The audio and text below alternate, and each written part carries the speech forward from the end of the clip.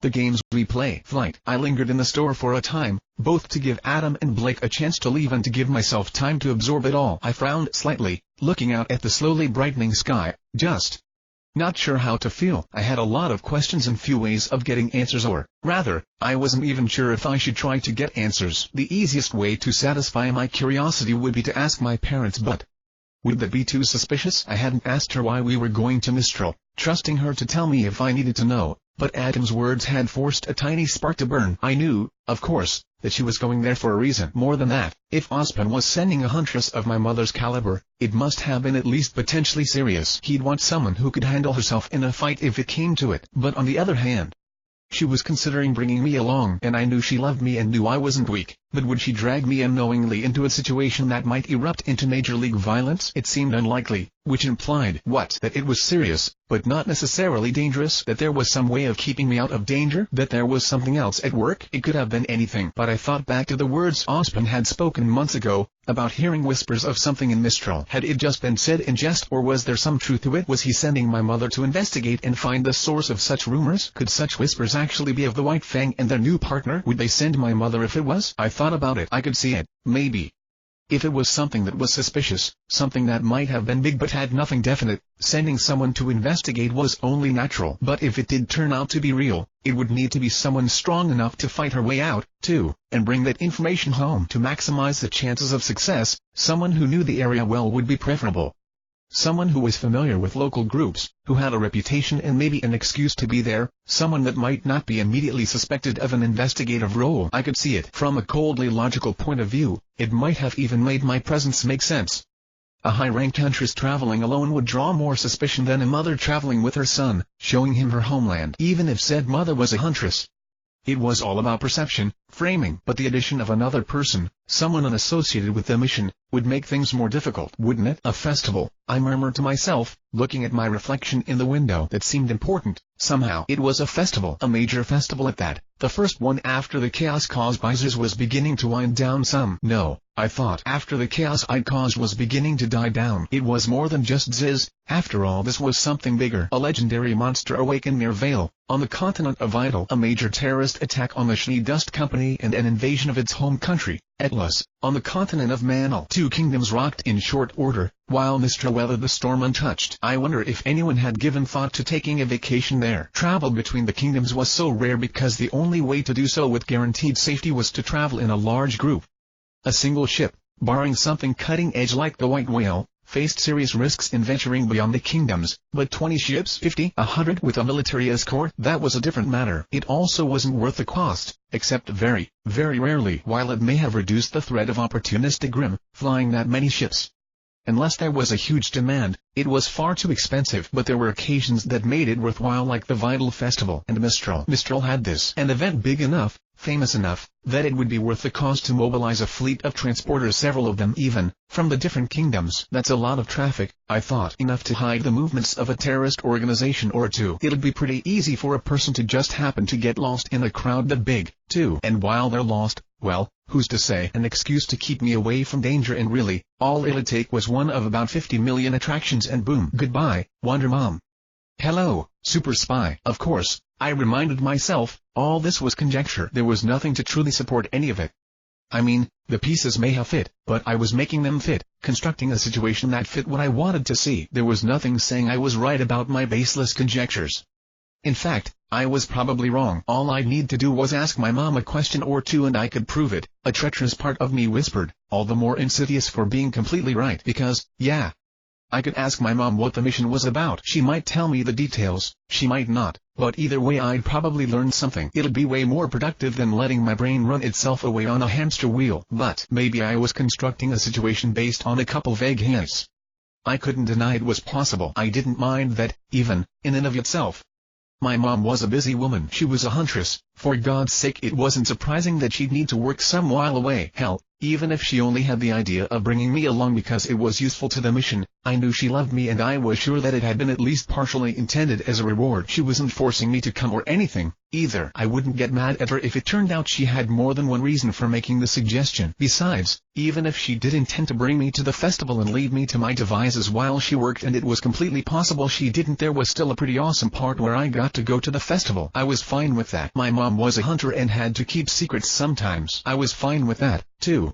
Hell, I'd kept a lot of my own. But if I asked her and she answered, if she confirmed my probably made-up suspicions, then that put me between my mother and my friends. It would mean I'd know something she was looking for and was keeping it from her. If I said nothing, and mean betraying my friends if I spoke. And if that happened. But if I said nothing, then really, it was just me and my overactive imagination, wasn't it? Even if I closed my eyes and leaned my forehead against the glass. Damn it. So, Tucson said a few minutes later, probably watching me just stand there, are you gonna buy anything? Or, in the end, I chose to say nothing. I was afraid of what might happen if I spoke, so I just stayed quiet and tried not to think about it, to run away from the possibility. If I was being honest, I got back home before my mom finished her morning routine and let my trip pass without comment, returning to my training as if nothing had ever happened. Because I trained so often and frequently ran around the city early in the morning, I doubted my mother had even noticed anything odd. I went about my day as normal and got back to my training. And so my last few days of training came to an end. Our blades clashed and, though she held me off easily, she seemed pleased with how I'd improved. The nature of my power was such that even a small difference in stats was multiplied enormously, and with all my physical abilities nearly 20 points higher.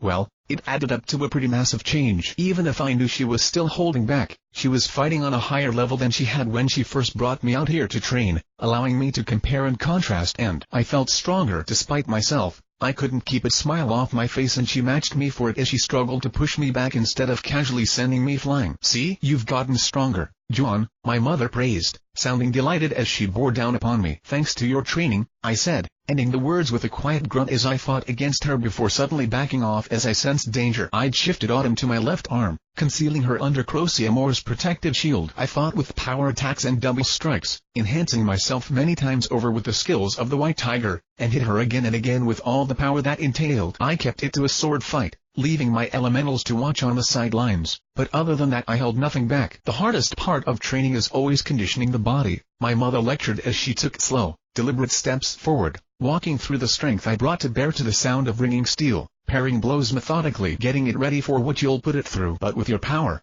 when we return, we'll go hunting together. Jaune will begin your training in earnest, and your father will want to take you out on missions as well, I suppose. I absently hummed my agreement. What are we going to hunt? I asked after the silence lingered for a few seconds, partially because I was interested and partially because talking was a distraction. Not that it made much of a difference, granted, but it was the thought that counted. Anything we can, she said. Whatever you're up to fighting. Just 8 more levels and then you'll be able to master Ryuugi's art. She phrased it as a question, so I nodded, feeling droplets of sweat bead on my brow. I came in to swing once at neck level and then once at each knee, before backing off again as she parried each blow. I shifted to a defensive strategy as my senses screamed out in warning. I'd held my own so far, but I knew from experience that this was when she'd break out all the stops and try to end things quickly. Well, I said, try optimistically, as if she wouldn't succeed if she wanted to. Reaching that level should be enough for now, she continued, suddenly up in my face. With speed that somehow still managed to surprise me, she knocked me off balance and smashed me to the ground with a mighty, hammering blow. With all of your stats that high, prerequisites shouldn't be an issue either, right? I guess, I grunted, using my shield to assist with a roll, Autumn's thorns prickling my skin as I did. Then you should be able to broaden your skill set as needed. She smiled as she stopped my attempted evasion with a boot to my shield, pushing down hard enough that my upper body sank a few inches into the dirt. You've come a long way, Jaune. I'm proud of you. Thanks, Mom, I said with a hint of strain as she literally ground me into the dirt. Using her foot to help brace myself, I kicked at her from my prone position, not really expecting to accomplish anything, and was a tad surprised when she even bothered dodging. In a motion like walking backwards up a staircase, she stepped up onto my rising leg and back off on the other side. Almost casually, she grabbed that same leg and lifted my entire body, swinging me up over her head and straight into the ground. I slammed into it once, twice, and then flew through the air as she gave me a toss. Really, though,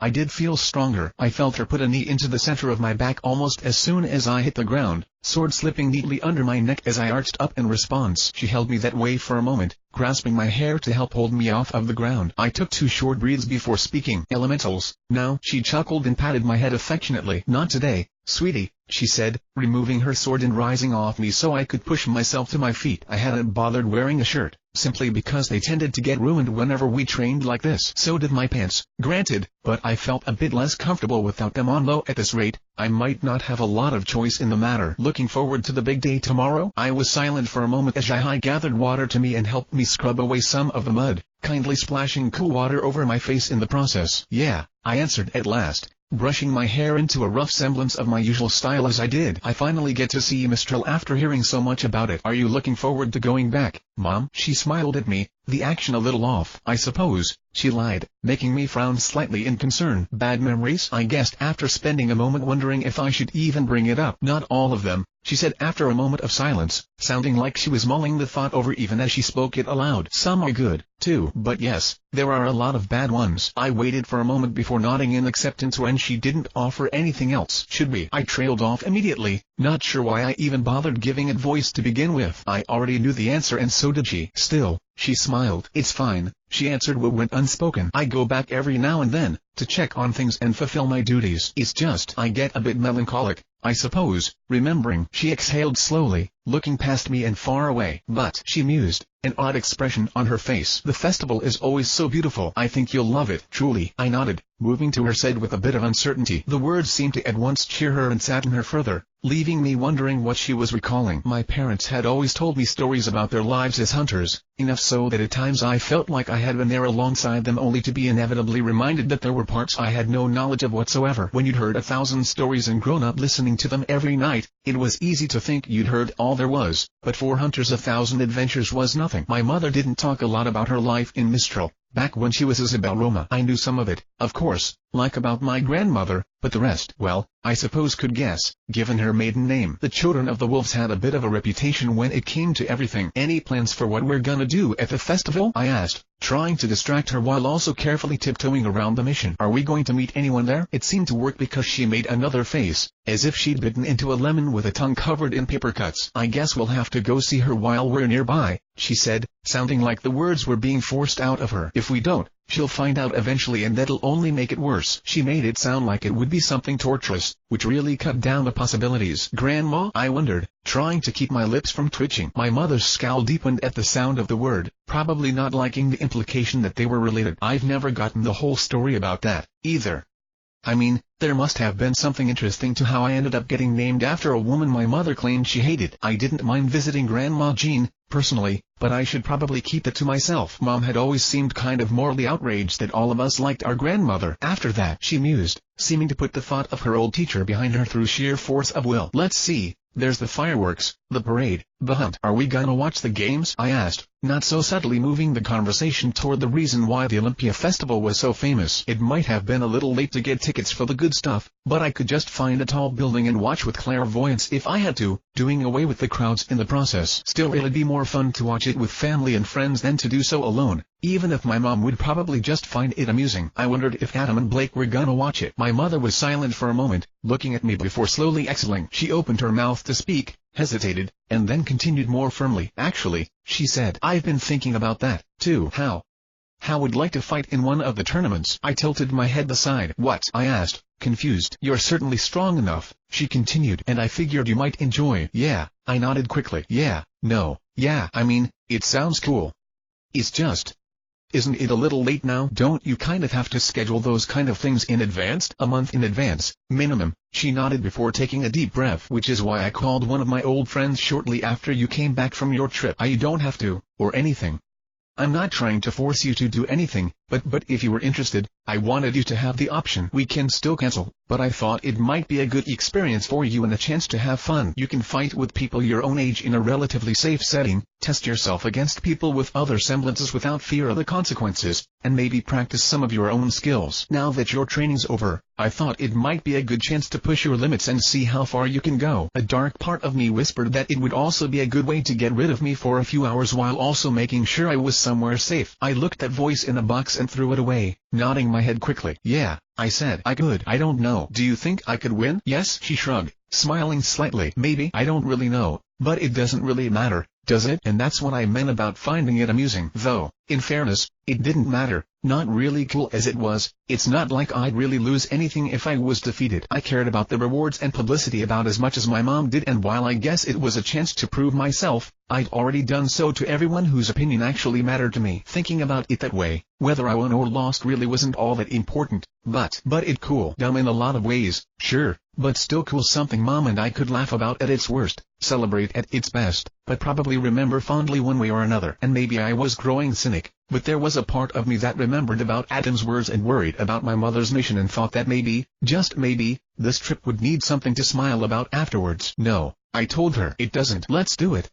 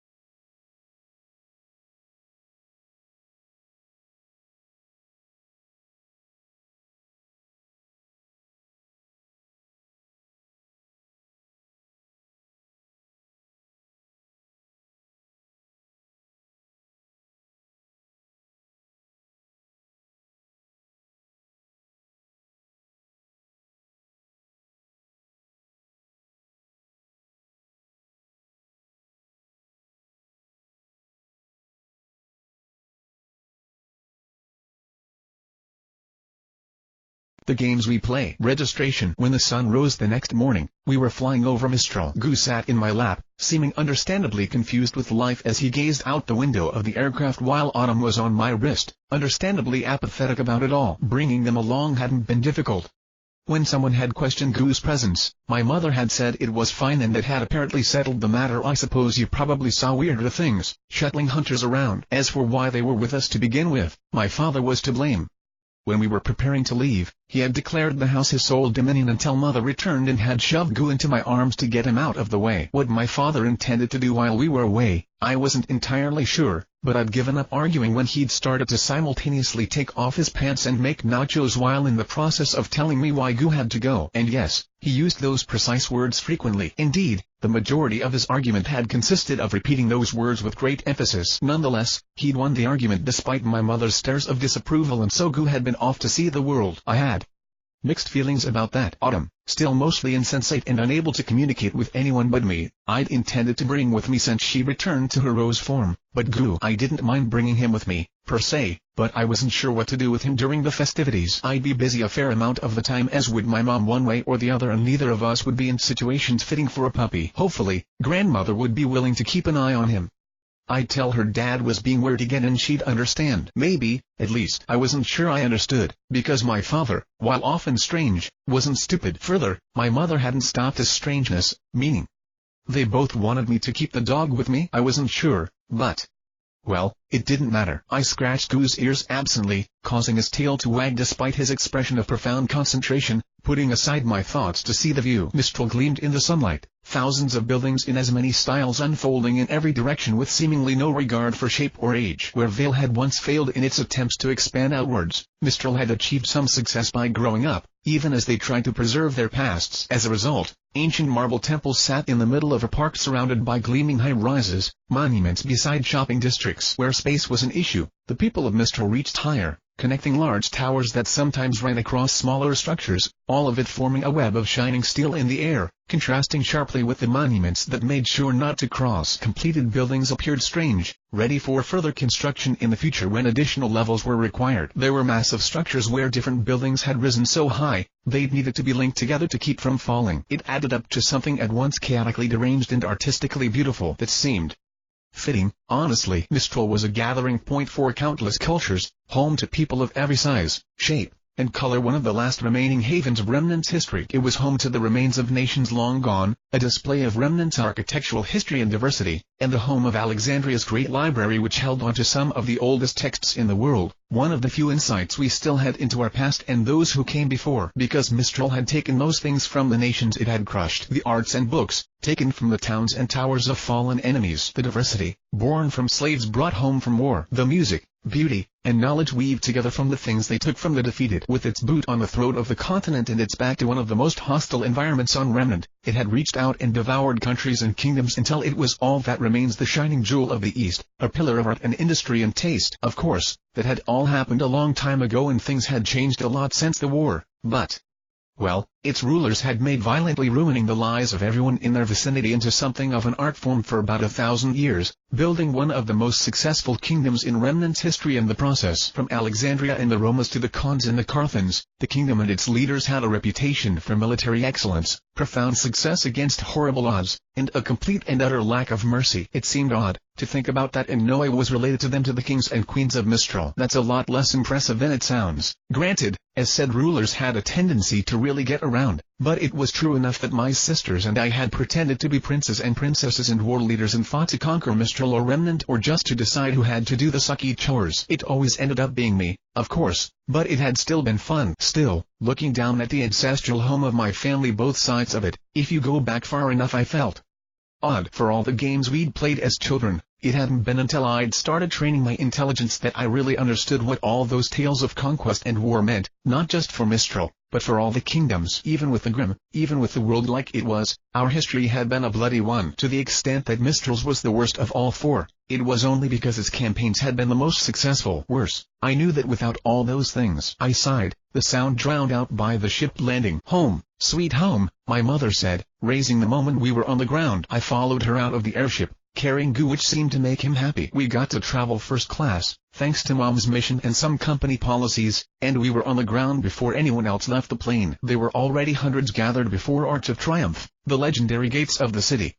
Though it would have been faster to land inside, it was customary to enter Mistral through the arch when attending the festivals. Owing back to its earliest days, the arch towered high, decorated in sculptures and engravings featuring thousands of faces and figures, maybe tens of thousands. Thought the opening itself was relatively small. The structure itself was at least 100 meters tall, nearly twice as wide, and a quarter-kilometer long, expanded by generation after generation of Mistral's monarchs. Immediately above the small entrance rested a simple-looking plaque. The words on it long since faded away, even though the message was clear. I turned my clairvoyance upon it regardless and translated the revealed words carefully. Many have stood before us. Go now and look for them. I couldn't help but laugh at that, smiling at the audacity of the words before pausing, lifting my gaze yet higher. I hadn't noticed with my normal eyesight, but the sharpened clarity my skill bestowed showed me clearly. Mom, why are there soldiers on top of the wall? I asked with a frown, causing her to stop and look at me. She followed my gaze, tracking upwards to the top of the arch, frowned for a moment, and then scowled,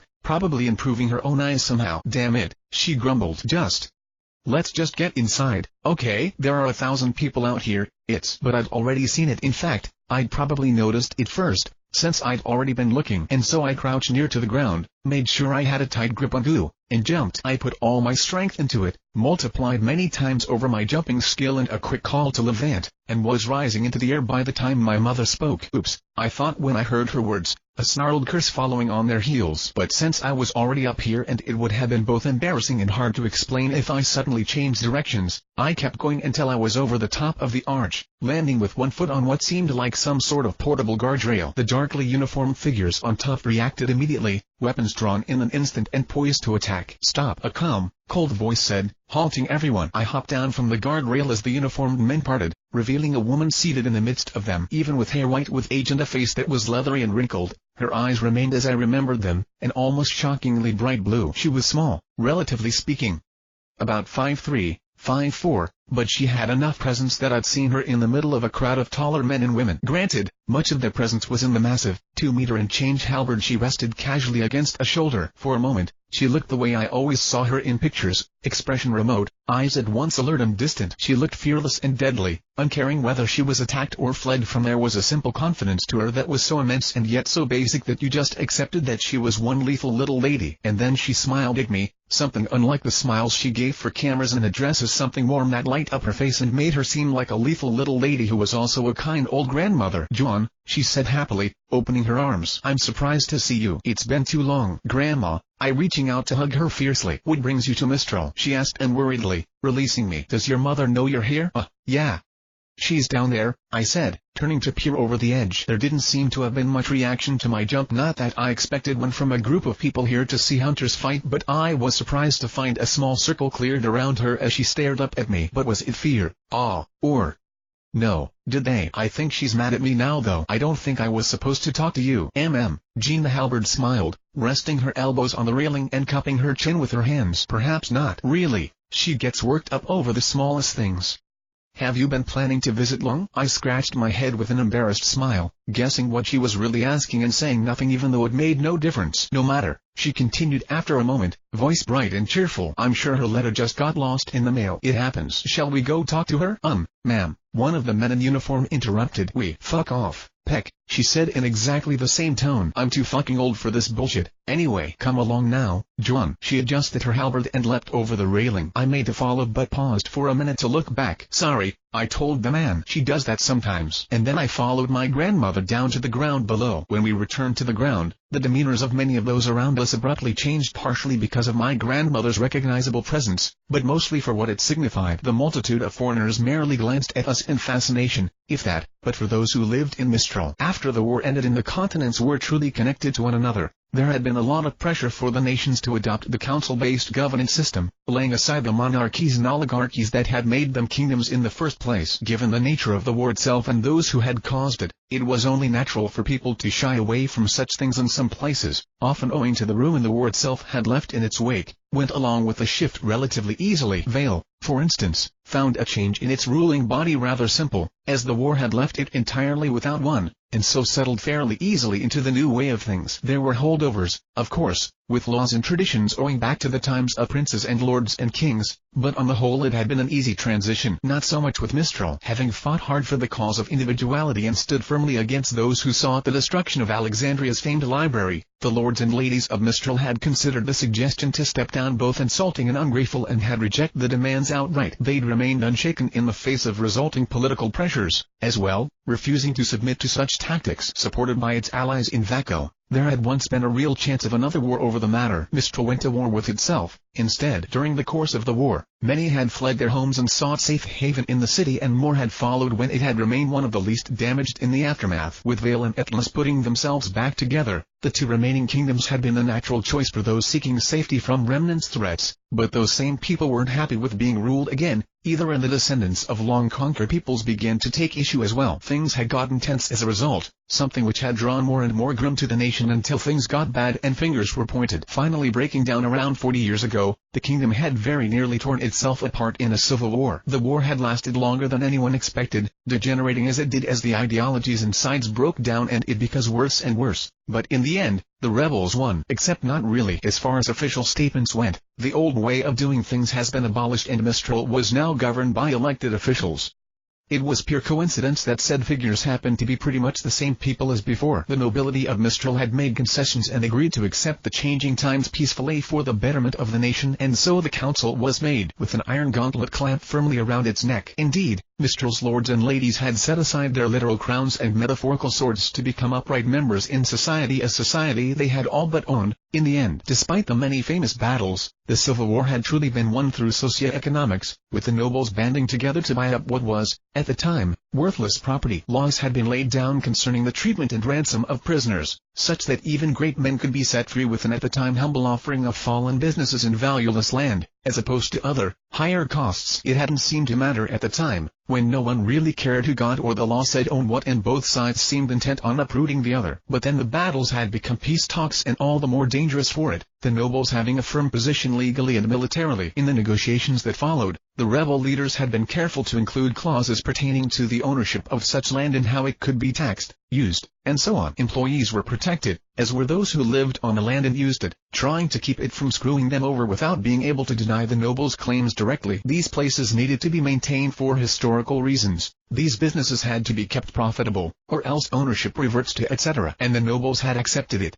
In return for conditions of their own, uninterested in petty vengeance, they'd quietly stayed back and profited from the cash inflow for most of a decade, quietly toiling behind the scenes and stay out of sight and out of mind except when they needed to act to support their investments. For years, they allowed Mistral to flourish, and then moving as a unified group had acted. They didn't conquer Mistral or enslave its people or wreak vengeance on their enemies, but they seized power economically, politically. The richest families of Mistral acting in concert struck hard and fast in what would have been an amazing display had anyone even noticed at the time. Instead, it wasn't until weeks or months later that any even caught on. They were subtle about it, especially at first, taking over businesses through many accounts, working together to reach what they couldn't separately, making it look like nothing was even really happening until after they were in too far to remove once people understood. And they'd been around ever since, something in the background to most people but affecting everything. Not as a single person or even a family, but many different families tied together despite their clashing methods and beliefs, working together when no one thought they could. The children of Kagan, of the brothers, of Alexandria and Barca and many more united, each, a number of different, interrelated families together.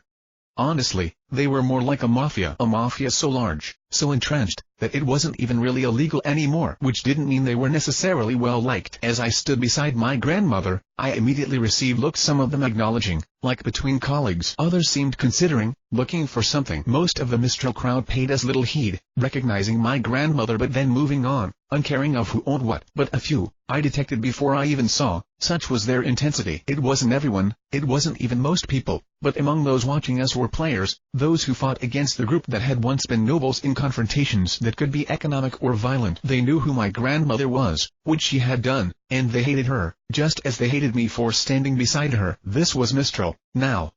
The city famed for standing united in the war, divided 3 ways. Or was it 4 ways? It could have been 5, depending on who you counted. Maybe even more. Whatever the case, there were interests and enemies, politics and schemes, positions and territories, things that most people who lived there didn't pay any mind, but things that happened beneath their city's surface. The people staring at me with hostility enough to burn. They could have been anyone. Criminals, police, or businessmen who remembered the Civil War and had been wronged or defeated. And yet, standing there amidst all that, my grandmother smiled very slightly, looking utterly at ease. I followed her lead, letting the serenity of the gamer's mind brush away the unnerving stares, and I walked just a step behind my grandmother, showing deference to the head of my mother's family. I didn't move closer or back away, but stayed relaxed and unruffled even as I kept my senses sharp. "Grandmother," I whispered quietly as I picked out some particular intense hatred coming from a calm-looking, balding man in his 40s. 37 meters to your right. She didn't so much as twitch, that I could see, nor was there even the slightest change in her pace. "I see him," she said an instant after I finished. "Don't worry, dearie." I nodded and dismissed him from my thoughts, trusting her even without being able to see her face. I thought she must have been smiling. "You've gotten stronger, Jaune," she said, "and taller, too. You're lucky, you know. You look just like your grandfather." I was pretty sure she meant on my father's side, but didn't ask as I stared calmly ahead, making sure I was out of her way, just in case someone tried something. I came to a stop as we reached my mother, absently watching the crowds give us a wide berth, even though we were in the way. "Isabel," grandmother said, a warm, gentle sound to the word. "It's been too long. I meant to come down last year, but... well, I am such a busy little bee. Something came up that had to be dealt with and it needed a woman's touch. Please forgive me." "It's not a problem," Mother answered, her voice bizarrely quiet. Her eyes, though, sought my face and there was a demand in them. I hesitated more an instant before starting to move to her side, halting at a touch from my grandmother's hand. Now, she clicked her tongue. "Don't be too hard on the boy. He hasn't seen his grandmother in years." "You're 16 now, aren't you, Jaune?" "Yes, grandmother," I answered, glancing from her hand to my mom's face and shrugging helplessly. 16, she sighed, "and only now seeing Mistral." "But you started his training, didn't you, Isabel?" My mother said nothing at that, so Jean turned to look at me, expression expectant. "Yes, ma'am," I answered. "I've been working hard to get into Beacon, grandmother." "Bah," she said, but she was smiling. "Beacon? Is that dusty old wizard still alive?" "Professor Ospen is doing well, Jean," Mother answered with forced patience. "He sends his regards." Grandmother laughed. "I'm sure he does." She smiled, and for a moment it looked sharp enough to cut. "How sad. It seems everyone is too busy to visit their old friends." "It must be because I'm so wrinkled," nowadays. Ridiculous, I stated immediately. You look even younger than when I saw you last. Grandmother, I'll be wrinkled before you are. Ah, she replied, never taking her eyes off my mother. That's sweet of you to say, Jaune. Actually, I have been moisturizing lately. Still, I'm certain I'd look younger still if I didn't spend so much time worried about my little girl and my tiny grandchildren. Mom grit her teeth but said nothing again, so my grandmother glanced my way, secretive smile on her lips. I asked her to send your sisters to Haven, you know, so they could come visit this poor old woman. She told me. But your mother wouldn't have it. What about you, Jaune? A bit young, but you seem strong enough now. Would you like me to speak to the headmaster for you? I blinked. That won't be necessary, Jean, my mother cut in. We've our own business to take care of. Oh, I'm sure you do, grandmother replied, turning the smile on her. I saw my mother's face twitched and wondered if my grandmother knew why we were here. Thinking about it, she hadn't seemed all that surprised to see me. But please, a moment to catch up. Do you mind, Jaune? I glanced between my mother's flat gaze and my grandmother's smiling face and picked the least dangerous option. I don't mind, I said. Wonderful, she answered, clapping her hands lightly. But let's not stand out here all day. Shall we go home, Isabel? I saw my mother's mouth twitch, her fingers flex, but she nodded. It's been a long time, she said quietly, looking like she wanted to say something more. Good, good, grandmother said. It's about time you saw it, Jaune. All your sisters already have. Mom froze, expressionless, while I blinked in surprise. My sisters were here? I asked. When was this? Oh, now and then, she gestured. They stop by to visit whenever business brings them this way and keep an old woman company. It's nothing special, but it reminds me they care. I saw my mother's hands shake slightly and quickly changed the subject. This is Goo, by the way, I said, jostling the dog lightly. He wiggled in my grasp, tongue lolling out as he enjoyed being carried. Grandmother absently scratched his ears, looking him over. Goo, she said, sounding amused. A good name for a dog, I suppose. Why thank you, I smiled, offering her my arm to try and steer us towards the house. Are you going to train him? My grandmother asked, taking it and beginning to guide me. I've always been partial to local breeds, myself, but an Abyssinian isn't a bad choice, either. I've already started, I told her as I followed. I already awakened his aura. It'll take a while before I feel comfortable taking him into the field, but anything worth doing is worth taking the time to do well, she advised. Patience is a virtue, believe you me. I nodded. I take it from your words that you've been in the field yourself, though, she continued, smiling when I nodded. Another thing I've missed. You'll have to tell me all about it. Anything else? A few things, I admitted, though I only lifted the wrist Autumn clung to. I saw my grandmother glance at it speculatively. I'll tell you later, though. Fair enough, she said. I suppose you're here for a reason, then, I suppose? I thought that might have been directed at Mom, but I figured she wouldn't want to talk about her business, or at least not here, so I nodded and spoke instead. The festival, mainly, I said. I've never seen it. And what a crime that is, grandmother sighed. Don't worry, dear. I'll make sure you see what you've missed. I nodded with a smile. Besides that, I said, shrugging a little. It's a little silly, but I thought it might be fun to compete in the tournament. Mom signed me up in advance. Oh, my grandmother quirked an eyebrow, lips twitching. Those things are silly, but they're fun as well. They can even be entertaining to watch. The times. Do you think they will be this year? I asked curiously. Oh, perhaps, she mused, glancing up at the sky. But I'm hoping for more than just that. Luckily, this has been a year for interesting things. So far, even the forecast seems good. I followed her gaze to the dark clouds in the distance and felt something stir in me, Voltrus rousing from his slumber at the sight. Storm clouds, I mused. Yes, she said, smile on her lips. And I do so love a good storm. Grandmother, when you say things like that, they sound really ominous, I sighed. But well, I pondered the cloud just as lightning flashed in the distance. I guess I do, too, though, I admitted as the thunder rumbled under my feet.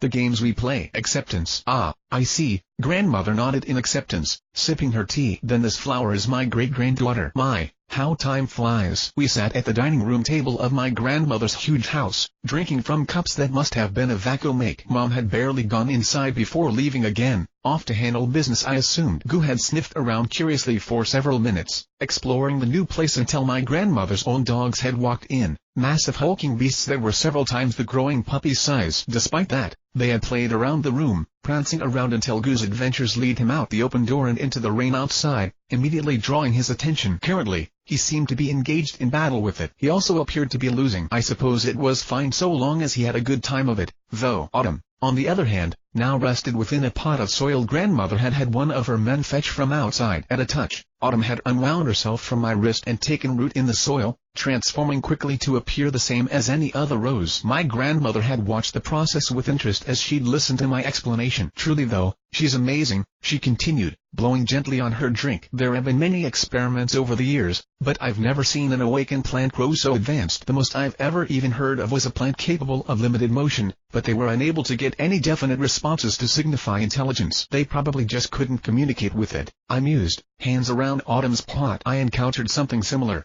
When Autumn first became self-aware, she was blind, deaf, and numb to the world. I ended up connecting us through aura, in the end, but I shook my head, imagining those other plants, who'd never had someone to bring them out of the dark. I hoped.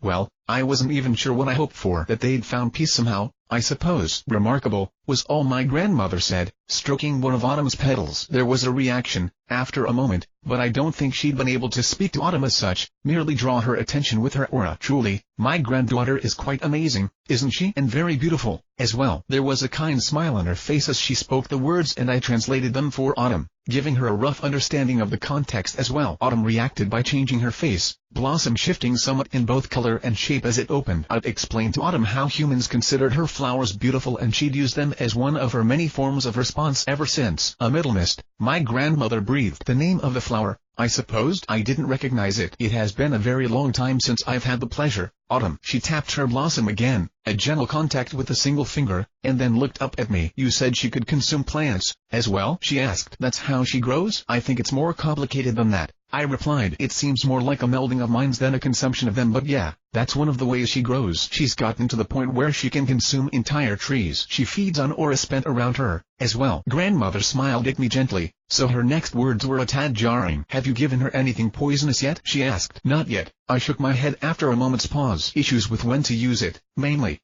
She tends to keep her natural defenses up at all times. Until recently, she would cover herself with Adlesian blackberry thorns, even while wrapped around me, and sometimes she still does, if something frightens her.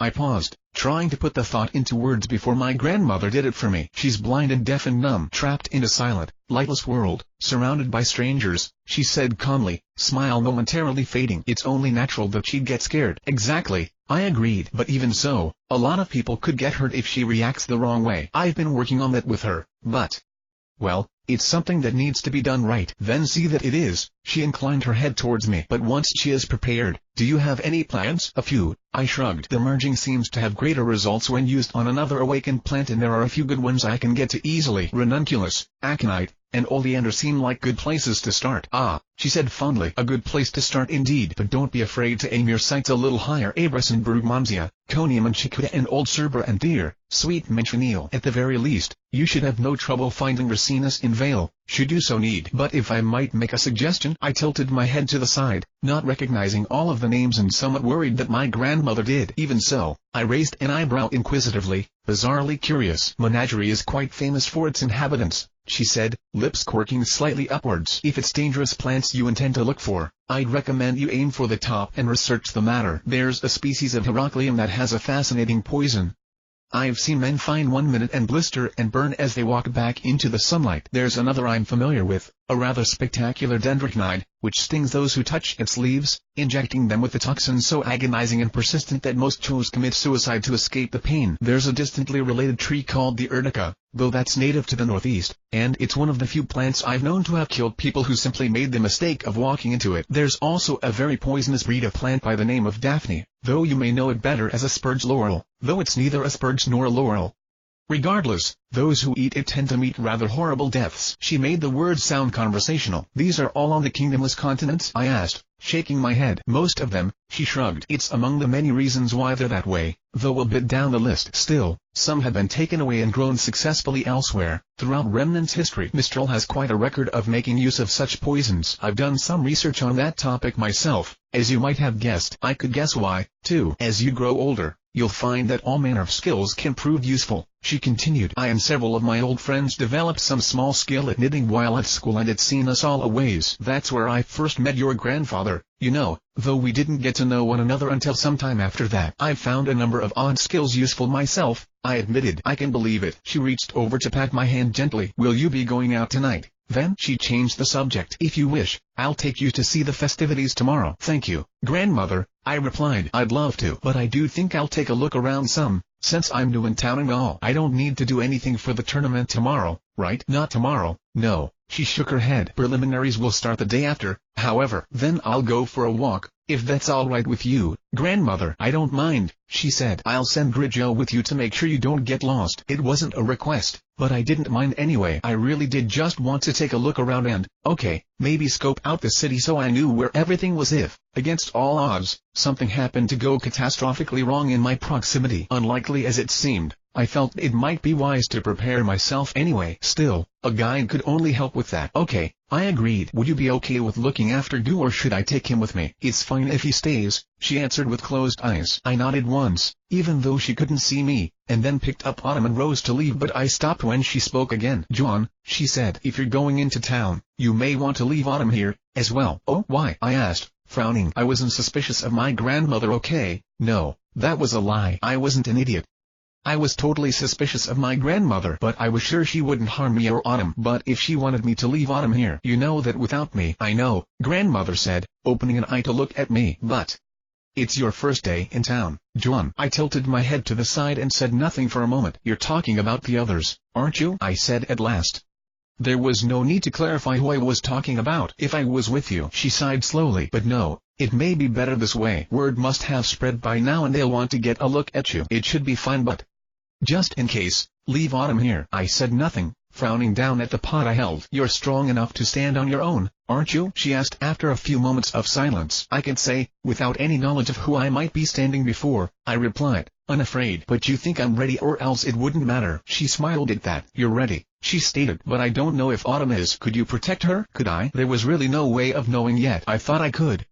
I knew I had a long way to go, but I was still strong now. Autumn herself had a fair number of tricks up her sleeves. I was pretty sure we could handle whatever came up. The better question was, would I bet Autumn on that? No, I thought. Not if I didn't have to. Not if there was a safer way. She was. But should I stay here? Then I wondered aloud. She's still so. My grandmother chuckled sadly. You remind me of myself, John, she said, her smile briefly sad. But perhaps you should ask her first? I looked down at Autumn, whirl shifting invisibly around me. Are you sure? I whispered after a moment and then looked up. Is this important, grandmother, or should I stay? It might be important, she said, or it might not even come up. But in my experience, problems don't go away just because you ignore them.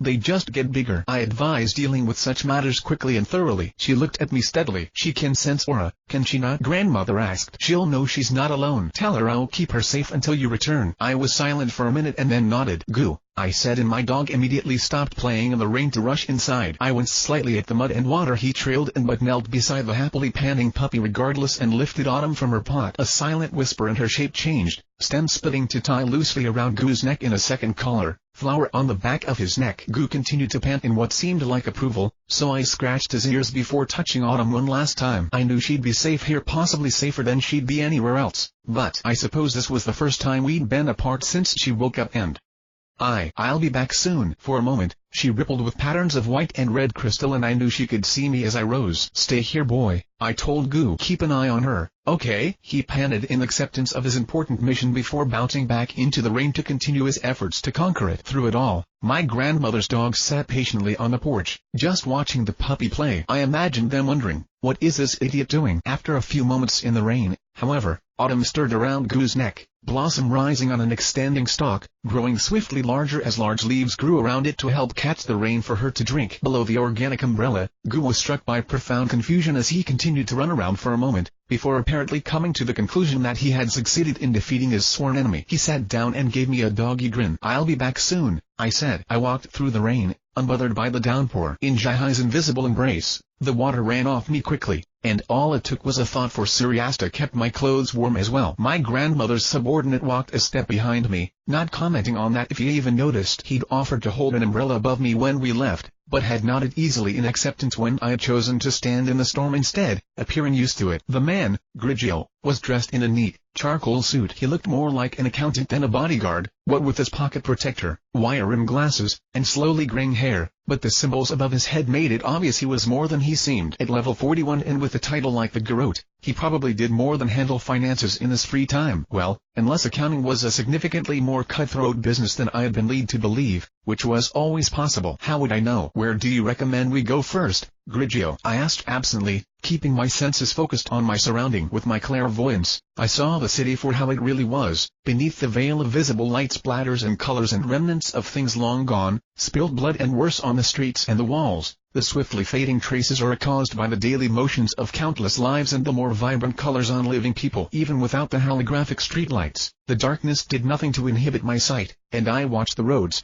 the rooftops, and any place people might be able to hide. It wasn't just my clairvoyance. I kept watch my other senses, too, waiting for the slightest hint of danger. Occasionally, I felt the stirrings of hostility and hatred from the people we passed on the street and thought I remained relaxed. I'd been prepared in case anything had happened. Crocia Moors had already slid into the blade at my hip and my elementals hovered invisibly around me, ready to act at a moment's notice. I drew most of my persistent abilities around me, strengthening myself for what was to come. What could I say? My grandmother had given me a warning. It would have been stupid not to take heed. "Most people who are new to Mistral try to see the wonders at least once," the manservant said after a moment's pause. "It's famous for the survival of so many ancient wonders. After all, I should probably keep my distance." "Then," I said, half-jokingly, "your grandmother often says the same," Grigio stated, nodding minutely. "Should I suggest something more modern?" "Then, the Cyber Coliseum has finished construction and there's always someone fighting there, if you'd like to see. It has a connection to Hellenistic gaming, as well, if you wish to entertain yourself. Large shipments always come in during the Olympia Festival, due to the relative safety and large consumer base, so there should be a variety of new games to play.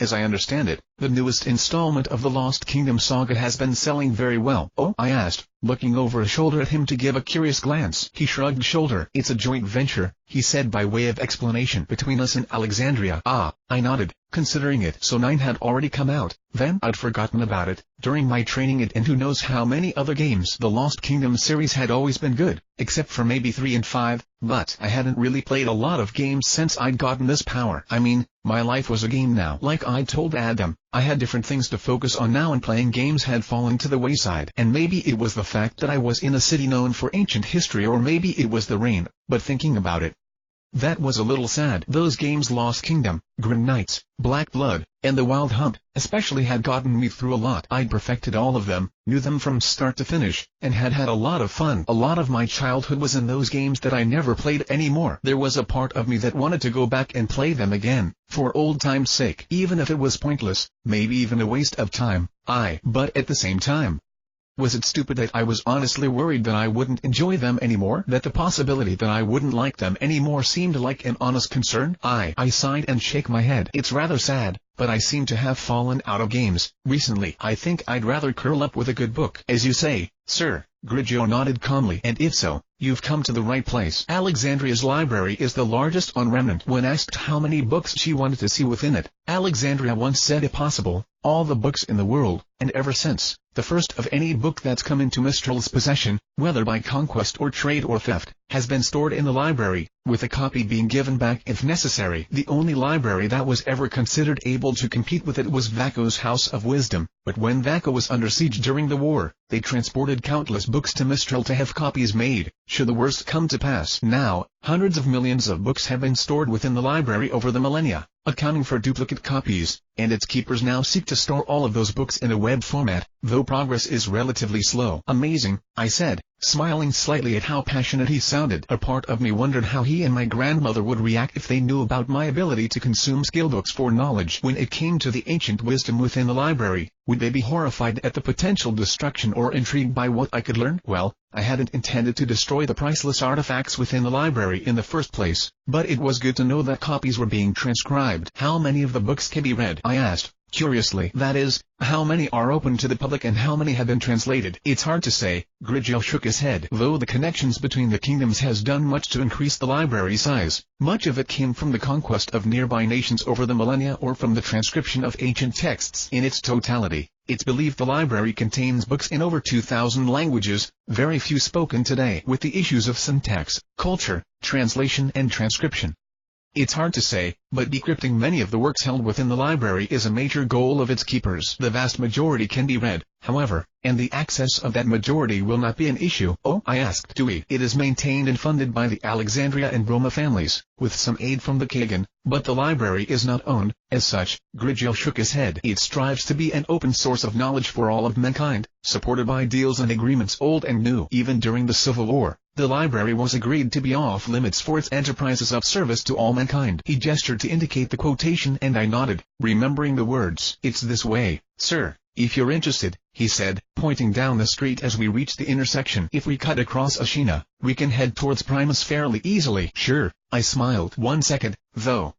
Would you mind checking my notes on the people following us? I mean, not at all, sir, Grigio assured. I count a girl down the street, trying to stay out of sight. That guy we've seen leaning against, like, 7 different walls, and that guy who's not even trying to hide. There were a few people who watched us closely when we were nearby, but didn't follow us. I figure they just reported back to someone else, though I'm more worried about the guy way over there, watching us on top of the tower. I said calmly, like I was mentioning the weather. Like so many times before, I knew appearances would matter greatly here, so staying composed was important. Grigio, for his part, didn't even twitch until I mentioned the last one, at which point his eyes flicked to follow my gaze and he couldn't stop himself from frowning. Your grandmother mentioned that you had good eyes, he said. My apologies, sir. I had missed that last one. His name is Sword.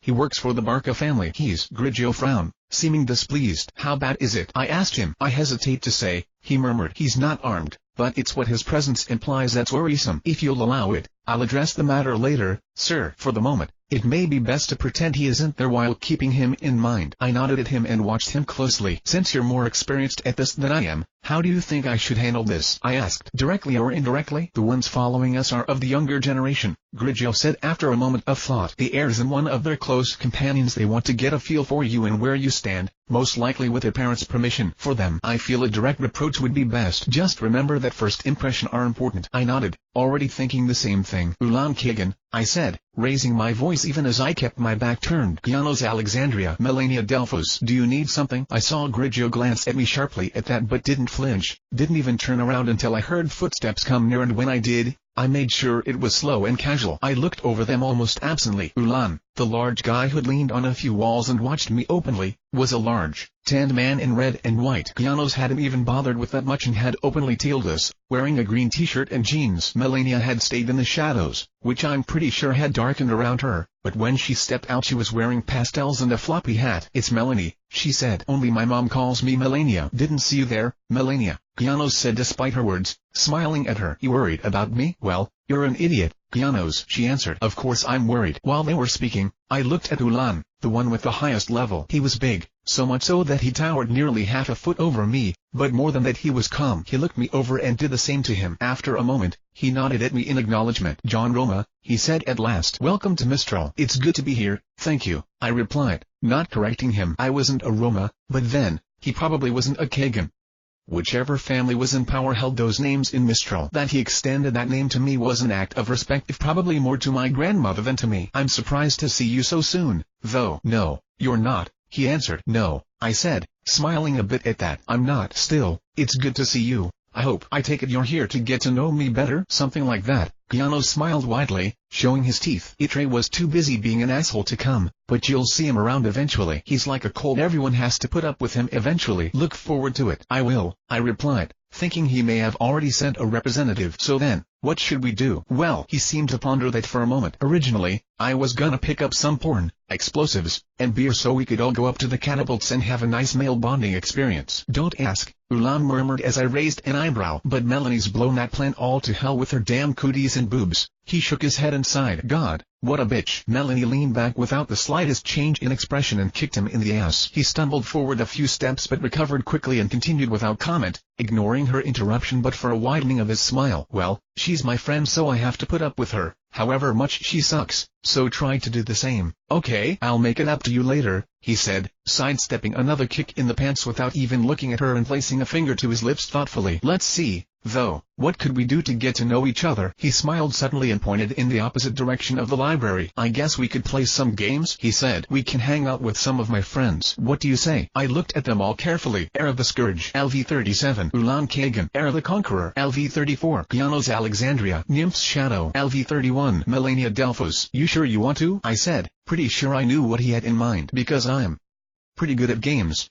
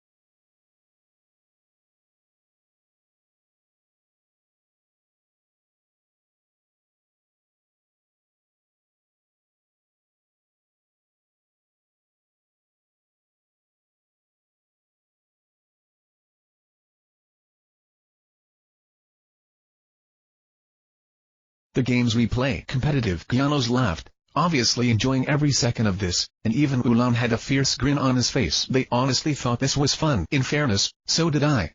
We were at the Cyber Coliseum, a reconstruction of one of Mistral's ancient landmarks with a new and modern twist. Fighters would compete year-round for people's entertainment, battling in dozens of leagues and tournaments for prizes and sponsorships and more, stemming back from an ancient Mistral tradition meant to keep people's spirits up in dark times and ward away the grim. The fights were broadcast on several channels but tickets could be bought to see it in person for major fight, most notably the ones in the Olympia Games. Generally speaking, however, fighting within the Coliseum itself was restricted to those who were supposed to be there, which apparently included us, because we'd been allowed into a private arena with nary a word. There, we played our game and I'd say I was surprised that it descended immediately into outright violence, but I really wasn't. The games my sisters and I played growing up had pretty much always turned into fights, if ones that I've been mostly left out of as the youngest.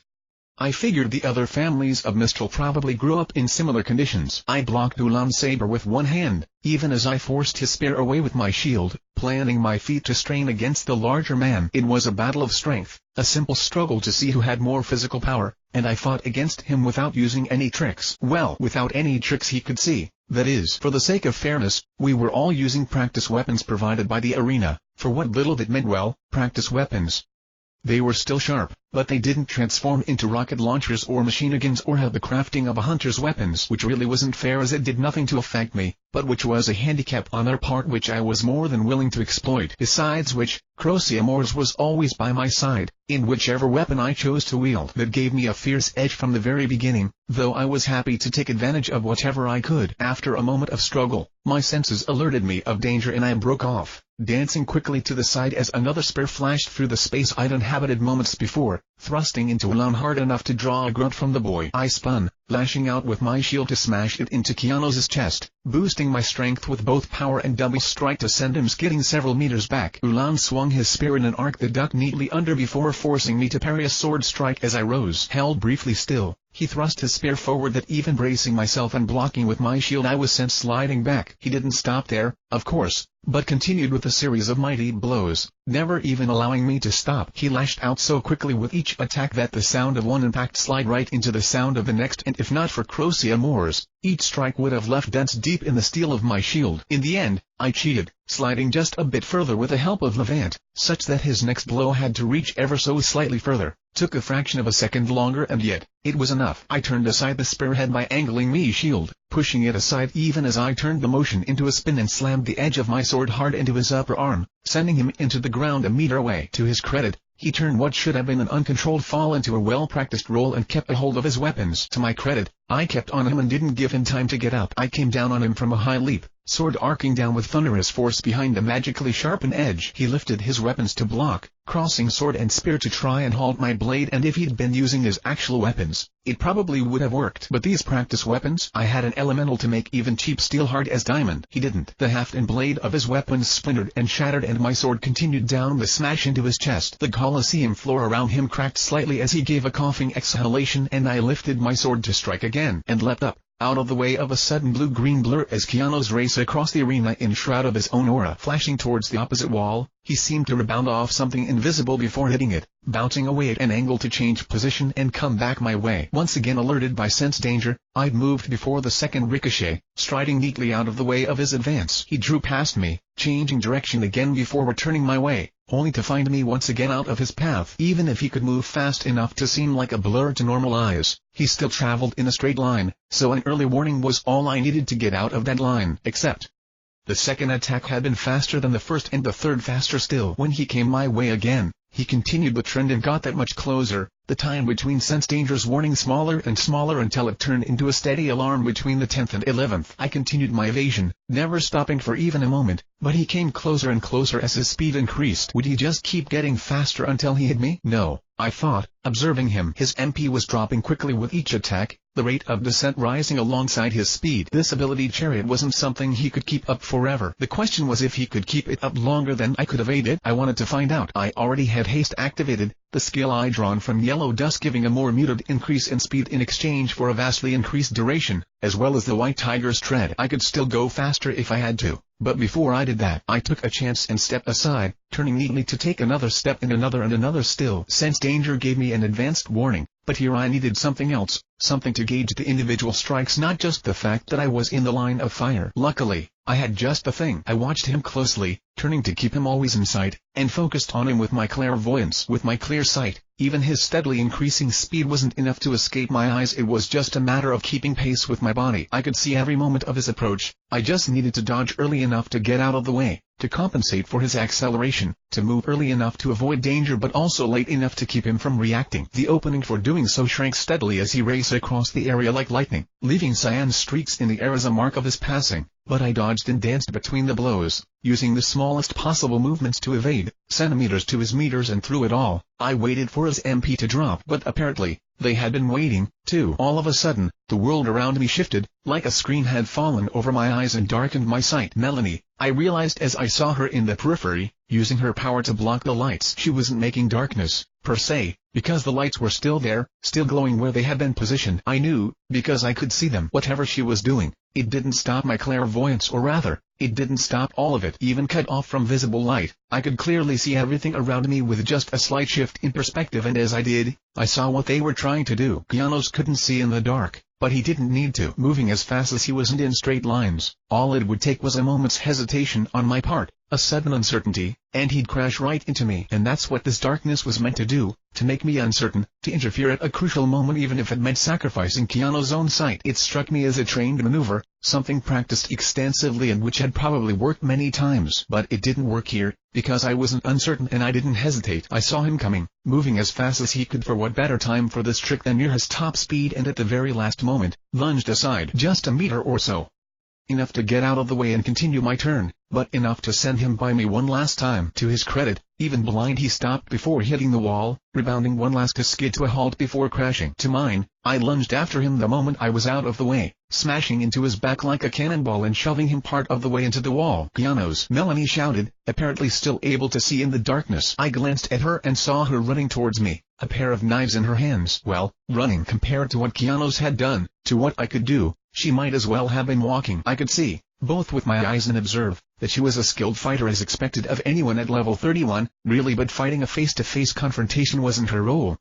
She was more suited to darkening an area and picking off enemies one by one. As someone who'd done the same before, I could acknowledge and respect that, as well as recognize its power. But that just wasn't gonna work here. I stepped away from Keanu's and another lunge took me to Melanie. I landed slightly crouched but already swinging my sword up at her, my closeness to the ground causing it to carve a furrow in the stadium floor as I slammed her with a power attack that sent her flying into the air. She landed some 5 meters away and stayed on the ground, the darkness fading around us as she went still, though a quick observation said she was okay. I'd heal her afterwards. Melanie, Keanu shouted, rising from the dirt as he panted hard. He still had his spear in hand, but he glanced at it once and threw it away. Ulan. The Kagan boy fell from the air right in the path of the spear, snatching it out of midair even as he tossed what looked like another short sword probably plucked from the nearby armories towards Keanu's. The pair turned to me as one and rushed at me, blue, green and violet red. I stood still and welcomed their charge. My shield came up and met the spear's haft, my sword parrying its mirror. They drew back and struck again, barely a moment between blows, and I still didn't retreat. I pushed aside the force of Ulan's strikes, met those of Keanu's with yet greater force, and refused to budge, and then I started to push back. I ducked under a strike toward my eyes and used my shield to push aside the spear again, this time using it as a pivot, turning to shove a shoulder into Ulan, sending him a grunting step back. I completed my turn to face Keanu's fully and struck his defending sword aside to send him sprawling with a bash from my shield. I turned again to face Ulan and, instead of pushing his spear aside, surprised him by letting it pass under my arm and then caught it against my side. A moment later, I cut through the shaft of the weapon with another double power attack. Even with his aura reinforcing it, these weapons were fragile compared to a hunter's, and the wood cut easily. Our eyes met and I saw him sigh slightly before I smacked him across the face with my shield, sending him prone. I turned again and strode quickly closer to Keanu's as he rose, blade going to his throat. He looked up at me for a moment and laughed. Okay,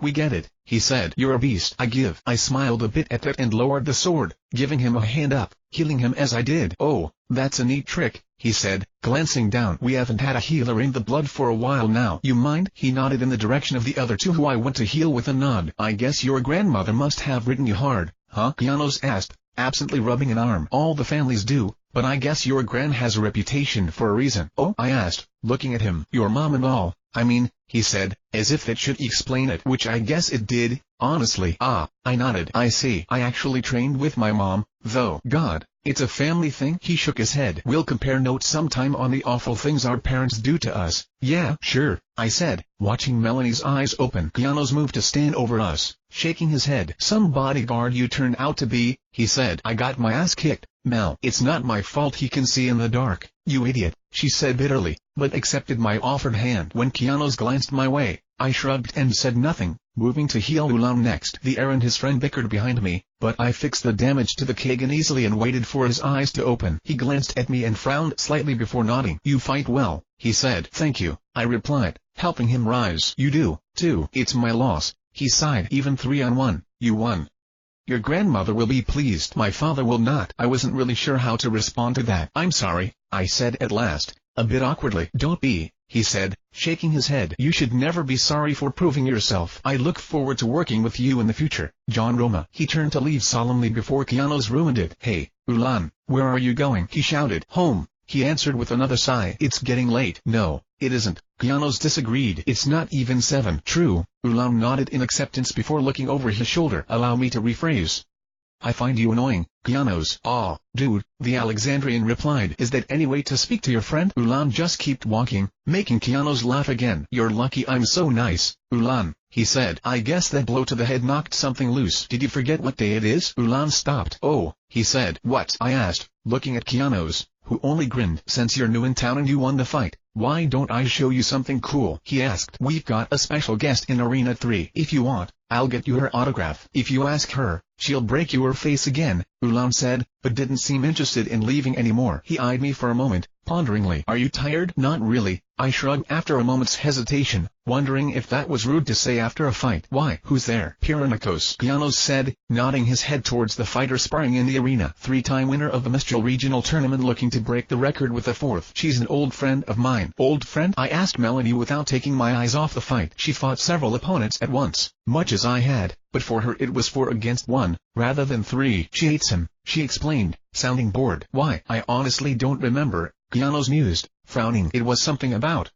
something informative, Ulan grunted. You hurt one of her friends in her first tournament, Melanie reminded, though Keanu's face was blank. Third round? That one guy? Need I remind you who made it to the finals? He asked, shrugging at my look. There were a lot of guys who got their asses kicked. You. Melanie waved her hand irritated, going quiet for a moment. At last, she suggested. Broke his arms? Or maybe his legs? You're gonna need to be more specific, he said, again shrugging under my gaze. You fight in the big league tournaments. That type of thing happens. You lose when your aura drops into the red, right? Because that means it's low enough that you might get hurt if you continue. You see? Yeah, I said when he seemed to be waiting for a reply. But the thing is, all that stuff's relative, he continued. It's based on percentage, how much of your total aura you have and all that. And that's all well and good if it's between two equals and such, but if it's between someone on their way to Haven and some newbie, well, it's not that hard to knock someone from half full to empty in one hit. Miko's down there knocked, like, 3, 4. Melanie corrected, pursing her lips. 4 people out of her first tournament like that. Keanu's corrected before pausing to consider it. Though they were kind of losers, from what I remember. Still, if you knock someone to empty, the rest of the force hits their bodies, so injuries aren't uncommon, even if they suck. You're expected not to hurt anyone too badly, but nobody makes a fuss over some broken arms. They made a fuss over this. She shook her head. There was a lot of news about the champion's injured friend for a while, remember? No, I don't remember. Keanu sounded annoyed. How is it you remember what happened to whoever, but don't remember what she did to me? You don't see me holding a grudge. Well, your father called in a healer to put you back together. Even with the delays, you were up and walking again in a week. Melanie shrugged. He wasn't. There were complications because of something and he took a while to heal. I think he might have missed a year. Yeah, he frowned to himself, looking down before shaking his head in irritation. God, I still don't remember. That's probably why she hates you, I noted, and Melanie nodded in agreement. It was one guy, he said. Just some dude from the third round of one tournament I competed in 4 years ago. And I had a concussion by the time that thing was over. Hell, do either of you remember his name or who you fought in the third round? No, Ulan said, doing his best to ignore the conversation and watch the fight. Keanu's looked vindicated by his words nonetheless. Of course I do, Melanie said, probably just to be contradictory, as she fell silent immediately after. Under Keanu's expectant gaze, her mouth twitched once, twice, before she blurted, "It started with AP." Keanu snickered at that, before looking back at the area and sighing. So something like that happened, huh? He sighed. God, I feel old saying it, but 4 years seems like so long ago now. 4 years ago, I hadn't even gotten into Sanctum. 4 years ago, I hadn't even failed to get into Signal. He was right.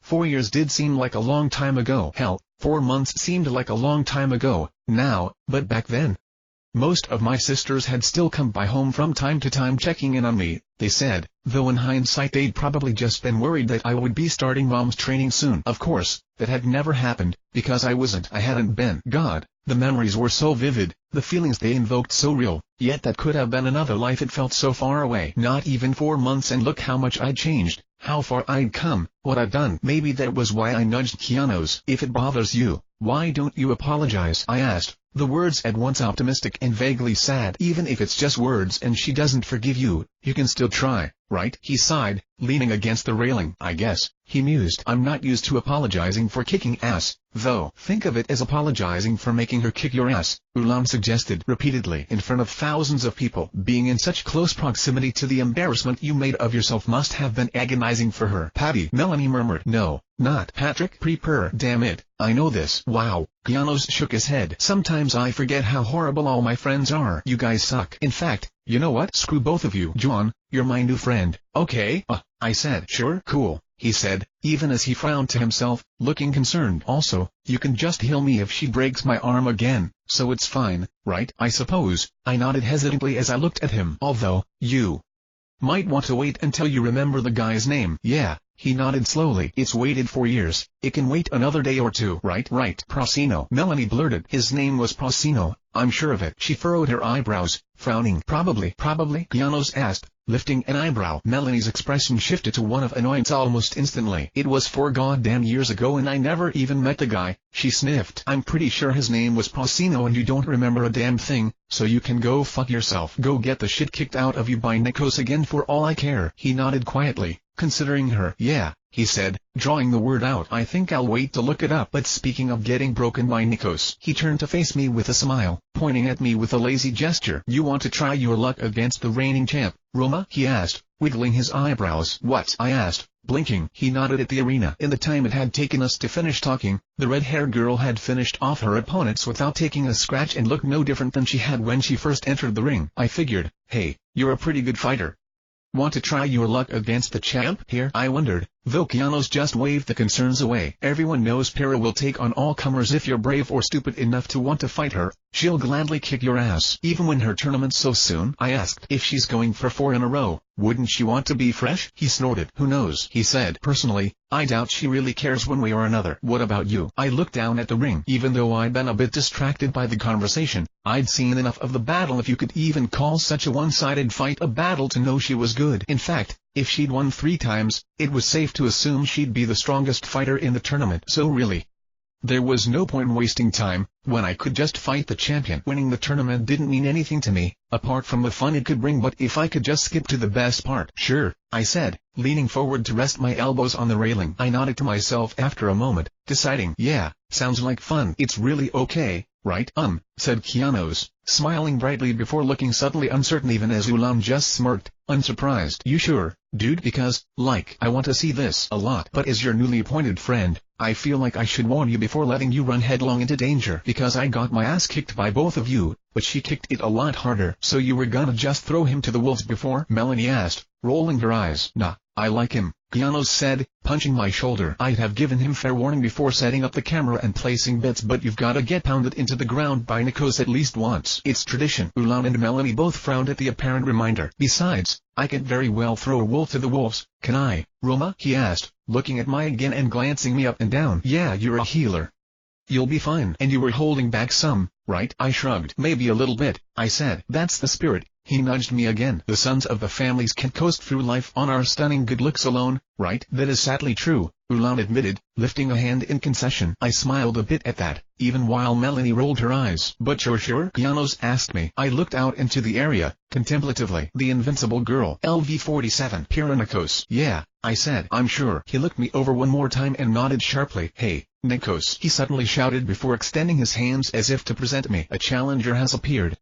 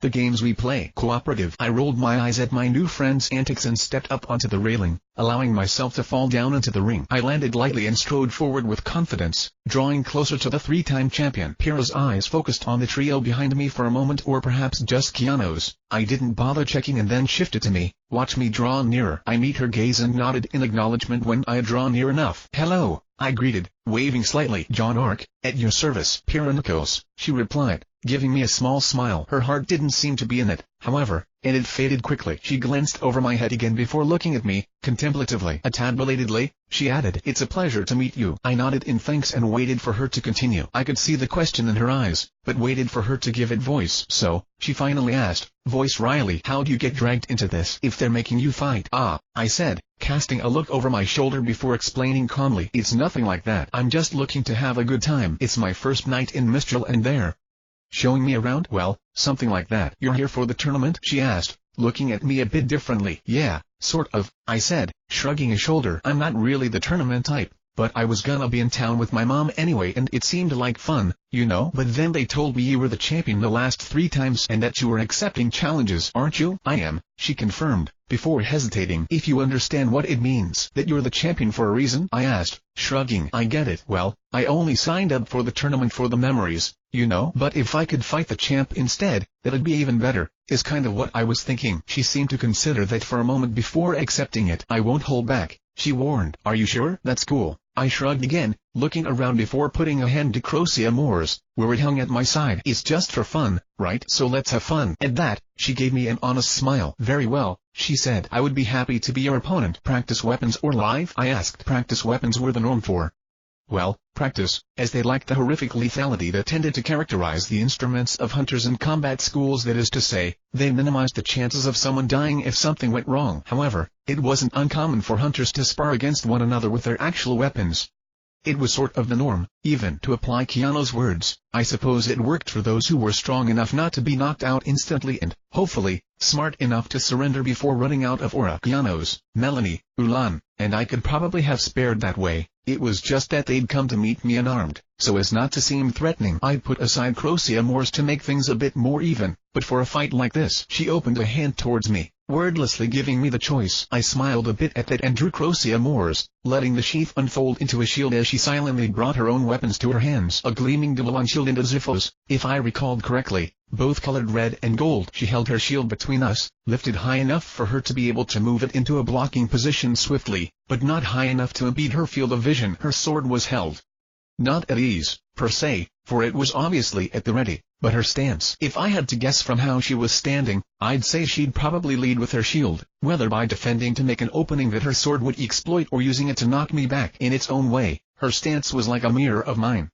I held my shield close, ready to defend if needed, but I lead with my sword regardless of what jokes that probably left me open to. I could take a hit thanks to my layered defenses and healing ability, while Baihu's art had gotten me used to being on the offensive. I was better suited for it, besides. So when she didn't make the first move, my instinctual reaction was to attack. Going by her stance, it seemed safe to assume she'd attempt to block instead of dodge, hoping to tie up my weapon for a moment and strike. But if I stacked enough skills behind a single attack, hit her hard enough to throw her off balance. Assuming I could hit her hard enough to throw her off balance, it would be foolish to assume nobody had ever thought of that before, but here she was, three-time champ. If she'd built her fighting style at least partially around a shield, it seemed likely she'd probably invested some time and effort into actually using it. In fact, the simple fact that she wasn't going on the offensive implied a lot. It was possible, maybe even likely, that she was going easy on me despite her words, but I didn't think that'd make her fight stupidly. If she was doing this, there was a reason. I took a step to the side, watching her react to the sound, or, rather, her lack of reaction to the sound. I relaxed as I walked a slow quarter circle around her, lowering my shield slightly and shifting my grip on my sword. It was a confident stride, uninviting one, opening me to an attack. But she didn't take it. She held her position for the slow seconds that I moved, ready to attack but not doing so. She wanted me to attack first. A trap? A test? I wasn't sure, but basic logic said that if your enemy wanted you to do something, it probably wasn't to your benefit to oblige her. It would be better to draw things out, to let minutes pass and force her to make the first move.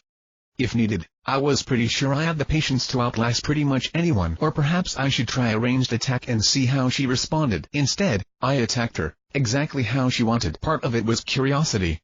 If it was a trap, then springing it would probably reveal something about how she fought. Another part thought that it would be good to determine early on how much she could withstand, to build further plans off of. But the biggest part, it wanted to test my strength against hers, to see how I compared. Remember that this was just a sparring match, just a game, and wanted to have fun. Perhaps an instant after I started forward, she moved, rushing to meet me in the middle. I brought down Crocia Moore's a bit earlier than I planned and the sword rang against her shield, a shockingly loud sound as my skills multiplied the force over and over again. I saw her arm sink slightly beneath the force of the blow, but I was moving before the blow even truly connected, senses crying out in warning. As she blocked the blow from above, Pyrrha herself had gone below, sliding under her shield to swing at my legs. I tried to step back, but the sword suddenly extended into a javelin that she used to sweep my feet out from under me. Fortunately, my brain was moving faster than my body. A last-minute adjustment with Levant turned a fall into a flip and I landed on my shield, rolled to a knee, and blocked a thrust of her javelin that sent me skidding back. As it did,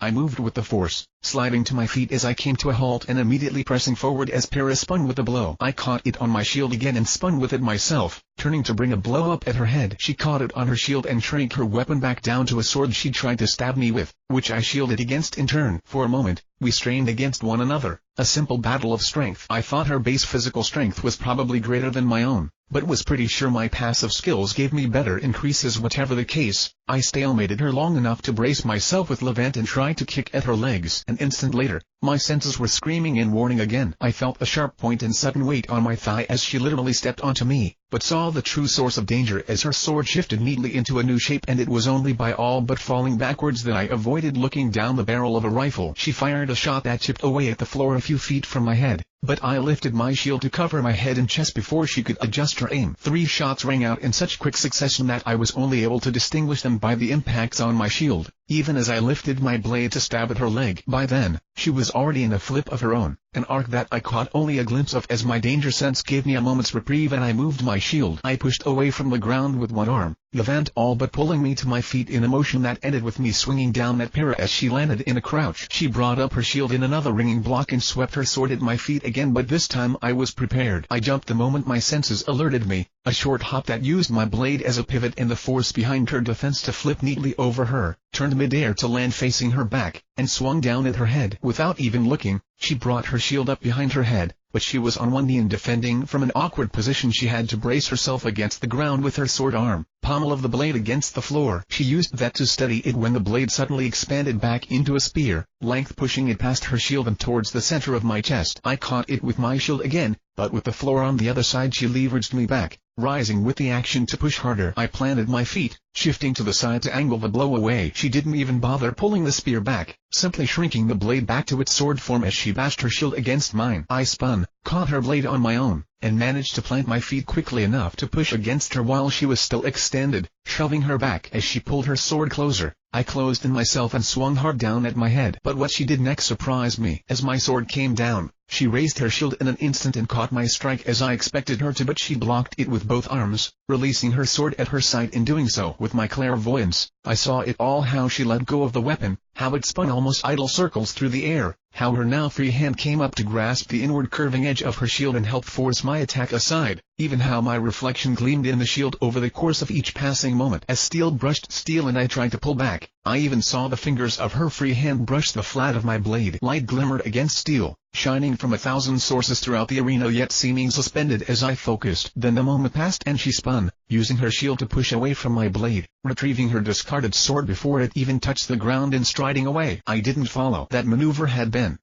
beautiful, certainly, and undeniably graceful, but what surprised me was one simple thing: the moment when she'd let go of her sword to brace her shield with a hand. She'd let it spin through the air for a moment before drawing it back, but there'd been no true need to let go of it, not really. She could have braced her defense with a sword in hand as easily as without, yet it was strange. Something tiny and without any apparent meaning, over in an instant, and yet it seemed so out of place, pointless, compared to everything else.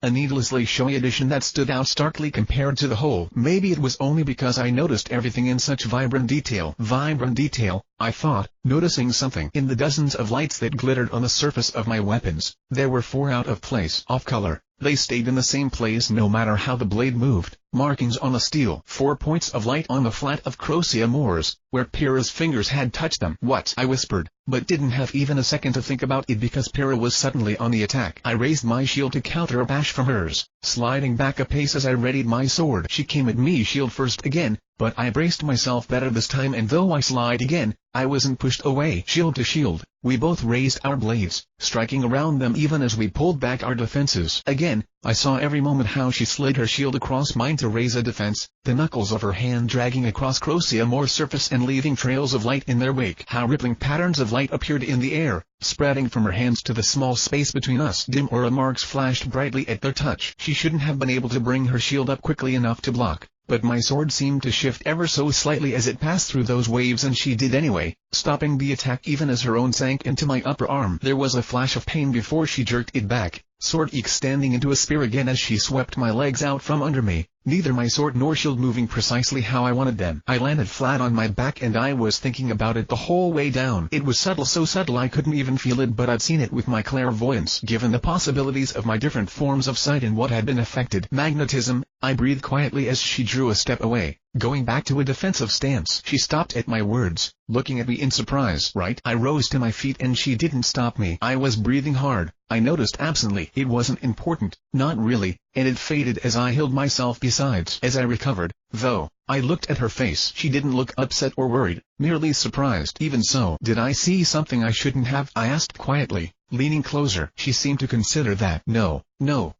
It's not really a secret, I suppose, she mused aloud after a moment. It's simply that its best uses are subtle and I don't talk about it much. You're simply the first to notice. Yeah, sorry, I said. I have really good eyes. It's not a problem, is it for you? I mean, I don't see why it would be, she said. If you noticed here, you'd have noticed it later. I suppose so, I agreed. Still, I only noticed outside the tournament because you were willing to fight me, so I feel a little bad. Well, if you want, I'll drop out of the tournament and we'll call it even. Oh, she asked, looking surprised again. It was easy enough to guess why. I shrugged and smiled. It doesn't really matter, I said. I'm more interested in fighting you anyway. That's not necessary, she shook her head after a moment, frowning. We're both learning things from this battle.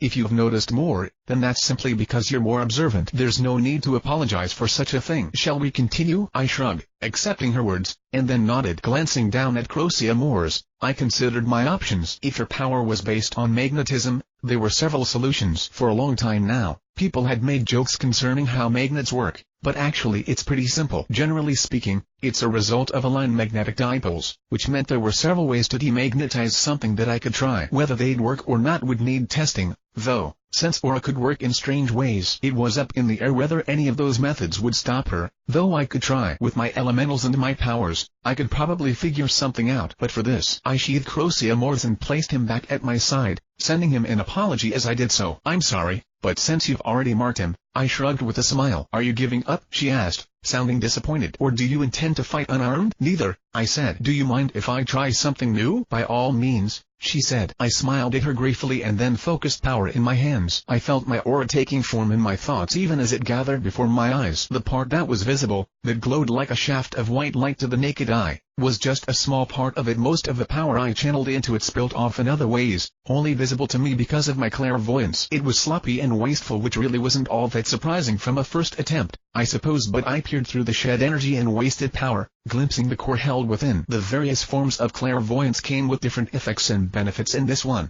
the basic ability to see aura, gave bonuses to attempts to shape and work with the energy directly.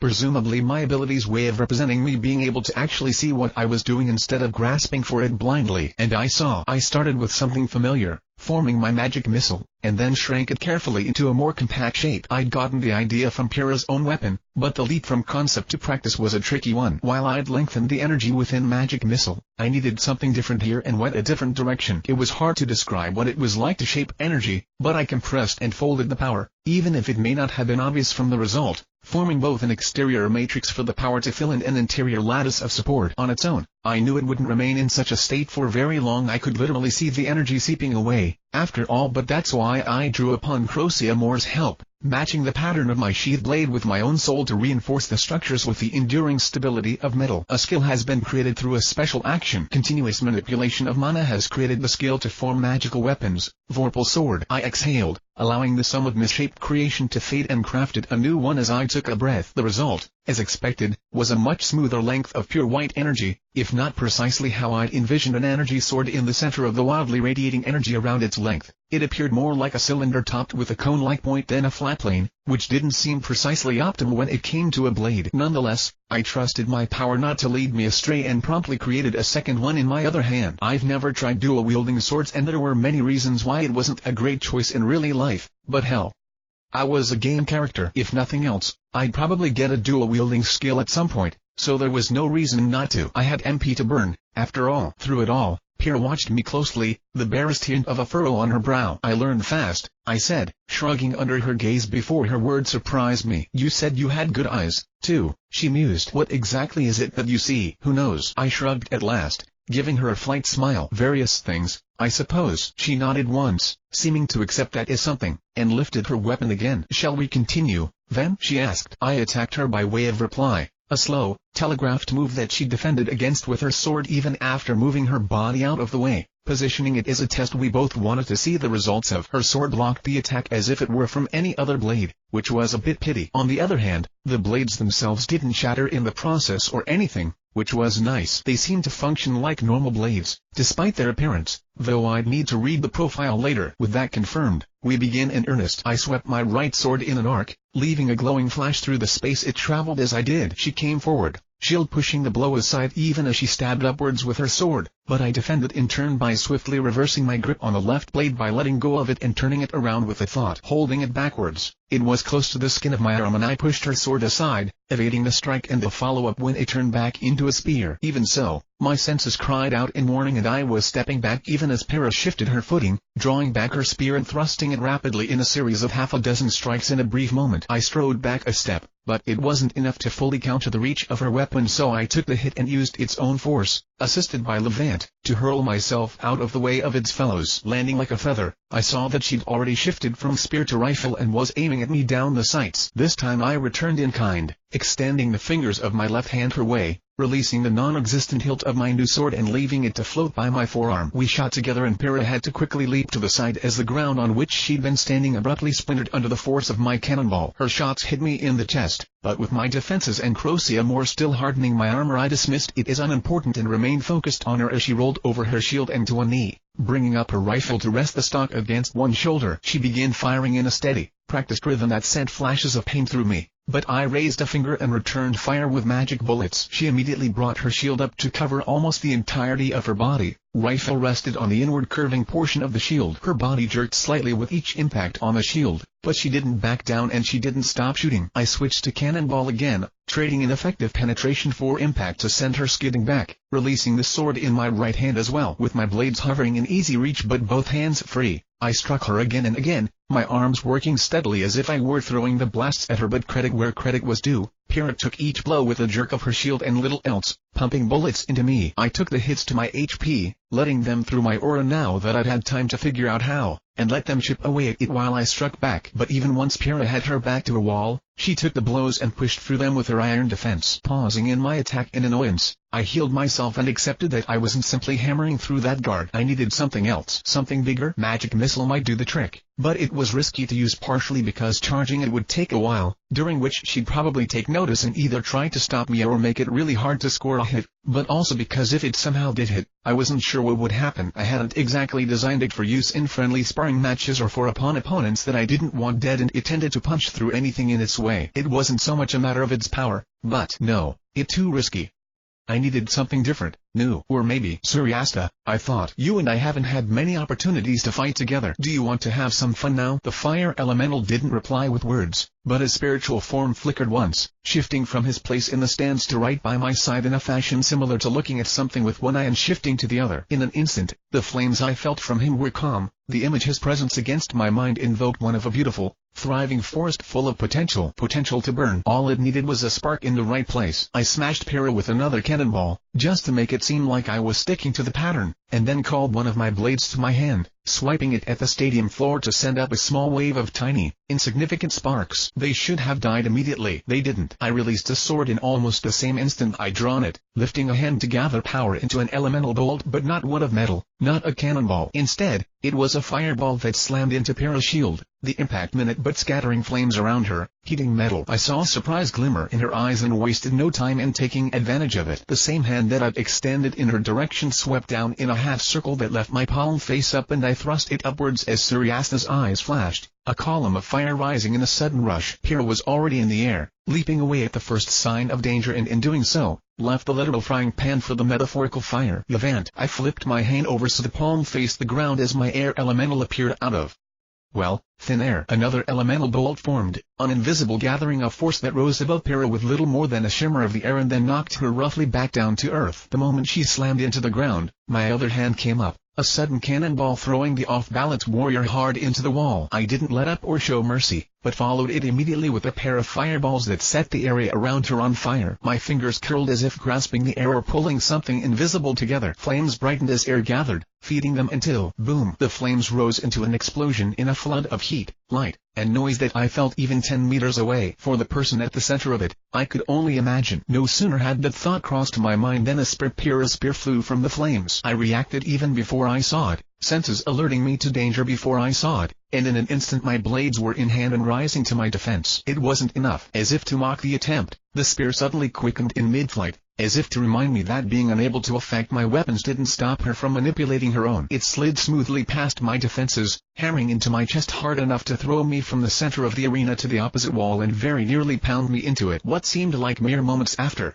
the shield followed, thrown from the still fading smoke like a discus to hammer my head up to my ears in the stone behind me. I jerked once in pain and immediately tried to stand upright, knowing what was coming. Pyrrha landed less than 3 meters in front of me, catching her shield as it rebounded even as her other hand snatched up her spear with a minor use of her power ensuring both returns to her. She spun as she grasped the weapon, twirling it quickly to slam it hard into the side of my head, sending me straight to the ground in pain. But pain fades, especially for me. I hit the ground.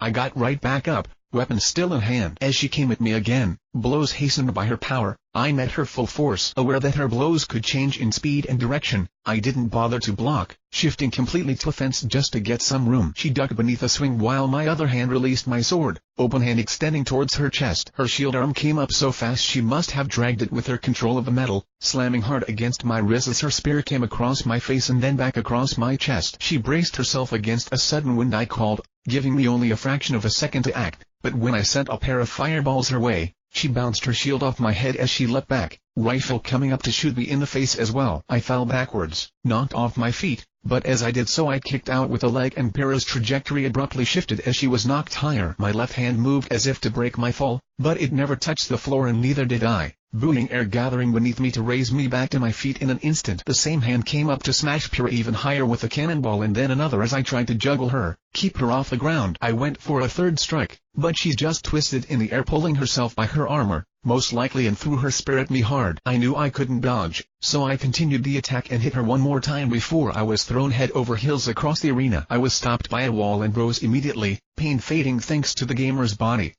I healed myself as quickly as I could and refocused on my opponent as she landed a bit early than she should have. As she did, I struck her with another cannonball, but with her feet on the ground again, she just withstood it, and I had to lunge away before she could retaliate. I left my swords hovering by my arms and leapt swiftly from point to point, pausing only long enough to attack once before moving again. In contrast, she stayed in position in the center, moving her shield to counter each time, unless I sent a fireball her way. She quickly adapted to my movements in my pattern around the arena and began to strike back, rifle firing in short, controlled bursts each time I paused, and before long, she was hitting more than she missed, bullets curving slightly in the air to strike me. New plan, I thought, abruptly stopping to lift both hands. I gathered my power again and gave it shape, first in my thoughts and then in reality. Suryasta appeared without needing to be called, smiling serenely. He lifted his hands in a mirror to my own, guiding what I was creation. I remembered the first time I'd done something like this, on a whim beside a river, but this was different from magic. Missile had to be different,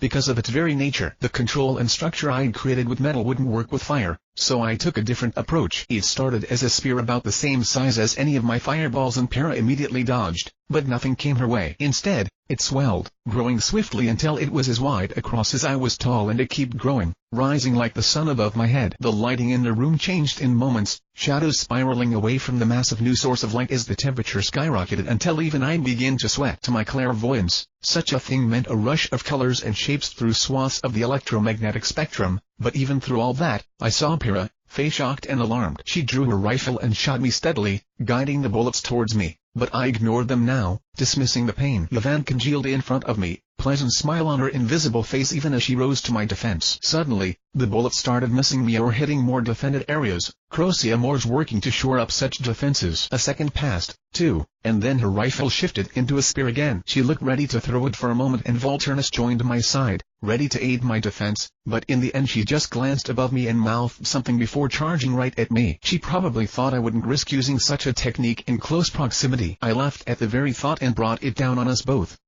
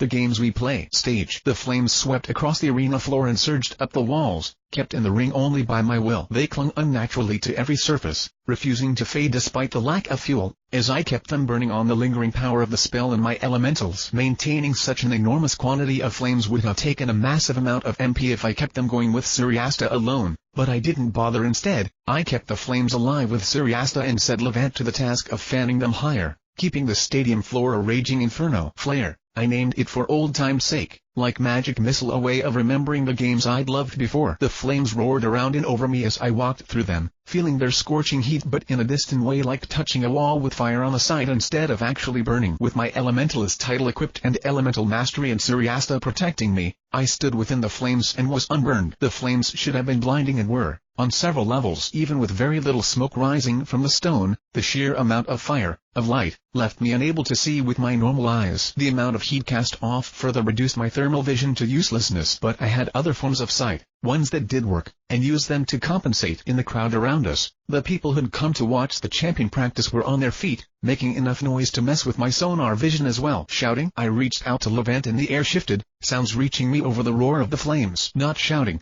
I realized then. Cheering. They were cheering for me. My perspective shifted and I could make out faces, if with the colors all wrong. I scanned the crowd and heard the applause, saw their expressions, even observed them to make sure what I was seeing was parsing correctly, but no matter how I looked at it, they were cheering for me, for us. Most of them were shocked, stunned, disbelieving, but they applauded the battle nonetheless, enjoying the scene they were being treated to. The stands were set high, to compensate for the sheer destruction battles between hunters could cause, and still very few people sat near the front rows of seats, but those few who did seemed all the more enthused by it. Hunters or trainees, they probably saw the fight for what it was, could watch and analyze the exchange of blows thanks to years of experience, and they cheered. There were people recording the fight on their scrolls, as well, though a strangely excited part of me recalled what Grigio said, about the fights being broadcast. Would that apply to something like this? A simple training match? I had no idea, but maybe. My hearing shifted and I heard different voices as Levant's attention was drawn to the only people in the crowd actually saying my name. Gianos did most of the work, but his energy was infectious, enough so that he spread to the others around him, and the people above him in the stands began to slowly use my name as well. Melanie and Ulan stood beside him, expressions focused, and though neither seemed much like the cheering type,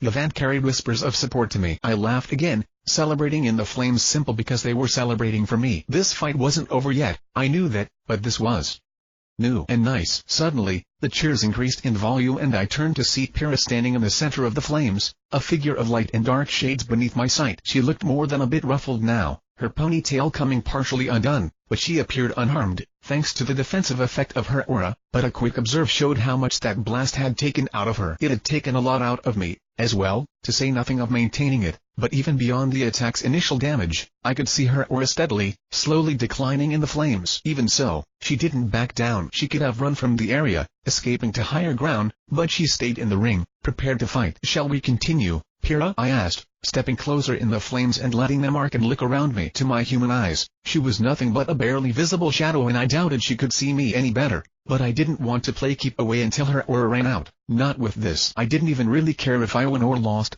but this fight. Without a moment's hesitation, Pyrrha turned and cast her shield at me. Grinning fiercely, I didn't try to dodge or block, I attacked in turn. A cannonball connected with the shield midair, sending it careening back towards its master, who caught it easily as she charged fearlessly towards me. I thrust my hand towards her, refusing to back down, and the flames before me suddenly intensified as a rush of wind streamed over them. The gust barely made her slow down, but the flames crested over her like a wave, something she couldn't fully block with her shield. While her vision was even further obstructed, I hit her with a cannonball, intending to push her back. Instead, the ground beneath her feet cracked as she braced herself against the blow, halting for a minute before continuing her advance. Her spear came up and when she threw it, her aim was true for all that she could only barely see me. I saw her squint against the light of the flames, extend her arm with the throw, and knew that though she was all but blind, I still probably couldn't dodge. Once again, I didn't even bother trying. With all of her strength behind it, the spear drove me off my feet, to the ground, and then carved a furrow in the arena's floor as it pushed me back. Her strength and control over magnetism became a force that even I couldn't stand against as I was now. I slammed full force into the back wall, barely slowing down on the way. It didn't matter,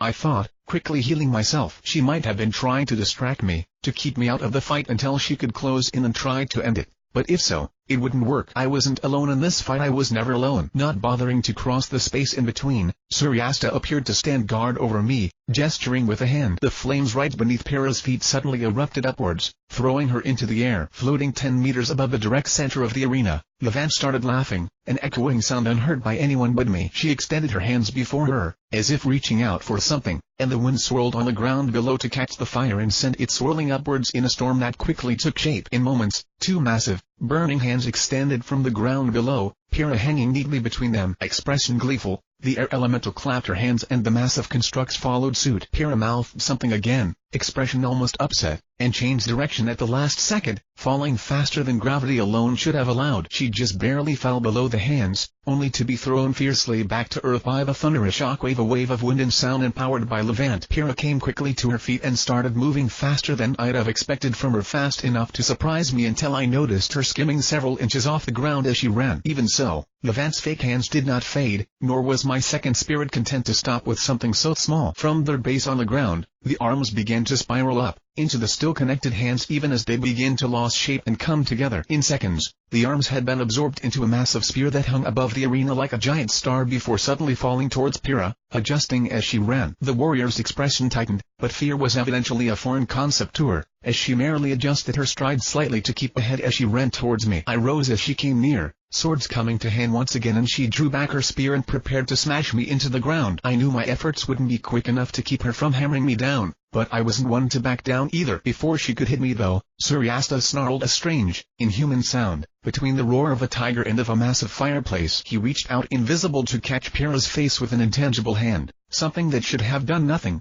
yet which sent the redhead stumbling suddenly back. As she moved, I was able to see why. Though he still had no form of his own, he'd formed a glove of sorts, overlapping the same space as his hand. He stepped forward as Pyrrha retreated, more flames rising up his legs, giving him a pseudo-manifestation. As it formed, it didn't look like him, though, or like a human, needless to say, though I thought I saw some subtle traces of myself in the design he chose. Instead, he chose to make something more impressive for his first real fight, rising into a form well over 2 meters in height, with 4 arms and a massive, bulky body as if he were someone wearing armor, though the flames all blended together. Mostly shapeless flames roared where his hair might have been, but some of it rose inconsistently into the shapes of horns, altering between those reminiscent of demons and animals. In each of his 4 hands, he formed a sword, each blade jutting straight out of her palm. Barely hesitating, Pyrrha slammed her spear through his head, but with no material form to speak of. He wasn't the target. Dancing back a step, Pyrrha seemed to realize that, too, and attempted to dance around him and strike at me, Levant's burning orb getting closer. In response, Suryasta.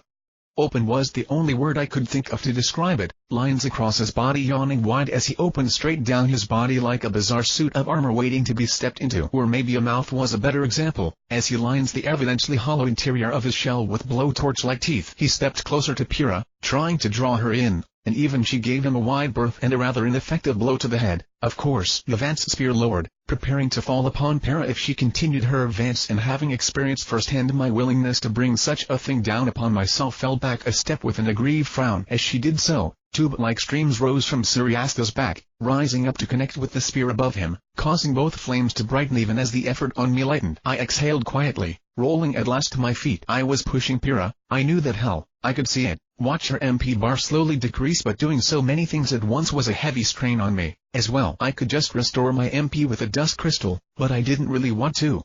I wanted to see how far I could get without such a thing, to know how far I could go purely on my own power and skills. As Jaune Arc, Suryasta and Levant were doing an amazing job keeping her busy, but they couldn't get a decisive hit through her solid defense. I'd managed a few good hits here and there, but to win this without trying to draw this out, I'd need to be able to hit her for real, possibly several times. But how? Levant lowered her spear yet further, drawing it down to float only just above Suryasta's head as the fire elemental fought. Pyrrha kept her distance, edging around the spear's motions and occasionally taking paw shots at me. When she shot me in the face between a pair of rolls, Suryasta swung an arm at her, stretching it out to reach at her. She leapt over it, but Suryasta just extended his other arms as well, creating beams of flame out to the arena's wall and using them to chase Pyrrha. It gave me an idea. Several, actually. Releasing my swords again, I gathered power to my fingers. By this point, I had a lot of experience with manipulating or gathering it, throwing it, compressing it, spinning it, changing it from one thing to another, the works. Even so, This was new. I gathered the mana to my hands, forming a rough sphere above my palm. After quivering for a moment, it separated into 3 streamers of energy that I stretched and coiled tightly around one another, compressing it as I did. A skill has been created through a special action. A skill to create a rope through application of mana. Mana rope has been created. I smiled fiercely as I dismissed the rope, glad that it had worked and that was possible. I called my swords to my hands and took a deep breath, and then I began to twist. I sank my thoughts and power both into the structure of the weapon, easing the metal ore that gave it structure. As it loosened and became more fluid,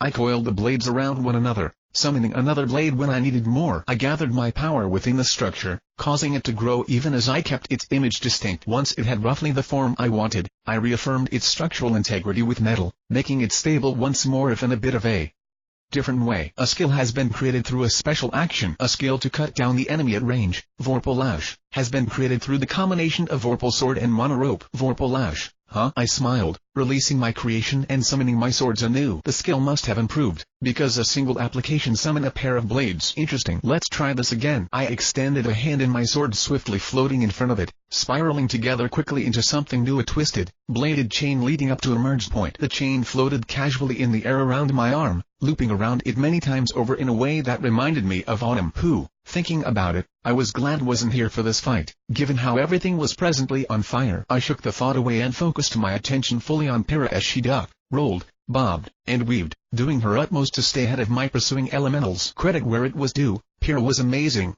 I had all the advantages in this fight, with dozens of different powers and the ability to make more on the fly, elementals to outnumber her with and assail her, healing, a huge amount of MP, battlefield control, and much more, but she fought on with nothing but her weapons and some subtle uses of magnetism. Granted, I was holding a few things back because this was just a sparring match, but to stay this composed and fight on in the middle of a burning arena. Because of that, even if I was wasting MP quickly, I didn't mind. I was just happy to be having this fight. I was glad I decided to follow Keanu's, because it had led to this. Whether I won or lost didn't matter, so long as I could see things through, I'd be satisfied. So I stepped things up a notch. Pyrrha ran, slid, and rolled to avoid the horizontal pillars of fire, kept in constant motion to stay ahead of the pursuing sphere, skated around Suryasta's semi-materialized form, and still had both the time and thought to spare me a few pawshots, so I knew she could take it. Casting my hand forward, I swept my arm counter to Suryasta's beams, cutting through them and his false form both. The burning figure he'd created didn't so much as pause as it was cut through, continuing its stomping approach towards Pyrrha, 4 beams arranged so that at least one was always harassing the warrior while keeping me out of the line of, well, fire. My Vorpal Lash extended almost fully across the arena in an instant, cutting across it almost as quickly when it kept pace with the swinging of my arm. I saw Pyrrha's eyes widen in the brief instant of warning she had before she leapt into the air, curving in a way that couldn't have been possible without her control of magnetism to rise fully over the lash and immediately back to the ground. She barely missed a step, all told. But even that little pause was enough to give one of Suryasta's beams time to close in. She had to raise her shield against one, but the fire elemental immediately turned all 4 hands upon her, combining them into a massive, luminous column. For all the advantages Pyrrha's metal equipment gave her, I couldn't imagine it made that pleasant, especially when I sought to help matters with a hammering blow from above while she was pinned. Nonetheless, Pyrrha handled such difficulties with grace, tossing her spear straight through Suryasta to strike me into a wall, rolling aside as she did to avoid my Vorpal Lash. She crouched as she evaded, using the nearly circular nature of her shield to her advantage to defend herself as she rolled, which proved necessary as Suryasta immediately refocused upon her. She was charging almost before she rose, nothing but her no doubt scalding shield between her and an oncoming tide of flames, and yet pushed through to beam towards Suryasta. When she stood face to face with his chosen form, she rolled again instead of charging through it as I nearly expected. Using proximity to her advantage, she stayed just ahead of Suryasta's hands and the blasts he extended from them. When I moved to make things even more interesting for her, she threw her shield at me as well and I was momentarily distracted by it slamming my head into a wall. When I recovered a moment later, I saw my elementals pressing their advantage against the now unarmed girl. Suryasta halted his beams and instead lifted thick walls of fire, leading up to Levant's now falling sphere, trying to trap her inside, dissolving into them as he did so. When Pyrrha came too close, parts of his crafted form would erupt and try to assail her, attempting to push her deeper into the cage, but with the only alternative being the descending sphere. Pyrrha reached the same conclusion I did and charged through the wall, Suryasta and all. Perhaps even more impressively, she kept enough of her wits about her to charge in my direction, rushing straight towards me to try and end things. I didn't bother trying to keep her weapons away from her, and she'd rather proven how well I did against her in close quarters when she brought her magnetism into play, but I was a game character, so this should work. It was part of my inspiration for the idea. After all, as Para drew near, I extended my Vorpal Lash not at her, but at an angle away from her. It struck out across the arena, burying itself in the wall, and then I reeled myself in, all but flying across the arena as I pulled myself towards the hook, instead of the other way around. I laughed, partially in wonder, partially in simple glee that it had worked. Well, of course there were things like this in all sorts of games, so there was no reason for it not to work, but this wasn't the vent and it wasn't quite flying, but it was me doing this. I pulled myself out of Para's path before she could attempt to catch me in a series of blows, landing easily by a wall nearly a third of the arena's circumference away. But I didn't stop there, and neither did my elementals. This time, the vent's sphere didn't follow Para, but fell upon the suddenly stationary Suryasta, expanding into a larger dome as its volume shifted. For a moment, there was nothing but a smooth-looking hemisphere in the center of the ring, but I would have been shocked if Para was surprised when it didn't stay that way. The top suddenly shifted, like something was moving beneath the surface, and then Suryasta rose from the flames anew. His form had shifted again, becoming something at once closer to and further from human. Most of his inhuman features, such as the horns above his head, had faded away along with his entire face, leaving nothing but a blank surface a bit too long to be a person's anyway. He was larger now, too. Though only his upper body emerged from the hemisphere, he must have been a good 4 meters in height now, and his arms were much too large for his body and far too long. Though they were roughly human in shape, if he'd had a proportionally sized lower body, they still would have been able to touch the ground. At a guess, I was mildly surprised he'd abandoned a pair of them, though.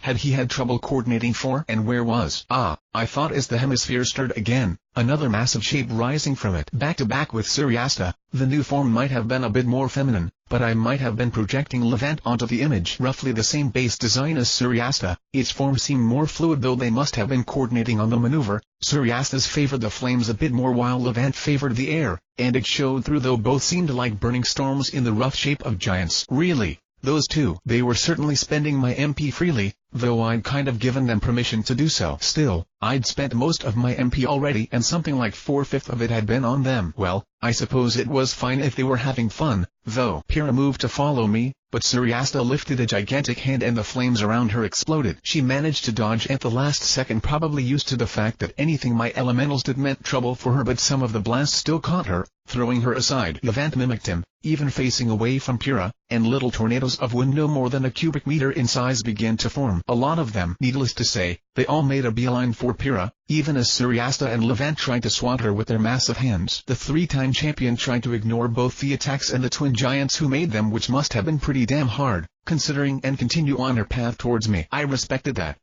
Even with everything going on around her, she'd picked me out as the source of the threat and remained focused on dealing with me no matter what distractions arose. I thought that was kind of amazing, which is not to say I was having any of it. I leapt as hard as I could and struck out above me with my lash. Focusing slightly, I summoned another for my free hand, a pair of blades appearing with a casting and swimming together into a single shape. Sending my second weapon in the same direction as the first, I pulled myself higher and then flipped over, pulling against it with my arms and pushing with my feet. I stood on the dome of the Colosseum and looked down at the sight below. Now far beneath me, Pyrrha took a deep breath, nodded her head, and kept moving, shifting her focus to trying to stay ahead of both the seeker tornadoes and the explosions Suryasta would build beneath her, while probably also attempting to come up with a plan. Even in a situation like this where she couldn't harm her main attackers and the entire arena was against her, she refused to surrender, kept looking for a way to win, and maybe she'd find it. Yet even moment in the flames, every defense and attack, everything she did below slowly ate away at her aura, but every second of keeping this going did the same for my MP, draining it perhaps even faster. I had so much of it. We were still close, but I pushed harder. The chains that kept me latched onto the ceiling loosened just enough for me to raise my hands above below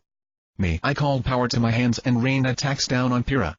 More distractions, more things to deal with. I fired cannonballs at her first, blasts of stone-shattering force to add to her troubles, adding fireballs and magic bullets shortly after. She raised her shield above her head like an umbrella, hiding her face from me as bore the assault. I called upon my monorope next, casting it down to try and bind her limbs, succeeding for a moment before she tore through it with sheer strength. The moment's pause gave my elementals a chance to draw nearer, though, and so I cast it again and again. A skill has been created through a special action. A skill to tie the enemy up with rope, bind, has been created through continuous application of monorope. Switching instantly to the new technique, restrictive energy raced from my hands. I was curious as to how I might combine the skill with my elements or with Vorpal. But first the ropes pulled tight around Pyrrha, snaking around her arms, her legs, even around her throat and mouth, pulling tight. In an instant the champion stumbled, but was on guard from my previous attempts and whether with skill or magnetism, managed to trap her blade between flesh and rope, and she used her power to cut the edge swiftly. Even something like that only bought a second against her. But a second could be enough. A bunch of seconds, even more so. In that brief pause, wind and fire had drawn nearer and I could just hit her with it again and again until they caught her and ended it. Eventually, she wouldn't escape quickly enough, would take a hit or series of hits, and it'd be over. I knew that instantly from that one brief pause, and I knew that she knew as well. The only question was how she'd deal with it, and it was a question. Can you do it? I wondered. Can you push this even further? Or is it my win? Pyrrha? I saw her look up at me for a second. I saw her make her decision. She changed direction suddenly, hurling herself towards a yet burning wall, surmounting it quickly and leaping from the top. In midair, she aimed her spear up towards me and I thought for a minute that she'd throw it again. Instead, she did something much more impressive. As she planted a foot at the base of the spear, fire spurted from the end and she rose like a rocket, magnetism lightening her load. She flew towards me, surfing her spear high into the air, and if thoughts of giving up had ever crossed her mind, I couldn't tell. I smiled, then and laughed in joy, amazement, even a little astonishment. My lashes released their hold on the ceiling and I began to fall, but it could have been in slow motion compared to her rise. I reached out and the lash around one arm struck out at the arena wall far below, swiftly reeling me towards it. It wouldn't be enough, I knew before I even saw her response, and sure enough, it wasn't. As I fell past her, Pyrrha pulled down, the spear arching high as it curved to follow me back down to earth. I'd known I couldn't escape her like this, or at least, not just like this. With the first shot having moved me enough to decide to escape her original trajectory, I pulled it back even as my other arm lashed out. The second chain sank deeply into the burning sphere below and began pulling me into the inferno. I looked above me at the woman on my tail and our eyes met. She knew I wasn't bluffing. I knew she wasn't running. And in that moment, as we fell towards the flames, I was pretty sure I was smiling just as widely as she was. This was it. This would decide it. That's enough.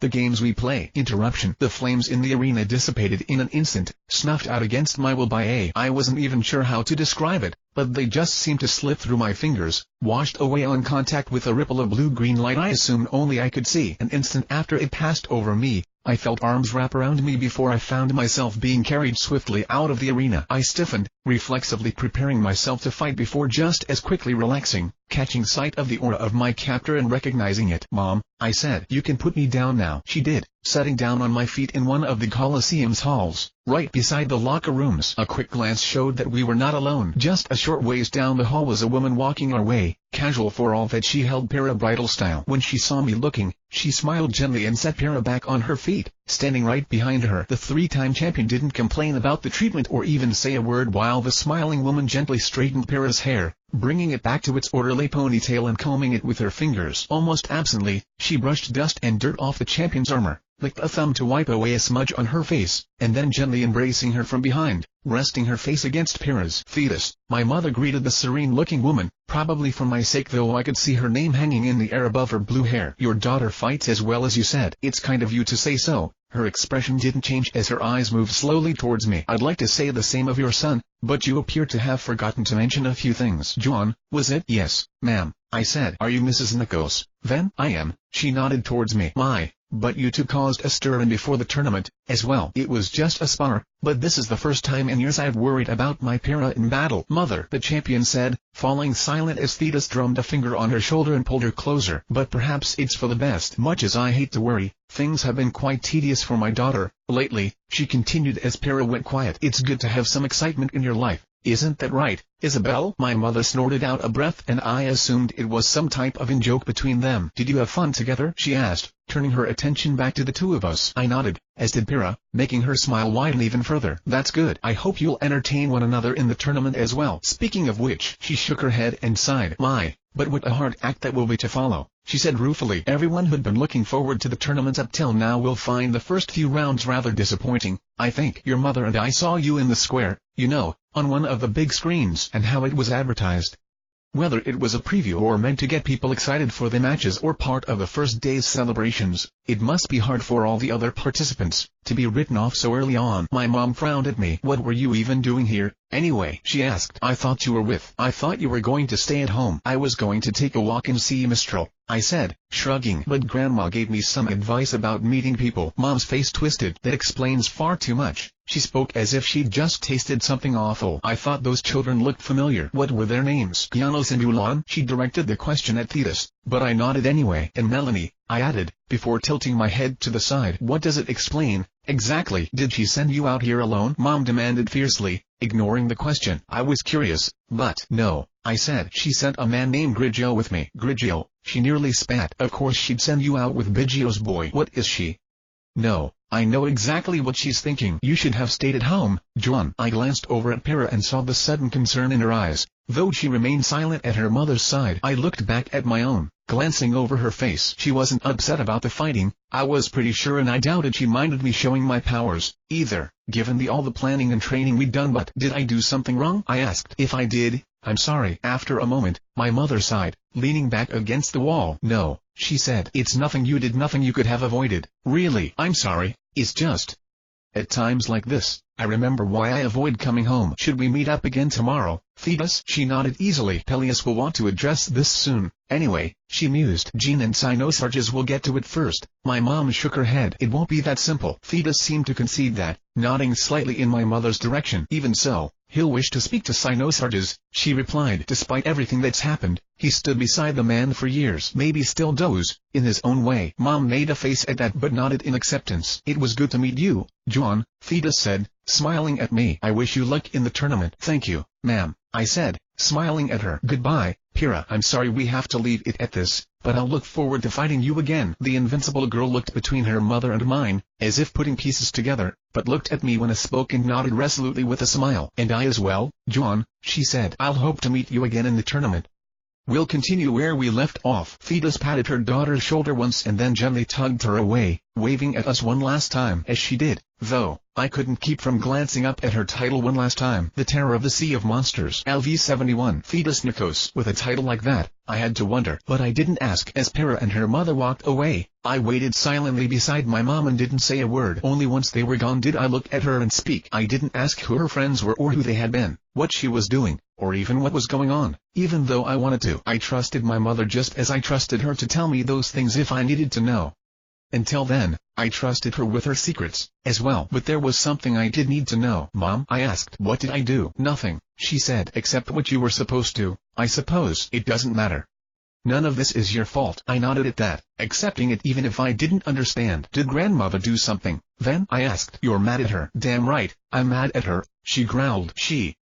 There's things happening in Mistral right now, but she just tells you to go off and fight, and when you do well, she throws it up for all the world to see. Does she even know what could be happening? As a person who absolutely didn't, I had to force myself past that. When I did, though, I tilted my head to the side and thought about it. I've never considered grandmother the type to not know exactly what was going on, I mused. Now whether she cares or not, I couldn't say. Mom nearly snarled at that observation, kicking a wall. She didn't knock it down, though, so she couldn't have been all that upset. Of course, she said. Of course she knows.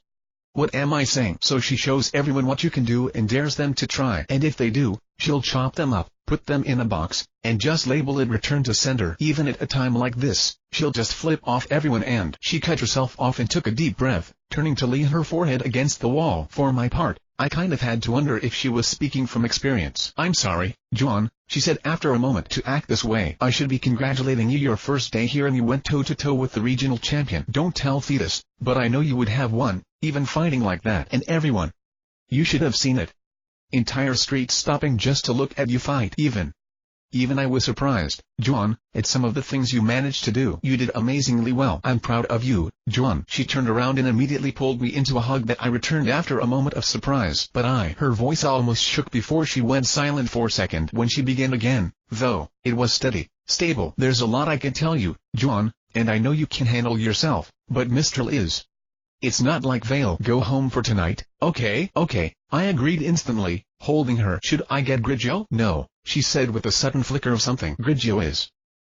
I furrowed my eyebrows in concern at that, even though I knew she couldn't see it. Grandma wouldn't send me out with someone she didn't trust, I said, certain of that much. And Grigio was very polite. Yes, she said, her voice still strange. Of course he is, just like his father. He's courteous and intelligent and loyal and so polite that he'd apologize to you for the necessity of hanging you up by your entrails. I'd rather you walk home alone than with him. There was a part of me, beyond everything that mental image incited, that wanted to point out that if there was something dangerous going on, having a guy who'd eviscerate anyone who tried anything in creative ways at your back was probably not completely without merit. But there was a larger part of me that thought saying that out loud might not be the best idea. So I nodded instead. Okay, I said. I'll head back now, then. Please, she said, stepping back enough to kiss me on the forehead. Be safe, Jaune. I love you. I love you, too, Mom, I said, letting go. I'll see you later. So I left. I felt kind of rude doing so without saying goodbye to any of my other new friends or without even telling Grigio where I was going, but I figured I could apologize to them later and left the Coliseum. I retraced my steps back towards grandmother's house, staying alert just in case. All around me, on the massive screens of the city of Mistral, my fight with Para was playing and I got to see some of what my mom had meant. Though much of the initial shock and awe had faded, people still stopped to watch the battle, to chat about it and cheer. There was a part of me that felt proud about that wanted to go over to one of them and just say that's me. But instead I put my hood up and kept walking, trying not to draw attention while also trying to be aware of everything around me, on guard for any threats. Which was why I was out of the way the moment sense danger alerted me to a threat. The instant I felt it, my other senses focused on the source and I felt it before I saw it. Immediately calm, I analyzed the projectile as it sailed through the air, a simple rat to all of my many senses, and I caught it out of the air just so it wouldn't accidentally hurt someone else. Then I just followed it back to its source with my eyes. It came from an alleyway, at the very back where the city lights faded and shadows covered everything. Of course, none of that did anything before my sight, and I simply peered through the darkness. There was a part of me that honestly considered that it might just be an accident or perhaps a disgruntled fan of Pyrrha's. Something minor and meaningless and nothing more, which I'd be able to just walk right past and dismiss. But it was a small part, microscopic, really. As such, I couldn't say I was all that surprised when instead I saw Adam, maskless and disguised and still obviously him to someone who could see his aura and his name above his head. He looked at me from his cover, eyes meeting my own, and nodded at me while gesturing me closer. I sighed slowly, closing my eyes for a moment. My mom had told me to go home. Sure, I could rules lawyer that trivially, say that she hadn't specified when or how or whatever, but the message had been pretty obvious. She wanted me to go straight home and be safe. Whatever Adam had to tell me in a dark alley when I knew full well he had a lot of reasons not to want to be anywhere near me right now was probably not going to be conducive to that plan, which didn't change the fact that he almost certainly had something important to say. Casting a quick glance around the rest of the street just to be safe, I walked into the alley. You don't waste time when it comes to getting in trouble, he said by way of a greeting. We need to talk. Right now? I asked, making a futile effort for my mom's sake. Yes, he said, looking me up and down. How fast can you change suits? Shit, I thought, knowing what he was really saying. Fast, I said aloud. Why? I thought you said no plan survives contact with the enemy, he said. Or you. Come on. I exhaled loudly through my nose but nodded, trusting him. It was ironic, though. I couldn't help but muse. I'd just gotten out of a literal fire. Now I was jumping into a different one. Okay, I said. Just tell me when to put my mascara on. You didn't tell me you were Roma, Adam said as we took a winding course through the city. I nearly asked why it mattered, but I supposed I could guess. Each of the different countries had their own history with the faunas, each complicated in their own ways. On Mistral especially, things had been It was hard to describe. Oftentimes, Mistral was held up as a historical example of equality between man and faunus, with some of the best-known examples of faunus in positions of power within the non-faunus community. But if you look a bit deeper, beneath the cartoon specials and speeches and such, and get into the real history of Mistral, well, faunus were treated equally, equally badly. By and large, Mistral would roll over a faunus village in its path and force them into servitude. They'd crush resistance and crucify them around town so that the negativity would draw grim to devour others. They'd extort and exploit and devour everything they had. They'd just do the same to the human village down the street, too. In fairness, Mistral had policies that were both progressive and barbaric. The reason faunus could rise above their situations and obtain such famous positions was because Mistral had implemented a system wherein slaves could rise from their positions and become citizens. It's just they had still taken them slaves. There was a lot of stuff like that, in all of the kingdom's histories.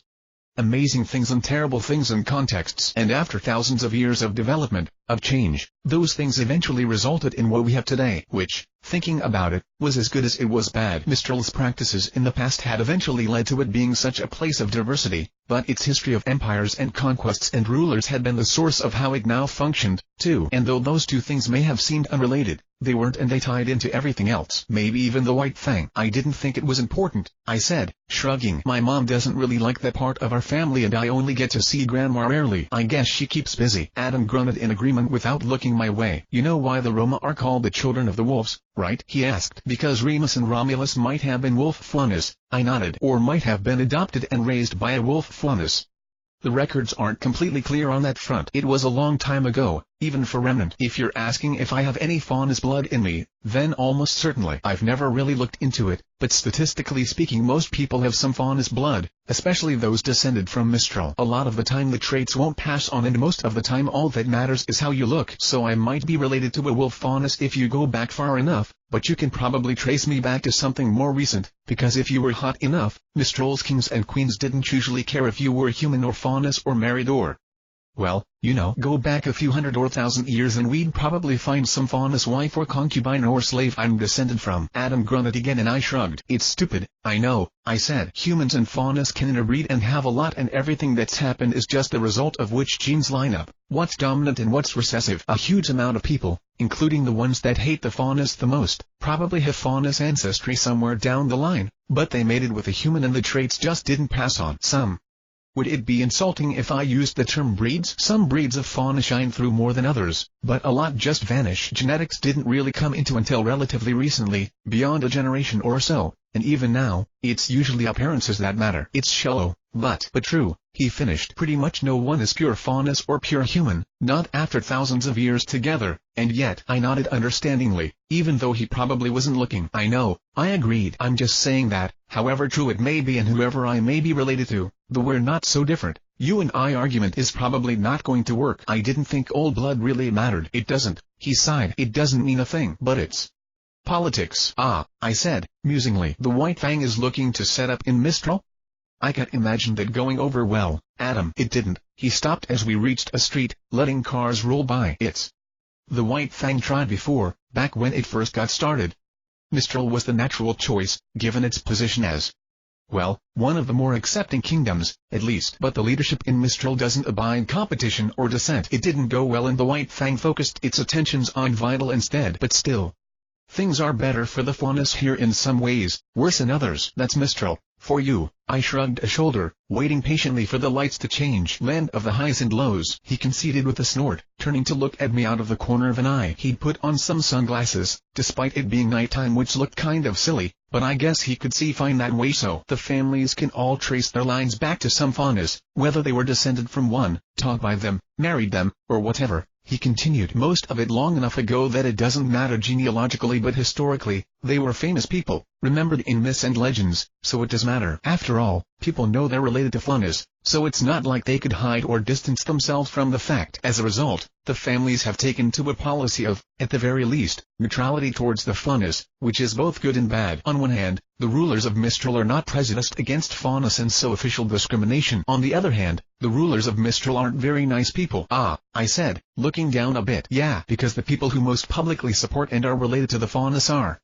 how shall we say, Criminal scum. Adam nodded towards me as if as an example, which I guess I was, sort of, but it was kind of hypocritical coming from him. The view of faunus in Mistral has been altered accordingly, and such perceptions often force them into the roles because of discrimination against them in their daily lives. I eyed me friend a tad disbelievingly, looking him up and down.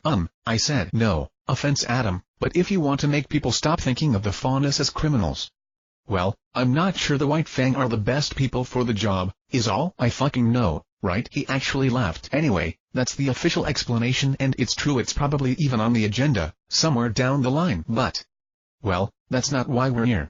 Why the White Fang wants to set up shop, I mean changing all that. That's long-term stuff, something that's not gonna be fixed except over decades. Ideally, the White Fang wants official backing and support from Mistral, but it's largely been content with things on that front for a while now. Since the change in management, we've even done a few odd jobs for the families in exchange for considerations, let's say. But the families control most everything and are willing to keep things positive, so we've largely focused our efforts elsewhere. Everything else can be handled later. I'm sensing a but here, I noted, frowning. Things have apparently changed, he said, looking up. I got the feeling he had closed his eyes. I don't know what's happening, not really, but I'm getting the feeling that the schedule's been moved up. For whatever reason, they think things will start to change very soon. Things that shouldn't matter for another few decades are getting brought up. The guys in charge. There's been talk. They're expecting something soon. How soon? He shrugged a shoulder, the set of his mouth making him look uncertain. A year? He guessed. Maybe 2. Not right now or anything, but for something as big as this. It was too fast. I finished the thought, frowning slightly. I couldn't really argue with him there if he was talking about cultural change on a scale I thought he was. It just wasn't something that could happen quickly, not without heavy resistance. If the White Fang suddenly thought they had a realistic chance of pushing something like that through anyway, then this was something big. Really big. Quite possibly big enough to warrant getting my mother involved in. Which meant I was walking into the situation I wanted to avoid, potentially putting myself between my family and friends, which was somewhere I really didn't want to stand. And what's this have to do with me? I asked before putting several pieces together. And why'd you bring up that I was a Roma? Adam just looked at me calmly and I pursed my lips, abruptly wanting to react. Even so, the gamer's mind kept me calm and I took a deep breath, considering things. Silence could speak as loudly as words, and I knew what it was hinting at. The families, I said at last. They're involved? Of course they are, he replied. However good a time the Olympia Festival may be for meetings like this, nothing goes on in this city without the knowledge and consent of at least one family. I'm not sure how much or why, but I nodded, accepting that even as I swallowed down words. And my family? I asked. My grandmother? Does she know what's going on? If my grandmother came down on one side of this and my mother on the other, and if my sisters got involved, too, the rest of my family, if this was careful, John, I thought to myself as I forced my mind away from the thoughts, the implications, my sudden concerns for the future. Baby steps. I don't know, Adam said at last, or, at least, it felt like I'd been waiting on his answer for ages. In reality, maybe he'd answered promptly. But I thought you should be aware of what you're getting into. I nodded, accepting that calmly. And the White Fang, I continued. You don't know what they're planning? This time, Adam did hesitate, pausing for a minute as he looked at me and remained quiet. At that moment, there was a part of me that wanted to demand the answers, take them, make him tell me, but I didn't. That was fear talking. A very logical, quiet, steady concern that hardly felt like an emotion at all, but which set up shop in the back of my head and showed little sign of moving. I was aware of it, felt it even, but I thought through it with my power and waited patiently. It didn't control me. No, Adam said finally. They're keeping things quiet and they're working with someone who's working for someone who's working for someone else, from what it sounds like. Distancing things. I looked over his face for a minute before nodding slowly. Okay, I said. Thank you for telling me. I mean, I didn't want to know this, but maybe I needed to. So thank you. I know what you must be risking for this. He grunted at that, a bit uncomfortably, and shrugged like it was nothing. You're not the only one who has reason to worry, he said, and I wondered if he meant himself or Blake. But I proceeded regardless. I need more information. Yeah, he agreed. And you know what I have to do to get it? I asked. Yeah. I nodded again and looked forward, organizing things in my thoughts. My mom, my grandmother, Autumn and Goo, the situation in Mistral, the White Fang and the families. There was. God, how do I get wrapped up in so much, so quickly? Okay, I said aloud. What first? First, he replied. We need to make sure everyone believes it's you. I assumed he meant Jianbing and glanced his way. Have there been imposters? I asked. Imposters, crazy people, the usual, He shrugged. Nothing major, but we'll need to deal with it now. What do you propose? I can use some of my powers, but I'm not sure what they'd recognize, considering the white whale is kind of noticeable and also on another continent. The mask and cloak? I shook my head in irritation. Can't you just vouch for me? You were there. My presence will do a lot to prove your identity. He nodded. But a few people might be suspicious about you abruptly turning up. Just in case, it'll be best to avoid questions. It doesn't need to be unquestionable or anything, just enough to stall any questions. From there, well, improvise. A show of power, I guessed. He blew out an exhausted-sounding breath and nodded. A lot of Grimm always gather where the white fang does, he said. Negativity and all. They need to be dealt with regularly to avoid drawing attention, but things tend to get troublesome after a while, as more and more come. But for this, they should work fine. So, God, I'm regretting this already, but let's go hunting. Jaune 1.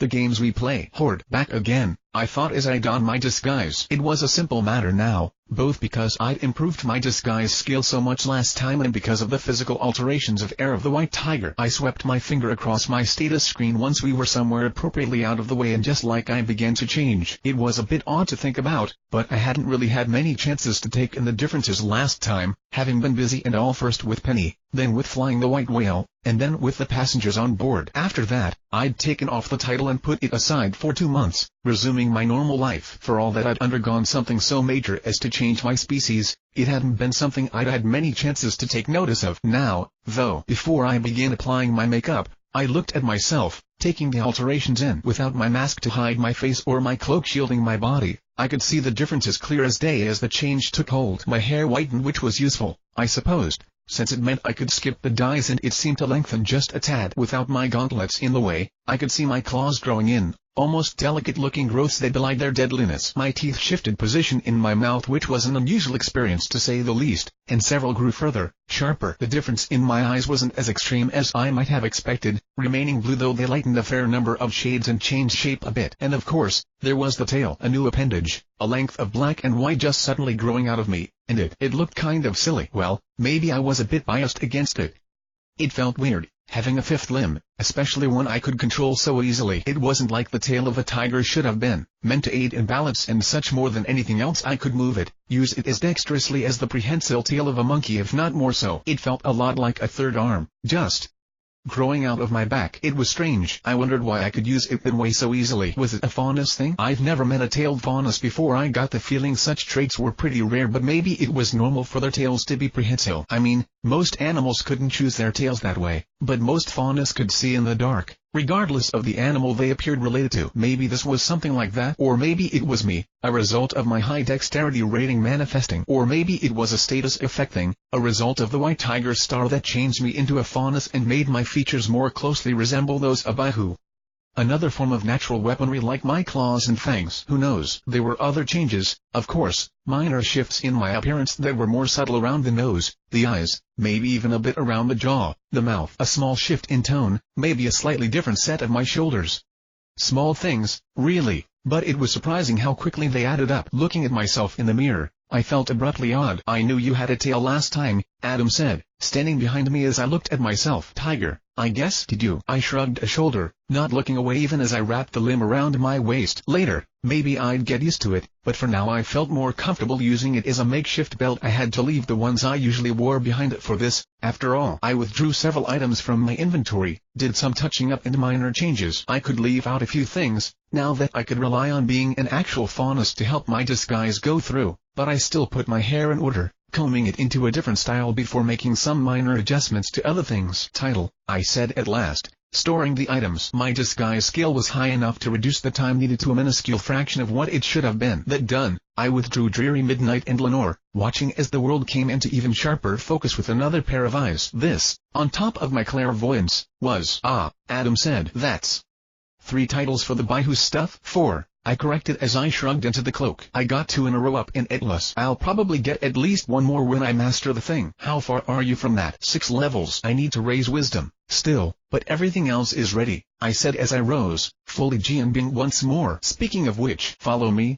Adam said, turning to walk away. The moment he was sure I was following, he began to pick up speed and before long we were both running through the forests around Mistral. The darkness didn't bother either of us, nor did the terrain, and though I got the feeling that our destination was a ways out, this level of exertion wasn't enough to even make us breath heavily. Even so, given my luck, I stayed on guard, many senses at the ready. With Lenore on, my sight was almost impossible sharp and I made sure I was ready to react the moment my senses detected danger or bloodlust. I couldn't say I minded having Adam at my back, either. I mean, if nothing else he was probably such a repressed ball of negativity that he'd draw grim for miles. I felt my lips twitch upwards at the thought before Adam interrupted it. I saw your fight, Adam said after several minutes of running in silence. Against Pyrrha? I asked, absently wondering information about what had happened in Atlas had spread. I hadn't seen any actual footage of the fight on the little TV I watched, but I kept myself busy. Well, obviously things were vague enough for people to try and impersonate the guy I was pretending to be. Given how much had been out of the way, how much had been seen at distance, and how much must have sounded plainly ludicrous, it probably wouldn't have been too hard. Some planted speakers, a microphone, some smoke and mirrors.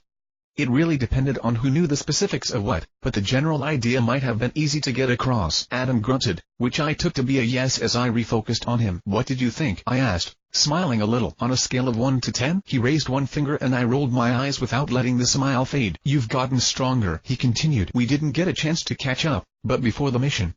Well, I guess you must have gone through a lot. Getting whisked away on a magical Ziz ride will do that. I nearly shrugged before pausing, looking at my friend's back. After a moment, I nodded though I knew he couldn't see it. A lot has changed. A lot had to change. Stuff happened and I had to face it alone. But I managed. I fought. I won. I came back. It's fine. Adam hummed a non-committal note. I thought that was the end of it when he didn't say anything. I hadn't really considered it until now, but I guess I still didn't know how much Blake and Adam knew about Atlas. I mean, we'd gotten separated in pretty insane circumstances and when I returned we'd only got to chat for a little bit before separating again. I never did tell them what happened and I think they might have avoided the topic intentionally. He didn't know about what Ziz had done to the white whale, how I'd gotten it up and running, probably not even about Penny. The only sources of information they'd have had would have been some White Fang members that would have had no idea what was going on, a few odd civilians that might have glimpsed the fight, and maybe a few stolen reports. All told, not a lot to go on. And then I waltz back in and go crazy in an arena, fighting the regional champ to a standstill. Might have been enough to make someone wonder exactly what happened to me. Or maybe this was something else. If the White Fang really was interested in Mistral and did have some relation to the families, then what did that display mean for them? Had my grandmother been showing me off as a warning, a reminder, an advertisement, something else? I knew as well as anyone the power of perception had exploited it viciously whenever I could, letting people see me as dangerous, powerful,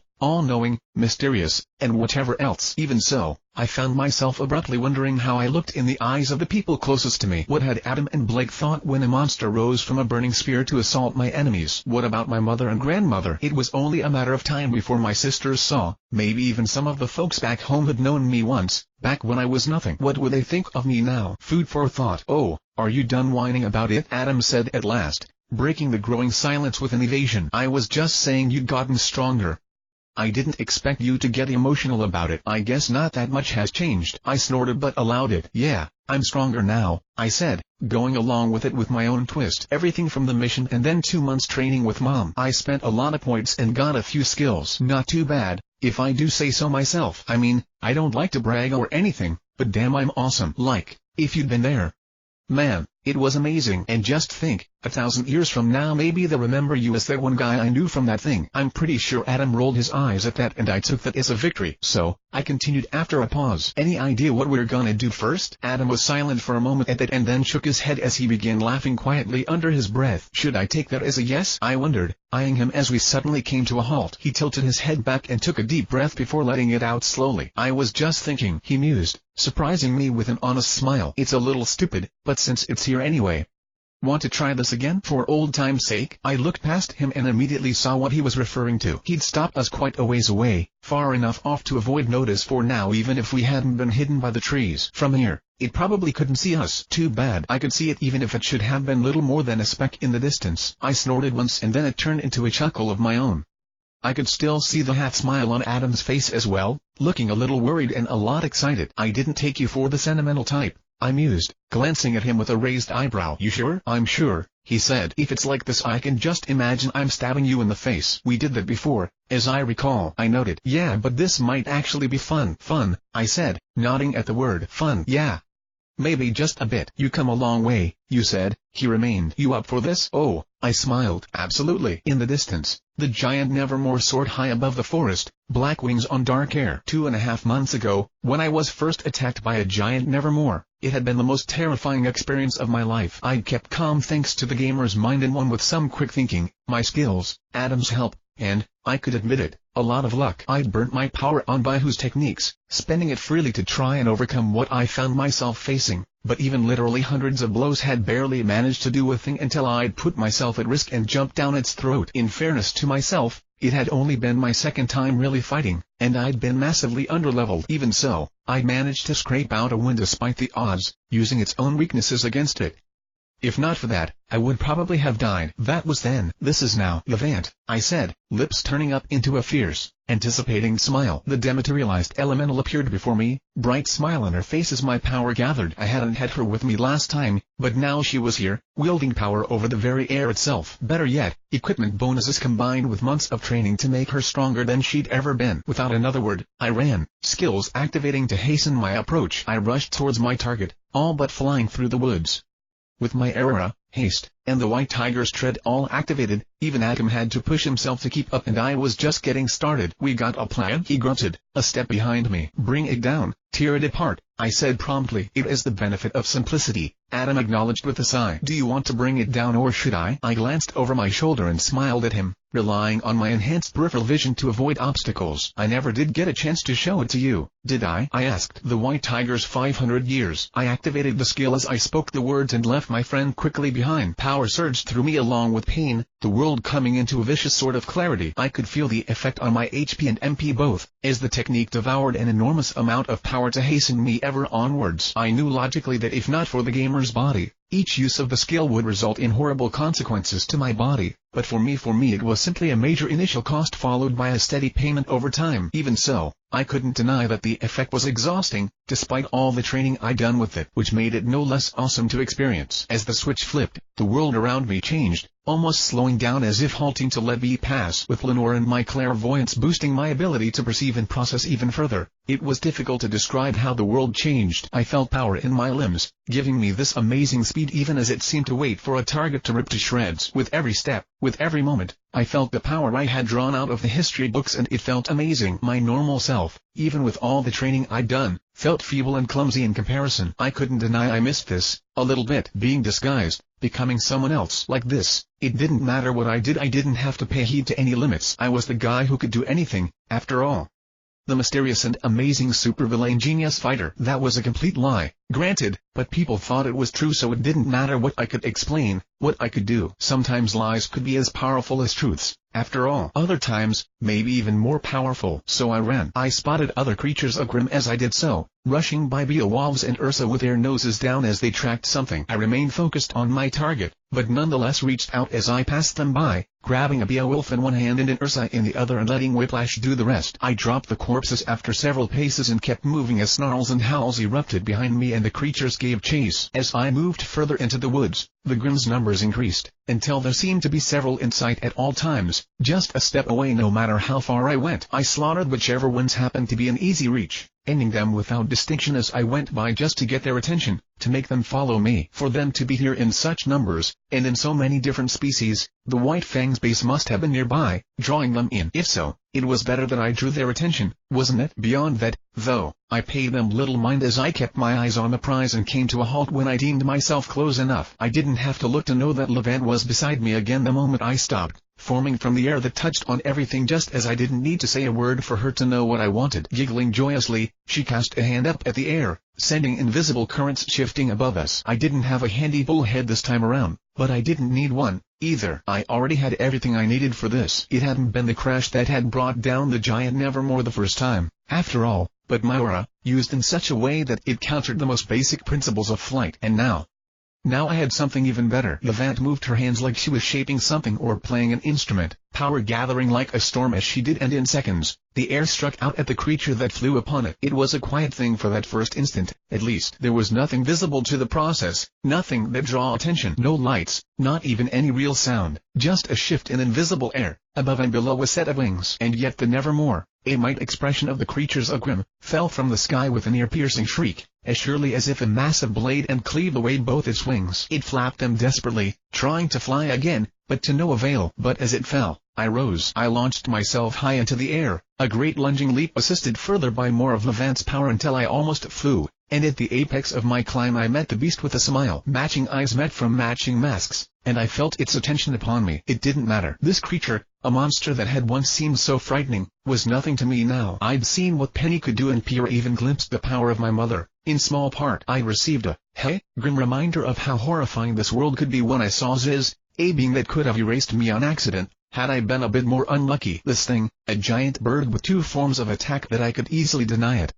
It was strictly Little League, compared to that. And though once its power might have been intimidating, that was a long time ago. But I still wanted a rematch. So I grasped its beak in one hand, flashed it a smile, and pulled myself into its open mouth. Its shriek muffled and died as I slid into its gullet and stopped my descent towards its stomach with a grasping claw. Then, with my free hand, I punched through the wall of its esophagus. That was one of the many things about me that was different now. Over 200 points distributed among all my stats. Only about 40 of those had gone into strength, granted, but this still meant that my rating in the stat had more than doubled since that fight. And that was just the base stat, before any bonuses came into play. And there were a lot of bonuses. I felt the Nevermore begin to struggle around me, trying to escape from a threat it had no way to avoid. I tore my hand free and then went wild within the beast, my claws raking, ripping, shredding the vulnerable flesh within it as I tore myself free from its throat and then out of its body altogether. I climbed out of it after slitting its throat from within, grasping hold of wet, staining feathers as the Nevermore tumbled through the air in its death throes. I gave it a glance over, just to be sure, and then left it to die, leaping away from its falling, fighting body. I came down hard on the back of an Ursa, things snapping beneath my feet as it was crushed. I stepped off of it in almost the same instant, a kick to the head putting an end to its feeble struggles, and placed my hand on the head of the Ursa beside it as the creature turned towards me at last. I pushed it down with main strength, until its chin touched the ground and kept pushing until things broke, liquids welling between my fingers. I shook them clean as I righted myself and walked past a Beowulf, taking its head with me as I did, and absently looked around for the next target. A whisper tickled my ears, carried on the wind by Levant, and I turned my focus in that direction. A Borbodusk charged me as I did, but I grasped it by a tusk and hauled it up so my other hand could tear through its soft belly and pulverize whatever counted as a heart inside it. Jumping up to a tree branch, I pulled the wings off a flock of Nevermore as I passed, tossing the remains aside as I moved through the trees, before coming down at the edge of by far the largest crowd of Grimm I'd ever seen, so large in fact,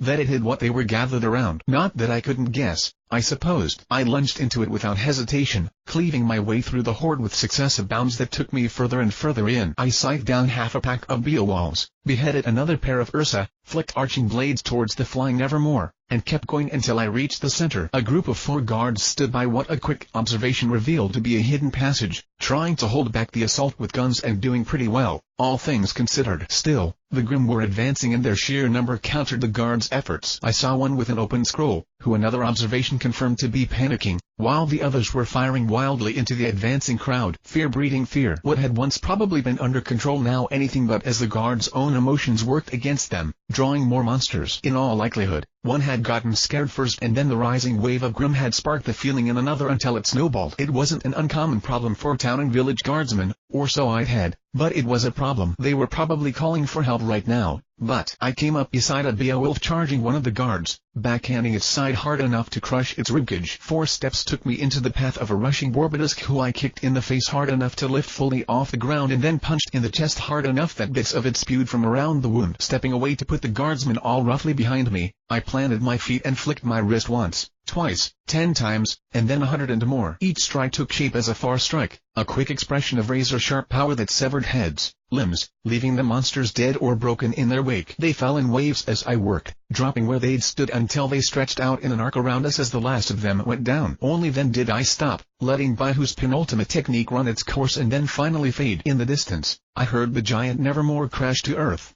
struggles ending as it finally died. Your level has increased by 1. Your level has increased by 1. I took a deep breath and exhaled as I felt my health and power get restored by the increase in level. I shook my fingers again to shake loose what now clung to them, but then decided it was pointless. My skin, my hair, my cloak, my entire body had been stained by the things I'd killed, and I dripped with it. Behind me, I could feel the shift in the guardsmen, mixed relief and terror taking hold as they waited in silence, refusing to speak lest they draw my attention. I was quiet for a minute myself, waiting, until Adam, I said, Levant, carrying the words strangely as they rippled outwards, not loud but carrying unnaturally. Despite that, my friend came into sight a few seconds later, absently cleaning his sword. You're late. The words were almost teasing, but the tone was completely serious. Focus. Adam looked around and then at me, staring hard at me. He'd already put his mask back on, so I couldn't see it, but I could guess what his expression was probably like. At last, he nodded to acknowledge the words. You move fast, he admitted, but there was a weight to the word that I didn't miss. From someone else, it might not have meant anything, but from Adam,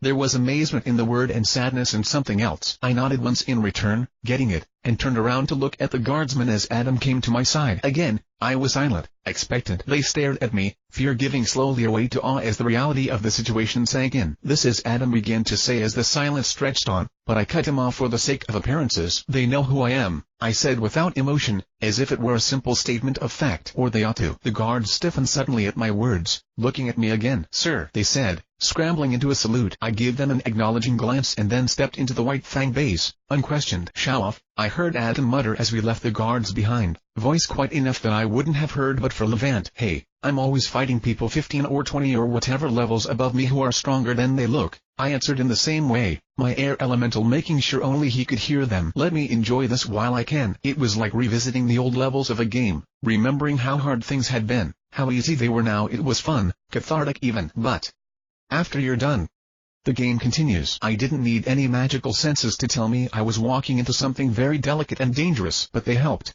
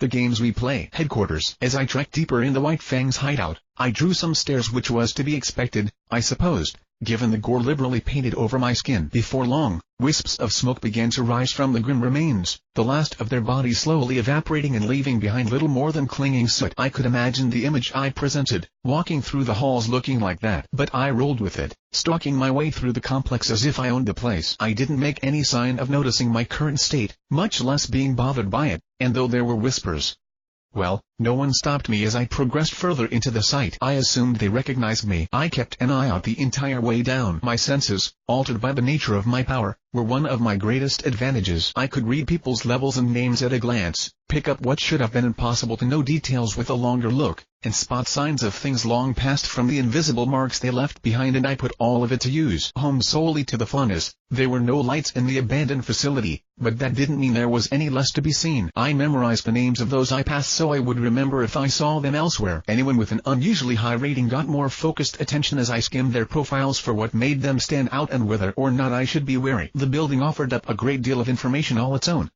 It was an abandoned facility from the time of the war that had fallen first to enemy forces and then to the creatures of Grimm. At some point, the White Fang had cleaned it out and put it to a new purpose, and not recently, either. This was something older, something established.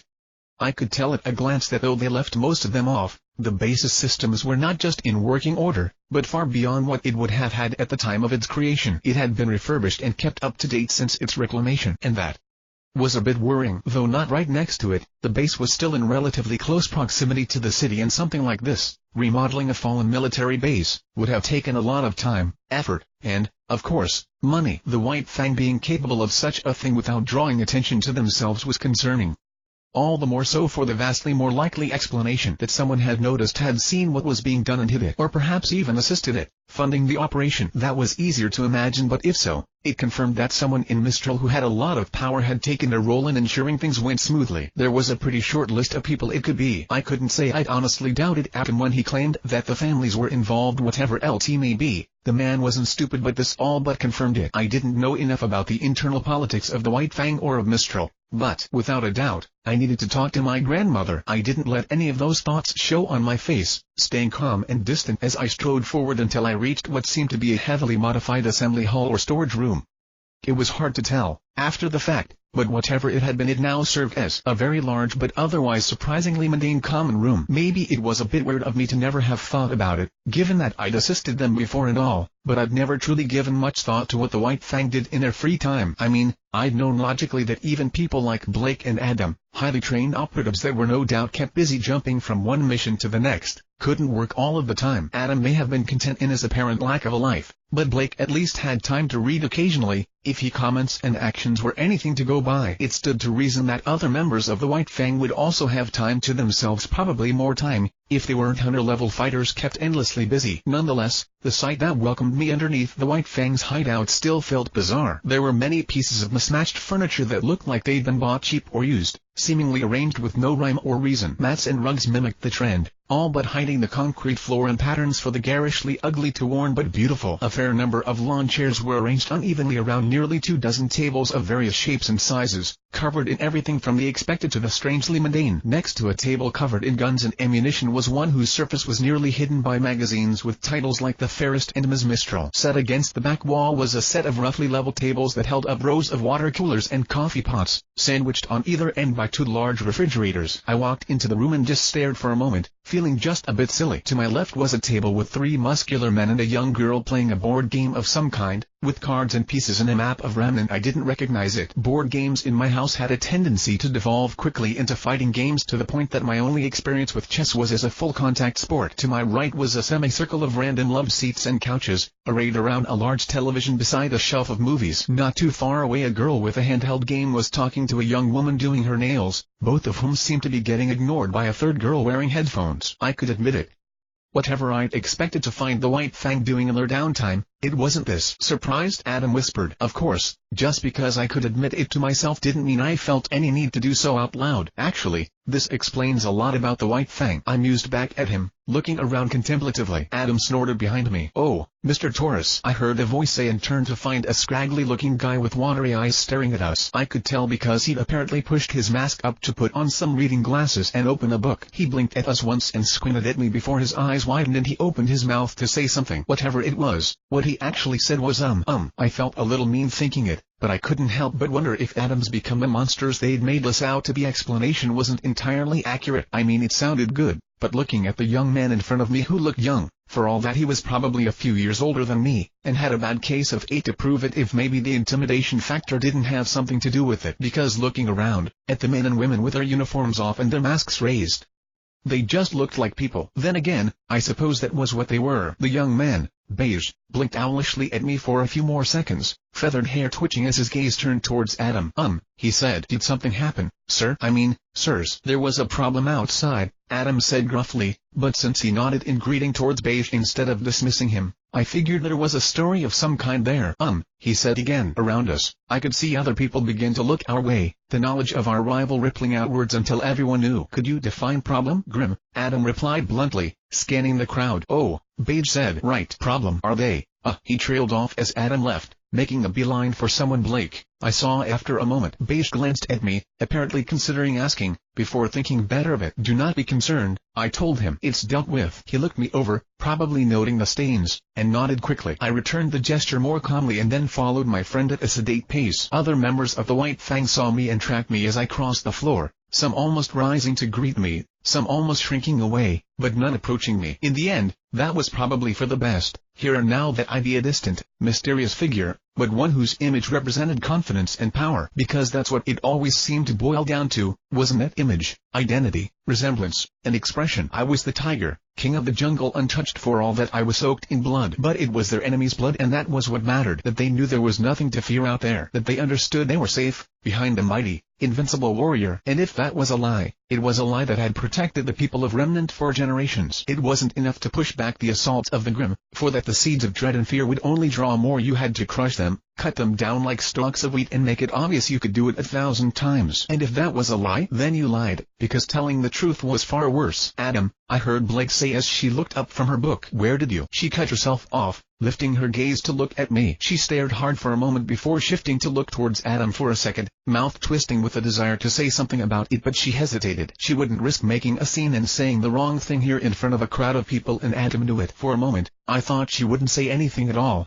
that she'd let things pass begrudgingly, but her lips twitched once and she met Adam's hidden eyes. You shouldn't have brought him into this, she whispered, and I muffled the sound further with Levant to keep things private, just in case. Not again. Adam shrugged one shoulder in reply, not flinching. I did anyway, he said. If something's happening, he deserves to know. Especially if— Know what? I asked him through Levant, not bothering to move my lips. I saw his ear twitch once at the sound, but his face turned slightly so that he was looking towards a door set off to the side of the room. I'm not sure, Adam said, keeping his voice low enough that only Levant should be able to pick it up. Blake closed her eyes and looked away. But when you fought, there was a reaction more than there should have been. Whatever's happening has something to do with you and your family, John. And it's something big. Something. I don't know what you'll find or what will happen afterwards, but I figured you deserve the chance to find out. You can still back out. May? I replied distractedly as Levant's power expanded through the space around us, mixing with the air as it came under her influence and crept swiftly towards the door. Leave now, it's just getting interesting. Adam snorted again, a bull-like sound, and I made my tone more serious. Thanks, I said. For the heads up. Can you hear them? He asked after a moment. The room's soundproof. Noticed,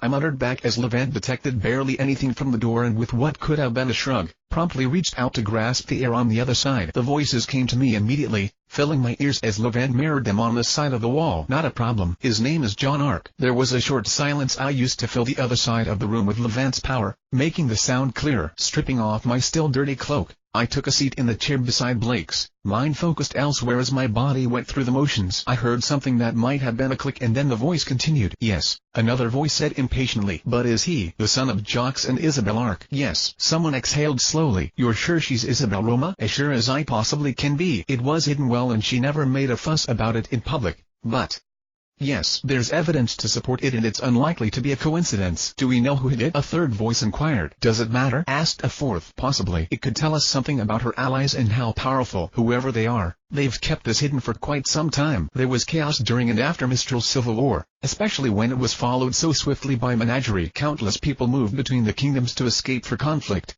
Moving a single girl would have taken no great effort, and there were bigger concerns than making sure every single refugee was who they claimed to be. Remember?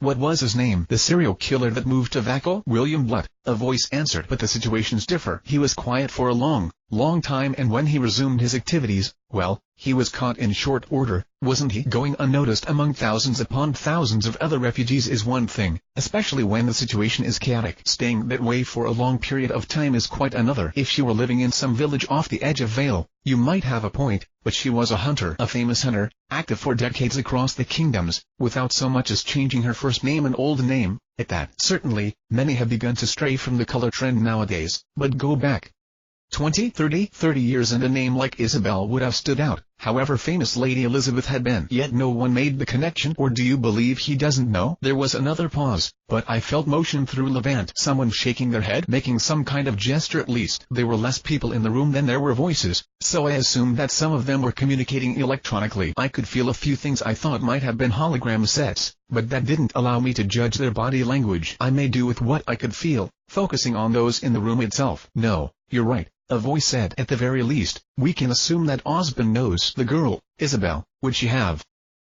already attended Haven? If not, she'd have been on a team in Vale for at least 4 years.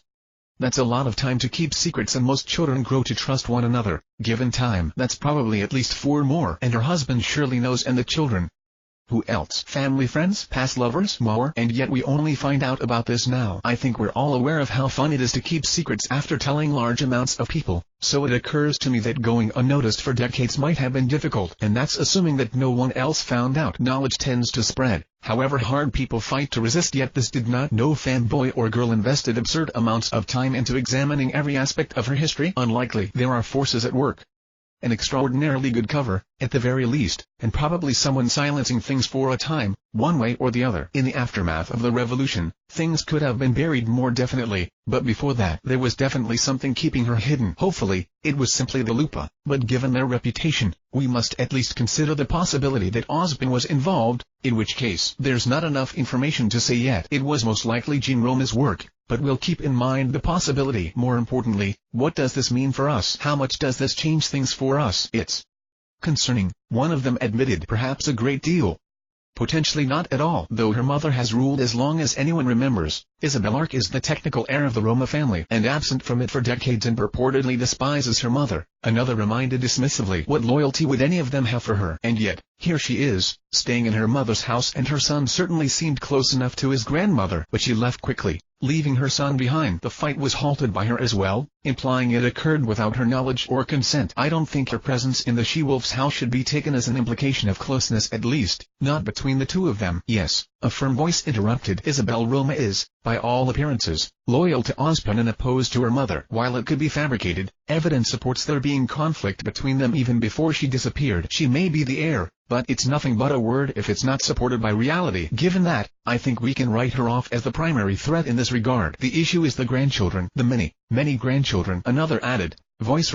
What was it? 7 granddaughters in addition to this grandson? Yes. Hunters, all of them, and close to their grandmother. We didn't know their relationship until now, but looking back, they all spent significant time in the area, working under or near her. Now, her grandson appears to fight in the tournament, beginning with a display of power that should be far beyond someone who hasn't even attended a hunter's academy, who'd failed to gain entry into a combat school, even. There were several disbelieving sounds in response to that. I took the chance to return my attention to my body and glance around absently. I was leaning forward, on elbow on a knee, while Blake and Adam positioned themselves to talk quietly beside me, making it look as though I were listening to them absently. No one else deigned to approach us, though several had wandered in our direction, taking seats positioned such that they were nearby without actually being close before returning to their own activities. She must have been planning this for a long time, keeping them a secret, preparing them. It's hardly a surprise in hindsight. We knew from the beginning that she wouldn't just sit idly by while her power base deteriorated, that she had grandchildren in play.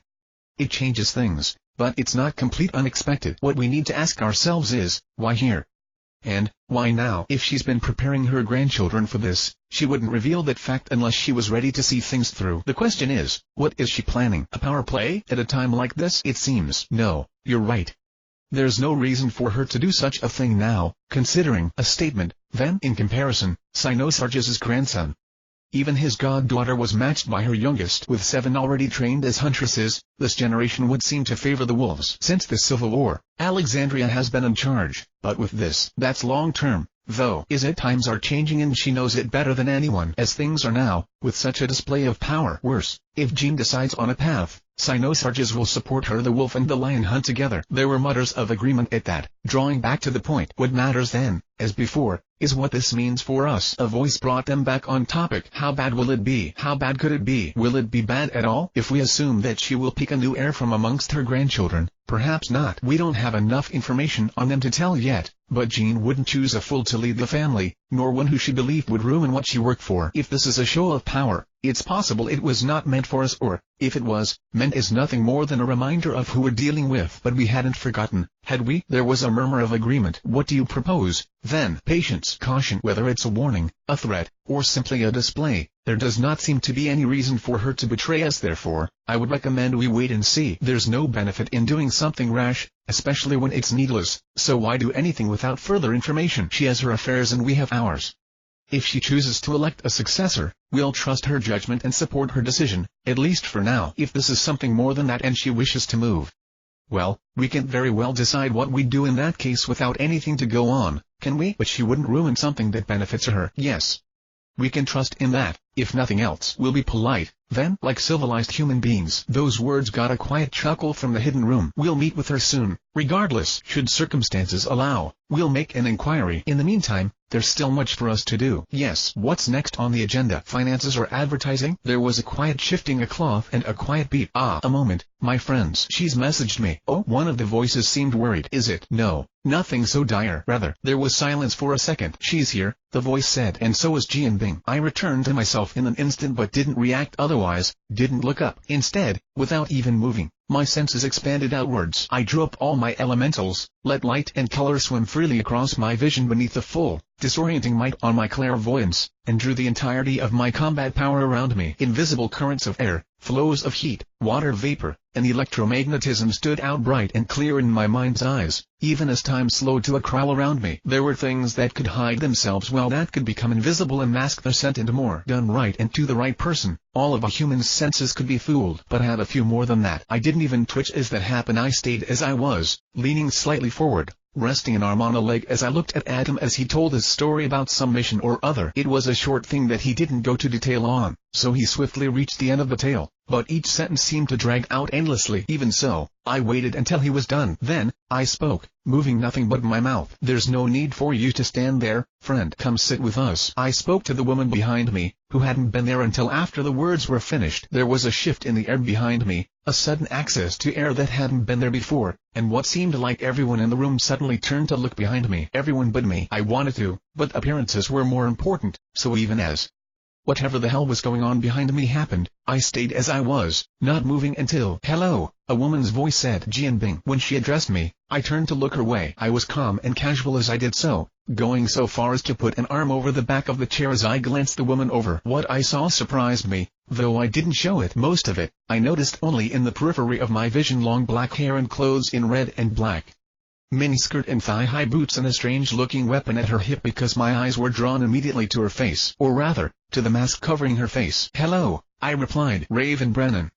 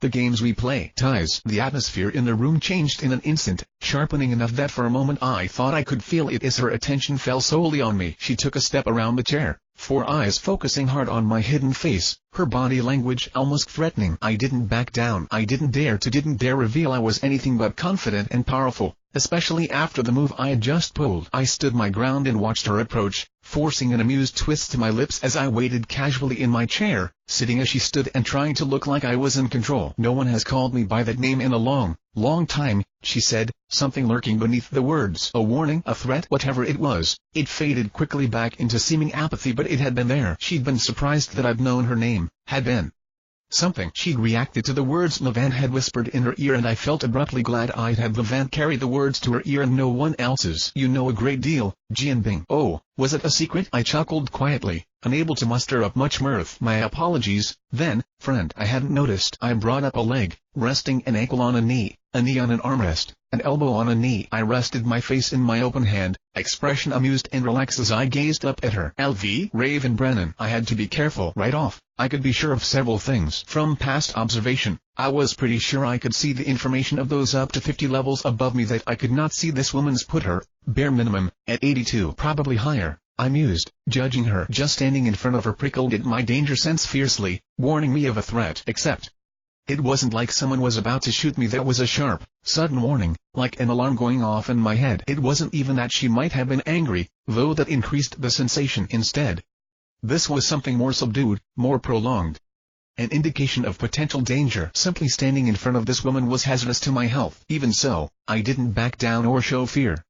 I met her eyes as if I were her equal, however certain I was that she wasn't. I had to. A simple glance was all I needed to be sure that this woman was dangerous beyond words, even if levels were, at their most basic level, extremely informative. A difference this large. If this came to a fight, I couldn't imagine enjoying it. If she was as strong as my mother or, worse, stronger than fighting would end badly. And yet, in a situation like this, backing down or submitting probably wouldn't end much better. It was strange, but I didn't dare risk running from a fight I couldn't win. But if I couldn't fly and couldn't fight, what did that leave me? Nothing. Except my image. Her mask covered the whole of her face. My mind left my mouth visible, and so I smiled. I played my role like it was my only line of defense, not just for Raven, but for the crowd gathered around us, watching every move. I stayed seated to avoid looking like the aggressor, but remained confident to avoid looking weak as I returned her stare. 4 to 4. Our eyes met from behind stark white masks, the red standing out like blood against them. A grim mask, like 100 others in the room, but far more elaborate, a sign of rank, I assumed. I wasn't sure how the White Fang used the things, but I'd seen the difference in design between prospective and actual members, as well as between members and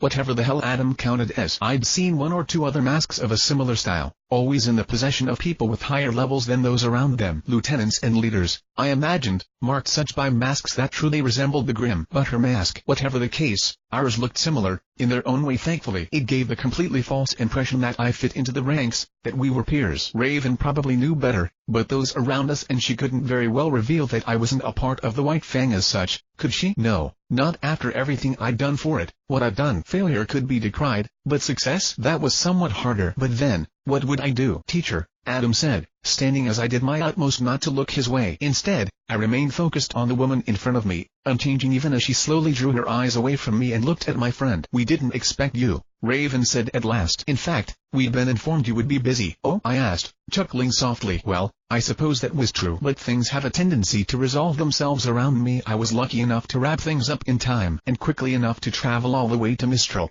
she noted. I like to consider myself an expert on intercontinental transport, I said, and smiled slightly as the words drew a few chuckles from the younger members, chuckles that quickly died, assassinated by the atmosphere in the room. Or maybe they were just scared by where they stood between someone I assumed to be one of the higher-ranking members of the White Fang and the internationally infamous Jianbing. I could see the anticipation on their faces with my alarmingly sharp peripheral vision, the interest and wonder and fear. Who were we? Did we know one another? Were we friends? Enemies? And, perhaps most importantly of all, were we about to fight? God, I hope not. I couldn't imagine that going well for me right now. I mean, God, had I seen this coming or what? I told Adam. So I've heard, Raven said, feathers hand ruffled as she turned back to me. And exterminating pests. Evidently. You had a bit of an infestation, I replied, brushing grim ash from a pectoral. I happened to notice several of our fellows having trouble dealing with it and offered a hand. What a gentleman, she said. Oh? I asked, closing my eyes as I stood at complete and utter ease. Really, I wouldn't say that. It was nothing worth mentioning, right? Unlike my own,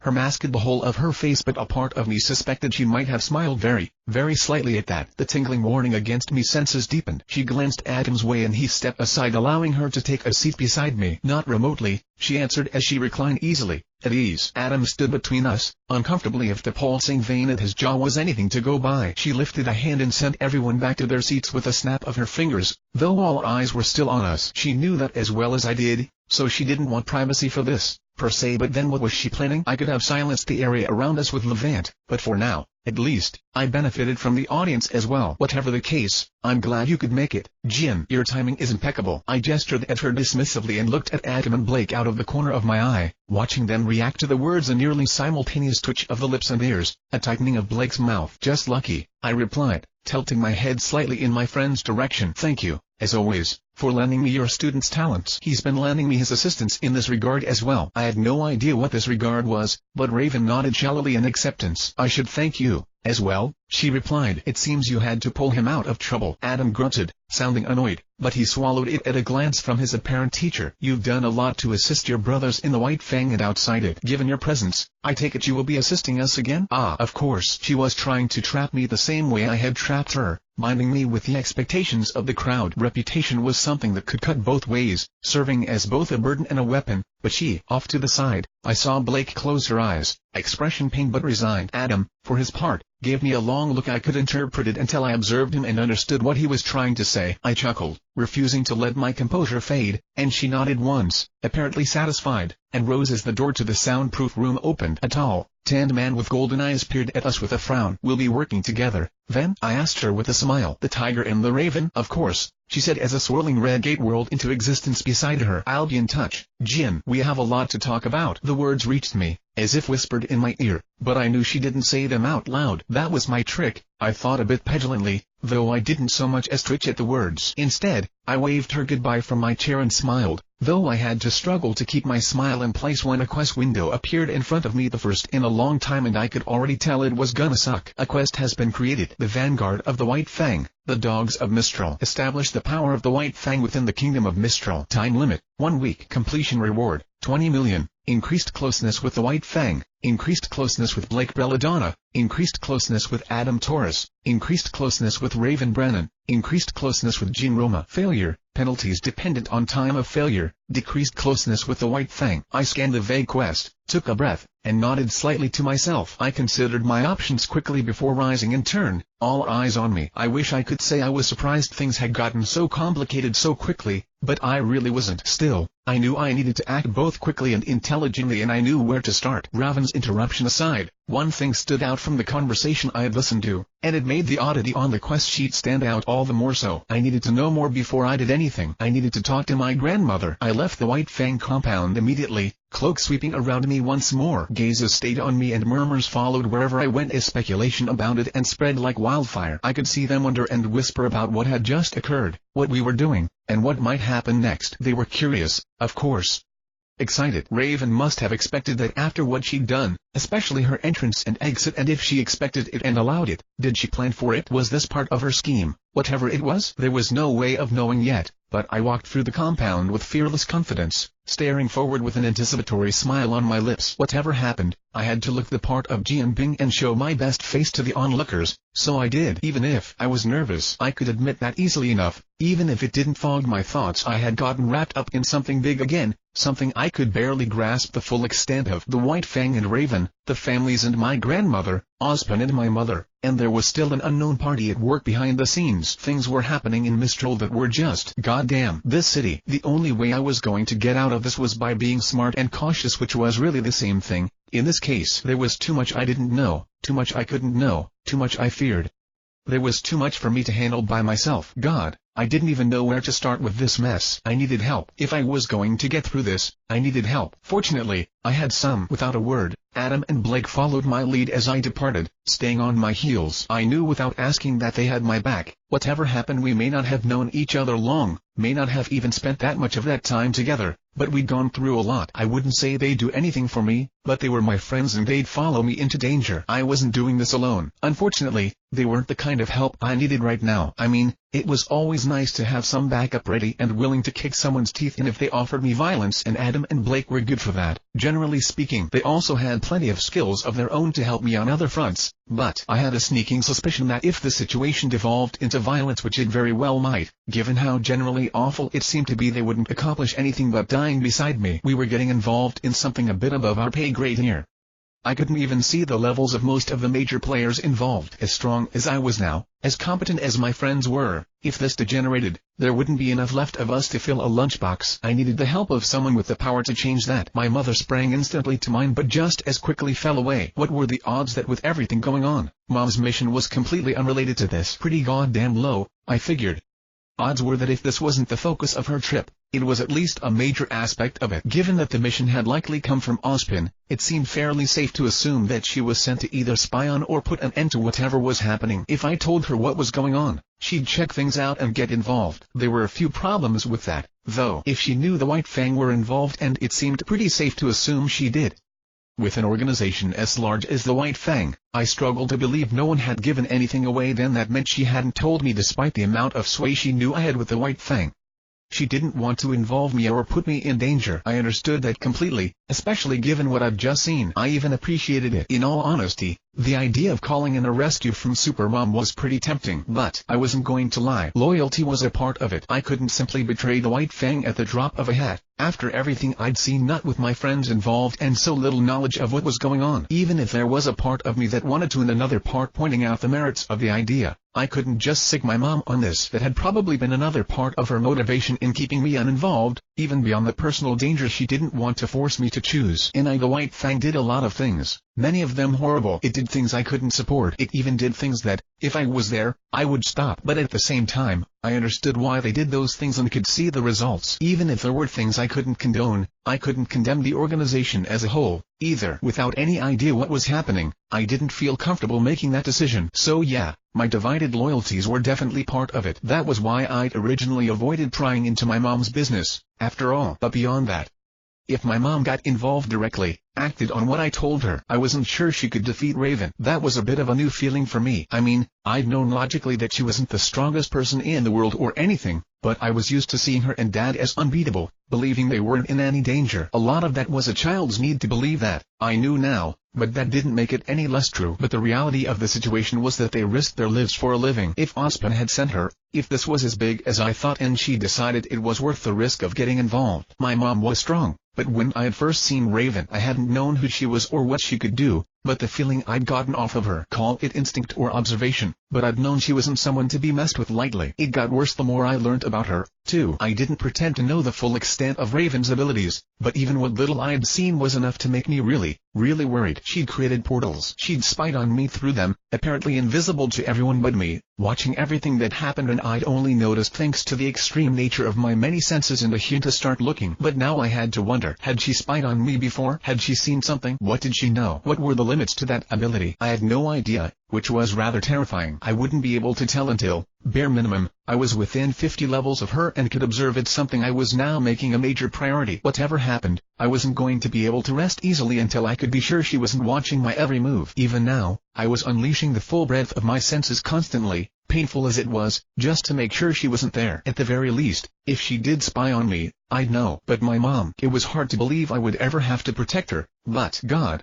it wasn't hard to imagine what Raven could do if she wanted to. Even if my mom could win a fight with her, which I wasn't sure she could, all it would take was a portal into her bedroom while she was asleep, and I couldn't tell my mom. If I did and she got involved, if something drew attention her way. My hand clenched into a fist. I knew what was happening and was well aware of the irony of the situation, wondering about the limits of a mysterious person's powers and worrying about the implications. Even so, I had to be wary of Raven. I couldn't risk my mom becoming a target, even if I knew she was good at her job. If something went wrong, I'd never forgive myself. So I went to my grandmother instead. I wasn't blind. I loved my grandmother, there was no doubt about that. Whatever her past, whatever her flaws, she had always loved me unconditionally and been kind to me. But I knew what she did for a living, what she had done, what she could do. I'd also gotten a glimpse of how complicated the situation in Mistral was, granted, but my grandmother was a very scary woman. Smart, ruthless, pragmatic, and scary, which was exactly what I needed. I could be sure that if I told her about Raven, if she didn't already know, she'd be appropriately cautious, wouldn't risk her life for a mission or beliefs. She had a lot more power and authority in Mistral than my mother did, too. Reach, options, and a history of a lot of things. Perhaps even more so. She was already involved in this and I needed to warn her if I could. I'd like to warn my mom, too, but I wasn't sure how to do so without risking her getting involved. If I told grandmother, though, then perhaps she could waylay her without tipping her off. I had to believe that. And so over the river and through the woods, to Grandma's house I went. Wait here, I said as we came to the outskirts of my grandmother's property. Try not to cause any trouble, either.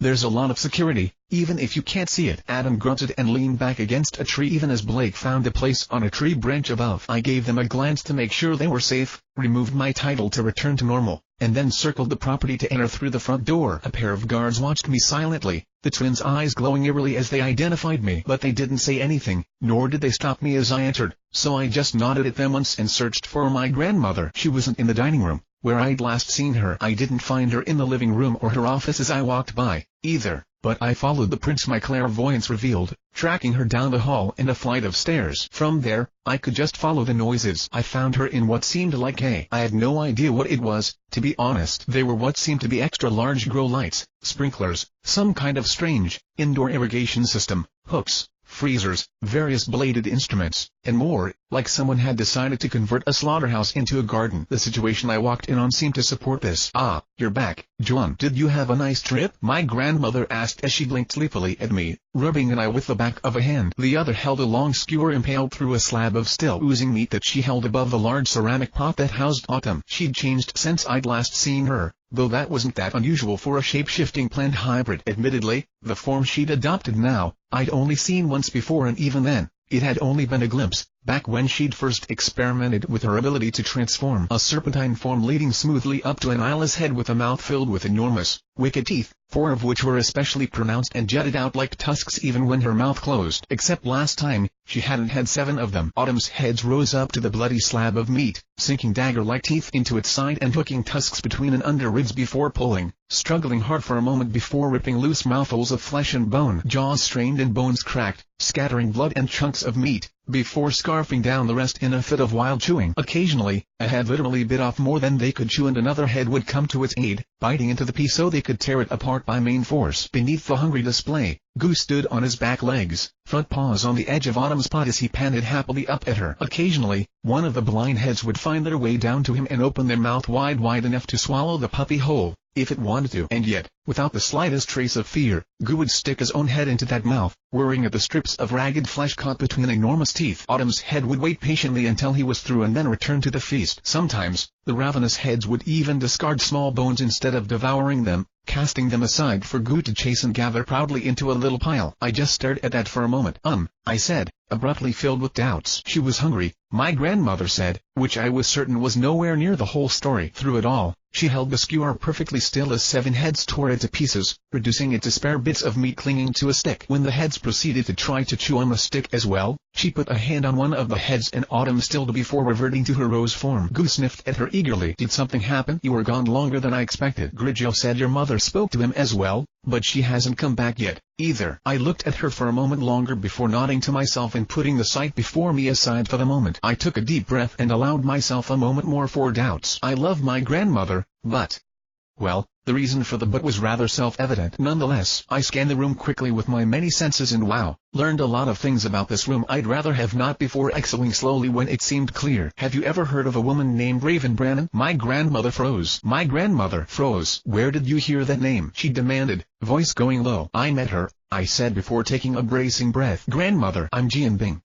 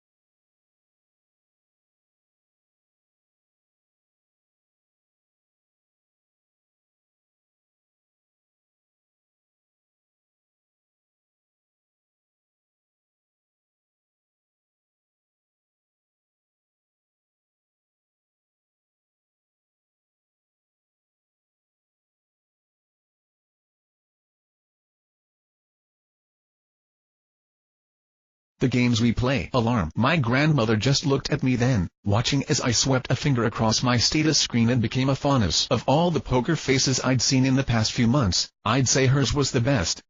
In the face of what must have been an extraordinarily shocking revelation, she reacted only with slight twitches of the lips and eyebrows, by all appearances taking it in stride. My grandmother wasn't stupid, either. From that single piece of information, I saw her start to put things together, making connections. She didn't even react with disbelief or shock as she stared at me, simply staying silent. But the look in her eyes had changed, becoming something calculating, contemplative, and something else. She glanced down at the stained skewer in her hands and cast it aside dismissively, the clattering of it against the floor an almost deafening noise after the quiet. But I stood still and said nothing, allowing her time to think and consider. At last she spoke. "Does your mother know?" was her first question, eyes locked on my face. "Yes," I answered immediately, nodding slightly. "I told her." "Before or after?" she asked without specifying. "Not that she had to, I suppose." "After," I said. "I promised Mom and Dad I'd explain everything after I came back, but there was something I had to do." "The mining town up in Atlas," she stated. "Yes." "That was reckless of you," she continued. "Foolish." "Did you have any idea what you were getting into at the time?" I hesitated before shaking my head. I thought I did,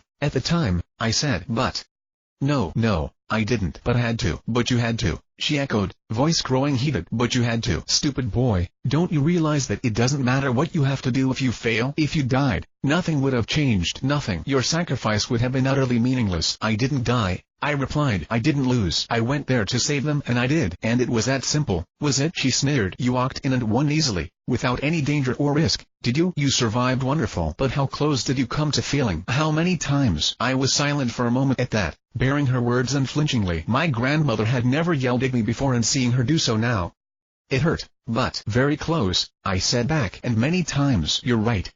There were a lot of times I could have lost, could have died, but thousands of lives were on the line. Grandmother and I was the only one who could have saved them. What else could I have done?" "Walked away," she snarled at me. "Left and fought a different battle." "Thousands of lives are on the line every second of every day. That's not a reason to throw your life away pointlessly." "I couldn't do nothing." "And why not?" she demanded, but didn't give me a chance to reply. "Because it would have been cowardly." "Because it would have been dishonorable." "Oh, or let me guess, because you couldn't live with yourself if you didn't." "Well, let me tell you something, boy. If you throw your life away pointlessly because you can't accept a world where you are perfect, where you can't save everyone, that doesn't make you brave. It doesn't make you honorable. And it doesn't make you a hero. It makes you an even bigger coward, for choosing to die instead of face the world. And in dying, you sacrifice all the lives you could have saved otherwise. That's not heroic. It's foolish." "Do you have any idea what you were risking, you ignorant child? Do you have any idea what your life is worth?" I looked down at that, unable to meet my grandmother's eyes, partially because they'd turned a misty, glowing white, but mostly because of the feeling her words incited. I trailed off before I could even give the words voice. It was probably for the best, because I wasn't sure what to say to that. And I bet Isabel and her fool husband praised you for it, too." My grandmother laughed cruelly. "So proud to see their little boy risk his life for what he believes in and nearly get himself killed. That's just like her. All her talk of preparing you for what's ahead, of teaching you how to stay alive. But does she teach you anything important? Does she teach you when to walk away or run, when to compromise or give up? No. She just tries to make you strong. But you'll find no victory in strength, Jaune. No matter how strong you think you are, no matter how well prepared you believe yourself to be, you can't always win. You get outmatched, you get unlucky, you lose, and you die. So you pick the battles you can win and run from the ones you can't. If she really wanted you to survive, she'd teach you that, because that's how you live in this world, Jaune. Not by pointlessly risking your life for every fool thing." It wasn't pointless. I barely kept my tone, indignant at the words towards my parents, but she cut me off before I could get any further. "Oh?" she questioned. "Then you accomplished what?" "After all, you risked your life countless times, alarmed the entire world by waking Ziz, held a young girl from a very powerful family hostage, and stole countless lien worth of property. So you managed to do something, right? You made Jianbing infamous the world over. You improved the power, standing, and image of the White Fang. Oh, and wow, you saved 1,000 faunas from some mine somewhere. Congratulations. Now, did you accomplish anything of value in the midst of all that? Or do you honestly believe that mine wasn't full again in a week? You scared people, and, in time, that'll cause ripples throughout the dust and airship industries, raising costs, prices, and security. But what did you manage to do? You went there to save the faunas, right? Do you think that by doing all of this, you have improved their situation? That the lives of the countless faunas in 100 or 1,000 other mines have been helped by your actions? That kind of took the wind out of my sails. After all, I already knew. I looked at my hands and then back up at her as she strode towards me, cupping my head in her hands. "Jaune," she said, "you have to understand what your life is worth. It's not something you should throw away or put on the line for every little thing. I understand how you must have felt. Every hunter stands where you stood eventually, in their own ways. We all face that choice eventually, find ourselves facing horrible odds on one side and an awful choice on the other. But however horrible it may be, you have to think, I know it's awful, but when you find yourself facing a battle you can't win, just walk away. Whether it's an army or the Grim, if you die, it'll make no difference. They'll keep going as if you've never been there. It's only by living that we can accomplish anything, Jaune, and that's why living is harder than dying. But you keep going, Jaune. You have to. I've seen dozens of villages die, whether to tooth and claw or to the sword. I stood back and watched, because I knew I couldn't win. And you know what? What? I asked, pretty unenthusiastically. I went on to save thousands more, she answered, because I was alive to save them, instead of dead in a ditch. I saved more lives than everyone in my graduating class at Haven combined, because I chose to live when I could have died, Jaune. And people have said it was the easy way out, but it's not, Jaune. Life is never easy. It's terrifying and painful and beautiful, and sometimes it hurts so much it makes you think you are dying. There are times when it'll hurt so much it'll make you laugh, and is so wonderful it'll make you cry, because you lose things and you gain them, again and again and again. And you're young, Jaune, but I want you to know what that's like. I want you to live to see it for yourself. So I need you to understand what you risk giving up. You can live, Jaune, and you can fight, too. But understand, if you can save lives, save them, but if you can't, then isn't that a big enough tragedy without adding on to it? She dropped her hands from my face to my shoulders, looking at me steadily as she waited. I closed my eyes silently and took the words in. Hard as it was, I'd long since known my grandmother wasn't one for saying what people wanted to hear, but it had never been directed my way before now. And now that it had been, now that I'd heard what she had to say, it wasn't easy to take in. But after a minute, I nodded. My grandmother wasn't one for saying what people wanted to hear, but whenever people had complained about it, I'd always thought that didn't change the merit of her words. Maybe I should take my own advice, even if it left me feeling sick at the implications. But then, from the very beginning, "I'm sorry," I said when I opened my eyes to see the honest concern on her face. I felt off, suddenly.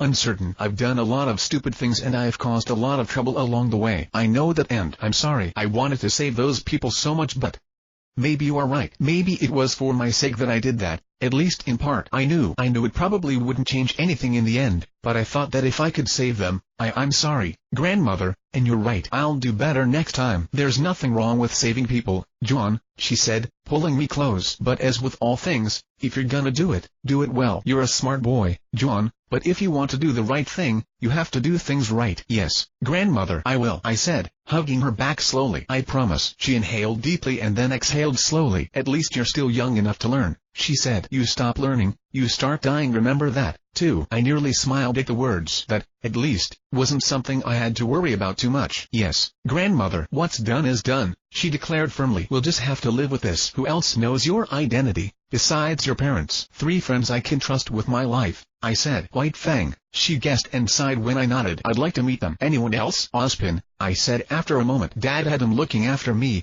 though I didn't know it at the time. He figured it out somehow. Of course he did, that old warrior, she snorted and caught my look. The old bastard has cameras all over Vale and much of the forest surrounding it. Be careful with what you do there. It's only paranoia if they aren't constantly watching you. That's been going around, I said, frowning. Grandmother, I need to speak to you about what I saw today. Raven Brennan. Who is she? My grandmother exhaled slowly at that, looking away. You met Raven Brennan? She asked. You're sure it couldn't have been a trick or imposter? I'll tell you everything about my power in just a second, I promised. But trust me, it's her. She was silent for a minute before nodding. She was a hunter from Vale, she said. One of their best, at the time, along with the rest of her team. She disappeared a long time ago, though, around when you were born. She's back. I take it she's working for the White Fang? I nodded before pausing, considering that. Working for them? I mused before shaking my head. I can't be sure. My power has limits I'll tell you about, but I listened in on the leaders and the way they mentioned her. I don't think she's working for them. Shit, she said before mouthing something to herself and shaking her head in annoyance. I never would have associated them, but that makes sense. 16 years ago the revolution in the White Fang. I can see it. Damn it. She can make portals. Grandmother, I continued urgently. I don't know what limits there are to it, either. Not yet, at least. I know, she nodded. She's always been able to do that. It's a very dangerous ability and part of why she was so successful. But she can use them to spy on people, too. I interrupted to add, without any of that glowing stuff, either. As far as I know, I was the only who noticed. and it was only because I got tipped off to look with my powers. Fuck, my grandmother swore after a beat of silence. Damn it, but that explains a lot, too. They always did seem to know a bit too much, but if she could do that. She looked around, almost nervously. We're clear here, I said. I'm sure of that much at least. But this changes things. She agreed. You better tell me everything. I did. I broke it down pretty quickly how my ability worked, what types of things it had led me into, and so on, but I told her everything I thought might be important when it came to the possibility of someone who could be watching us at any time and who may very well be able to bypass all of our defenses. Well, I wasn't taking any chances. The gamer, she repeated, tilting her head at me with a slight frown. Shifting her teacup ideally, she considered me for a moment before taking a sip. A rather strange power, but an undeniably useful one. I nodded, sipping from my own cup. I wasn't all that surprised at how calmly she took it, given that the outburst I just witnessed was pretty much the only time I'd ever seen her get truly emotional. Still, have you ever seen anything like it? I asked curiously. Semblances were so personal and thus so varied that it was hard to take an account of such things, but I thought that if anyone knew, it was probably her. And maybe once, she said. Julius had an ability that was similar in a way. A semblance called Emperor. He gained power from his followers and those loyal to him. The larger his army, the more power he could draw, until he began manifesting all sorts of strange powers. His power was very group-focused, but I saw him once, when he returned to Mistral with his army. She shook her head and sighed slowly. Even compared to that, the way your ability manifested is still unusual, she continued. If you can keep yourself alive, you'll be very, very strong someday. Your potential is perhaps the greatest I've ever seen. Just don't forget that it won't matter how strong you could become if you die before you do. I weathered the pointed words silently, acknowledging them but not reacting. I already knew that. After all, Raven's our biggest threat, at least for now, I said instead. I've heard there's at least one unknown party negotiating with the White Fang, unless that's the families. We're always negotiating, but it's almost certainly not us, she answered. While we'll deal with the White Fang in return for services rendered, we've little to profit from allying with them officially. If they were a little more. She clicked her tongue, pausing to think. You may already be aware, but the White Fang has two faces. Much of it is simply composed of desperate or angry faunas united under a famous banner, who take orders from those higher in the organization. In theory, at least. In practice, it's more of a movement than an organization, and anyone can take up the name and go bomb a store or something. In that regard, asking what the White Fang stands for is largely meaningless. It has as many answers as it does members. With 100 branches in 100 places, it's a group of upset people standing up for their individual beliefs, which can create very contradicting results. Most of the time, it's a joke to accuse the White Fang of doing something more often. A father sees his daughter get beaten for her ears, gets a mask, and takes revenge under the excuse of doing it for whatever they happen to think the White Fang stands for. The thing is, that's pretty much working as intended. I frowned at her and she smiled at the look before continuing. You've seen the other side of the White Fang, though, she said. The part that isn't disorganized, which has some very powerful members, apparently more than even I believed. That part does things for a reason, planning things out, and striking where they think it can do the most damage. They quietly encourage the actions of the first group, because it gives the impression that anyone can be a member of the White Fang. Which is completely true, as all it requires is a mask. And because any faunus could be in the White Fang, or join it at any time, people get scared, I finished, understanding. They worry about what could happen, about who they might be offending. And since the White Fang seems to be everywhere and appears to be enormous, well, who even knows what the White Fang is so vague. Attempts to target it inevitably splash over onto faunus as a whole, and in doing so, pushes them towards the White Fang. The leaders might step in and give a little guidance here, get some resources there, and generally fan the flames until something big happens. But I shrugged. It's an action that has advantages and disadvantages. Certainly, it makes any attempts to war with the White Fang difficult at best, as they could be any faunus. But on the other hand, publicly align with such a group. She shook her head. No, I'll check to make sure none of the others are doing anything foolish, but there's more to lost than gained by standing with them, especially with the hatred of the dust companies. Then there's at least one unknown involved here, I said, frown deepening until I shook my head. We'll have to handle that as we come to it, but for now, let's focus on the monster at our door. What else can you tell me about Raven? Little, she shrugged. We only met a few times and didn't do much talking. Swords seemed to be her preference, a mix of Vaco and volume design, at least back then, and they always had a very long reach. Fast, strong, smart. What you'd expect from a huntress, only more so. She was part of a team, like I said, but it broke up. What happened? I asked. Do you think it has anything to do with, well, what she's doing now? Almost certainly, but I don't know any specifics. I remember thinking that they'd kept it suspiciously quiet, but then the rights revolution kicked off and there were more pressing concerns. Her team. My grandmother closed her eyes for a minute, recalling something. I only saw them all together once, but I remember one of them even better than I do her brother. RWBY. A brother? I blinked in surprise. I've never really considered that the supervillain might have siblings, which was probably silly of me, thinking about it.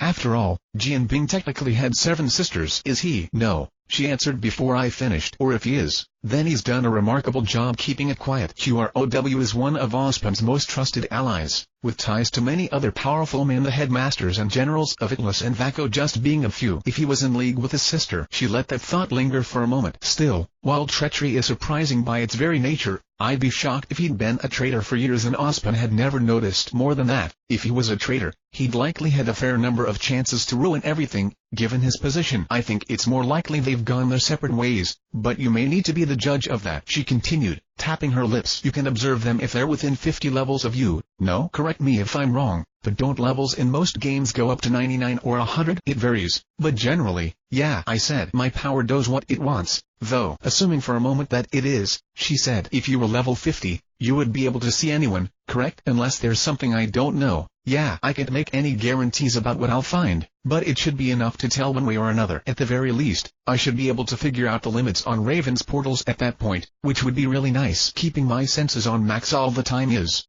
uncomfortable. The HP damage was easy to fix, at least. The rest I'd live. My grandmother nodded. Then you'll need to train, she said. I assume your mother was going to take you hunting at some point when we got back. Yeah, I said. My grandmother snorted. You'll come with me. Instead, from what you said, it's uncertain how many levels you'll be able to gain in the time we have, but if killing a giant Nevermore and some foot soldiers was enough to get you too, she said. We'll leave once we're done here and make up an excuse for your mother. I hesitated before reminding myself that this was to keep her safe and nodded. What about the rest of Raven's team? I asked. Taeyang Jialong now serves as a teacher at Signal alongside RWBY. If I recall correctly. If I read them right, I believe he and Raven were sweet on one another at the time. Something might have come from it.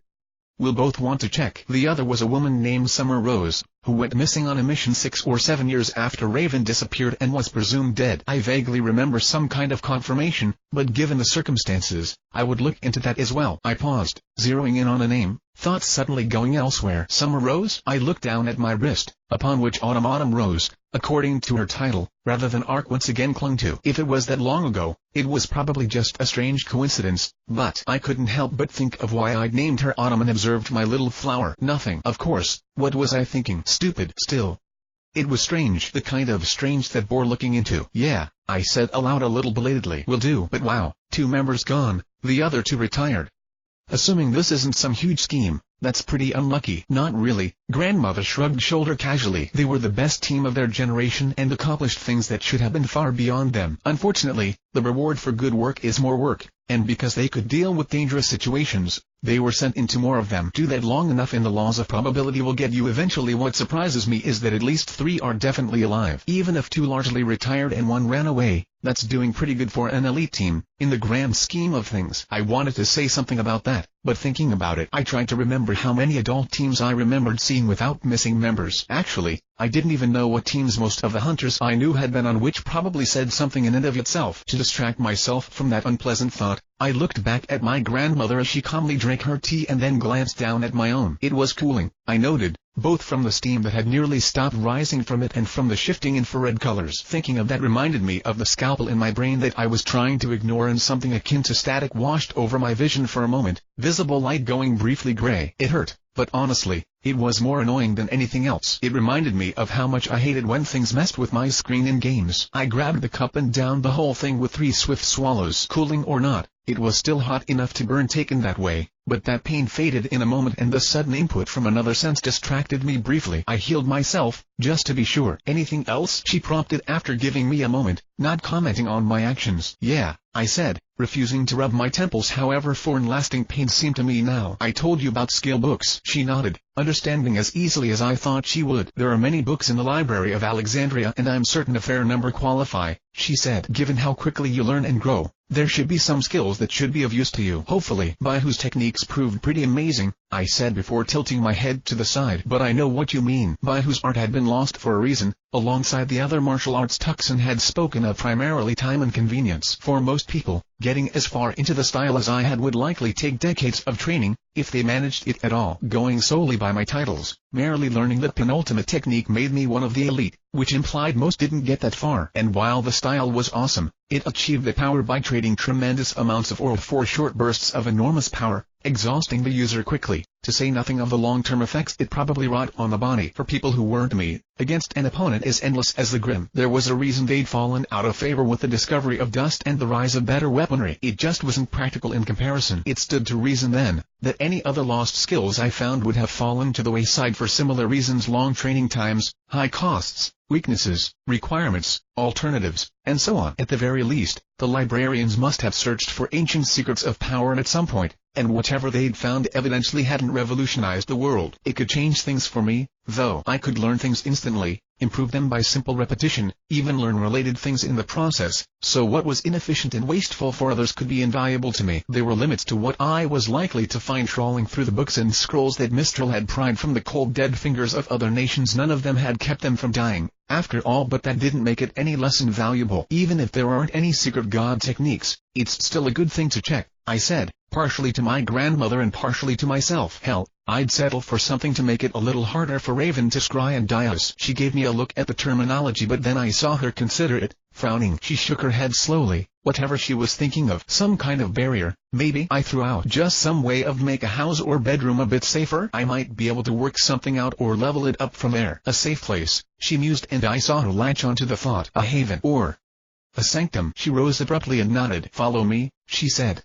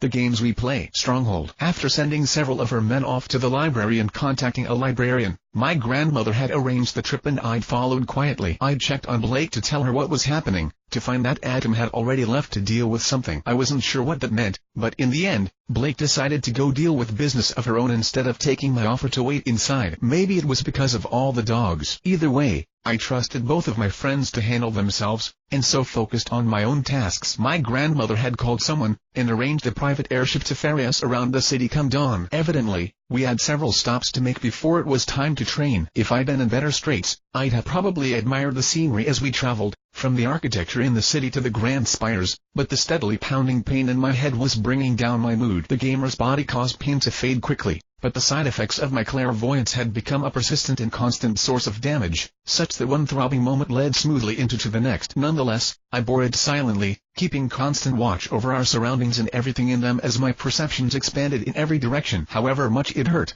I knew it wasn't doing any permanent damage, just as I knew that I'd be able to level it up enough to make the pain stop long before my brain gave out, even if it took weeks or months. For now, I soldiered on and just tried to ignore the occasional disruptive shifts in my vision. It didn't strike me until we'd reached our destination that this was the first time I'd ever truly laid eyes on a combat school. I'd seen pictures of Signal, of course, both inside and out, but I'd taken my evaluations in Vale and had never gotten to go there myself. I dreamed of a place like this since I'd been a young boy, at first with hope and later with sadness, but my trip to Sanctum was the first time I'd ever gotten the chance to truly see one. Do you know why the schools in Vale are named as they are, Jaune? My grandmother spoke up at last, sounding conversational as we rose over the school. It was undeniably beautiful, a grand series of temples that had once stood apart and melded into a greater whole. The buildings represented the many different cultures and belief systems of the continent, if partially because Mistral had a history of stealing religious artifacts and placing them on the so-called Tower of Gods back in the day. With my painfully sharp eyesight, I could make out carvings in the walls around it, inlaid with images and scenes of myth and legend or perhaps history. Who knows, drawn in carvings and colors both. Thousands of years of culture and art came together in a beautiful display, such that an ancient carving of a many-limbed god, accented by weapons set in tut walls, could do battle with a three-dimensional portrait of another and not look out of place. Having one's works held up on the Tower of Gods was said to be one of the greatest honors one could achieve as an artist. It was a tribute to the many religions of Mistral, illustrating the many beliefs that had helped keep people warm in their darkest hours. At least, that was how it was considered now. Anyone who could fish out a history book could tell you it was really meant as a highly artistic form of mockery towards the people who prayed to their gods for safety in the face of Mistral's marching armies and found none. That it was set on the highest mountain overlooking the city was merely so they didn't need to make room as more gods were added, and enough had been that they wound a spiraling course over halfway down the mountain. Millennia of conquest had seen to it that there were enough temples on the mountain to house a large number of the city's inhabitants. They knew from experience. Alongside the ziggurat which housed Haven and the catacombs beneath the city, the mountain served as a shelter in emergencies. Where the people would be taken depended on precisely what kind of emergency. Signal and beacon,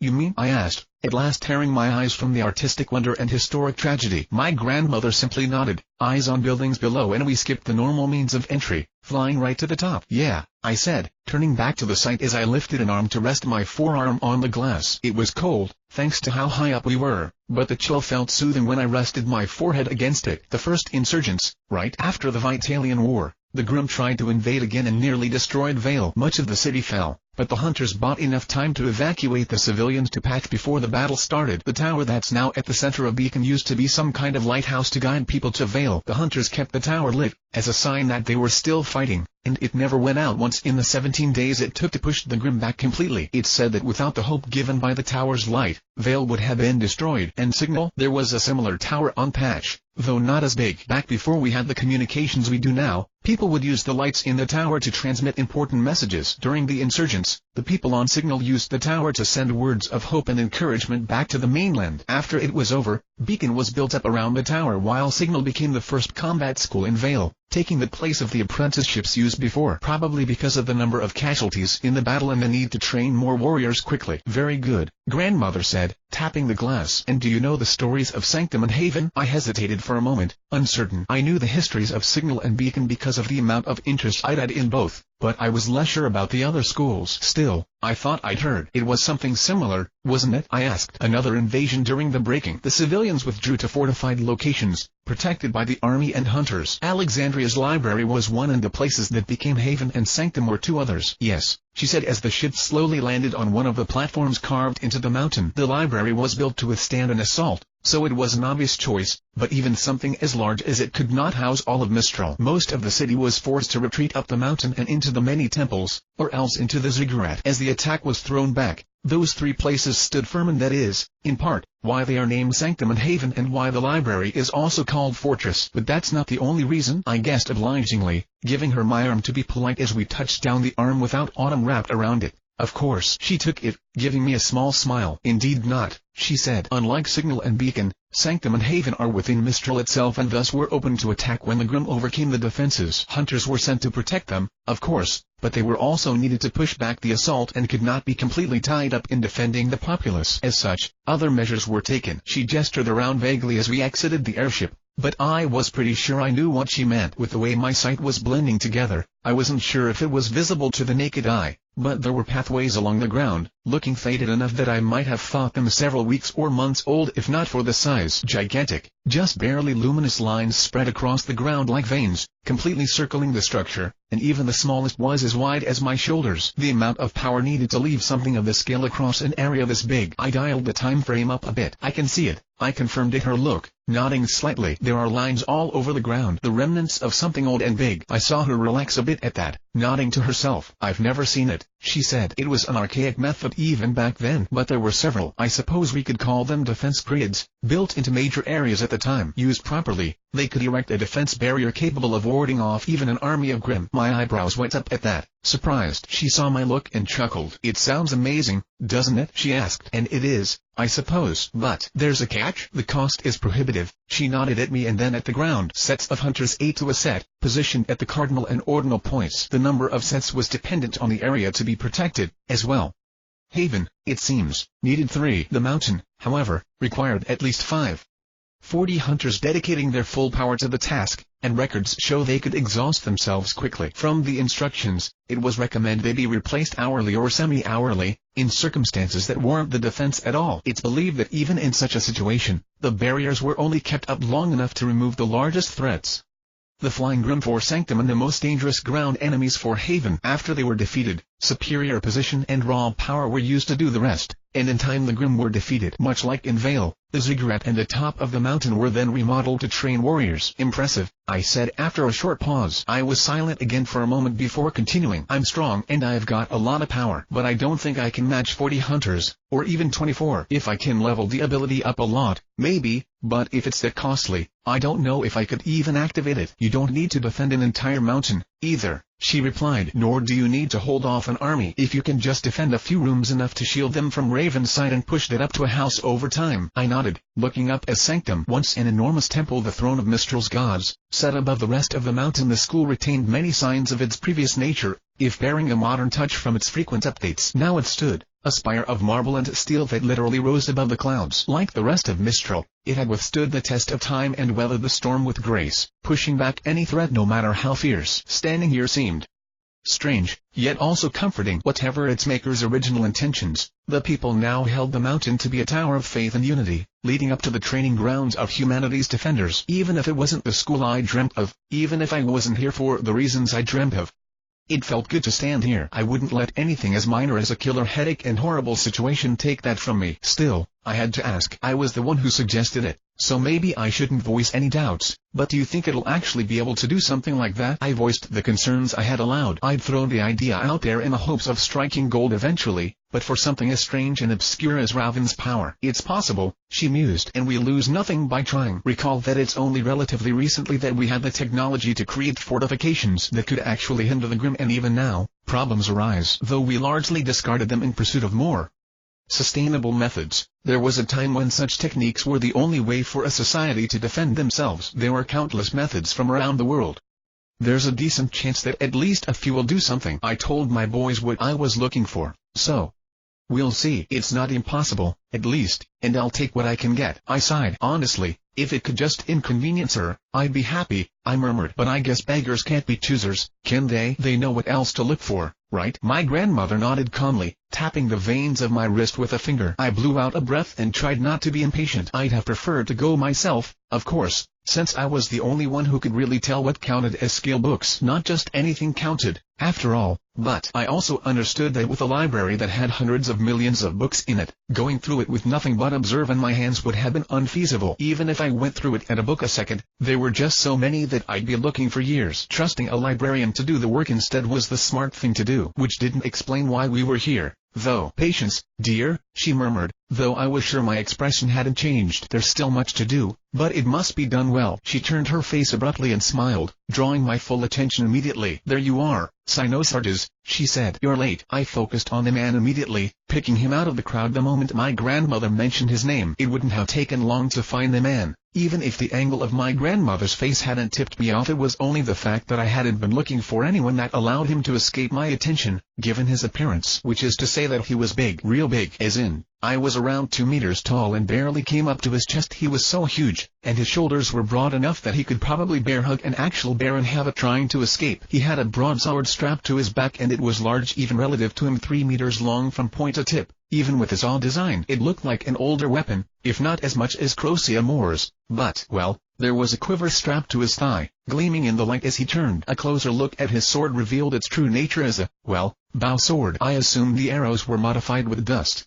Bows weren't as easy to use as guns, but the size difference between the ammunition might have given him some more room to work with. Enough strength, which I doubted was an issue for the man, and it might have evened out. It was something to consider. I then slid my focus to his right, looking at the young woman he was standing beside. Oh, Pyrrha said as her godfather rested an arm on top of her head as if the tall girl were an armrest. She ignored the action, apparently used to it, and waved at me. Hello again, Jaune. The mountain of her man beside her groaned loudly before I could reply, squinting down at me and my grandmother. I couldn't tell what he was thinking from his expression, at least not through the shifting haze of my sight, and he was too high level to observe. Perhaps he just needed glasses to see us from up there, I don't know. Genie, he rumbled after a moment, and I paused in the midst of formulating a reply to Pyrrha. Be glad I came at all on such short notice, you wrinkled old bitch. I'm not your fucking dog. If he hadn't had my full attention for having the audacity to call my grandmother Jeannie, he'd have certainly claimed it then. I looked up at him with wide eyes, but despite the words they both smiled. I gave him a closer look, looking over what little else I could easily see.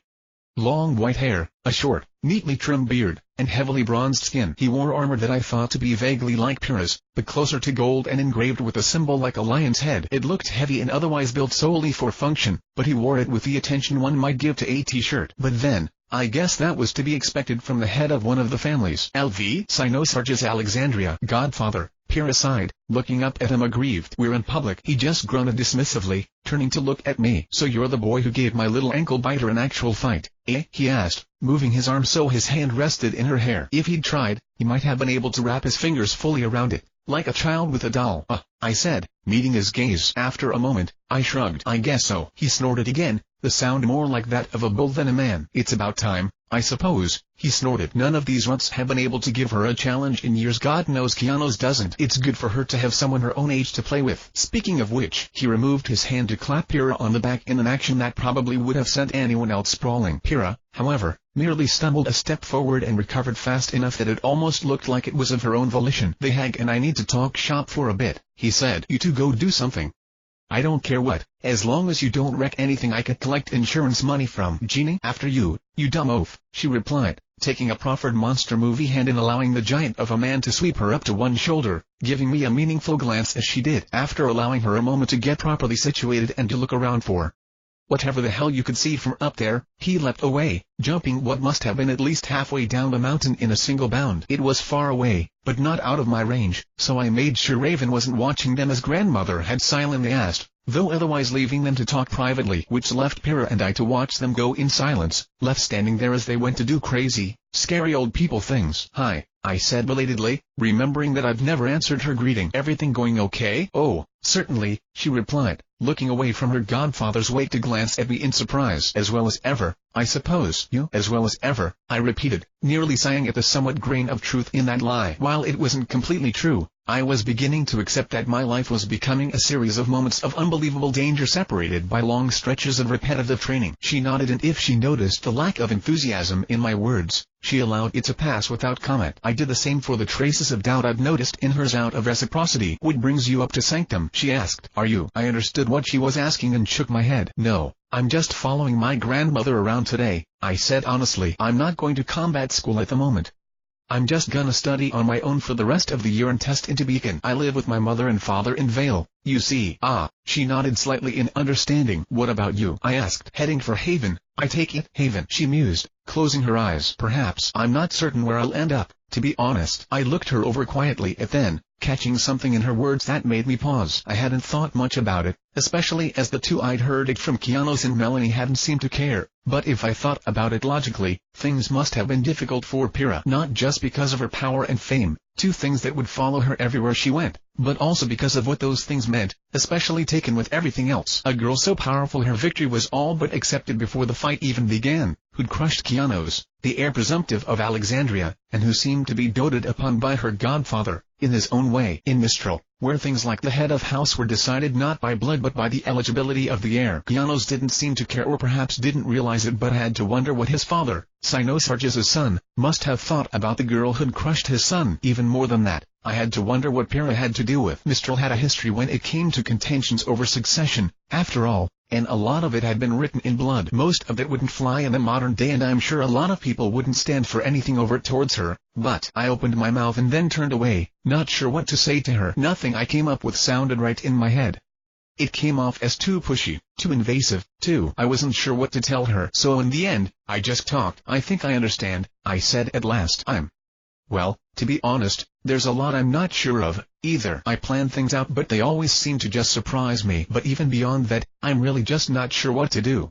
Everything I try always seems more complex than I expected, and it's like, I don't know. I thought things would get easier, but they didn't. Not the important things, at least. They're complicated and confusing, and sometimes I am not sure if they're even as a good choice. I thought of my mother and grandmother, of Ozpin and the White Fang, and then continued. A lot of the time, I just keep going, no matter what comes up, and It works. Has worked so far. I mean, I don't know, I know I could do that with everything, but sometimes it seems like the right thing to do, even when it's a bad idea. But then I look back and, well, hindsight's 20/20, but I don't like what I see, you know? Yes, she whispered, and it's like I'm heading for Beacon, because I've always been heading to Beacon, and I guess it's fitting, because the place is sort of like a lighthouse, right? But with the way everything's going, with how it always seems to go. I shook my head, thinking about the things I'd done and might do, and for whom. I don't know what I'll find when I get there or what I'll do next, because maybe it's just me, but it's hard to imagine sometimes. I'll be 17 when I enroll, and it's 4 years, right? But thinking about it, 4 years is a long time. If those 4 years are anything like this one's been so far, well, damn. And sometimes I wonder if I should do something else, too. It's been my goal for so long, but sometimes I wonder if it's only my goal because of that. I was so sure I knew exactly what I was doing before, but as time goes on, I know I'm smarter now, so why am I so much less sure about everything? Kira said after a minute of silence before pausing and tilting her head. I think it's normal. When you're young. We are young, I muttered, and she smiled at me slightly. When you're younger, she corrected, everything seems so certain and clear, but as you grow up, you find that things are more complicated than you thought. That she cut herself off abruptly, falling silent before finishing the words. I didn't press her, but simply nodded at her with a smile. When she said nothing for several seconds, I took over. I think you're right, I said. Or at least, I hope it's not just us. So don't feel bad if you're not sure about everything, because I'm not sure of anything. If you're ever feeling down, just remember that I had to pick a place with a giant glowing light as my destination so I wouldn't get too lost. I'm sure you can do way better. Kira laughed, and it was almost as if the sound came as a surprise to her. I wouldn't be so sure, she said, smiling brilliantly. Once, when we were training on the inbound sea, my entire class was scattered by a storm and it took. There was a sound like a sharp, clear bell and Kira cut herself off, looking up. Class, I guessed, and she nodded, looking at me apologetically. With the tournament tomorrow, not much will happen today.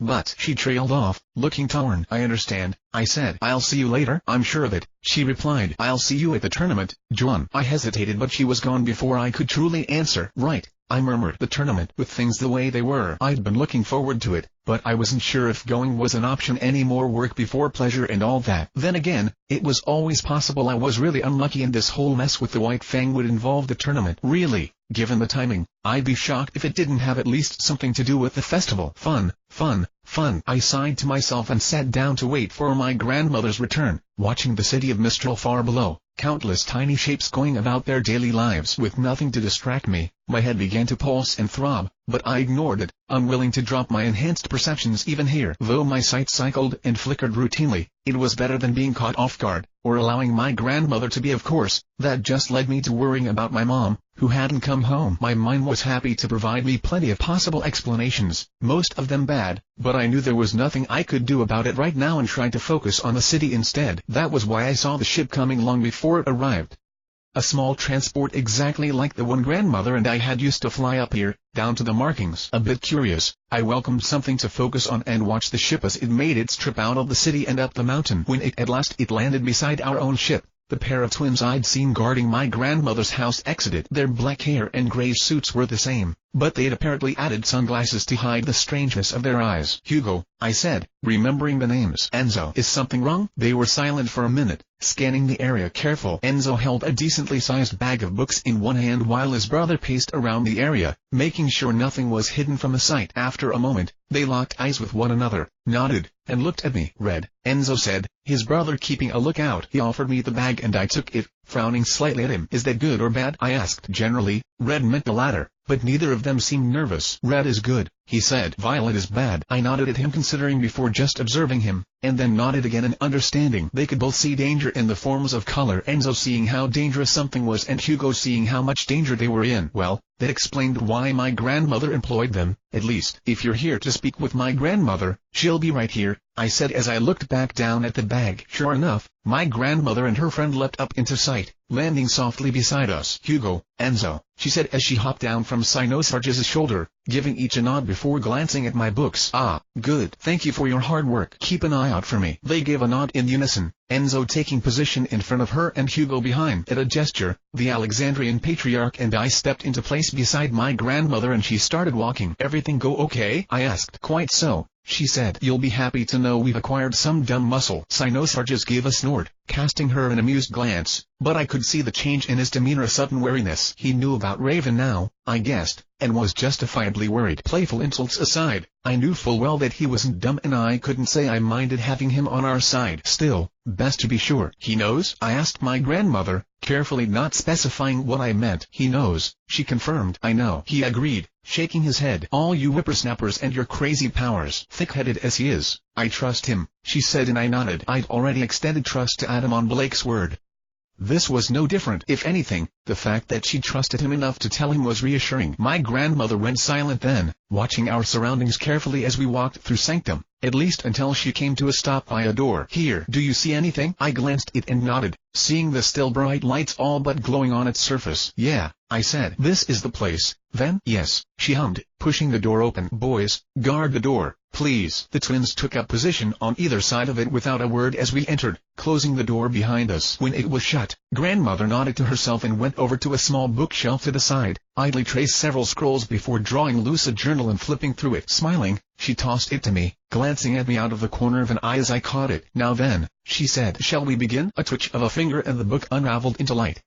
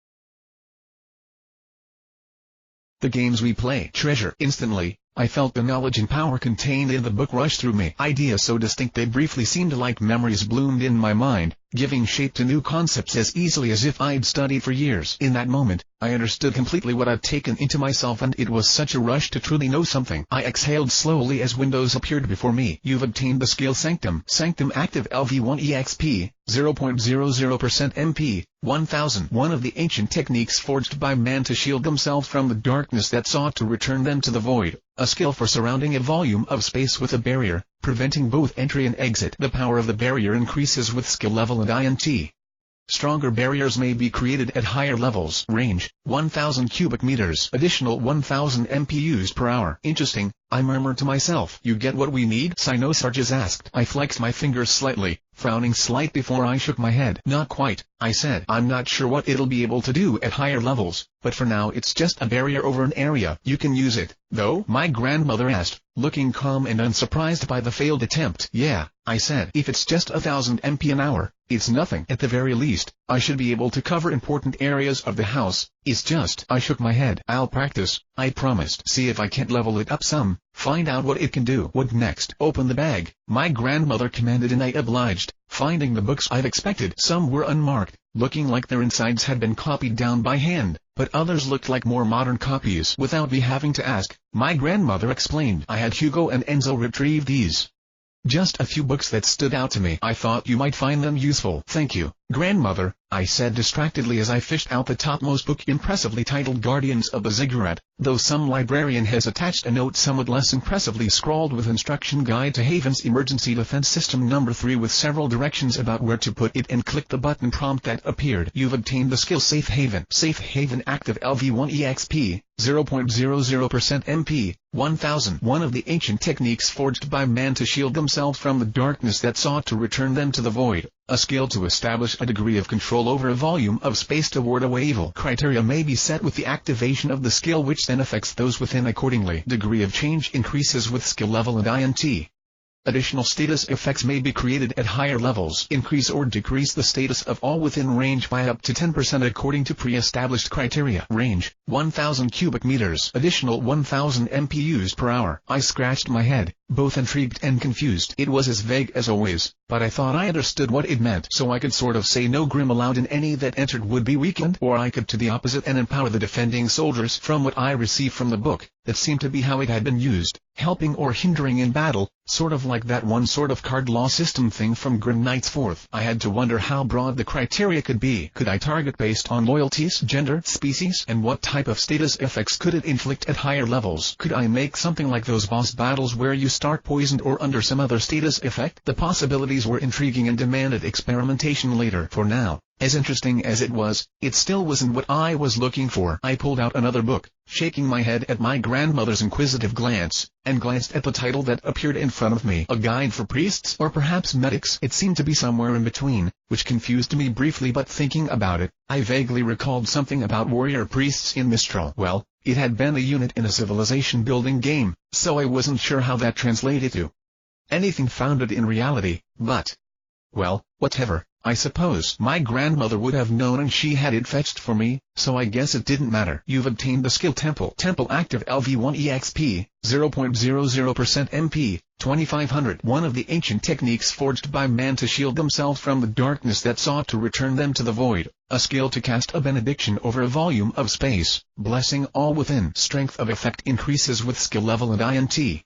Additional beneficial effects may be created at higher levels. Increase HP regeneration by 50% within area. Increase MP regeneration by 50% within area. Increase stamina regeneration by 50% within area. Range, 1000 cubic meters. Additional 2500 MP used per hour. I whistled. Find something? Pyrrha's godfather asked again, raising an eyebrow at me. No, I said, and then paused in consideration. Well, I mean, sort of. It's not what we're looking for, but it's still pretty impressive. Just kind of expensive. Not enough to be a problem or anything, but still. I rummaged through the bag, glancing at the windows that appeared before me with a frown, and then looked up at my grandmother. Are there any more books about defending areas, grandmother? I asked. She sighed, shaking her head slightly. These were the ones I remembered, she said. The protections on Haven, Sanctum, and Fortress. If those aren't enough to do it, well, I suppose dealing with this matter easily was too much to hope for. We'll have to keep searching. I nodded, not really that off-put. I hadn't expected much, given what we were trying to deal with, but what I'd gotten out of it, I couldn't complain. Can you show us? Sinosarges asked suddenly, drawing my attention before I could move on to the next book.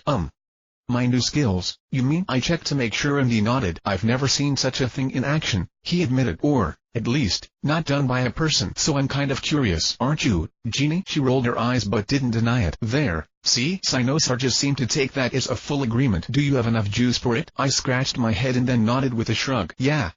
They cost a lot, but with an hourly upkeep, it's really not that bad, I said. Especially with the boost from Temple. I don't know how noticeable it'll be, but I should be able to limit it to this room, so yeah, it should be fine. Give me a second. I put down the bag and held out my hands, inhaling deeply. My aura rose to my call, rising around me in an invisible storm as it pulsed outwards from me, leaving markings and patterns on the walls as the skills shaped a foundation and a framework. Taken separately, each of the skills would have been the most complex working of aura I'd ever performed, draining an enormous amount of power from me as it created something from the world around us, shaping simple space into something more. It was difficult, perhaps even more so than I expected it to be, similar to awakening auras somehow, as if I was fighting against something. I wasn't sure how to describe it, wasn't even sure what I was thinking, but that's how I felt. Like Sanctum, I intoned, putting the thought aside for a moment. Safe Haven, Temple. The skills came together around the framework, like buildings but with energy patterns instead of supports, and altered space instead of walls, and invisible and intangible. So really not like buildings at all, I guess. Oh ho, Sinosarges suddenly said, flexing the fingers of a hand. I'd set Safe Haven to support life in between that and Temple.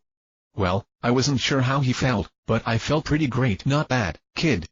I could get used to this. Set it up around the hot tub, get massaged, it'll be pretty sweet. If only, right? He sighed, but I was only listening to him with half an ear, frowning as I looked over my handiwork. I'd done everything right, but it was inefficient, I thought. A mess, really. It was like I'd built 3 separate buildings in the exact same space, except, of course, not really at all like that, weaving beams, plumbing, wires, and walls around and throughout each to make everything work anyway. And it did work, even with all the layers tangling amongst one another like that. But God, just looking at it under the painful light of my clairvoyance made me sure of one thing, that this mess was gonna annoy the hell out of me if I left it like this. You want me to test how hard it is to break out of it, kid? Pyrrha's godfather asked, walking to the wall and reaching out to touch it, his hand stopping just short of stone as my barrier interceded. When I didn't reply immediately, eyes darting from point to point in the air, he turned his head to look at me. "Hey, Genie Jr., you want I should break it, yes or no?" "Not yet," I said, since I didn't have the energy to erect it all again so soon. "Let me." I trailed off slowly, reaching into the air not just with flesh or matter, but with the shining light of my soul. Under the somewhat muddled sight of my clairvoyance, I tangled that light with the shining patterns all around me and got to work. I rerouted circuitry, removed or consolidated the redundancies, lowered walls here and there, shifting the invisible construct around me into a new shape where before it had been something disorderly, dozens of bits and pieces scattered and layered throughout one another.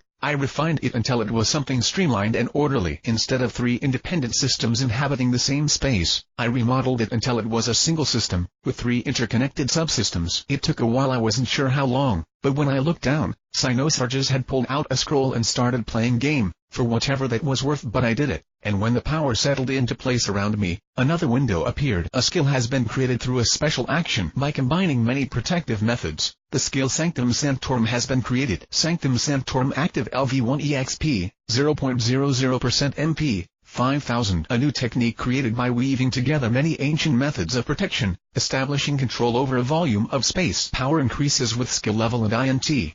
Additional effects may be created at higher levels. Effects based on the nature and level composite skills. Only possible for those with an affinity for manipulating mana. Current limit entry and exit. Increase or decrease the status of all within range by 15% according to pre-established criteria. Increase HP regeneration by 75% within area. Increase MP regeneration by 75% within area. Increase stamina regeneration by 75% within area. Range, 1000 cubic meters. Additional 5000 MP used per hour. Without me saying a word, Cynosarges and my grandmother looked up, probably noticing the sudden change as the effects on them rose in power and efficiency. I watched power flow around me in a dizzying display made of shades of bright white, pieces separating and converging and reinforcing the whole. It was something. "Done?" the head of Alexandria asked, pausing his game. "What did you do, kid?" I put the pieces together," I said. "The different skills, they work better now. I'm not sure this is a solution we were looking for, but I think it's at least a step in the right direction. I'll work on it." Cynosarges grunted and went back to shooting nevermore at buildings, but my grandmother came to my side and knocked her knuckles against my arm. "You'll figure it out in time," she said with certainty before giving me a half smile. "Now open the rest of your presents." "Can do," I said, picking up the discarded bag. "Oh, are we finally getting to the fun part?" the Alexandrian said, suddenly looking up with a smile. "Fucking took long enough." I cast him an odd look as my grandmother sighed. "What do you mean?" I asked after taking a moment to wonder whether I even wanted to know. "Oh, nothing important," he said. "It's just, well, those things forgotten for a reason." Genie says most of that stuff won't be a problem for you,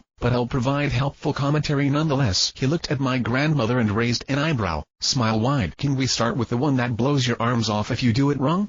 I said, blinking rapidly. "What?" "Ignore him," my grandmother said as she fished out a book from the bag. She glanced at its cover, nodded once to herself, and then held it out to me. "Here, this should be a good place to start." "The Sound of Souls," I answered, reading the title that appeared before me. "What's this do?" "Ugh, boring." Cynosarges made a face. "I guess I can see a reason for it, given the circumstances, but really, it's a detection ability, of sorts," grandmother answered, and the throbbing in my head must have shown on my face because she chuckled. "Sorry, dear, but I thought you might find this one a bit useful. To put it simply, it should allow you to sense the presence of other living beings." "Sounds pretty cool," I said truthfully, if not with enormous enthusiasm. "Why'd they forget this one? Is there a problem with it, or is it just too hard to train or something?" "The damn thing sucks." Cynosarges rolled his eyes before pausing. "Well, I guess the amount of time it takes to teach it doesn't help, but the real problem is with the technique. It lets you sense life. Boy, think about it." I frowned for a moment, doing so, and then tilting my head slightly to the side. "All life?" I asked. "All life," he confirmed. "Humans, plants, animals. There was even an experiment that proved it would respond to sufficiently large groups of bacteria. Once you get the hang of it, you can separate the plants from the animals and even ignore small or simple creatures. But if you consider that hunters generally operate in either large cities or in the wilderness, it's usually still too broad to provide useful information. Worse, the Grimm don't show up on it at all, since it works by doing this type of aura echolocation thing." "Ah," I said, frowning. "Even so, it has its uses," grandmother added after waiting for her friend to finish. "Even if all it usually tells you is whether or not things are there, that can provide a wealth of information in the right circumstances. Sometimes, simply sensing people where they aren't supposed to be can be invaluable."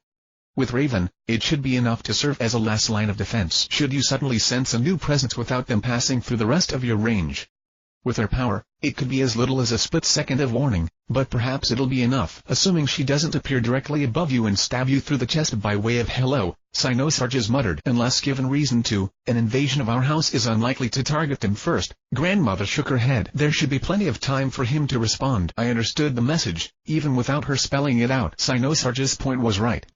It wouldn't work against the first person Raven targeted, but like my grandmother said, I probably wouldn't be. If the barriers didn't work and Raven came for us, my grandmother would be the priority target and she'd almost certainly die, and she wanted me to sense it and run for my life. This wasn't a last line of defense. It was an escape route against an opponent neither of us could beat. A one-man escape route. I felt my jaw clench tight, but I said nothing as the book came apart. It wouldn't come to that. It wouldn't. You've obtained the skill Detect Life. Detect Life active LV1 EXP, 0.00% MP, 60. An ability to sense the presence of life around the user. Not effective on those without aura. Range, 300 meters. Additional 60 MP used per minute. I activated it immediately and became immediately aware of all the things around me, in as broad a way as the Alexandrian had described. Even in a place like Sanctum, there was life everywhere, if often small and unseen, and I felt it all around me like an army of strange creatures who I'd only just realized had been there all along. There were too many of them to count, and I was on guard in an instant, reacting instinctively to the knowledge that I was completely surrounded. Insects, my calm mind supplied, halting my body. Vermin and pests in the walls and floors, nothing more. It's always disorienting the first time, my grandmother assured me quietly as I let go of my sword, leaving it in its sheath. You did well to recover so quickly. Most people scream before they abolished it. A teacher at Haven once taught his students the technique on a training trip up north.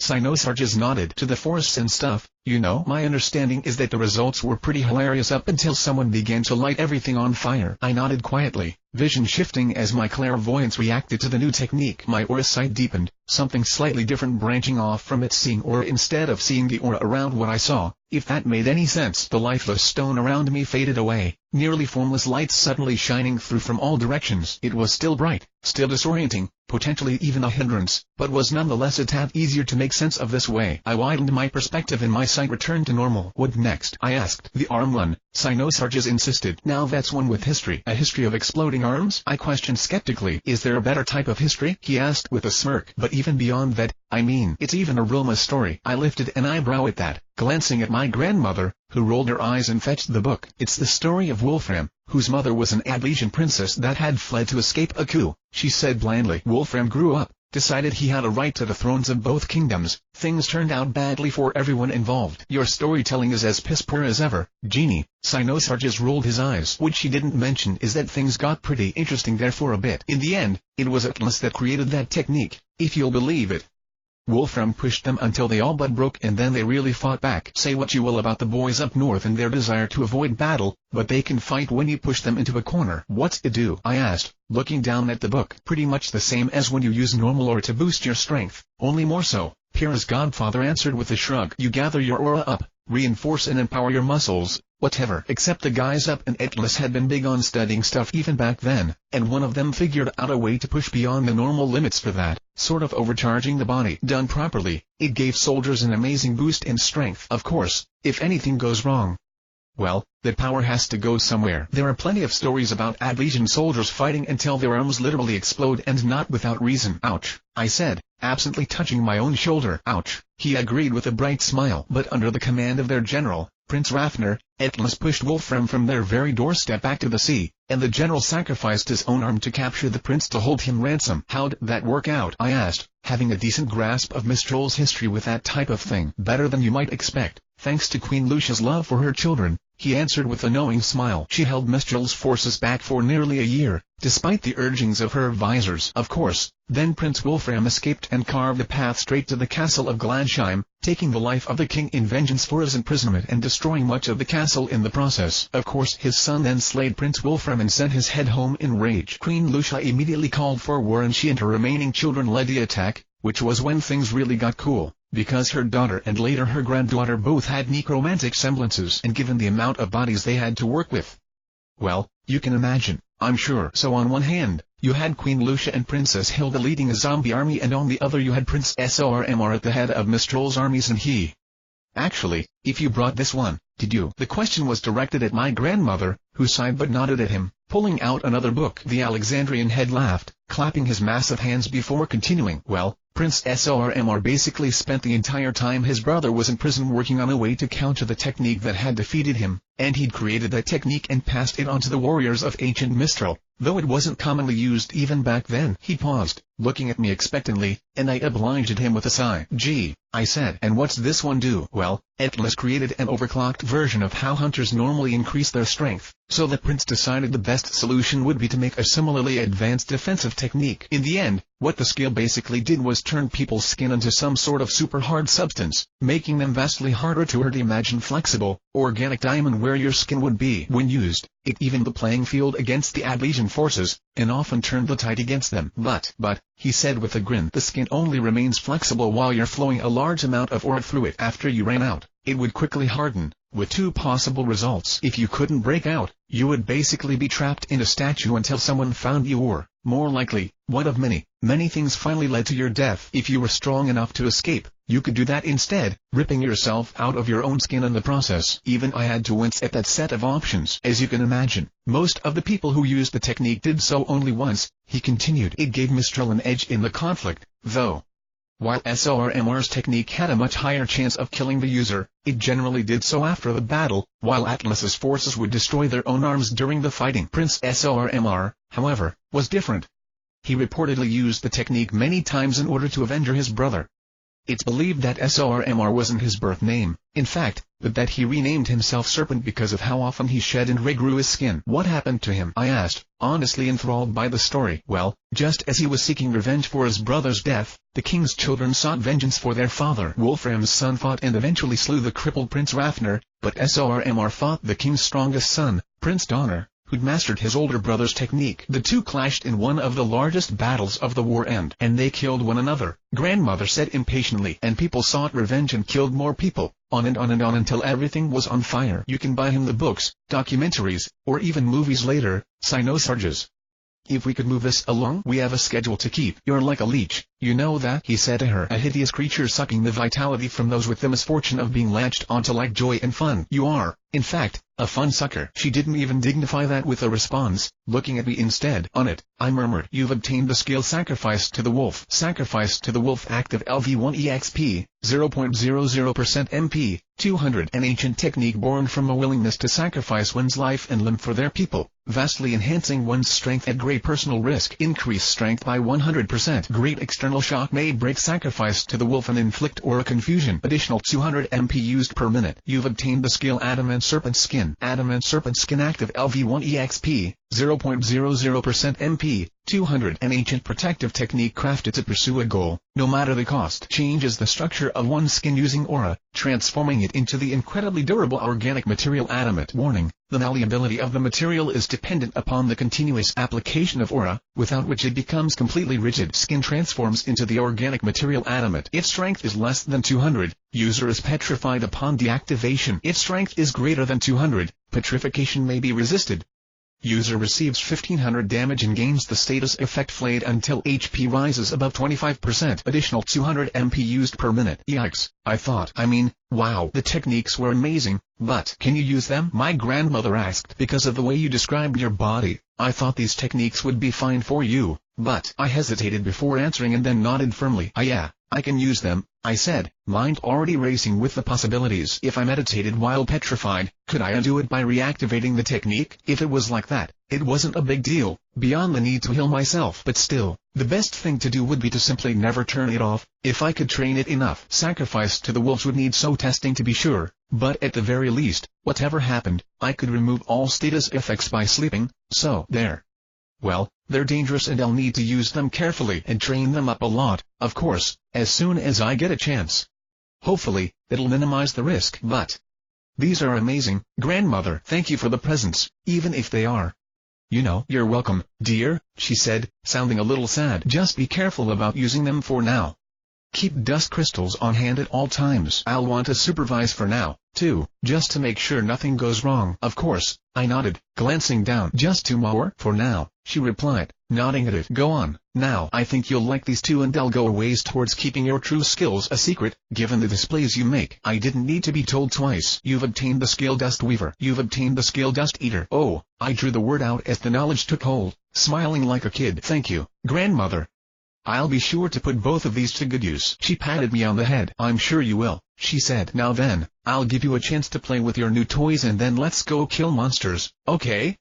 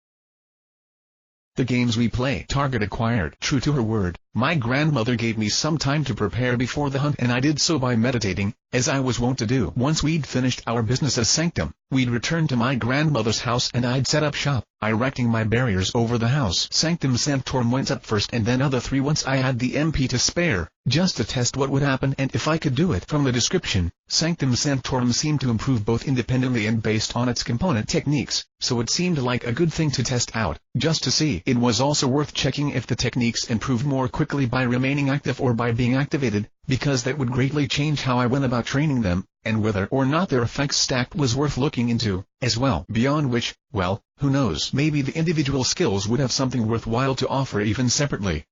If nothing else, having less expensive options was always nice. The home so defended, I allowed myself some time to regain my power and activated Sacrifice to the Wolf and Adamant Serpent Skin. As I did, Cynosargus and my grandmother left me to go discuss their own business.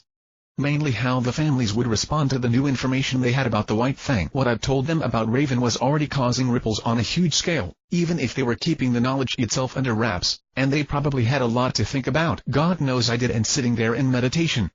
Well, I didn't have much left to me but my thoughts. So now that the initial, I admit, panic was gone, I thought about Raven. Seeing how my grandmother had reacted to the name made me wonder who else I should tell. I didn't want to put my mother at risk, but this was probably the type of information she'd put her life on the line to obtain, implying that Ozpin would have really liked to know about it. Could I risk telling him instead? It could be dangerous for him, but I doubted it would be too bad. From a logical standpoint, if Raven wanted to strike at humanity or the hunters, killing Ozpin and the other headmasters would be a good place to start, though technically their only responsibilities were to run the schools. One didn't get put in charge of guarding and shaping the future protectors of Remnant by collecting bottle caps. They all had a lot of power and a lot of pull, and if even one were to suddenly die, to say nothing of all four. If Raven wanted chaos or destruction or to strike at mankind, that would be a good places to start. That she hadn't done so implied that she either had a different goal I didn't know about, or that she wasn't able to. Either way, it seemed unlikely that informing him would put him in any more or less danger from Raven. And if she really had a brother in Ozpin's circle of friends, the information would be valuable on many different levels, so he'd definitely want to know. An opportunistic part of me couldn't help but whisper that there'd probably be some kind of reward involved for me in that case,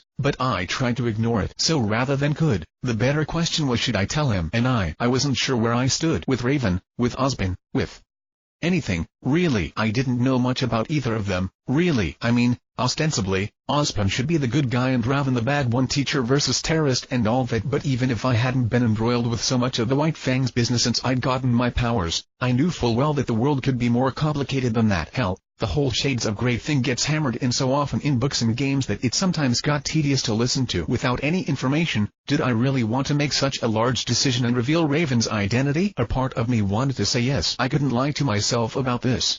I was scared of Raven, not like with a jump scare or even like I was being chased by a monster. It wasn't a sudden or shocking fear that coiled in body and pushed me to run. That type of fear is energetic, even exhilarating, but even without powers like mine, it was something that could be worked through if you knew how or had time to think. Reason was the bane of that kind of fear. It was the source of mine. It was akin to waiting for test results. Thinking things through and considering the possibilities didn't erase my worries, it made them come in to stay. I wasn't necessarily scared of what Raven would do, I was scared of what she could do. That if she wanted to, she could appear in my home and murder everyone I loved simply because she wanted to. That if she learned about my secrets, learned the truth, she just might. I knew logically that she was strong and I, in comparison, was weak. I knew that her power was strong and that I had no grasp of its limits, and that was frightening. And she probably intended for me to think like that, in much the same way I had done so before. She and I hid the truth of our powers, leaving just enough hidden to make people wonder, make them think we could be anything. You do that, you turn your opponent's mind against them. You don't even truly need to do anything to be terrifying. It was a tactic, a trick, and I understood that. So for all that I was frightened, I also had to be considering logical or illogical. I couldn't let fear drive my actions, so for all that a part of me wanted to draw in everything I could and unite it against this mysterious threat, I thought things out. Rather than her power, who Raven was as a person would decide whether she was dangerous or not, but I didn't know anything about her. Now that I had a chance to consider it calmly and in relative safety, her actions during our first meeting didn't tell me much, they just gave me cause to worry. She'd probably intended that, too. I would have, in her shoes. A sudden figure begins to rise in power as part of my organization, but who, in truth, is a completely unknown variable. I'd wonder, I'd worry, I'd watch him carefully and, if forced into a confrontation as I'd done to her, would probably fall back on my tried and true tactics of reputation and fear. She'd seemed certain and calm and in control, but so had I. I tried my best to look that way, after all, no matter the circumstances. If anything, the worse things got, the more unflappable I strove to be. For all that she'd implied and insinuated, she hadn't said a lot, hadn't given anything away about me or herself. I'd told myself and my friends a long time ago that overestimating people was just as dangerous as underestimating them, and I had to remember that now. Rather than a bunch of all-powerful super genius who saw all and knew all, we were just people. We thought and we planned, but we also made mistakes and missed things. That was as true of her as it was of me. So odds were good that Raven was as wary of Jian Bing, who knew her name and could sense her hidden presence, whose motives and intentions were unknown, who was rising swiftly in power within her own organization without her control, as I was of Raven, the mysterious and deadly portal maker. That knowledge didn't make me less scared of her, sadly, but I had to remember that we were both as frightened as we were frightening. And so I considered her, not as a threat, but as a person, a hunter, once, like I now strove to become, until something made her change. What had it been? What could make a person jump from hero to terrorist? What could have made her run away from her brother and her team, perhaps even her lover, and become who she was today? What was she fighting for? What was she struggling to obtain? After a while, I began to feel something else, not erasing the fear, as such, but outlining it. Curiosity. I wanted to know what had happened to her, to make her like this. Maybe it was because of who I'd been before all this happened, maybe it was because my power could let me become anything, but either way, I was curious about what made others become who they were. Or maybe I just wondered if it would happen to me, if one day I would just be going about my life as a hunter and just see something that would change me. Was there just something there I didn't know? Or had it been a slow thing, like a river wearing away at her for years? I didn't know, but maybe I wanted to find out. Or was that stupid? Should I do something now instead of waiting? I knew how large a scale I was operating on, how many lives each and every one of my decisions could affect, but that didn't mean I knew what to do. My loyalties were divided too many ways. With my friends in the White Fang, my parents and their cause, my grandmother and hers, damn it, I muttered, eyes remaining closed even as I slowly drew myself from my meditation as I felt someone draw nearer. Really, maybe it was for the best. Whenever I got to thinking like this, I just found myself struggling aimlessly, and I didn't know why. I wasn't any closer to knowing what to do now than I had been in the beginning. Maybe I should just put the new points I had into wisdom already, instead of waiting any longer. I doubted it would be enough to make things clear to me, but it had to help somehow, right? Yeah, I do that and maybe. But I still had no idea what I was going to do next. Damn it, I sighed. Time to go already, grandmother? I asked, opening my eyes to glance her way as she entered the room. Just checking on you, she said, leaning against the doorway. But if you're ready, so am I. I sent several of my men to find an appropriate target and keep tabs on it. We'll take a ship right over as soon as you're through. I flexed my fingers, watching the power flowing beneath the surface in streams, twisting into knots at specific points. More power flowed through my skin itself, but in a different way, like a circuit in some ways, but covering me entirely until it gave the impression it wasn't moving at all. Both were in order. So long as I kept a hold on how the energy flowed, I shouldn't need to worry. The barriers I'd set up around us remained strong as well, a constantly shifting and yet eternally stable pattern. At a guess, it had been several hours, which was still enough time for some progress to be made with all the skills. There was still a lot of work to be done, but I'm ready. Grandmother, I said, if you and Cynosarges are there, it should be fine. Where are we going? Elephant hunting, she said. We found a solitary Goliath about 50 kilometers out. It's rare to find them traveling alone, and I figured that'd be a good place for you to start. Within the hour, we were looking down at the tremendous shape far below. The trees around it barely scratched its massive shoulders as it trekked across the land. As my grandmother has said, the massive creature was shaped roughly like an elephant, but all in black except for the white bone plating customary to the Grimm. Its mask drew my attention quickly, for obvious reasons, and I memorized its features.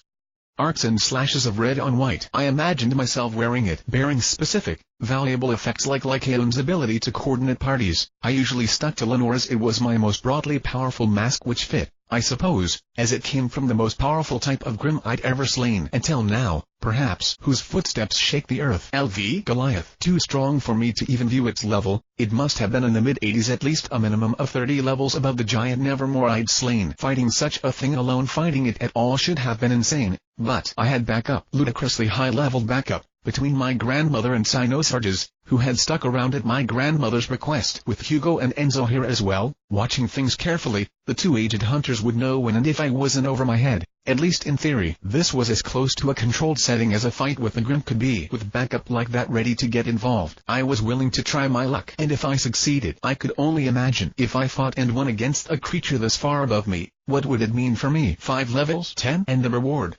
With a difference this big, it seemed all but certain that any mask I got would be at least a match for Lenore, given its structure. It'd probably be more of a full facial mask than Lenore's have, though the eyes. Stop, I thought firmly. I was getting dangerously ahead of myself. Controlled conditions or not, this was a Goliath, one of the intelligent species of Grimm who'd lived and learned for hundreds of years, growing in wisdom as well as power. These were creatures that wouldn't rush in thoughtlessly like a Beowulf or an Ursa, but which waited on the outskirts of civilization for an opportunity to do the most damage. They traveled in packs for safety, embodying such enormous power as a group that even large numbers of hunters found it easier to let them be, despite the threat they posed. The casualties estimated in fighting a herd of Goliaths were staggering. They were so dangerous and so capable of working together. So why the hell was this one traveling alone? Some kind of conflict within the herd? It seemed unlikely. Conflicts amongst the Grimm weren't unheard of, but they were exceptionally rare, assuming such divisions were even a result of conflict at all. Whatever else they were, the Grimm were good at uniting against mankind, regardless of species or relative intelligence. While the smaller types tended to stay out of the way of the greater species, even they would rally to the call if so needed. For a Goliath, known for its intelligence and caution towards humans, to break away and go it alone so close to Mistral at a time like this. Well, what were the odds? Pretty low. I figured there must have been a reason for it. The actions of the White Fang, whatever they might be. Was it serving as a scout party of some kind, testing to see if it was a trap? But if that was the case, shouldn't it have been closer to the White Fang's base of operations? What was it doing all the way out here? Or could? No, it couldn't be. I mean, how could it possibly even know? But perhaps. I stared down at the enormous beast, frown slowly deepening, when it did something that made the last of my anticipation and greed vanish. It stopped. The Goliath stopped in its tracks, massive head lifting to gaze up at us, yellow eyes gleaming in the morning light. It didn't attack or show any signs implying action.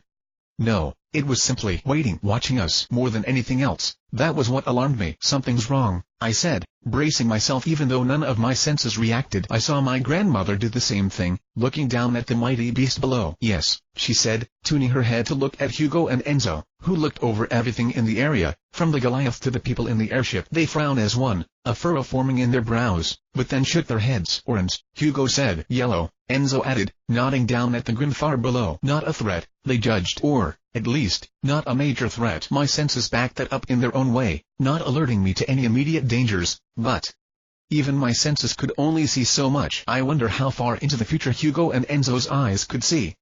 Their power was a type of precognition, gauging danger, but out to when. I was somewhat doubtful they could look at babies and tell what they'd grow up to be or anything like that. They might have been able to see a lot further and more accurately than me, but it was still probably a relatively short-term thing. That they could see us and the creature below and declare us fairly safe didn't mean nothing was at work here. I looked at my grandmother and saw the same thoughts in her eyes, but she watched the Grimm for a minute, scanned the horizon, and then pursed her lips. I could see her weighing her options carefully, going through the possibilities. She was probably considering the same things I was. On one hand, a rare chance for me to find a Goliath and gain tremendous power very quickly. On the other hand, the quiet certainty that whatever was happening was strange. Wrong. Should we go? I murmured and watched her exhale slowly. It's your decision, she said at last. Pros and cons either way. I'll support you whatever happens. Just remember the risks. Do you think you can beat it? I looked down at the creature, shifting a little bit in place. Yes, I answered. Maybe. Probably. I think I can win. With the skills I've gained and the training I've done. I still have a fair amount of dust, too, so yes, I can probably win eventually. With you two here as well, I don't think I'm in that much danger. It's just, this feels. I shrugged, uncertain. I didn't have to complete the sentence for anyone in this ship. But I guess it's dangerous either way, right? I mused. Raven or the Goliath. I have to get stronger somehow, I suppose, and if I had to choose. I scanned the area again, carefully making sure. I was worried, nervous even, but I don't see any traps, I said, which was my humble way of saying that there weren't any traps there, period. And Hugo and Enzo gave the okay. Whatever's going on at the very least, I don't think it's an immediate threat. Raven is the White Fang and whatever is going on in Mistral, it's all happening right now. So I took a step closer to the ship's open door, drawing a reassuring breath. Whatever was making me nervous, I'd deal with it when the time came. For now, I'd fight and grow stronger, so that I could deal with those threats. After a moment, my grandmother nodded, slight frown still on her face. She glanced up at Sinosarges, who said nothing, face completely focused as he gazed down at the Goliath. Okay, she said. Be careful. We'll interfere if Hugo and Enzo see any sign of trouble. But take this, just in case. She withdrew a cartridge of dust crystals from her waist, handing them to me quietly. I glanced them over once. About 10 small crystals, which wouldn't last me very long, but I saw more colors than the basic types I was largely restricted to, which reminded me that I needed to buy more dust. But at the rate I could go through the stuff, God, I'd probably used at least 1,000,000 lean worth against Penny alone. Still, small addition as it was, every little bit helped. Thank you, Grandmother, I said, storing the cartridge in my inventory before taking a deep breath. First things first, I finished preparing myself. I hesitated before deciding against using my new barriers just yet. The cost wasn't an issue, in and of itself, since I still had a fair bit of dust in store, but there was still the issue of range. A few thousand cubic meters wasn't a lot of room to fight a monster that size, and I wasn't sure if anything I made would be strong enough to contain such a monster. If I had more time to train, some way of expanding the limits. It was a pity, truly. The effects stacked, after all, and if I directed Sanctum Sanctorum and Safe Haven against the Grim, it would shave off a large chunk of its power. I wasn't skilled enough with Temple yet to apply its effects selectively, but my HP and MP regeneration was so much higher than anyone else's. I still came out far ahead from the bonus. If the barriers had been strong enough, they could have kept it contained and at least given me time to react if it called for aid. All the cards would have been in my favor, and even in the worst case scenario, I could have always given it the runaround for a bit until I regained enough power to act. What with a vast boosted HP and MP regeneration. One day, I hoped, if I trained enough, reduced the costs enough. But not yet. Instead, I fell back on what I knew worked. I reached into my inventory and withdrew Lenore and Dreary Midnight, equipping both even as Crocia Mors promptly liquefied, flowing up to cover my hands. I relaxed slightly as it all settled into place, nerves easing slightly under the comforting weight of my gear. Maybe it was silly, but I honestly felt reassured by it. Did that mean something? That I felt more confident and powerful when I dressed as Ji and Bing? I mean, I was more powerful, of course.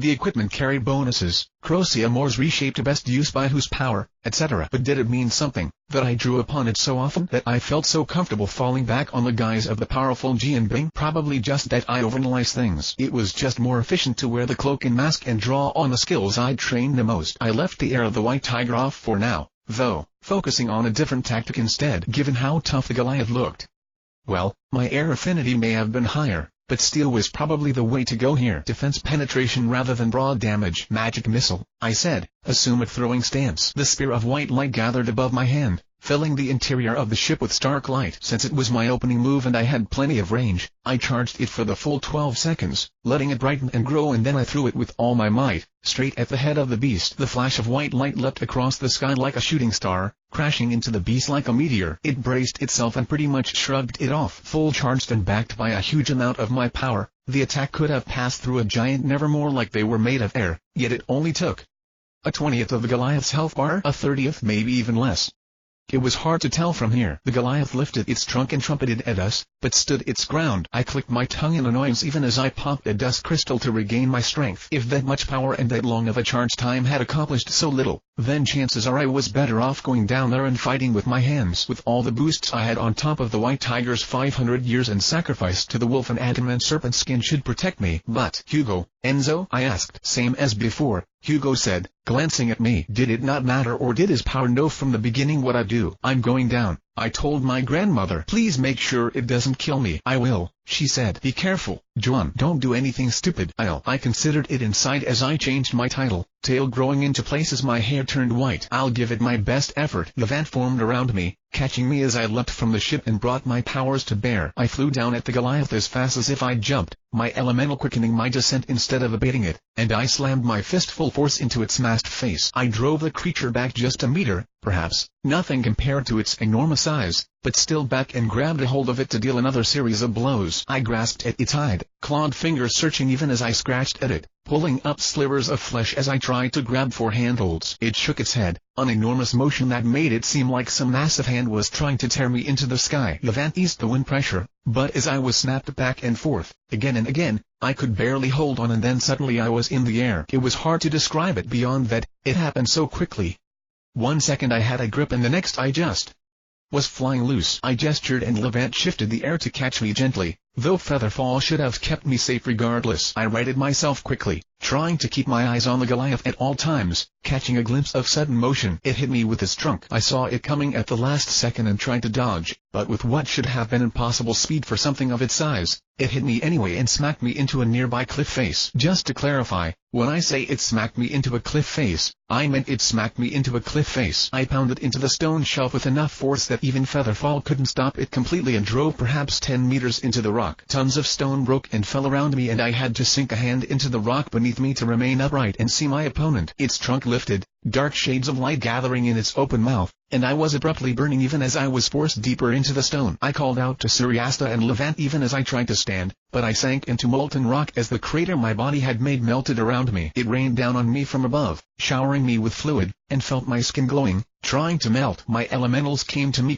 forming a shield against the heat, ferrying the air to my lungs, but it was all I could do to heal myself repeatedly in the face of the onslaught. And then, as quickly as it had begun, the attack came to a halt, leaving me half buried in molten stone. One of my arms was still raised in defense against the raining stone, shielding my eyes and mouth, but I had to bury the other up to the shoulder in a slowly flowing rock around me to grasp something solid and keep from sliding off the cliff. I panted hard for a second or two, trying to keep my head above the stone, and then grit my teeth. That attack had hurt, and I'd felt what it could have done to me a week ago. I'd have died to that attack. But that was a week ago. So it's like that, is it? I snarled, pushing myself to my feet and nearly falling in the tide. My skin still glowed with the heat and perhaps 2/3 of my health was gone, but I wasn't dead, so it was just a temporary discomfort. I knew my grandmother would have intervened had Hugo and Enzo deemed it unsafe for me to keep fighting, but she hadn't. And as long as that was true, there was no reason for me to ever back down. So as the Goliath trumpeted mockingly, I leapt from the cliff, shaking molten stone loose like a dog would water, and flew at the beast on wings of wind.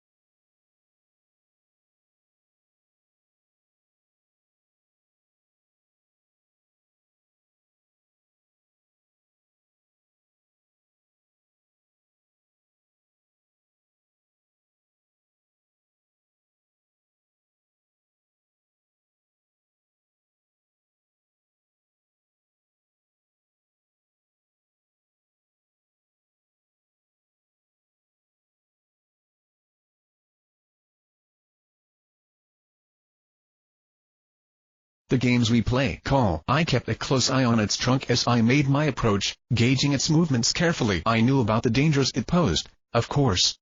I'd grown up listening to stories about 1,000 different hunts from my parents, hearing of major battles and confrontations. The Goliaths were threatening even to combatants of their level, and fights with them were accordingly rare, but they'd happened before, during and after the Faunus Rights Revolution, when tensions had run so very high during the fall of Mountain Glen. It was rare for the Goliaths and the greater creatures of Grimm to attack, but when they did, it tended to end tragically. My parents had been a part of the group sent to try and protect Mountain Glen, and though they'd failed in the end, they'd fought and killed one such monster in the process. They didn't talk about it much, at least not to me. There wasn't much about Mountain Glen that was fit to tell small children, prospective hunters or not. Worse, it had been a long time ago, when my parents were still in their 20s, fresh hunters with just the beginnings of a true reputation. Powerful, of course, some of the best in their class even, but a far cry from the professional heroes they'd become with a few more decades of experience. Thrown against those things just a few years after graduation, facing the endless horde that had fallen upon Mountain Glen. Well, there was a reason no one really spoke of Vale's failed expansion. It went bad fast and got nothing but worse as it went on. They didn't say much, but thinking back, I felt sure that at least some of the thousands that died in that tragedy must have been people they'd known. What bits of the tale did get passed down to my sisters and I had probably been edited a fair bit in regards to the number of innocent people who'd been trampled to death and the hunters left broken. But there were several things my parents had always been clear on. They never lied to use about the capabilities of the Grimm. Never. They'd censor a fair bit to spare us what nightmares they could, but then describe in horrific detail exactly what a Deathstalker's poison could do to a man or the horrors contained within the Pandora shells. I got the feeling they knew the dangers of false information and drew the line when it came to the monsters that we might one day fight. So I knew what I was up against. In a general sense, I hadn't expected it to hit quite that fast or that hard, but I couldn't say I was surprised by it, really. From a creature strong enough to make teams of hunters wary, it probably was to be expected, honestly.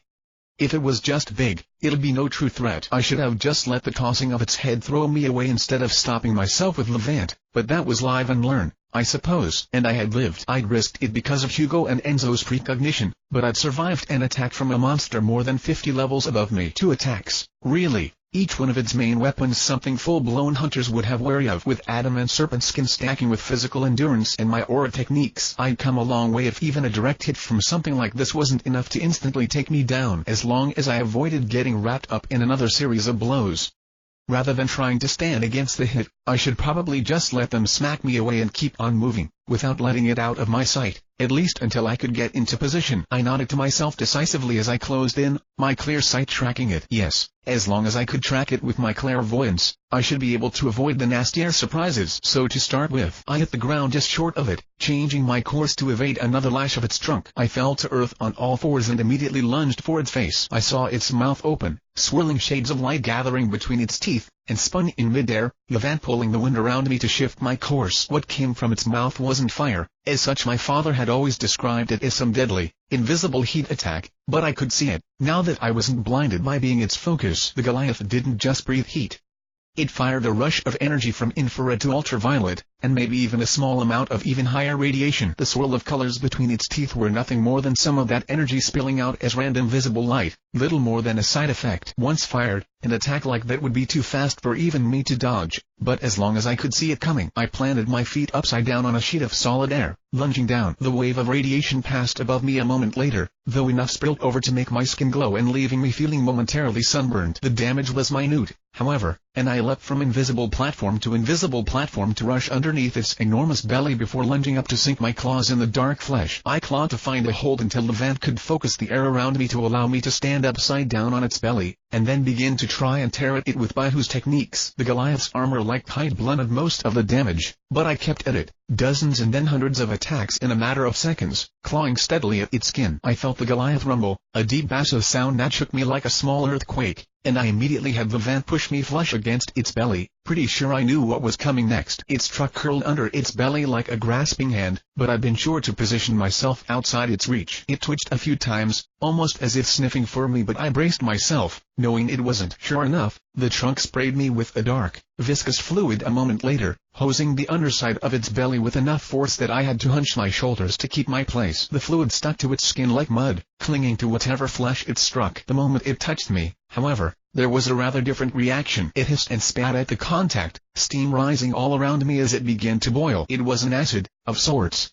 One that my dad had described, liquefying crowds of civilians in seconds and leaving even some hunters with brutal scars. It frothed and tried to eat at my adamant skin, noxious fumes rising from it, but I closed my eyes and mouth and continued my work on its stomach. It stomped its feet, trunk releasing a sound that was almost annoyed in its pitch. More visibly, the pounding of its feet cracked the earth beneath it, shattering it in ways beyond the limits of even its mighty strength until a field of fissures extended hundreds of meters in every direction, pits yawning open wide far beneath me. But that mighty attack didn't even reach me. Its main weapons were its trunk, mouth, and feet. I could avoid its feet, at least, by staying high above the ground, ignoring its shockwave and earth-based attacks thereby. Its breath weapon, perhaps its strongest form of attack, was limited by the shape and structure of its head and neck. So long as I stayed on its belly and out of the physical reach of its trunk, the only weapon it had was its acid snot which, while disgusting, dealt a relatively small amount of damage, if persistently. Its tail could serve as a weapon if absolutely needed, but I evaded even that from near. So long as I remained on its belly or back, it would seem I was out of its reach. Of course, in reality, if the Goliaths had a weak point this glaring, they'd have long since been hunted down. I could maybe understand why not everyone would want to jump down the Nevermore's throat, efficient as it might be, but this was something else. Not every hunter could withstand this acid like I could, but enough could that if this was an effective tactic, people would have used it by now. In my parents' stories, they hadn't even seemed to consider the possibility. So what was it that made hunters wary? After several seconds of me ripping into vulnerable patches of flesh, the Goliath had enough. Its trunk curled again,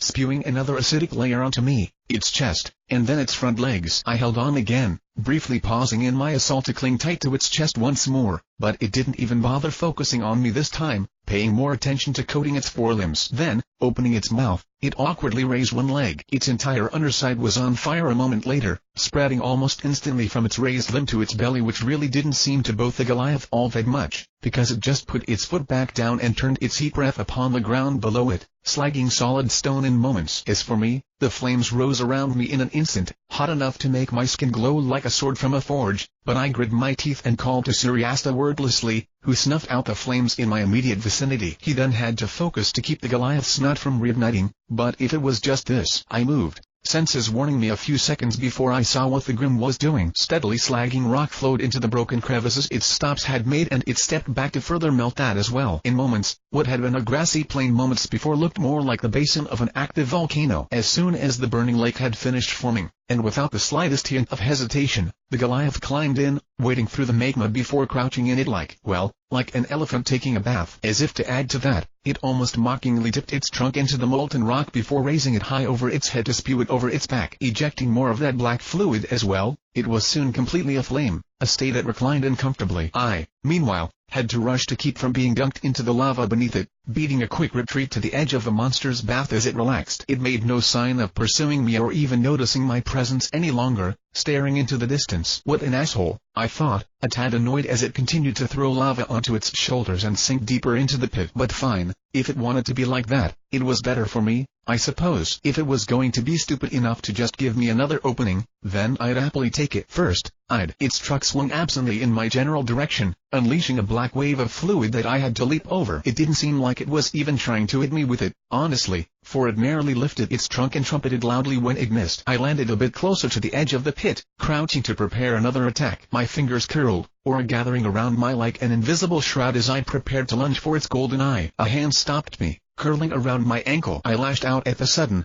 unexpected contact, breaking the grip to dance away a step, but my senses warning me, and I spun in place and jumped high again, looking for my sudden assailants. What I saw was a field of writhing black, spreading swiftly from where the Goliath had thrown it. It crept along the swiftly dying grass until it reached the edge of a tree, which began sinking as if the ground beneath it had been replaced by quicksand. The creeping black fluid continued to shift, almost leaping in place as it began to boil. A moment later, amorphous shapes began to rise from it, stretching out their limbs as they swiftly began to gain definition, structure. Black bodies and white masks. The Grim rising from the pitch the Goliath had spewed the same substance I was covered in. As if in response to that, a hand clawed at my face. I raised my hand to shield my eyes reflexively, even as limbs began to sprout from me like branches. Wholly independent from any type of body, they reached out, grasping and tangling with my limbs to try and restrict my range of motion. For a moment, they succeeded, growing in such numbers that I was nearly bound within a cocoon of dark flesh. But then I called to my elementals. Suryasta appeared beside me, manifesting in a physical form as he grabbed one of the offending limbs, the touch of his fingers forcing black flesh to burn and melt. He tore limbs off like that even as I struggled within, twisting awkwardly to grab a hold of whatever I could and exert enough for it to tear limbs loose. In seconds, we tore away maybe 24 arms. It still kept us busy long enough for the rising tide of Grimm to fall on us. Trees around us fell,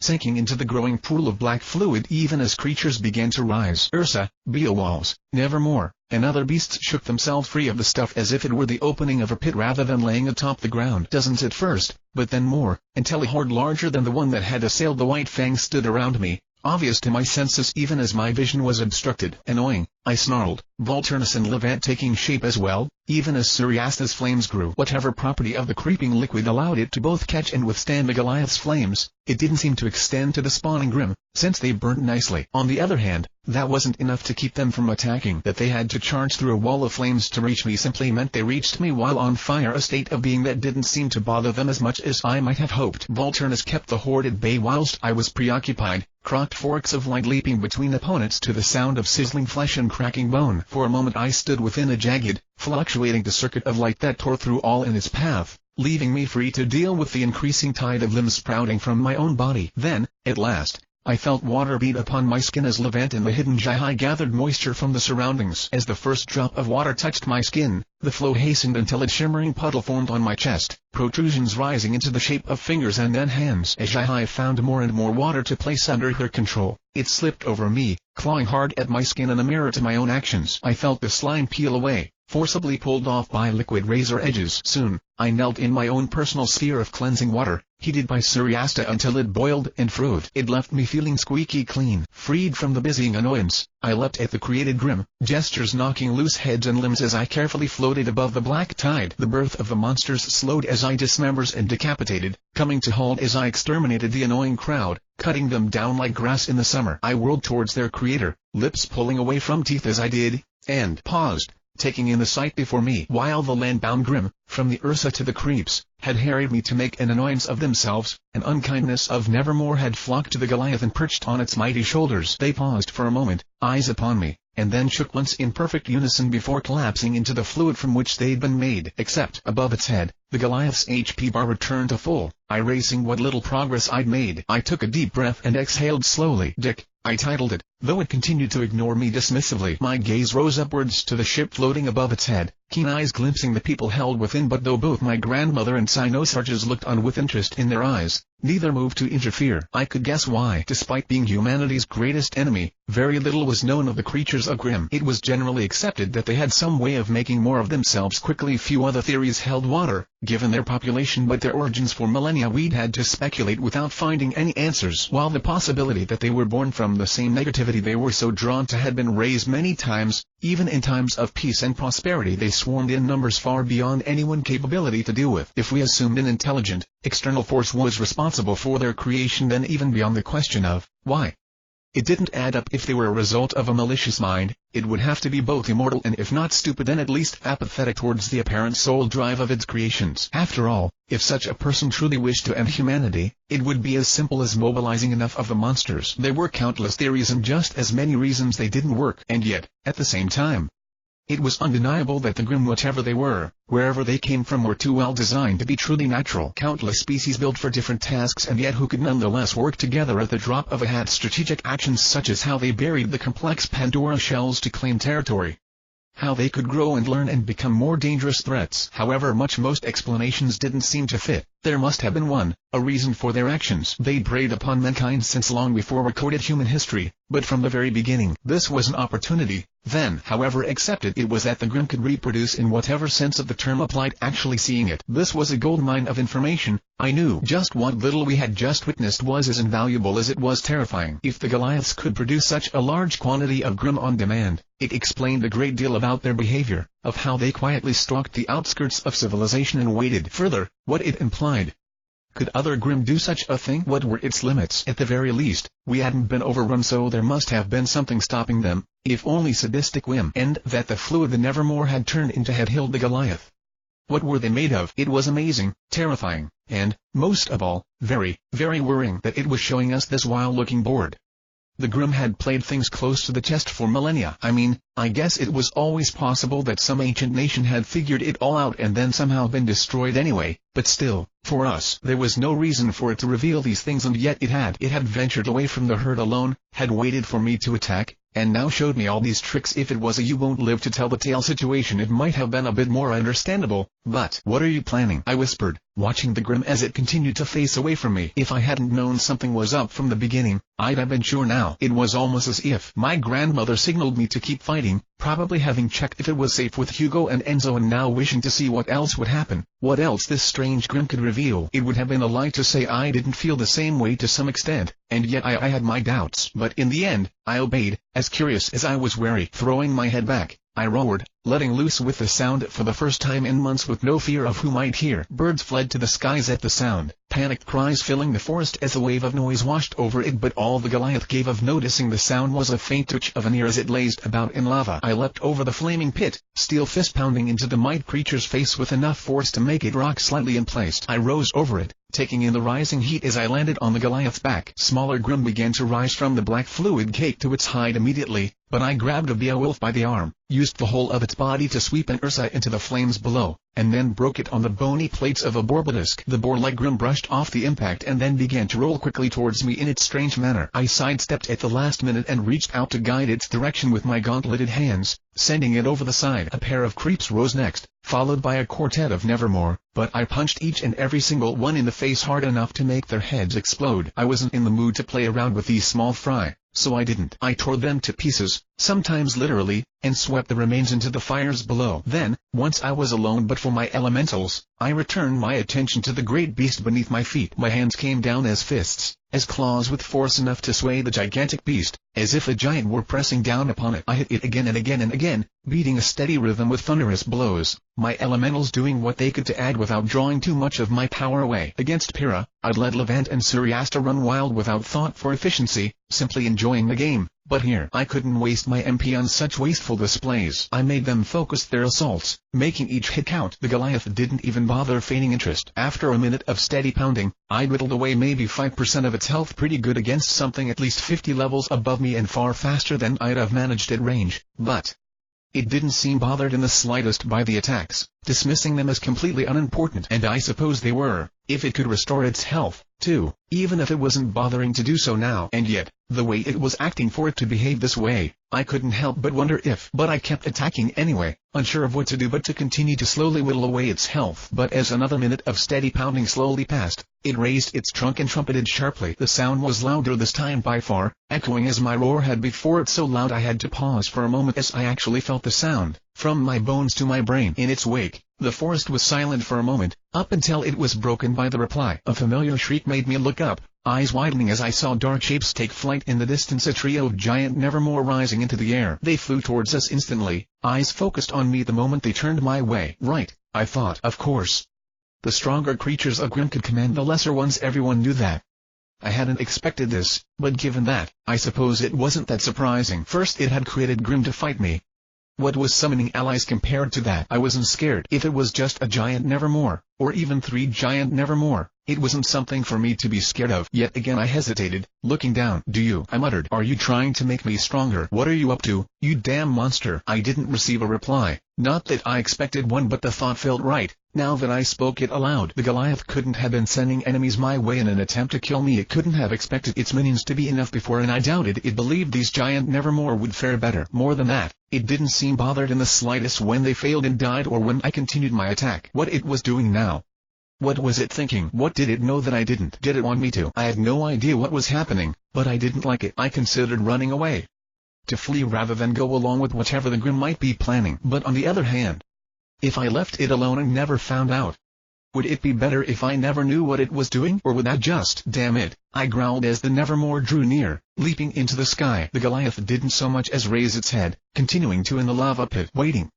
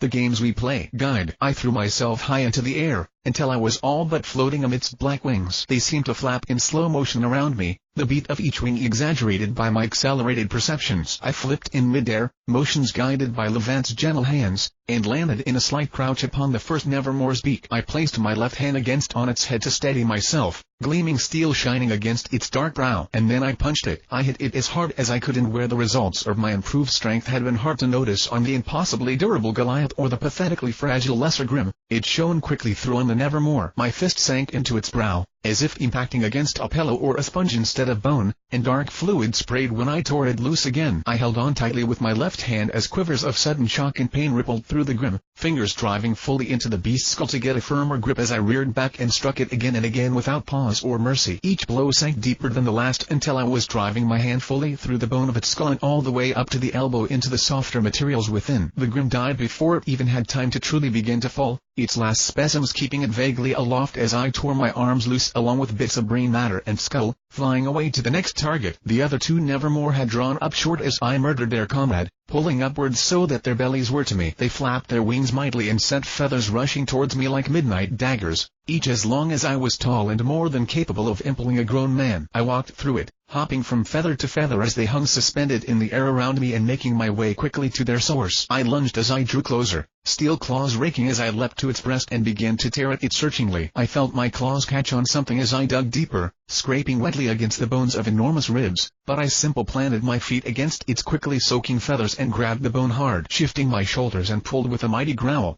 I ripped a chunk of the rib loose and tossed it away. Driving my arm deeper into the wound, I felt things move against it, squeezing, flowing, pounding, and more. Strange sensations against my adamant flesh, but merely used those motions to find what lay within it and grasp a hold. Whatever it was, I tore it out with enough force that my feet slipped in its blood-soaked height and nearly sent my falling away. Gritting my teeth, I held on through pure strength, clawed hands grabbing hold of fresh patches of skin and sinking into the knuckles. Pulling myself up even as the Nevermore began to fall, I crawled across the dying beast's flesh on all fours, up to where its wing met its body and then over onto its back. As it flopped and spun awkwardly in death, I stayed in position, waiting, and then leapt straight up with all the power my legs could muster. As I rocketed past the last remaining creature, I saw it flap its wings once, evading my trajectory, probably having already learned what fate awaited those who came too near. I saw intelligence in its eyes, not on the level of the Goliath, perhaps, but still there, and a testament to why it had managed to grow so large. A fierce, refined animal cunning, sharp over years or decades of life, made it fly back, circling me fearlessly but not carelessly as it looked for a weakness to exploit. But it was already far too close to do anything but die. I reached the apex of my jump and fell all of 10 centimeters, before Levant formed a solid sheet of air beneath my feet. I stood on an invisible platform high above the earth, intent sharpening as I crouched, aimed myself, and then pounced upon my final opponent. It flapped its wings hard, angling itself out of my trajectory, but I merely reached out to touch something invisible, landed in a crouch half upside down, and adjusted my direction. It flinched reflexively as I went for the eyes, but I caught it by several feathers and swung myself around to sit astride the back of its neck. I held my hand out flat and then drove it up to the elbow into the place where its head met its neck. There was a jerk on its part, a flex on mine, and then it was over and the last Nevermore began its fall from the skies. Grabbing the spike that protruded from its mask absently, I held on and rode the beast to earth as windows appeared before my eyes. Your level has increased by 1. Your level has increased by 1. Your level has increased by 1. Your level has increased by 1. 4. I thought. Exactly enough. I didn't know why I was surprised. Long ago, when I had done only a fraction of the work in killing the first giant Nevermore I'd ever faced, I'd received 5 levels from the proportionally reduced experience. Less than a day ago, killing one along with a small army of weaklings had netted me 2. After killing 3, gaining 4 levels wasn't odd. No, without a doubt, the number itself wasn't surprising. How perfectly everything seemed to line up,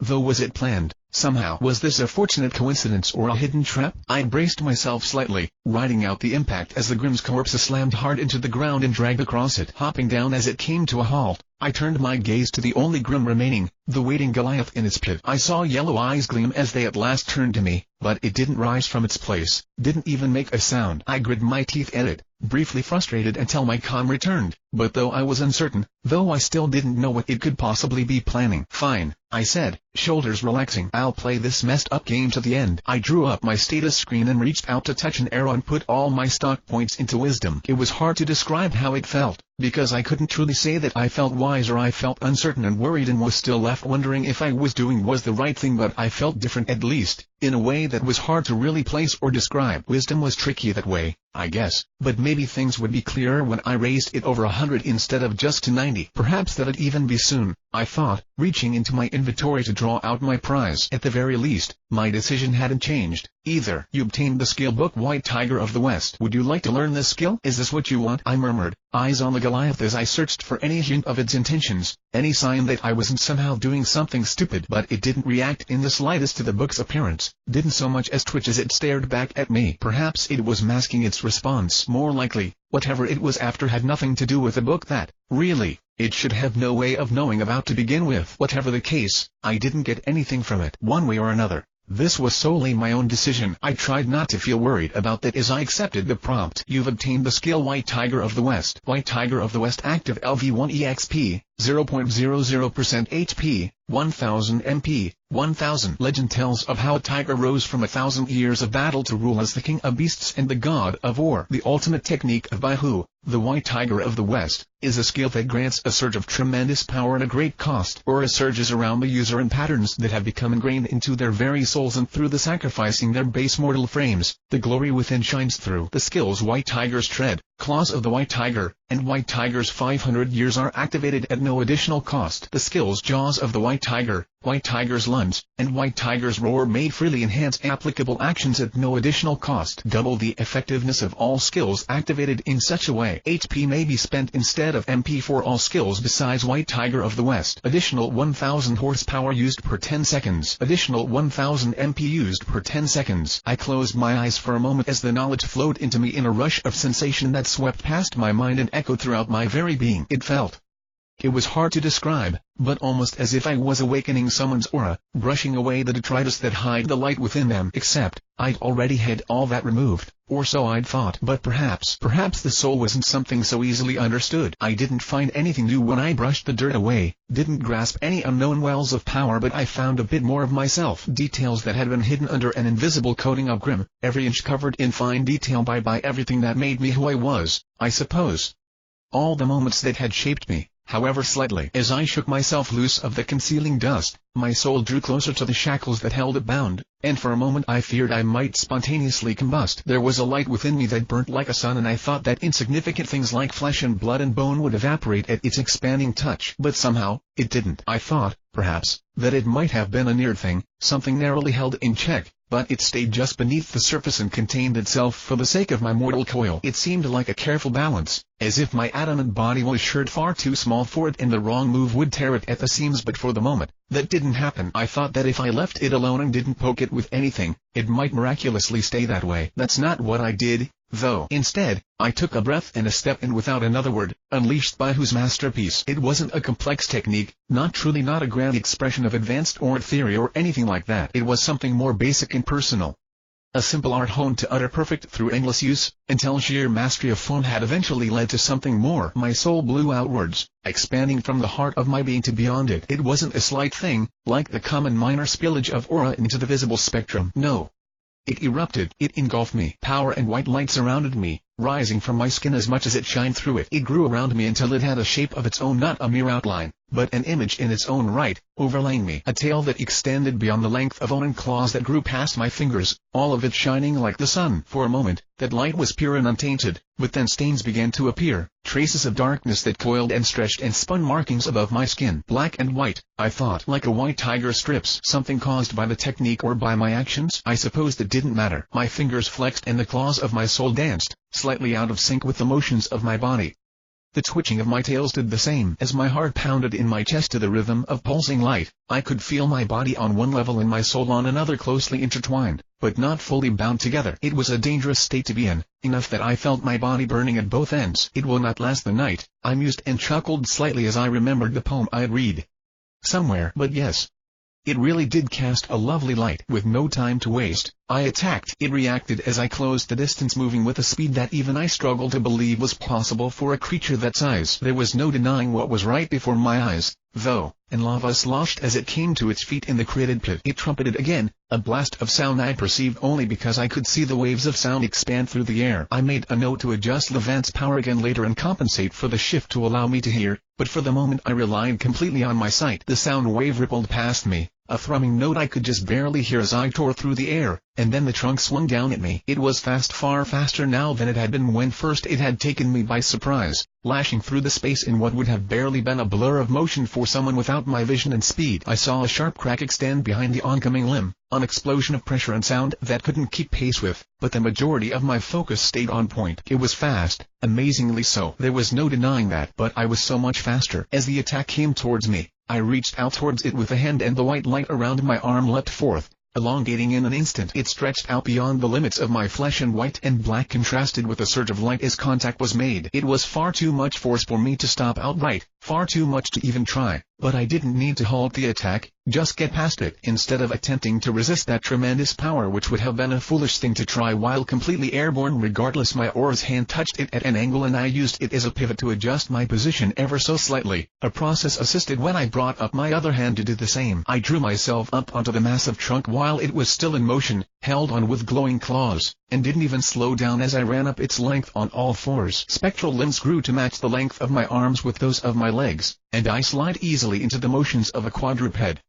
So easily, in fact, that I surprised even myself. But I didn't question it, nor did I hesitate. The phantasmal figure shrouding my body shifted between one moment and the next, becoming a little less human and a bit more feline, and I didn't so much as miss a beat despite clinging to the still moving limb with the same hands I used to run along it. As the truck finished its arc with a snap, there was a rush of motion that threatened to throw me loose, but my claws merely lengthened within the beast's flesh and I continued with no more than a bracing pause. The white tiger's lunge came to me so effortlessly now that I didn't even need to think about it as I leapt towards the Goliath's head and hit it with all the force I could muster. In that instant, my soul shrank back to my skin, shifting smoothly from aiding motion to empowering the strike, and I felt my life and soul flow into the attack, strengthening the blow with my active skills. My aura responded to the skills, brightening into something fierce and deadly, until it was almost scalding to look at as its shape changed fluidly for just an instant. When the attack landed, there was a flash of light, a rush of sound I couldn't hear, and a ripple of dark flash that proceeded to burst, and it was enough to knock the Goliath back, sending viscous lava sloshing away from it as its mighty legs dragged across the unseen bottom. I saw another ripple of sound as it cried again, truck rising, but I had no intention of giving it any room to breathe now. As the first strike landed, phantasmal limbs peeled away from flesh, bifurcating at the shoulder and hip to sink shining claws into its skin. I held myself aloft that way, the limbs of a tiger holding me suspended in reach of the Goliath, and I took advantage of it to follow through with a dozen blows. Each sent the Goliath's durable hide rippling like a stone thrown into a pond, and sent massive waves of impact outwards, fueled by my expended aura. I hit it hard enough to drive it to the edge of the pit, and then I hit it hard enough to break that edge and send it slowly sliding up the edge to solid ground. It lashed at me, each blow containing force enough to erase city blocks and each equally pointless in the face of an utter inability to hit me. It thrashed and shook its head, trying to shake me loose, but the claws of my soul held on tightly, holding me firm. I drove my fists into its skin, ripping loose kilograms of bloody flesh, and dancing around its grasping trunk to give it chastising blows. I saw the Goliath's HP bar begin to drop quickly at the damage I wrought with each passing second, and saw the beast reel under the onslaught. Then it did something new. Its trunk curled up to point my way, but the split-second warning my senses provided was more than enough to react. The light around my left arm spun together suddenly and then shot outwards as a vorpal lash, sinking slightly into the underside of the Goliath's trunk. An instant later,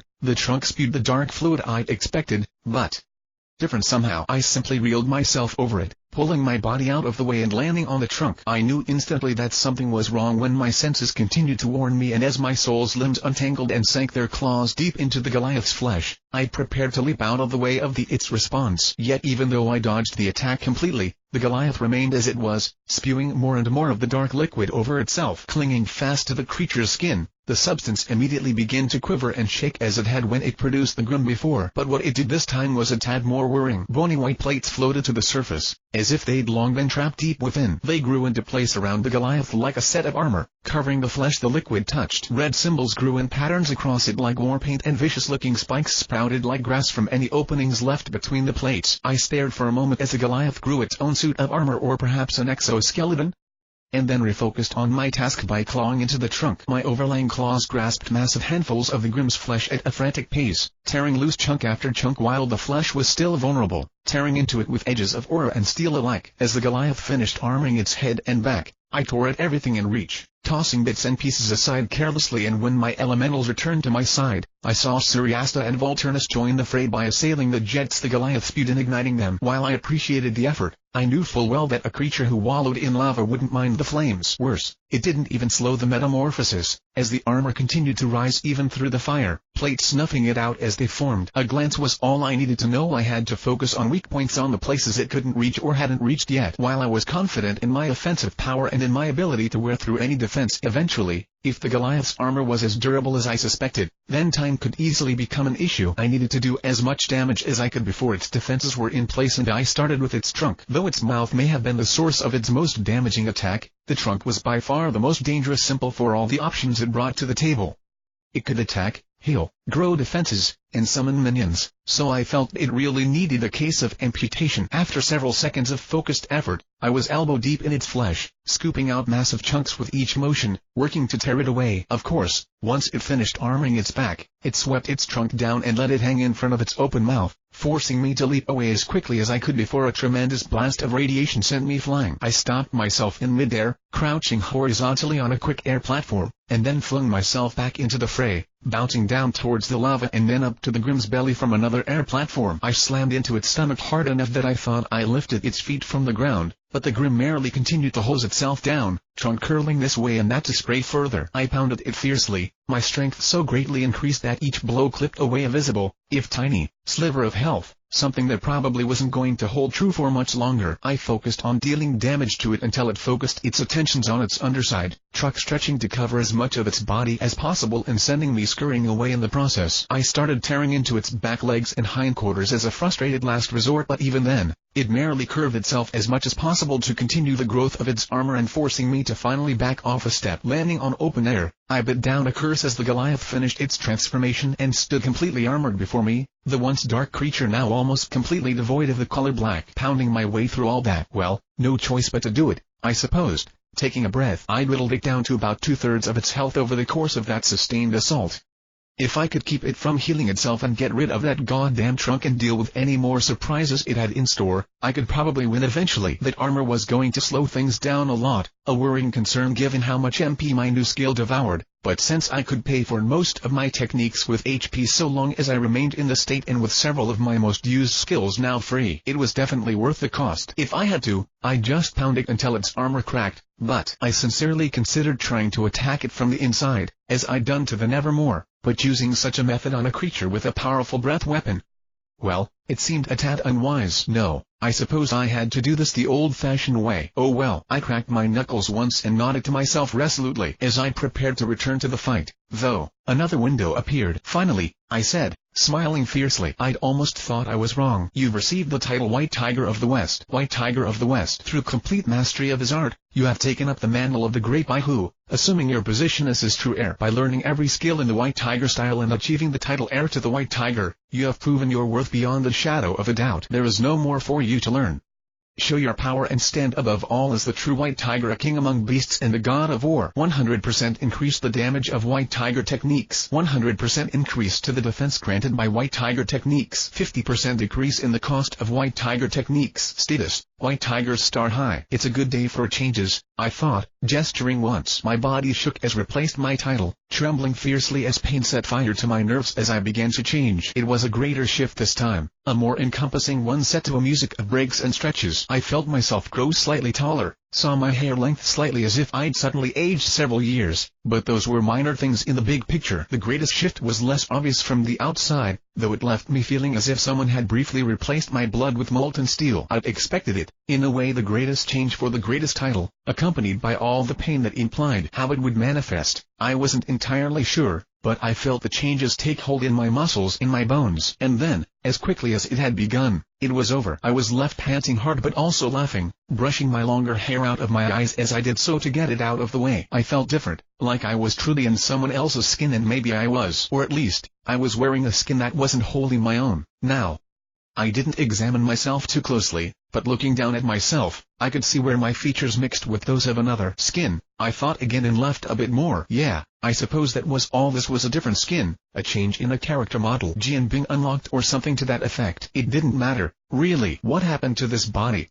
Well, a lot of the time, it just didn't matter. That this form was stronger, that meant something. I didn't really care what it meant leaving behind. Still, I needed more MP if I was going to do this right. And to start with, I withdrew the cartridge my grandmother had given me, sliding my thumb across the crystals. There were several colors I've never had the chance to use with Soul Forge, but now 2 should be enough for the moment, I thought. And a chance to experiment. The status effect, Mountain Strength, has been created. Duration, 30 seconds. The status effect, Unbroken Steel, has been created. Duration, 30 seconds. There we go, I said, cracking my neck just for show, but it certainly made me feel cool. The Goliath seemed to preoccupied, checked to make sure he hadn't missed a spot to be suitably impressed, but oh well. Shall we continue? The Goliath snorted and looked at me, apparently content with its work. It lifted its trunk and fired without another sound. I was already in motion.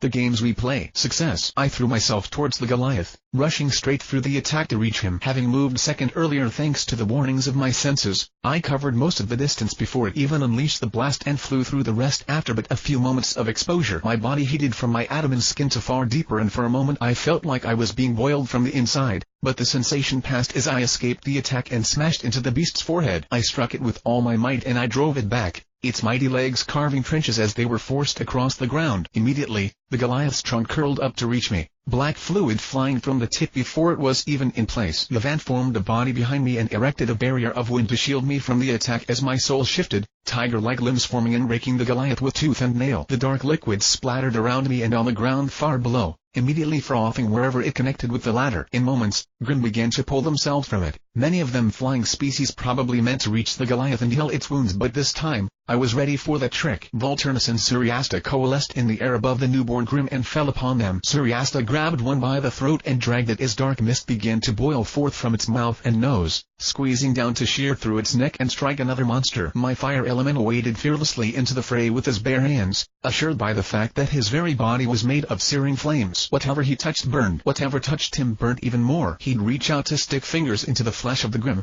planting points of light like seeds and moving on without paying them any more heed, leaving them to try and claw futilely at their chests and limbs. In the end, it made no difference.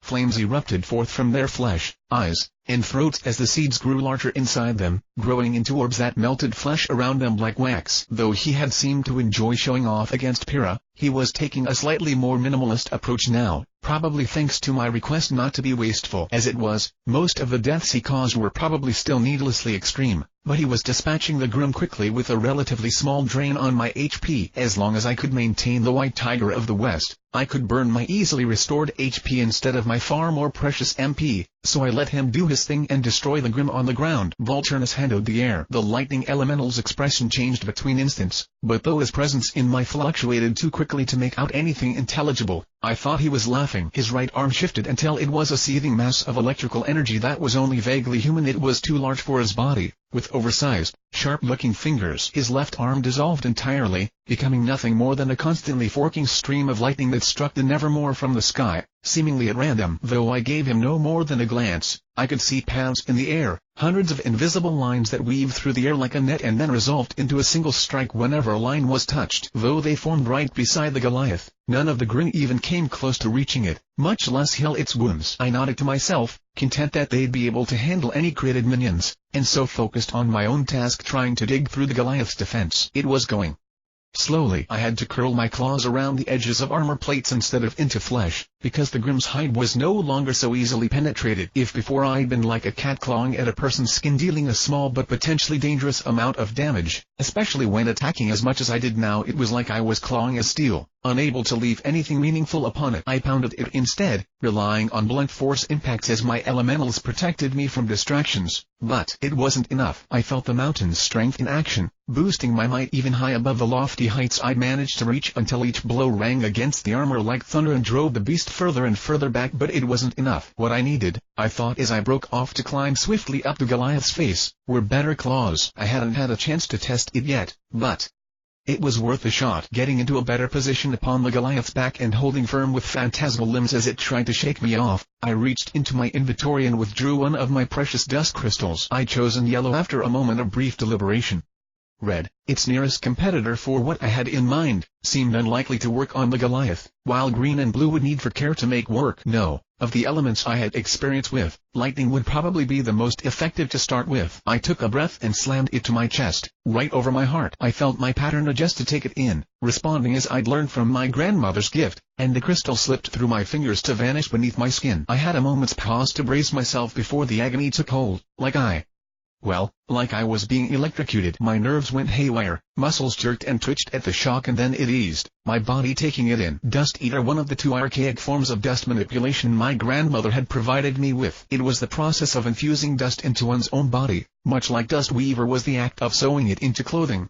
Arts that had been mostly left behind by the more convenient and controllable methods of powder and rounds. Bodies would be strained, clothing would fray, and in both cases the process of replacing dust as it was used was tedious or painful. But for me, my heart glowed, light shining through my skin with each beat, pace quickening by the moment. In seconds, one flash all but faded into the next and trails of yellow light spread down my limbs in glowing patterns. My heart pounded in my chest faster than I'd ever felt before, beating so hard it seemed to hammer the inside of my ribs. But I felt power, too, running through my blood like a circuit on full blast. And then it reached my aura. In an instant, it changed white light giving way to yellow and then became lightning. As the power of the dust crystal ripped over my skin, the shape my soul had taken shifted once more. It went wild, my second tail unraveling into a wicked lightning bolt while the rest became a storm, a vague shape with features written in blinding light and racing arcs. I leapt down from my resting place and back down to face the Goliath, ghostly limbs extending as I landed on a tusk, tails wrapping around it securely. And then, like a lightning bolt,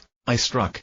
Energy of my tail flowed down into the bone of its tusk while clawed finger extended towards a single glowing eye. It was as hard as it looked, more like the polished rock it resembled than anything vulnerable, but it was softer, at least compared to its armor, and I poured every watt of electricity I had straight into it even as I clawed at it fiercely. The power flowed from the core of my body in a stream that made my body sizzle and I had to bite down a scream, but I guided it into the creature's flesh all the same. With a clap of thunder, its eye burst, exploding into pus, steam, and a dark fluid that flowed down its mask even as the tusk I'd stood atop cracked from within. The Goliath screamed, for the first time sounding truly pained, and shook its head madly to try and throw me loose. I go of let it, flying away at the peak of a shake, curving in the air with a moment's aid from Levant as I withdrew a green crystal. Encouraged by the amount of damage lightning had caused, I took more of the dust into myself and my aura, only just returned to normal, unraveled into a brief feeling of coming undone. In that moment, it was like I was standing in the center of a tornado or a hurricane. The touch of it against my skin was almost peaceful, but I could see the storm of it all, especially through the eyes of Levant. I stood on the air with my own power and then strode through the skies on all fours within a tiger of wind. The Goliath reacted as I came down upon it. Its trunk swept at me, but I slipped over it, flowing the path of displaced air as if it were an actual road. The Goliath planted its feet as I struck, as if bowing against a storm, and then unleashed a cry as it swung its trunk up, blasting at me with radiation. I slid into its blind spot easily, sliding past the side of its head and leapt onto its flank. Whereas before I held onto it with my tiger claws and struck with my human hands, here we switched tasks. I hovered with my wind-shrouded human hands and feet mere centimeters above its skin and ran under its belly and then back up the other side. My tiger's limbs trailed claws as my tails fanned, doing little damage. That was fine. They weren't supposed to. Halting for an instant, I unleashed the storm with a roar and it struck hard, following the course I'd set. I hit the Goliath's side as it did, pushing against it with all the force I could muster as the winds gathered beneath and against it. Levant added her power to the process with a beautiful laugh, and perhaps that was the breaking point, for at last, the Goliath fell, crashing to the ground like an avalanche. I came down on its side like a meteor, flickering between its body and platforms in the sky to strike it again and again. It tried to struggle to its feet, but its large body made the process awkward and I did absolutely nothing to help. In fact, I did my absolute best to try and make things as hard for it as possible. Speaking of which, I paused for just a moment, landing upside down on one of Levant's platforms and then crawling to stand on the other side. With a gesture, I fetched my grandmother's gift from my inventory and gazed at it ponderingly. I'd already used 4 dust crystals, 2 to restore myself fully and now 2 for this, but no, this tactic was working.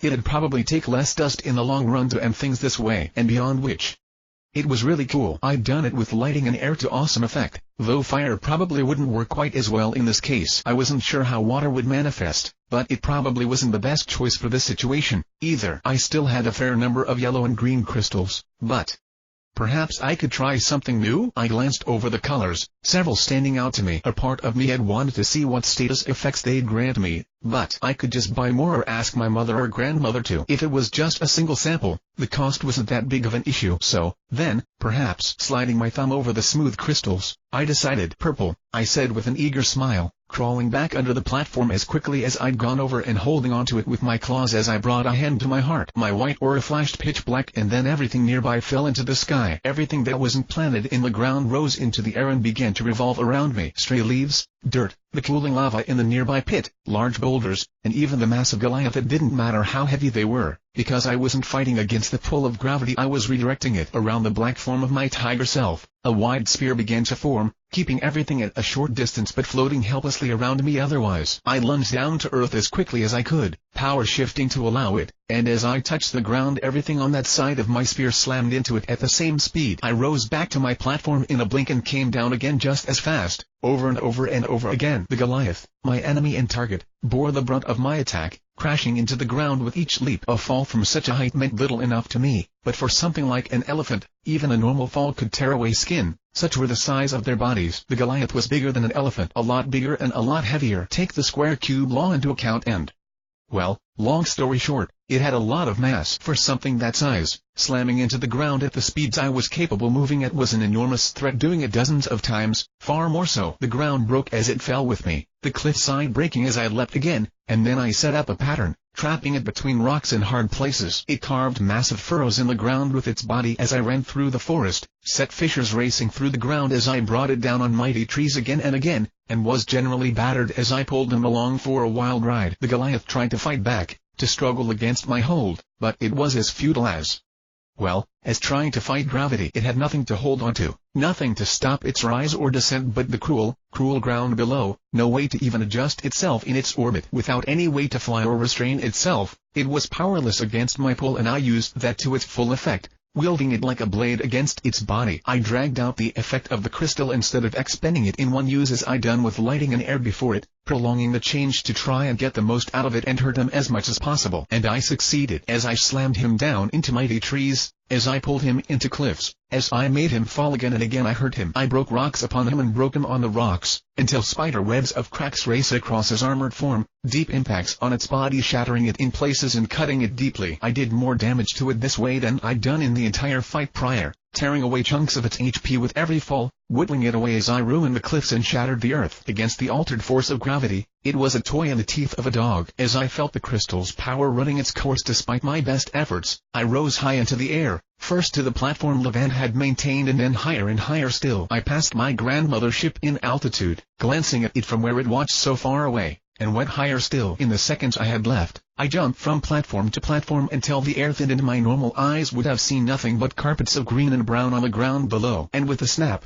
the effect gave out and my aura turned from black back to white. The Goliath and everything else I'd caught within my hold found themselves abruptly forced back into Mother Nature's merciless grasp and began to fall. I gave them a few seconds head start and then followed them down. I pulled my grandmother's gift from my inventory with a hand, thumb tracing across the pattern I had already memorized, and found the crystal I was looking for with a searching touch of my power. In a crushing instant, my aura turned to stone around me, shifting from bright light to solid matter in a flash. It continued to move as if there'd been no change, stone limbs as flexible as any of the elements before them, and it was from within a stone tiger man that I landed upon the Goliath's belly. I slammed into it like a falling star, Suryasta and Levant appearing at my side to gather and ignite the air and hasten our descent. I pushed the Goliath down as fast as I could, flames trailing behind me as I tried to keep track of our position relative to the ground. My senses cried out at the last second and I released the beast, leaping aside as it crashed into the ground hard enough to make it feel like there was an earthquake. The ground shattered around my feet as well, but it was nothing compared to the cloud of soil and debris that shot into the air as the Goliath's body drove a crater into the ground. It was enough to hide him completely from sight, but I showed no mercy and refused to let up on him, dashing into the cloud on the legs of a mighty stone beast. It took only moments to find him, the blinding cloud doing nothing to hinder my sight. It laid on its side, every breath sounding pained as its limbs struggled and twitched weakly. Its armor was broken,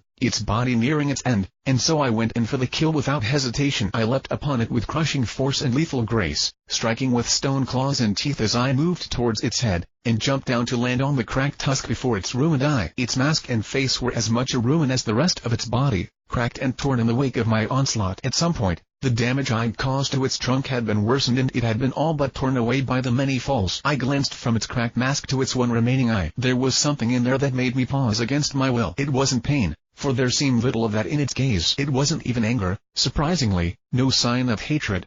I wasn't sure, but it made alarms ring in my head. Triumph, perhaps. Whatever it was frightening to see it in the eyes of a fallen enemy. Its shredded trunk twitched once, mouth opening, and it was enough to snap me from my stupor. Wrapping my stone tail around the base of the tusk reflexively, I heaved with all my might against the fracture I'd caused with my lightning, leveraging against it with my stone body, and with a crack, the scorched tusk broke free. I lifted it high with one hand, angling its wicked point, and drove it into the beast's ruined eye with all of my strength before lunging forward to force it deeper still. The Goliath twitched once, the light in its remaining eye unchanged, and then went still, head dropping with a crash. I was panting hard as I jumped to the ground, stone body going still around me. No longer strengthened by my aura, tearing out of it was easy enough, but then I leaned against it and slid to the earth, light fading from around me. I felt truly exhausted for a moment before strength flowed back into me as windows appeared. Your level has increased by 1. Your level has increased by 1. Your level has increased by 1. Your level has increased by 1. Your level has increased by 1. Your level has increased by 1. Your level has increased by 1. Your level has increased by 1. Your level has increased by 1. Your level has increased by 1. I laughed happily and rose to my feet as if nothing happened. 10 levels. I'd gone up 10 levels, 14 total if you count the giant Nevermore, which brought me up to 46.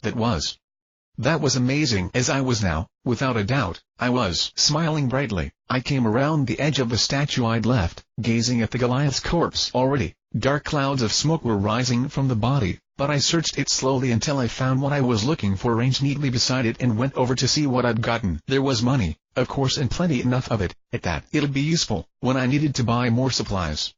I was really hard on dust, and what I had now wasn't going to last much longer if things kept happening to me. There was a mask as well, which I'd also expected, but which was just as useful. It was shaped like the Goliath's mask, of course, and it would cover my entire face as I'd expected. Those two things were pretty much a given, but beneath the money and the mask were two more items. Neither was unexpected, per se, but I hadn't known what else would appear this time. Sometimes I got items, sometimes I got books, and this time, as with the giant Nevermore, I got both. A white book with a dark spear in the center and some type of decorated white cloth I didn't recognize, held together in several places with what looked like grim bone armor. Pondering it all quietly, I picked the bundle up and watched the windows appear. You have obtained 450,000 lean. You have obtained the item Ganesha. You have obtained the item Airavata. You obtained the skill book Naraka. Would you like to learn this skill? I shook my head in irritation. I'd hoped the names would reveal something about the items, but none of it meant anything to me. Not unusual for the drops I got, but still a little annoying. More than that, I was still a bit nervous because of how the Goliath had been acting before its defeat. Whatever it was up to, I got the feeling that it had thought it had accomplished something, but what? I didn't see anything it could have done, and no trap was springing, so what did that leave? Just these things, and though I knew logically that there shouldn't have been any real way for it to even know about my power, much less affect it,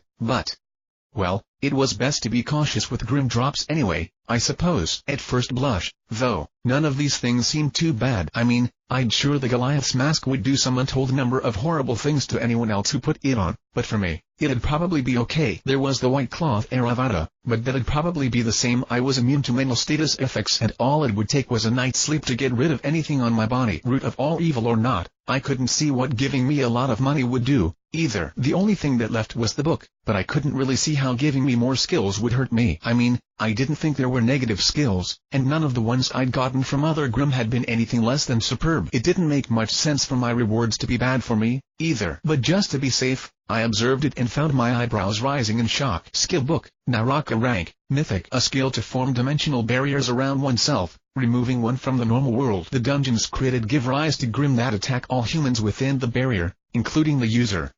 Stronger dungeons may be created at higher levels to create mightier Grimm and cause additional effects. Barrier dissolves if the user leaves. I just had to stare at it for a minute, somewhat dumbfounded. I mean, it would let me do what? The possibilities of such a thing filled my mind in an instant, too many to focus on just one. But if I could create barriers with Grimm inside them, if I could remove myself from the normal world, I could train anywhere. It might even be a solution to Raven, though the accompanying Grimm would probably make it difficult. But it was I pressed the yes button repeatedly. You cannot learn the skill required, WIS 100. I snorted at that and brought up my status screen. I had the points now and I intended to do it anyway, so I just went ahead and raised my wisdom over 100 and waited in anticipation to see what skills I would get. By raising WIS above 100, you have gained a random ability related to your deep understanding. The skill Familiar was created. By raising WIS above 100, you have gained the passive skill Harmony. By raising WIS above 100, you have gained the passive skill Pathfinder. Oh, I drew the word out as the profiles appeared before me.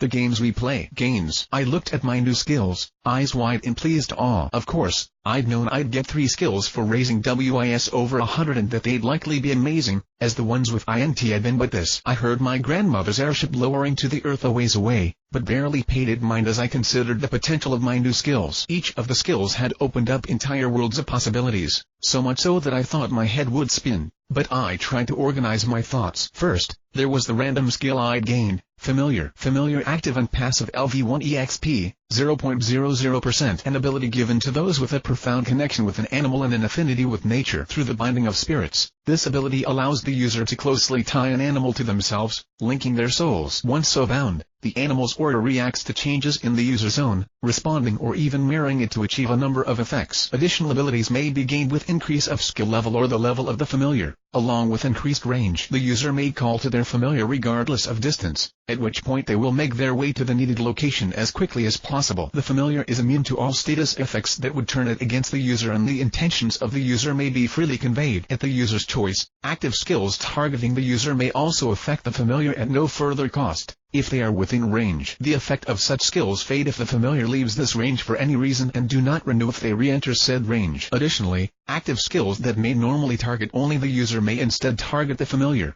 regardless of range. Whenever the user gains experience, the familiar gains an equal amount of experience. The familiar may never have a level higher than the user's. Once a familiar is selected, it can only be changed after the death of the familiar. Closeness with familiar is greatly increased. Range, 10 meters. For me, such an ability was probably even more useful than clairvoyance. Essentially, I could bind myself to an animal and they'd gain enormous power as a result, and, because of how skills and experience were shared, they'd effectively become a free high-level combatant without taking up any of my party slots. I could train them and they'd grow alongside me and with all of my skills. Well, between the White Tiger style, my healing, my dust abilities, and everything else. The possibilities were endless. With just a little effort, the amount of power in such ability was just mind-boggling. The only question was who I'd pick. Goo and Autumn leapt instantly to mind, but it specified animals, so it was probably limited to Goo. I suppose that might have been for the best. He was still at a low level because I'd been wary of letting him fight until he was strong enough to take it, but if I could enhance him like this, well, a few Grimm shouldn't be a concern. And if he gained experience at the same rate I did, I could just find a few more giant Nevermore and kill them quickly. No problem. With the potential of Naraka especially, I'd have to test it first, of course, and make sure there weren't any hidden downsides, and maybe there were other possibilities for it, too. It said additional abilities would develop as the skill improved, so who knows what could happen. And if it was possible to expand the breadth of the ability, to target more than one familiar, or target plants, or ideally both. God, this skill was just amazing. I was a little wary of the potential risks, of how I'd explain everything about Goo, of what side effects it might have on my dog, but still, the potential power in this skill alone might have surpassed that of Summon Elemental. So it said something that the other two rivaled it. Harmony passive LV1 EXP, 0.00%. An ability given to the few that are born with an exceptional insight into the patterns of mana and a great affinity for the elements. Mimicking the nature of dust, basic elements may be combined into more complex forms through careful mixture. Allows for the use of intermediate elements. Elemental affinities are equal to the average of all component affinities. Grants resistance to elemental attacks. Resistance to a specific element is equal to the average resistance to all component elements. 15% less MP used for all elemental attacks. Pathfinder passive LV1 EXP, 0.00%. An ability given to those born with an understanding of their purpose in life. Activates quest markers and objectives. If these abilities worked the way I thought they did, then Pathfinder especially. In games, it wasn't uncommon for the system to tell you what to do or where to go to fulfill your quest. It wasn't usually specific. It might tell you who to beat and where they were, but not necessarily how. But if you apply that simple ability to real life, just imagine arrows pointing you when you're uncertain, notes informing you of things you'd otherwise have no possible way of knowing about. That was an amazingly powerful ability. The stuff I'd done in games that I shouldn't have had any real way of knowing about was just unbelievable. If my ability could do that in real life, then Pathfinder could be my strongest skill, in its own way. And with Harmony, opening up additional possibilities for my elementals. Yes, I thought without a doubt, putting points in wisdom had been the right move. And with the points I had left, I could. Jaune, my grandmother's voice interrupted my thoughts. Yes, I said, turning to look at her. She stood close to me, sharp eyes slowly scanning the area. She glanced from the Goliath's slowly fading corpse to the tiger statue to the bundle in my hands, expression thoughtful. Cynosar just stood a ways away, leaning down to look at the Goliath's remains. Sorry, I was just thinking about something. She nodded, seeming to accept that. This was informative, if concerning, she said, tilting her head to watch the Grimm. Did you see anything from down here that might have given away its intentions? I shook my head, earlier concerns returning as I was drawn away from my distractions. No, but I hesitated. Whatever it was doing seemed deliberate. Even when I killed it, it looked like it thought it had won. I don't know why. Really, maybe it thought it had killed me somehow. Or did you check if anything was happening elsewhere? Yes, she said quietly, frowning. Nothing is happening near Mistral, as far as we can tell. The observation towers and surveillance networks haven't reported anything unusual, either, and no one's even responded to our absence yet. If this was meant as a distraction, then whatever we're being distracted from probably didn't need the help. Then what? I asked. Do you think it made a mistake? Or, I don't know. Have you ever seen the Grimm act this way? She was silent for a moment, eyes closing. Perhaps, she said at last. A few times, maybe, I'm not sure. It's something. There are oddities that have been noticed from time to time, uncharacteristic behavior in individual or small groups of Grimm. Unexpected attacks, sometimes, or a few odd survivors in otherwise depopulated towns. Why? I asked, having never heard of this. My grandmother shook her head. No one knows, she answered. There are theories, of course, but as with most theories about the Grimm, it went nowhere because there was no proof of anything. Some have suggested some type of controlling force, generally linking into one of the various conspiracy theories about the source of the Grimm. Others have suggested it's a type of malady that afflicts the Grimm, some strange form of madness. It's also been proposed that it might be some tactic, meant to sow confusion or fear in the ranks to draw in more of their kind, a call to arms to their fellow Grimm, in a way. What do you think, grandmother? I asked. Nothing, she snorted. I don't know, and I don't think anyone else does, either. And if you cling to a theory too hard, people tend to make things fit the way they want them to. Better to keep an open mind, I think, and wait for more information. She exhaled slowly, looking at the destruction around her. And this? She shook her head, cutting herself off in irritation. What we learned today could be invaluable. Things we suspected and believed.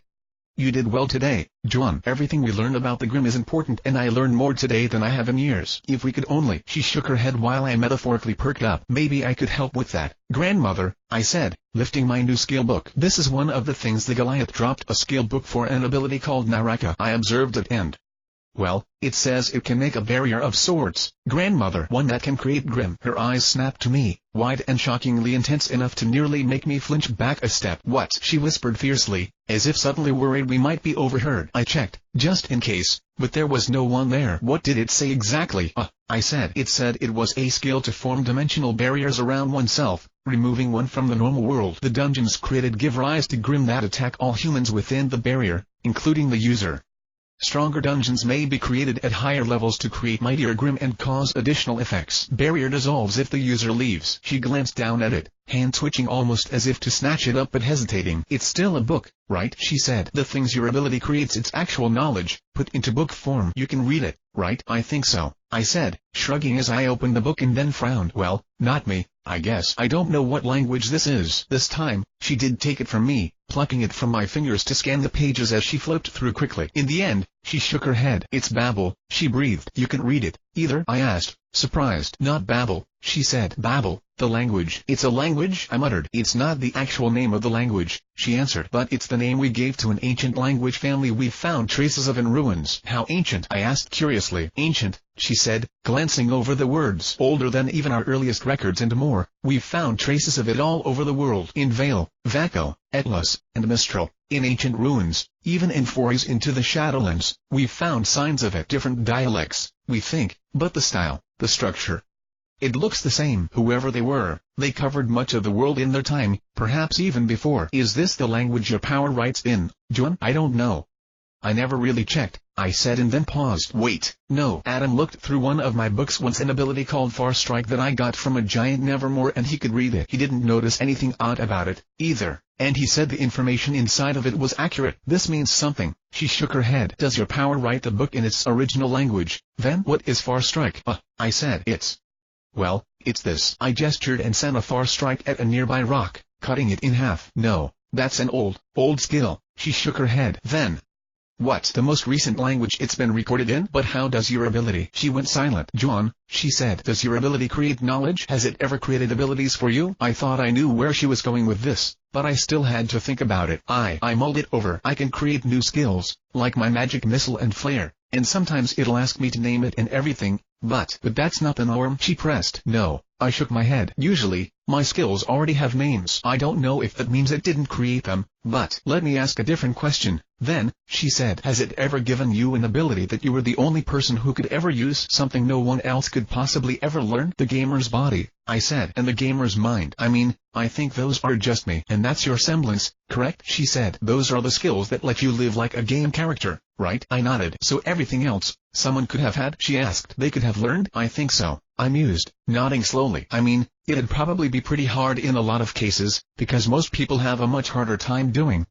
everything than I do. But if you were born with an affinity for the right things, if you trained hard enough, if you were smart or wise or strong enough.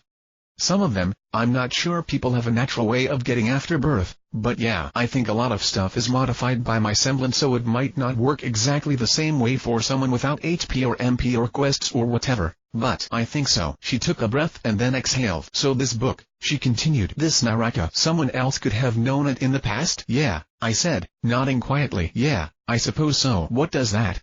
What do you think it means? Do you think it has anything to do with the Grimm? I don't know, she answered, eyes on Naraka. What's the book say? Then, I asked again. I don't know, she repeated. I can't read it. Nobody can read it. That's why we call it Babel. She looked up at me slowly. But of course, that doesn't matter to you, does it? She said. I held out my hand and took back the book. A moment later it dissolved into light. The knowledge filled me as the matter it was inscribed upon faded, an amazing sensation that I was never sure how to truly describe. It was like the pieces of a puzzle I hadn't even known about had slid suddenly into place, filling a void I'd never realized was there. It wasn't the same as memorizing something, a book, nor did it manifest that way in my head, but in a moment of illumination I understood, completely and comprehensively, everything that had once been contained within the text. I knew what it did. I knew how it worked. I knew how to make it work. Except Naraka, I said, raising a hand. There was a sudden shift in the air, not a sound, but a sudden absence of sound. The thousands of noises of the forest and fields, the multitude of animals that called those places home, the countless things that made you think this place was full of life, it dropped away as quickly as someone closing a scroll or dropping a stone, and we well in the silent world of my creation. For the moment I could feel it abruptly, a focus that set my teeth on edge. Cynosarges lifted his head and looked to the side, the Goliath's corpse vanishing as we shifted from one realm to another. The silence persisted around us for a minute or two,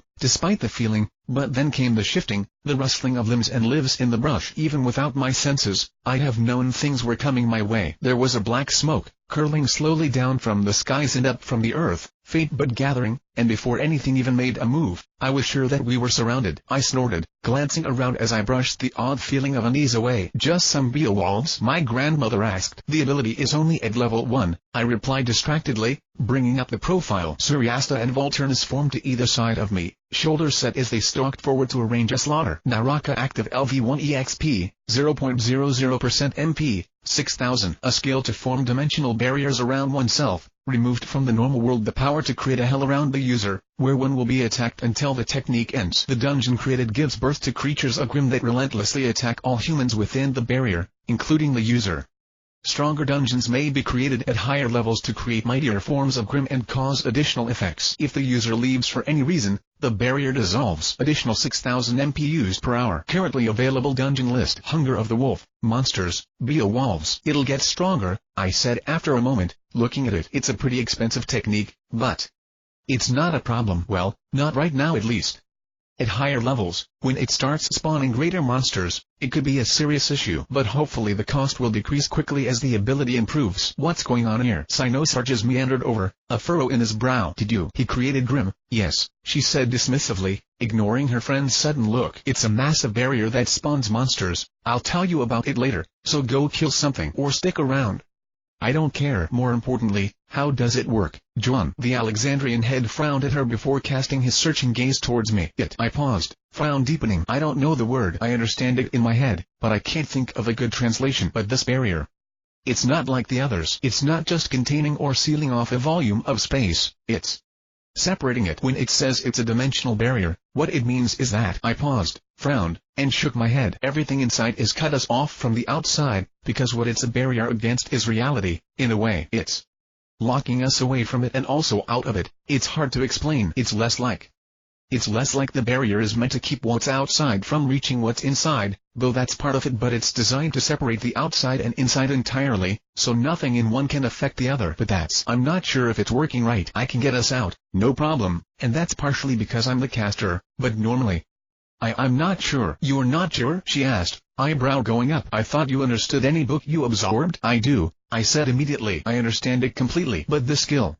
it's not working exactly how the book said. It's built off a rule or a system or some natural law or something that it exploits, but I understand how it works and how it's supposed to work. I frowned, looking around. It's weird. What I learned when I ate the book and what its profile says, they don't match up completely. And the profile is right, but it's odd, because the book, the math seems right, for lack of a better word, but I feel like the result's not exactly what it's supposed to be. But everything is so strange that I'm not sure if that's because the equation is wrong or if the result is. Except the latter shouldn't be possible. It should be the same as 1 + 1 = 2, true no matter what, but it's adding up to 3 for some reason. The physics in the book don't look wrong, but it doesn't do what its makers thought it would, or it doesn't now. It's incomplete or out of date. It's hard to explain, but I'm not sure if they didn't take something into account or if the rules have changed. What do you mean? She asked, expression cautious. I don't know, I mused, shaking my head as I tried to put the thoughts together. Because maybe it is the book that's in error and I'm just biased because I'm getting the story from the people whose experiment went horribly awry and probably killed them all. But there's a part of me that sees the result as it is and doesn't think it's right. I can see it in my head, how all the pieces line up to create this, and I get it, but I feel like maybe they shouldn't. Like a step's been added or subtracted, but not by me or the book. No. It's worse than that, because I feel like even if the equation was wrong, the result would be wrong independent of that. Like, even if it didn't do what it was supposed to, it shouldn't do this. Maybe it's like there's two versions in my head, showing how it works and how it's supposed to work, but There's no way to get from one to the other. It's messed up. What could cause something like that? I shrugged, uncertain. I don't know. I admitted. Maybe I'm just missing something. This book, it was a part of a field of science or something. And I get this topic, but maybe I'm missing something unrelated to it in the large field? Maybe some piece that... I stopped and shook my head, irritated. Jaune, she said as a sudden flash of light silenced screams. Volturnus at work, I assumed. Could this be the source of the Grim? Some massive barrier gone out of control that's now unleashing Grim, or some related experiment? Could this be how they were created? Maybe. I hedged. I don't understand how such a thing could have happened, but I don't fully understand how this is happening. But I think, I don't know if it's right or wrong, but I feel like the Grim are a part of what's wrong, not just a result of it. This barrier is meant to do something and they're messing that up, or something is making them mess it up. And I don't know what all this means, but even if that was what was happening, this couldn't be just a barrier, you know, the way this thing is built.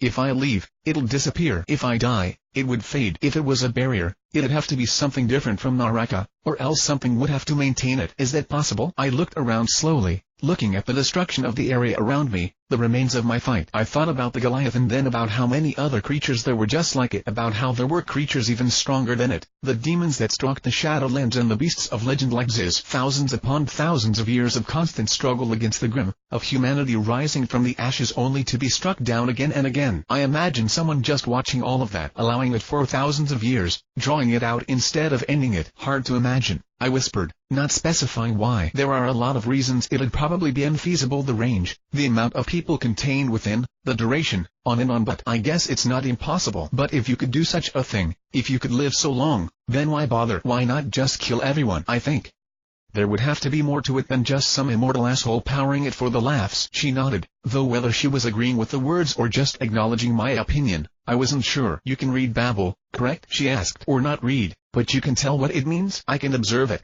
Yeah, like I did to the book. I'll know what it's about, at least. It doesn't work so well on small stuff like individual pages or rocks or stuff, though my ability, well, it can be finicky, at times, I said, shrugging a shoulder as I remembered long hours grinding observe on rocks and books and trees. Sarcastic, really. It should give a summary of whatever I'm looking at, but even so, it's something to look into, she said, as serious as I'd ever seen her. If what I suspect is true, this may hold the answer to what we've been searching so long for. For thousands of years, we've looked to history for answers and found nothing, but this.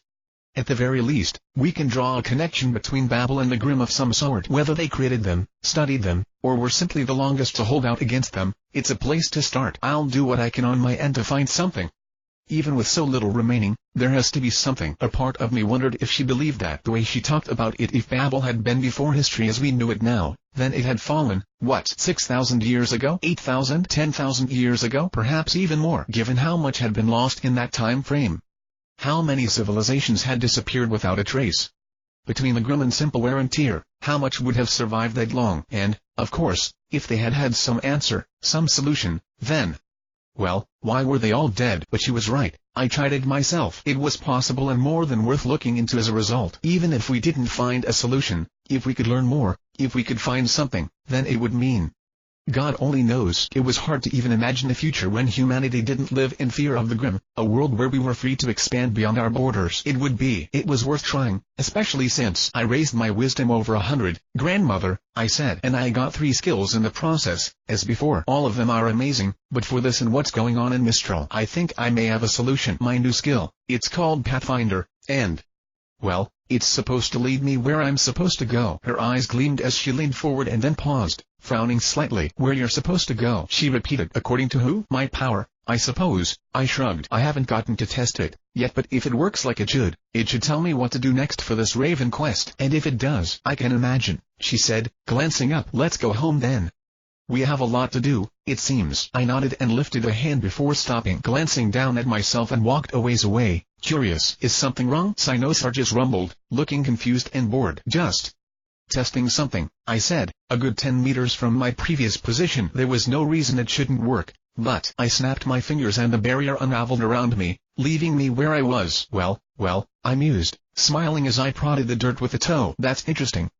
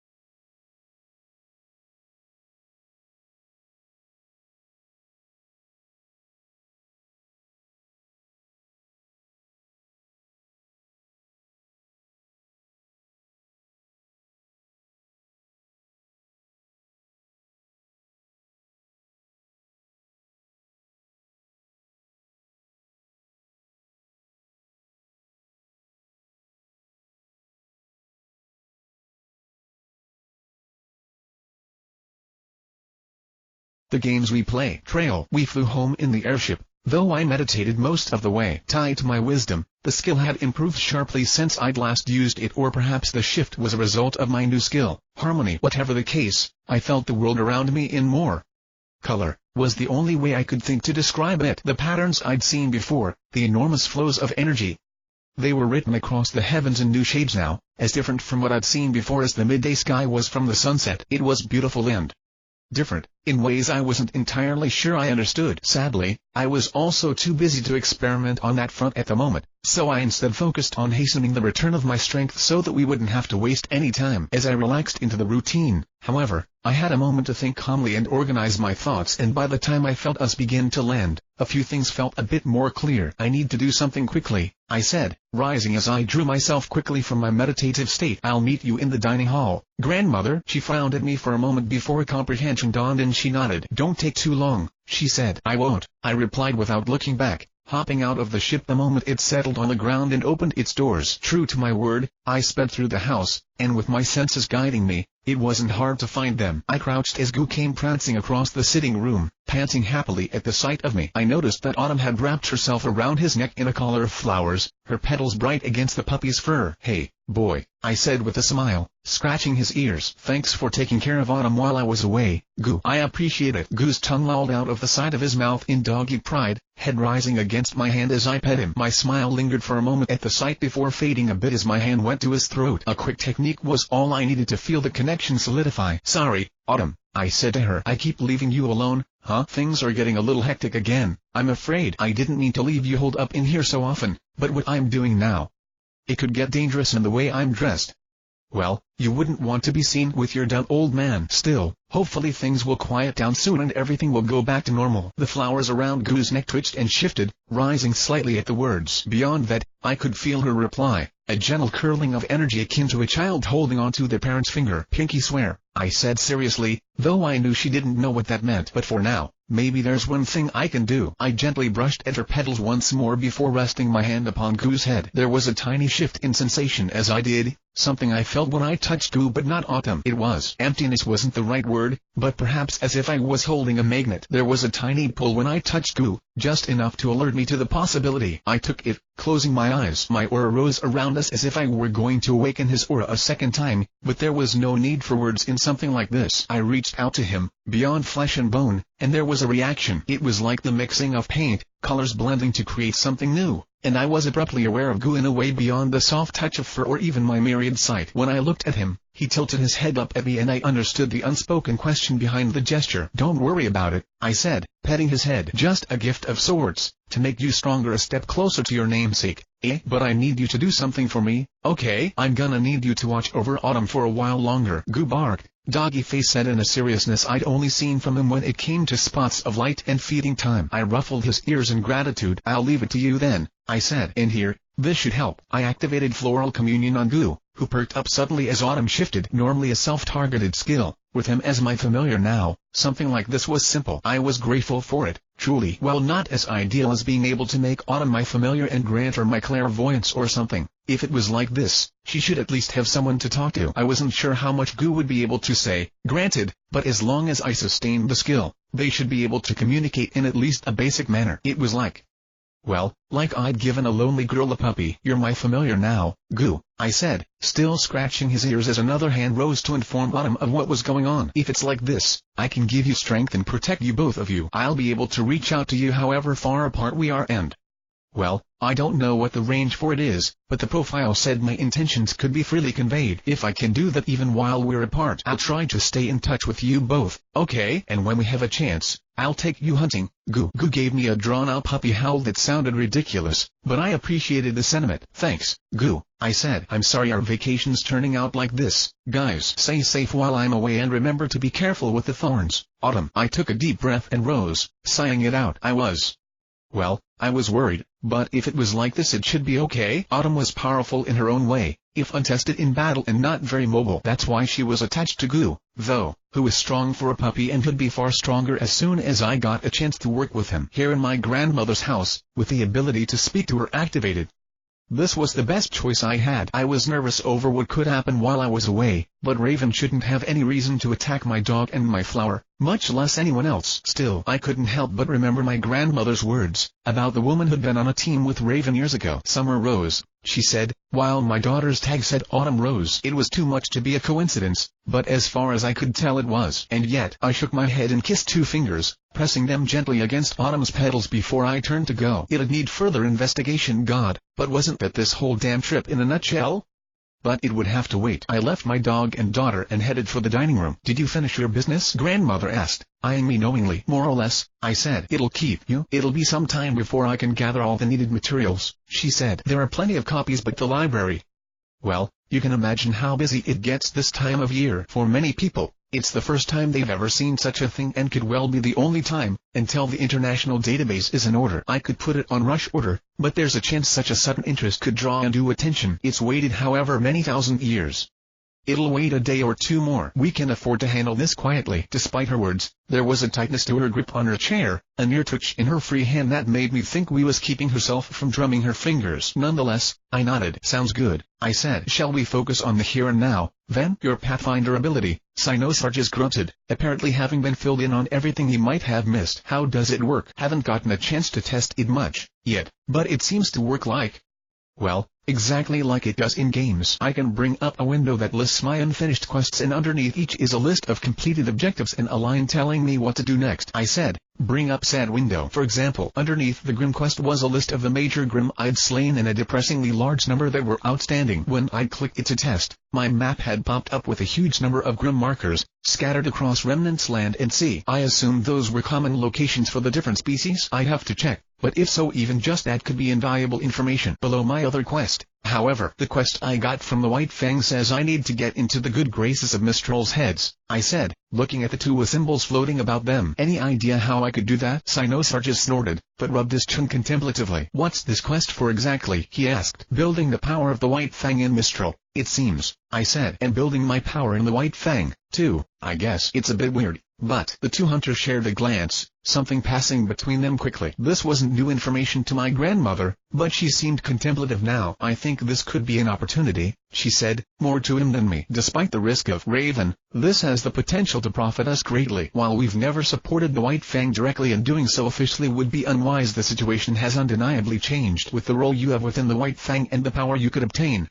It's dangerous, certainly, but the opportunity is great. If we had that much control, a powerful voice within the organization, I'd suddenly be a bit more interested in supporting the White Fang. What about you, Sinosarges? Lots of ifs, he grunted. If what you said is true, he's basically bluffed his way into being a member of the organization to begin with. The more power he seizes, the more nervous the people in power are gonna get. Isn't that the cause of the situation? Things are different now, she said. Naraka, I guessed. Raven's a huge threat herself, but our biggest concern was that she might just assassinate us. But I might, maybe even should, be safe from her portals inside of Naraka's dimension. And if something happens, I can shift over, change out of my disguise, and then cross back over in a safe place to lay low as, well, me. Now that we have a few options now, she doesn't quite have a gun to our heads anymore, either, so we actually have a choice. And if you were thinking of sort of supporting the White Fang anyway, there really shouldn't be too much risk to either of you. Assuming she doesn't already know who you are, he pointed out. Assuming that, I agreed. But I'm pretty sure she doesn't. The pieces don't quite fit together. If she already knew all my dirty secrets. If she did, then she'd have had a lot of leverage over me, but she didn't use any of it when we faced each other. I'm pretty sure now that she was as worried about me as I was of her, and that she wanted me scared as is. There shouldn't be any way to link Jianbing to Jaune Arc if I'm careful, though, so it should be. Not safe, but that specific thing shouldn't be a major concern. He frowned for a moment but then nodded slowly. Of course, we still don't know what the White Fang's really up to, he said, leaning back. I never expected Raven Brannon to be with them. That's a lot more firepower than I expected them to have. The White Fang has always been dangerous, but no more so than a million other things on this godforsaken planet.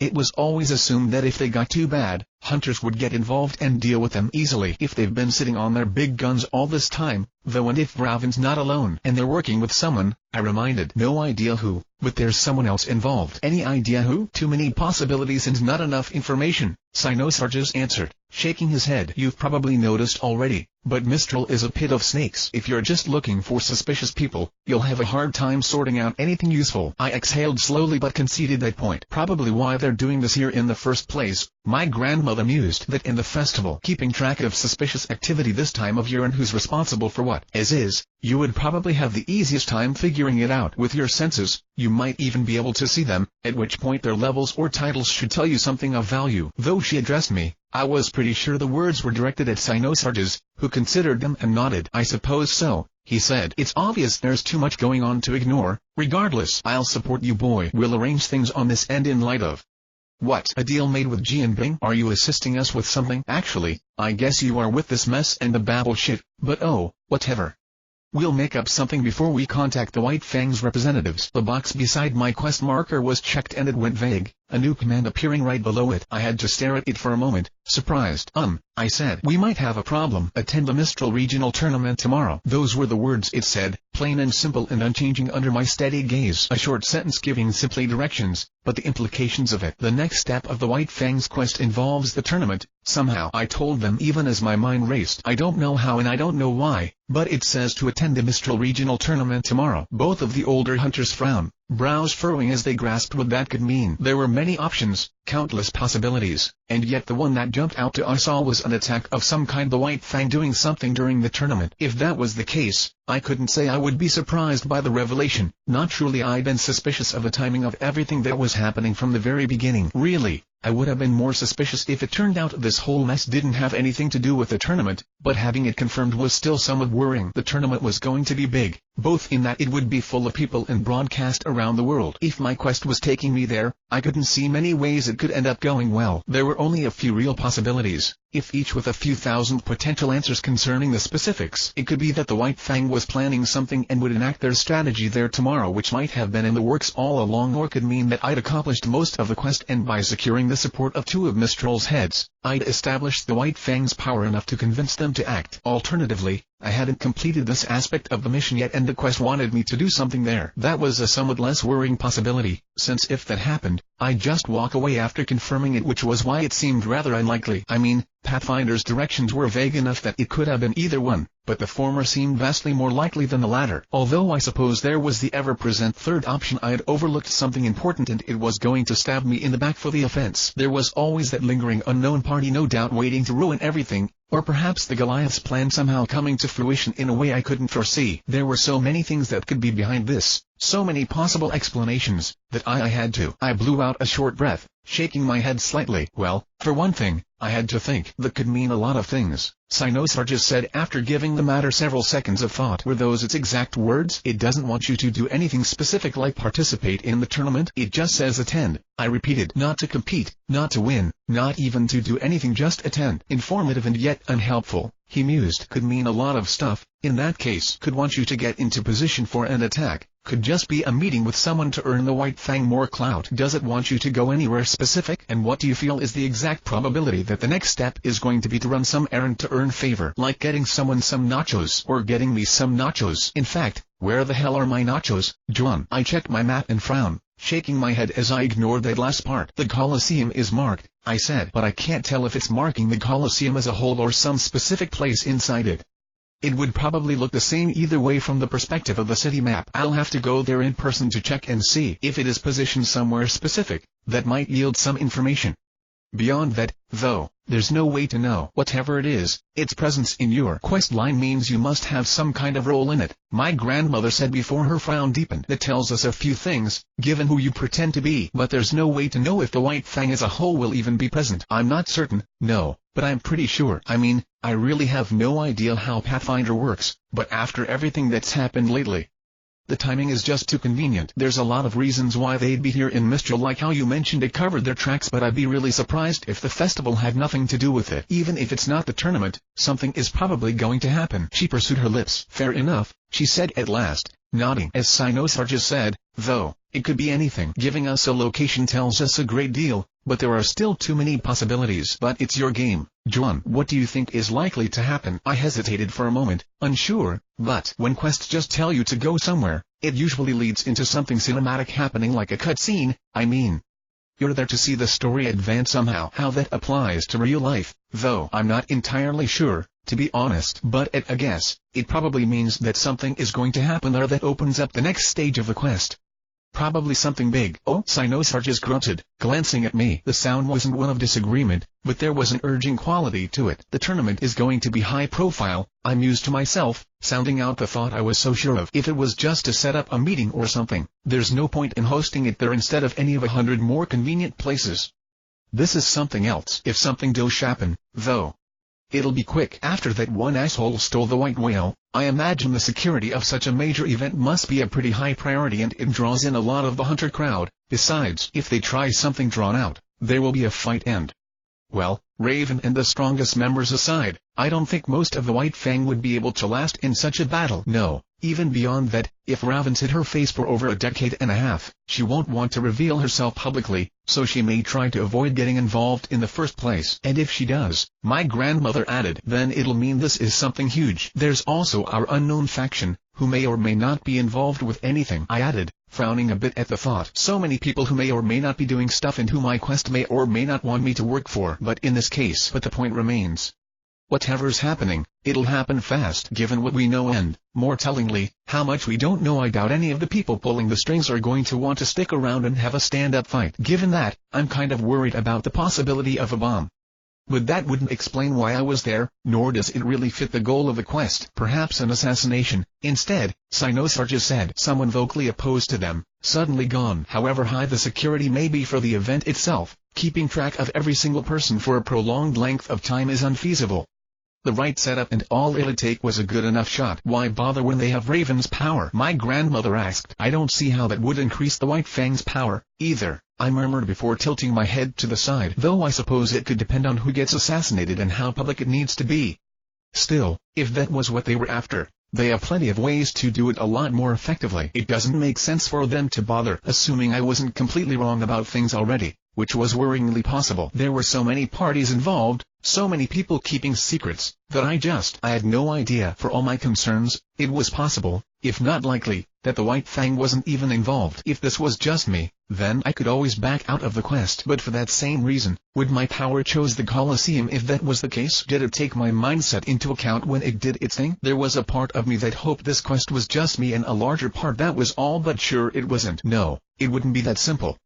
There would be something going wrong, I was sure of it. Honestly, I just pretty much accepted that as a given at this point. The only real question was how badly. And yet, what worried me the most was a simple, lingering thought. What if this was because of me? It could have just been me blaming myself for things beyond my control. But thinking about it, was it that hard to believe? The precedent I'd set with my theft of the white whale and my invasion of Atlas, the scale I'd taken the White Fang to, was it really so unlikely that I'd given the White Fang the push they needed to act? Or perhaps even forced them to act, to prolong the 5 minutes of fame I'd captured for them and add fuel to the flames? What Jianping had done had been so high profile, so unbelievable, that I told myself there was no point thinking like that about something that hadn't even happened yet. But the sadly never seemed to be enough to make such thoughts go away. Maybe that's why the decision came so easily. I'll go, I said. One way or another, we're not going to figure anything out if we just stay here and worry about it. If something happens, I'll be there. Cynosarges grunted as my grandmother frowned, the large man looking at me contemplatively, nodding slightly. Do you intend to go as a fighter in the tournament or to watch from the crowds? He asked. It might not make much difference, since I imagine most of your opponents will forfeit before they even get in the ring with you after that show you put on with my goddaughter, but there are pros and cons to each. Depending on what happens, it might matter. It was easy enough to understand his meaning whether they were targeting the tournament as a whole or someone specific.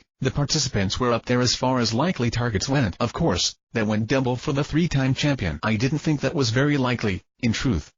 I couldn't see the White Fang attacking their ally's goddaughter, even ignoring Cynosarges' personal power. Still, I could understand his concerns. But I need to be somewhere that lets me see the whole Colosseum. No offense, but if anything happens, I'll probably be the first to notice and I'll probably need to react fast, I said before hesitating. Worst case scenario, if there is a bomb or something horrible like that, I have the best chance of saving everyone if I notice in time. I really don't want to shove a stadium full of people into Naraka for pretty obvious reasons, but I'll do it if I have to. There's no way of knowing how much warning I'll have before things go to hell. but at the very least I should be able to sense the danger. For what it's worth, I doubt Para's the target, but I'll keep an eye on her, just in case. The older man grunted at me but then shrugged shoulder. My grandmother had finally begun to drum her fingers, but after a moment she nodded slowly. Very well. It's probably for the best regardless. Still, she replied, we'll need a plan. First of all,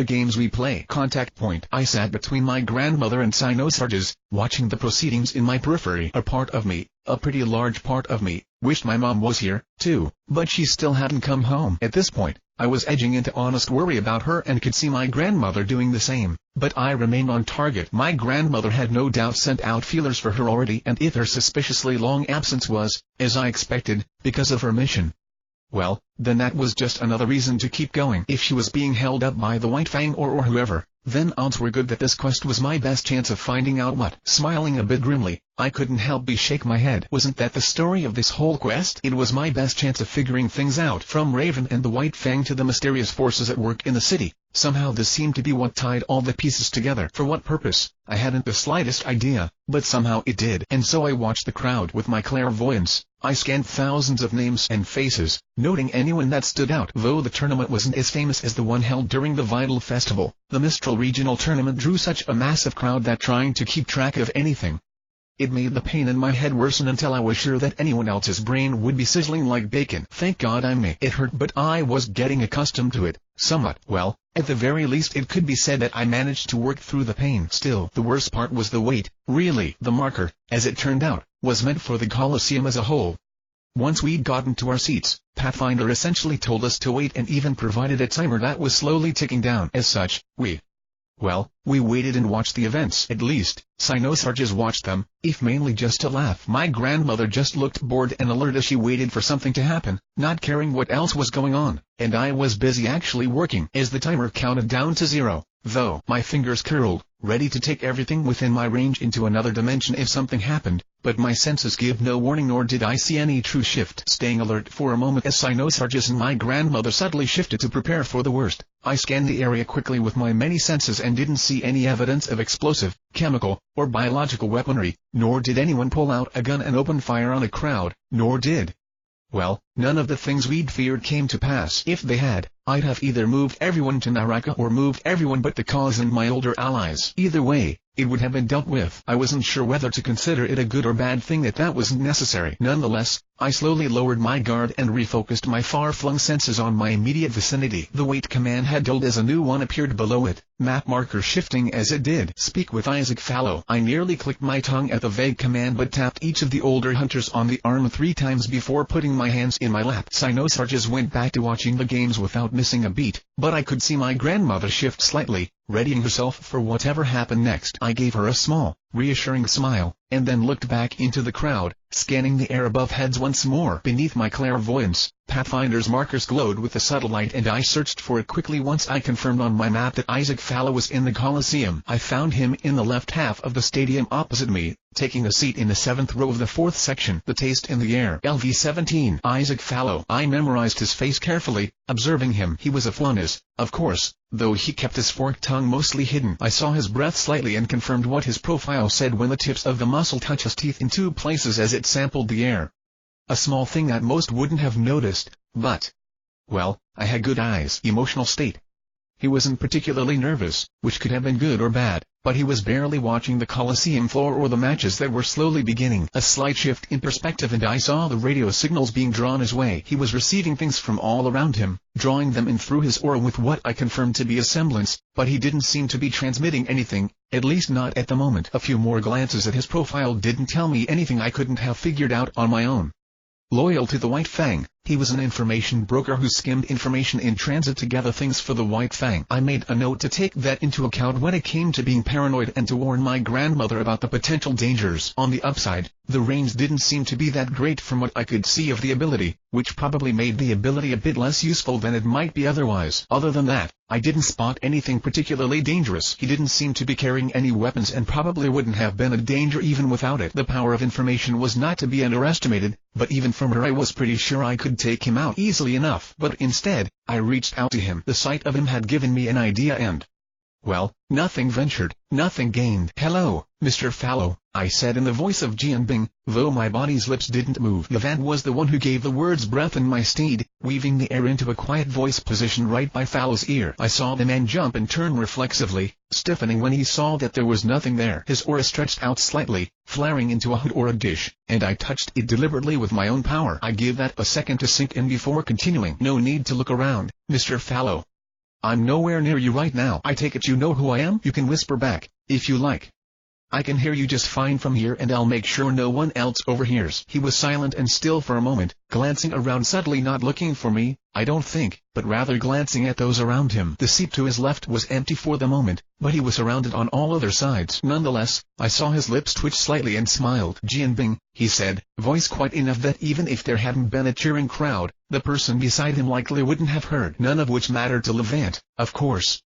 The air elemental could feel the vibration of air, however soft it was, and simply whispered it into my ear with a slight adjustment in volume. At the same time, the words died a short distance from his lips, fading into the air as they were consumed. "Yes," I said, making my voice sound satisfied. "Good. Then you know why I'm here?" He hesitated before shifting his head ever so slightly to either side. "Oh?" I asked and had a fraction of a second to consider what to say. I chose strength and confidence, in the end, and replied back with a relaxed voice. "Well, let's correct that." After talking briefly, Jean Roma and Sinosarges Alexandria have expressed an interest in further supporting the White Fang. They also stated that they were confident that the other families would follow suit when the time came. Fallow stopped breathing for a second and I was glad that the information was as valuable as I'd thought. "Sir," he answered slowly, a touch of amazement to his voice. I chuckled back warmly, as if amused by the reaction, and when I spoke again it was with a fond tone. Now, I said, "It's nothing to be too impressed over."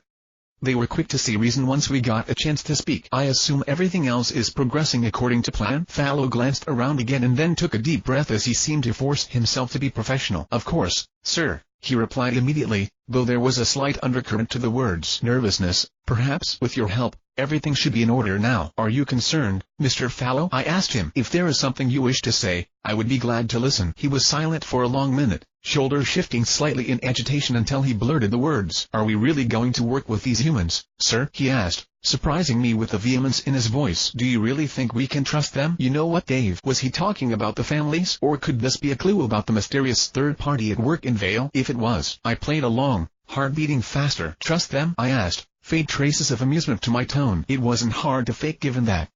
Well, maybe it was just me, but this conversation was going somewhere rather ironic. I certainly wouldn't go that far. It would be somewhat foolish to extend such a valuable thing so easily. Don't you agree? I had no idea who we were talking about, but Fallow nodded in agreement. I wondered if I might not end up causing trouble for myself later with my words, but one thing at a time. Still, it never hurts to have allies, does it? I understand my fellow's reaction somewhat, in that regard. I continued. We've so many enemies that it's hard to be picky when it comes to allies. It's a bit worrying, but for the time being, let's leave it at that, shall we? But what do we do if they betray us? Fallow asked, tone insistent. That should be obvious, I said back, shifting my tone to make it sound like I was smiling gently. Fallow seemed mollified by the undertone to my words. Do not worry, Fallow.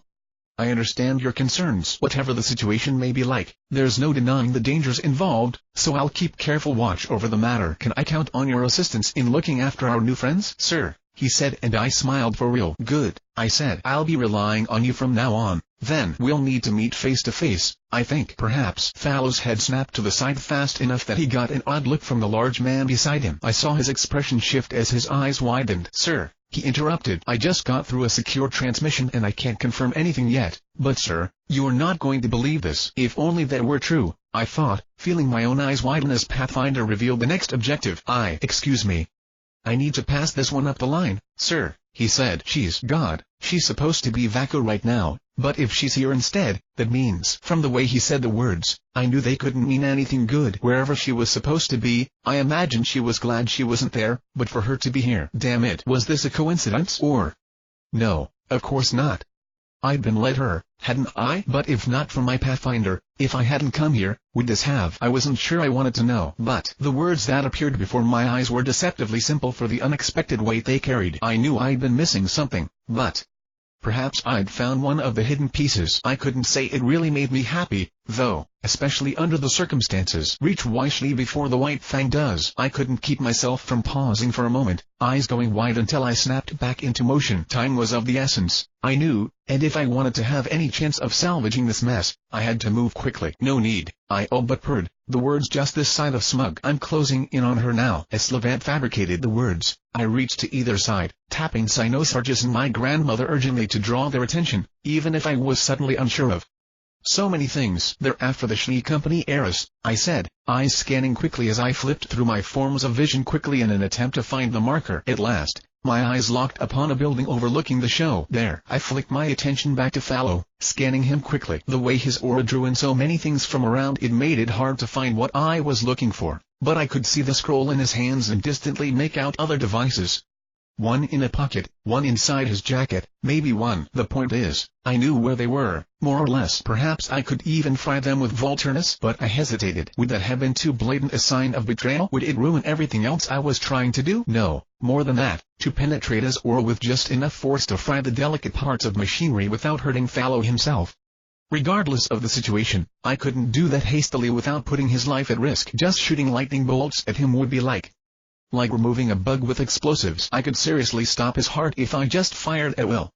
I had to focus. Pharaoh had been silent for a moment, typing with amazing swiftness on his scroll as I debated and concentrated, but he snapped it closed before I could do anything. Roger that, sir, he finally replied, not answering his phone as it buzzed. Instead, the signals danced in the air around him for a moment and then were drawn in swiftly, causing him to nod. Groups are approaching to back you up, sir. It seems we even have some special help chipping in. They'll be there in just a few. I slammed my hands down on the armrests of the seat with a snarl, flinging myself high into the air and then down to the center of the arena. A moment before my fists demolished the armrests, the world changed in a surge of rushing power, Naraka sweeping the crowds away in an instant. I landed in the middle of an empty coliseum and hit the ground running, reaching into my inventory to draw out several dust crystals to restore the power I'd wasted, but there was no choice, not when I needed to move. If that special help was who I thought it was, God, I had to outrun a portal maker. That was gonna be a trick, mainly because the only way in hell it was ever going to actually happen was if I got there before Raven had a chance to zero in on where Weiss was and open the door. At this range, with what Fallow must have told them, I had moments. I needed to move quickly and without concern for who saw me or what was in the way, and that meant this. Despite the cost, I consumed the dust crystals one after another, restoring myself to full power in perhaps half a breath and dropping to all fours in a run as my title shifted. A white tiger of light formed over me as I pulled up my speed-boosting skills and rushed across the field with barely a thought because I didn't have time, which really made thinking things through while I could all the more important, didn't it? Perhaps half a second after my initial jump, I leapt into the air again and took a moment to think over what I'd done and what I'd need to do next. This being about Weiss had changed everything. I'd planned for a bomb, an attack, even an assassination, but the fact that it was the Schnee Company heiress between the crosshairs made things different. The first thing I considered was the fact that I'd left Cynosargus and my grandmother behind, which may have been a wise decision, all things considered. I may have loved my grandmother, but I wasn't delusional, and I knew that while she might be willing to help Weiss, it probably wouldn't be altruistic. I mean, really? The Schnee Company heirs suddenly needing their help to survive? They might not do whatever the White Fang was planning, but I was certain they'd leverage the situation to their advantage. I didn't blame them for that, per se, but I didn't really want to assist them with it, either. The question was, did I need their assistance? That my first reaction had been to leave them behind may have been telling, but their power was undeniable and they were on my side, at least within reason. Assuming they didn't just pull me away from the battles, if something happened, their power could be the difference between me dying horribly and, well, not dying horrible, depending on how this went down. But really, how it would go down was the biggest issue here. It would be a lie to say I had a plan, as such. I wasn't going to lie and pretend I'd anticipated any of this because I sure as hell had not. So in those moments, as I ran towards the marker my power had set, I could honestly say I had no clue what I was going to do next. What I did have was all of, like, a second to think of something that wouldn't backfire, which seemed kind of unfair. Complaining wouldn't help though, so I considered my options instead. There were really only a few ways to handle this and each had its upsides and downsides. There were who knows how many problems suddenly popping up, but in the end, a lot of this was going to be decided in the first few seconds, decided when I met Weiss again, and, more importantly, who I met her as. I'd been Jaune Arc in the stands and had shifted to Jianbing to cheapen the cost of my techniques, but what faces would I wear in the following moments, when I emerged back into reality? Would I face her as Jaune Arc or Jianbing Hamling, or should I try to whip together something new? No, I discarded that last thought as soon as it popped into my head. The benefits and drawbacks of being an unknown were self-explanatory.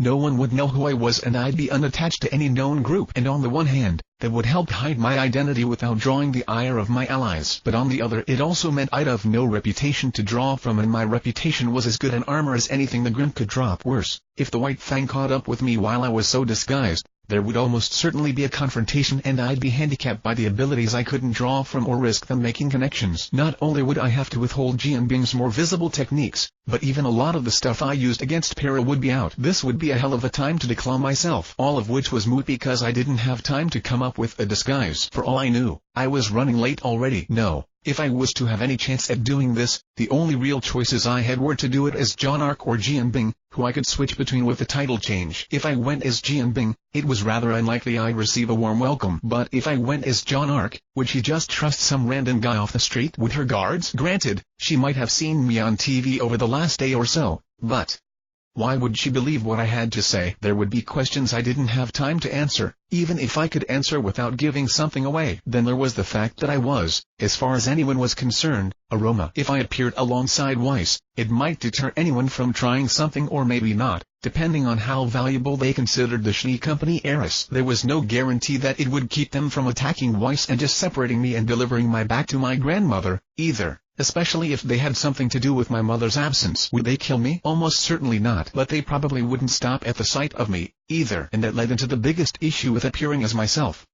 Again, the limits it would impose on me and what skills I could use. At the very least, I couldn't choose the White Tiger of the West if a fight broke out. I'd like to say I was selfless enough to put my secret identity on the line so easily, but it wasn't just me that would be affected if I was tied to Jianbing, whether as an accomplice or as his true identity. What such a thing would bring down on my family. I wouldn't just roll over and let myself die, but anything that could condemn my flesh and blood was only even a last resort, because there was a part of me, a quiet, guilty, horrifying, and disgusting part, but one that was undeniably there, which told me that in a big enough emergency, if what I loved was on the line, I could always just kill everyone who saw something they shouldn't have. Even the thought of such a thing was appalling, but it lingered no matter how I tried to bury it. Which really should tell you how far you'd need to push me to get me to make my blow my cover. I'd throw myself in front of a bullet for an innocent life, even a bullet that could actually hurt me. But could I sacrifice my family for such a thing? No. I wasn't sure if that made me good or bad, or loving or selfish or what, but I wouldn't, even though that thought made me feel guilty sometimes. Even with the danger involved here,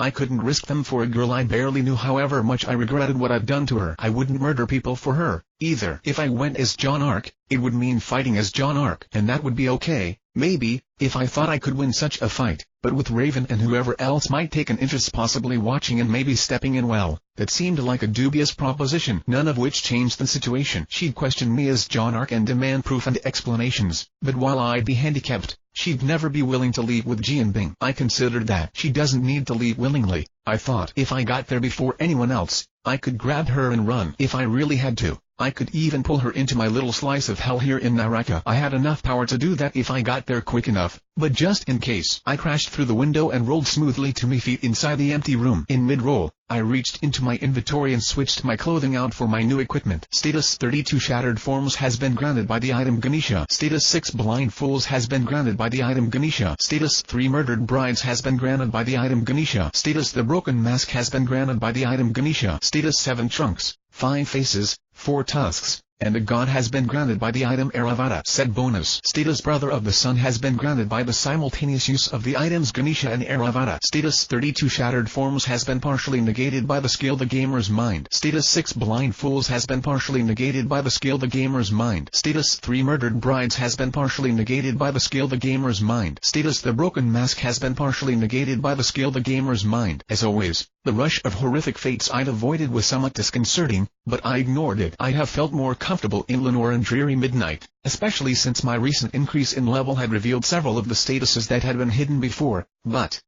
this was better suited for this task. If it came to a fight, the fire and lightning affinity boosts alone would give me an edge, to say nothing of the increases in strength and vitality. Regardless, I didn't have any more time to waste, and so I drew a final breath and then clawed my way through the walls of reality, emerging in the same room since the damages, of course, and landing on all fours on top of a sofa. I wasn't alone, naturally. In an almost frozen moment, I took everything in and saw them.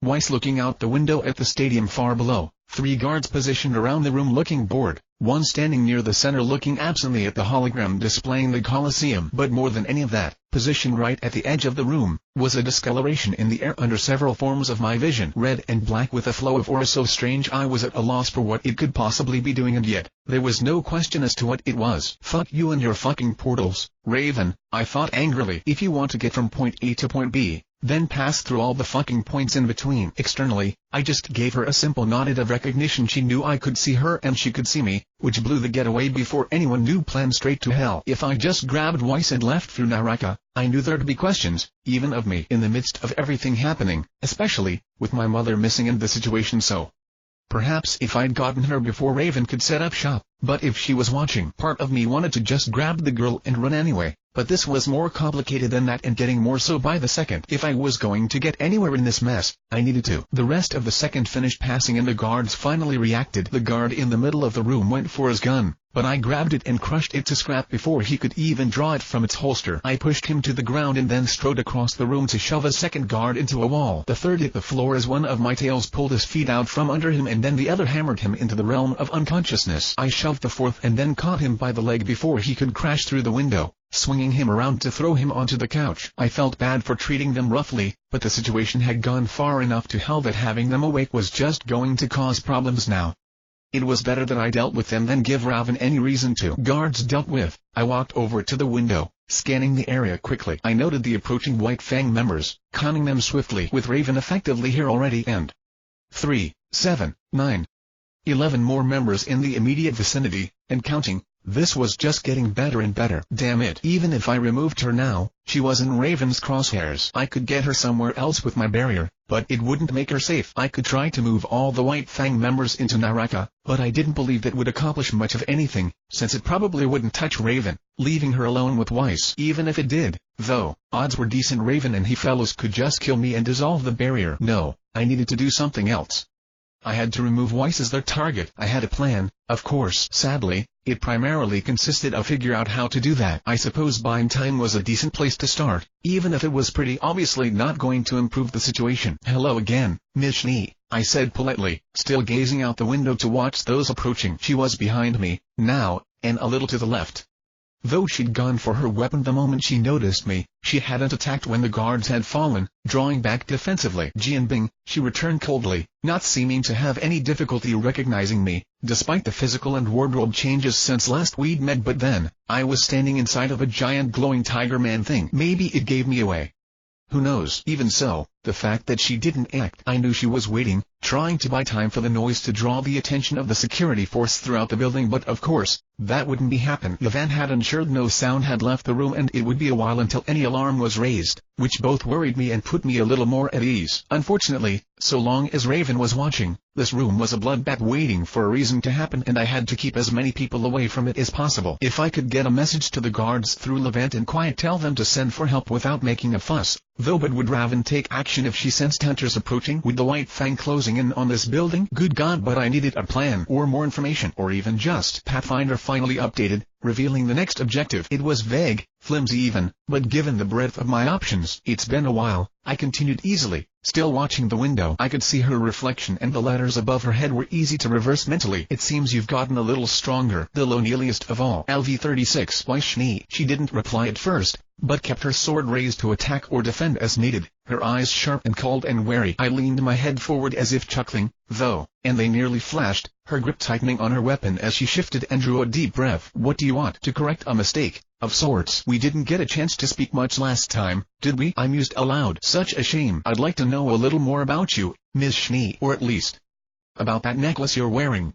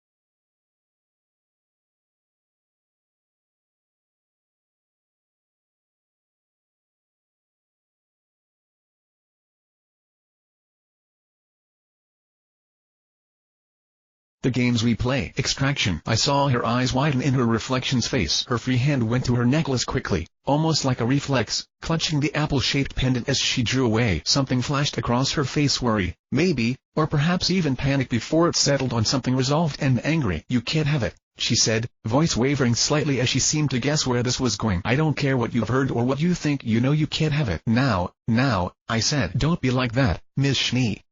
I just want to talk. For now. I saw her hands tighten around both her sword and necklace, her teeth gritting as she looked at me with furious eyes, and yet she didn't reply. If you're waiting for your guards to arrive, I'm afraid you'll be disappointed, I said, still facing away from her. I've locked this room down quite extensively.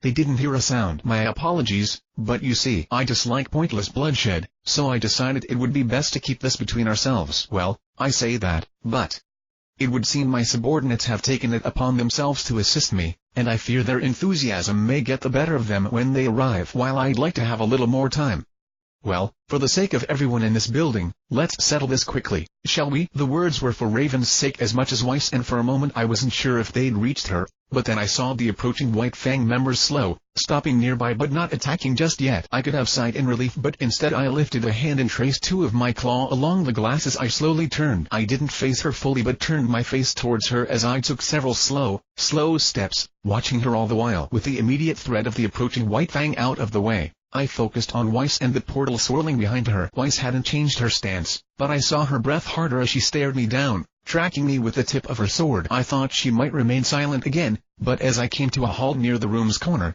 her mouth twitched. Do you expect me to believe that you care about any of our lives? She spat. I took a moment to visibly contemplate that and then tilted my head. Well, at the very least, I expect you to acknowledge that I haven't killed you yet, and that there must be a reason for it. My friends in the White Fang would like to be done with you, I imagine, but I have a different idea, I said. Or rather, I simply know something they don't. But let's stay on topic, Ms. Schnee. That's a very nice necklace you're wearing. Your mother's, was it? Her grip and her jaw, if anything, tightened even further. She seemed to be deciding what to say as she stared at me, weighing her options, whether to believe my words, whether to try something dangerous, everything. I could see her emotions shifting on her profile, the possibilities flashing in her eyes as she reached a decision, and I simply continued my observation. Snow's apple rank, quest item, an apple-shaped necklace belonging to Weiss Schnee, given to her by her mother before she passed away. A simple silver necklace to all appearances, but inside. Yes, she said at last, apparently deciding to at least buy some time. She gave it to you before her death, I said. Yes, I know. But do you know why? Do you know what it is you're carrying? She said nothing again, but there was a flash of confusion in her eyes that made me shut my own and sigh. That route was a dead end, it seemed. I changed tracks. It seems you don't. I answered my own question. A pity. It seems there isn't any point in talking to you. Then give it to me, Ms. Schnee. Never. she answered instantly, her voice suddenly fierce. It's all but I'd destroy it myself before I let you take it from me. I slowly tilted my head the other way. I'd be rather interested in knowing how you intend to accomplish that, Ms. Schnee. She watched me for a moment, eyes wide and breath quick. Again, I saw her eyes dart around her from me to the window to the door, gauging something with a quick glance before making a decision of some kind. And then she tore the necklace off with a sudden jerk, casting it to the floor before grasping her new sword with both hands. As she flipped the blade and thrust it down at the still falling necklace, I saw her eyes focus on the item, as if readying herself for some great pain, and watched the light gleam from sword and necklace both. I sighed to myself quietly and then crossed the room in a series of quick steps. Reaching out with one hand, I caught Weiss' blade between two fingers and stopped it cold. I saw her eyes flick up to me, saw her mouth twist, saw her give a scream of frustration as she tried to push down even harder, but it was no use. My tail swept down and curled around the necklace before swinging like a pendulum to toss it up into the air on the other side of me, where it fell into my waiting palm. As my fingers closed around it, I released her sword and lifted my hand to her face, pushing her back gently. She flew into one of the chairs around the sitting area hard enough to knock it over and send her rolling back. She came up to her feet in an instant, to her credit, and with her blade was pointed my way. Light blue light gathered around its length before a wave of ice flashed across the room's floor and rose to cover me completely. I took a step forward, shattering it around me. Compared to breaking out of my adamant skin, this was nothing. Even before Levant and XHAI conferred a resistance to ice. Weiss leapt back as the cylinder on her weapon revolved. The dust within glowing white as symbols covered the blade. Landing on a sprawling glyph, it flashed red for a moment and she flew towards me with her sword aimed at my heart and the uncovered portion of my chest. Unfortunately, it stopped at my skin. Part of it was just my aura and part of it was my mask, and the rest was because of my many defensive skills, because of adamant serpent skin and the white tiger's height and unbroken steel and everything else. But the result was simple. An attack like that just wasn't enough to really hurt me anymore. In fact, it probably hurt her more. The moment her blade hit my skin, it stopped, with the results you might imagine for everything behind it. Her body continued to rush forward, clipping the halted blade hard before slamming into me. She spun as it was mostly her left side that hit, but continued past me as she flew towards the window. My tails came up and curled around her ankles before I turned and flung her into the couch, which she also knocked over. This time, however, she didn't roll to her feet, but continued until the wall stopped her and then coughed painfully. I'm sorry, I wanted to say but I didn't. And if I had, would it have meant anything? So instead, I just closed my eyes and sighed again. A sound made me open them and I saw Weiss struggling to her feet, looking like she was barely keeping something down. I didn't move as she stumbled or when had to brace herself against the wall, but after she coughed roughly again and swallowed something down, she focused on me. Give it back, she said in what I thought might have been an attempt at a shout that a cough ruined. Get your hands off of it, you bastard. I'm afraid that's not possible, Ms. Schnee, I answered, tossing the necklace slightly up and down. I'd recommend you sit down, however. You don't look well. She snarled something and pushed away from the wall, falling into a roll to pick up the weapon she'd lost hold of. As she came up again, flames gathered around the blade and she threw them into my face as she leapt at me. I blinked once and then caught the blade, halting her in place again. She managed to keep from slamming into me again, but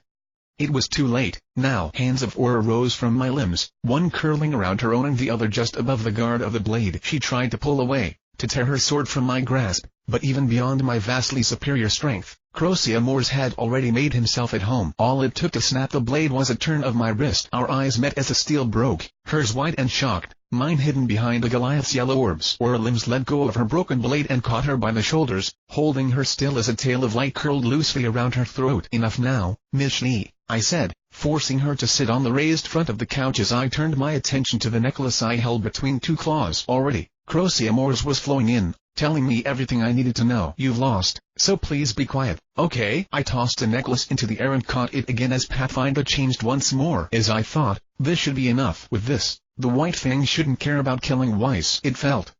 It was cruel, what I was doing now, but I'm sorry, but this is for your sake. Weiss tried to bear with it. As I was about to turn away, though, she said something that gave me pause. Please, she said, quietly pleading. It's the last thing she was able to give me before she. Please don't take it. Please. I lowered my head slightly as I turned away, otherworldly limbs still holding her in place. If it was if this was. But her mother wouldn't have wanted her to die for something like this. I knew that. So even if it was horrible, then I apologize, Ms. Schnee, I said truthfully, glancing over my shoulder. But some things are just more important. She swore at me then, kicking and screaming even as my hands tightened around her, wearing away at her, or even as they held her still. When it was gone, Jaune appeared as a spirit by my side and lifted a hand as she touched one of mine. All of a sudden, Weiss' movement became sluggish, slowing quickly in seconds until she lay still, dragged down into the realm of sleep. I watched her sadly for a moment, feeling miserable for what I'd done and feeling more miserable because I felt miserable. In the end, I'd been the one who'd done this. What right did I have to feel bad and regretful when I'd gone through with it anyway? Weiss was the victim here, but I exhaled slowly. I could tell she'd trained hard. She'd raised 5 levels in 2 months, bringing her up to Blake's level in the eyes of whatever decided such things. She'd done everything she could to get stronger, but it just hadn't been enough. Not to beat me and my power. Not to beat the raven now prowling on the fringe or the sharks circling now. A part of it was a difference in experience and training. A lot more was because of things that just weren't fair in the slightest. It just wasn't. I'm sorry, I thought. I'm sorry for all of this. And then I spoke. Raven, fair raven, I said to the air. Would you like to join me now? I didn't so much as turn my face as swirls of red and black converged around Raven's presence, forming a gateway for her to walk through. She stepped into the room from who knows where, striding with deliberate slowness across the floor as she came to my side. I knew without a word being said that the games had begun once more, but now that I could at least see her, I relaxed a touch, letting the white tiger of the west fade around me. You found what you were looking for, then? She asked calmly, nothing in her voice giving away the fact that she must have had no idea what I was doing. I chuckled slightly, tossing the necklace up and down gently as I glanced her way. I wondered what was going through her mind right now. However annoying her portals were to me, from her perspective I must be just as tedious. She'd seen me claw my way back into this reality, at the very least, which to her must be like, what? Perhaps something akin to her own skill. And now here I was, toying with a necklace that no one else in the world could have even suspected was anything special. If not for my power, for my Pathfinder, then this would have gone a lot less well, which said something. You could say that, I suppose, I said aloud. At the very least, I got what I needed. She didn't react to that, as far as I could tell, though I suppose that was one of the downsides to a conversation between two people with masks that covered their faces completely. Neither of us were very emotive. Even so, I knew it was only a matter of time before this conversation went somewhere dangerous. I wasn't all that surprised when Raven didn't waste any time getting there. You left the girl alive, she said, hand going to her sword. She let those words hang in the air for a moment as she drummed her fingers along the hilt before prompting me. Shall I? I chuckled slightly, heart suddenly beating fast. Here was the tricky part. I knew there had to be a way through this that would keep Weiss alive, but I didn't have all the facts or pieces. I was making this up as I went along, so how the hell could I plan ahead? But not just yet, I told her, catching the necklace one last time and holding it up to Raven's eyes. Even I'm not entirely sure of what's inside this, but given that it was meant for her, there may be security measures on it. Best not to do anything rash until we have everything we need. Raven was silent for a moment, watching me quietly before nodding slowly. Very well, she said. What is it?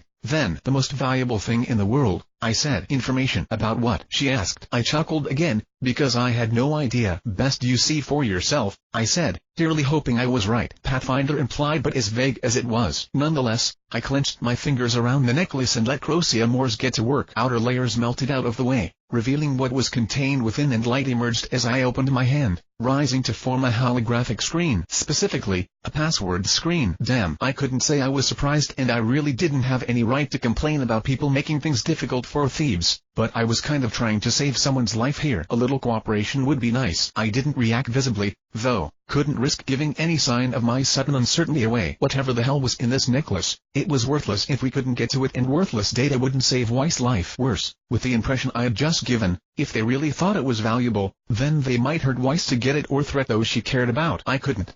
Whatever this was, I had to get to it, no matter what was put in my way. Yeah, I thought. I just had to guess a who knows how many digit password made by a woman I've never met on the first try. Should be easy. I paused. Or maybe, could it be that easy? Pathfinder had led me here, without sending me to find any passwords first. In quests, the objectives generally didn't tell you how to do something, but they wouldn't tell you to do something impossible, either. If I needed a password to continue the quest, there should have been a way for me to find that password over the course of the quest, or finding it would have been an objective itself. I just had to think. What did I have? The password, presumably, had been made by Weiss' mother, a woman I've never met and would never meet. The only things I'd interacted with that could lend me a hint as to the password were this necklace and Weiss herself, but Weiss didn't even know there was anything special about the necklace. I considered that for a moment before observing the necklace again. Snow's apple rank. Quest item. An apple-shaped necklace belonging to Weiss Lee. given to her by her mother before she passed away. A simple silver necklace to all appearances, but inside are contained the mother's last words. She didn't know there was anything special to it, beyond the fact that it was a gift from her mother. Why then was it named Snow's Apple? Was it common to name a piece of jewelry, even one that held meaning? Had my power provided the name? Or maybe, well, I didn't have any better ideas, now did I? On the holographic screen, I typed the words Snow's Apple. I don't know what meaning those words held, but I hoped they meant something to a mother and her daughter. I closed my hidden eyes in sheer relief when the screen changed and something began to load. After a moment, a woman's face presumable belonging to Weiss' mother appeared from the background. I could tell that she was in a bedroom or perhaps a hospital. Whatever the case, she was recording the video on a bed of some kind, and it was easy to see why. Though her hair and skin were still fair, it looked like something destined to fall to whatever sicknesses she was fighting. Or perhaps she was wounded. I couldn't see much from the angle of the camera. Weiss, the woman said, smiling brightly even though the expression seemed to hurt her somewhat. I don't know when you'll see this or even if. She swallowed once that seemed to provoke a coughing fit until she shook her head. Taking a deep breath, she continued, but I had to record this while I still could. I know I don't.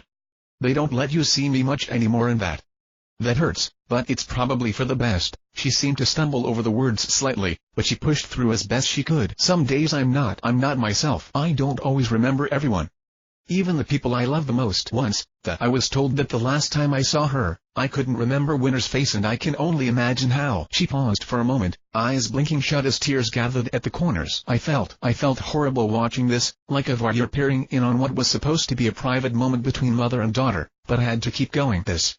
As the pieces came together and the picture became clearer, it hurt to watch this, but this still wasn't enough to save Weiss' life. I needed something more. How horrible it must be to have a mother who can't remember her own daughter, she continued, brushing away tears sloppily with the back of a hand as she opened her eyes. So, maybe it's better this way. But while I still can, while I remember, I wanted to record these messages for you both. I want to tell you, while I still remember, how much I love you, how much I've always loved you, and how much I wanted to be there for you when you grew up and watch you live your lives and grow up happily. I wanted to be your mother. She stopped brushing her cheeks for a moment, but the tears continued to fall unhindered as she took a shaking breath. She wasn't statuesque while she sobbed, either.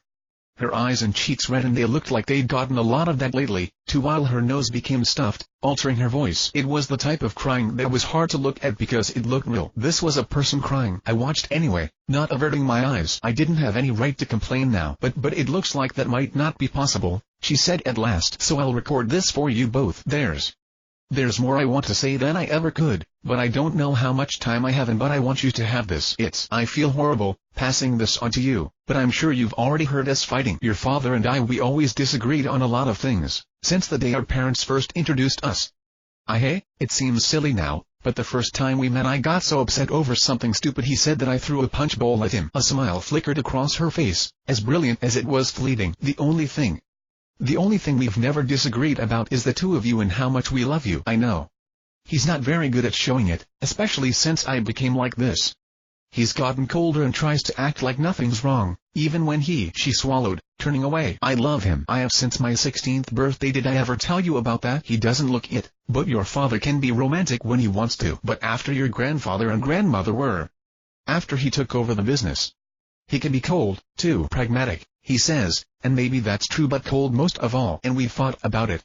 Disagreed over so many things. I don't know if I'm right. I've never had all the answers, was always just but you deserve to see this, too, to see everything. One day, you two will be grown up and on top of the world, but there are some things you'll need to know. So this is for you. I'm not telling you to do anything with it. I'm not even asking. You two have always been my beautiful, intelligent girls, so when you see this, you'll probably know what to do better than I will. She took a deep breath before slowly exhaling. The password is 1W14S13YU, she said. You know what for, and it'll tell you everything. Just remember, no matter what you choose to do with this, I love you. I love you both. And I Brown, if you would. I'm getting. The image faded abruptly and I finally closed my eyes. Another password? Raven said after a moment of silence, her voice sounding ever so slightly off. Yes, I said. To what? What we're looking for, I said. Hoped. Really? But is Pathfinder changed? I took a breath. We'll find it within the Schnee Company servers. Would you like to drive? She tilted her head and then nodded slightly before turning to Weiss. And the girl? She asked, her tone still sounding strange. I looked at her for a moment and then walked slowly past her,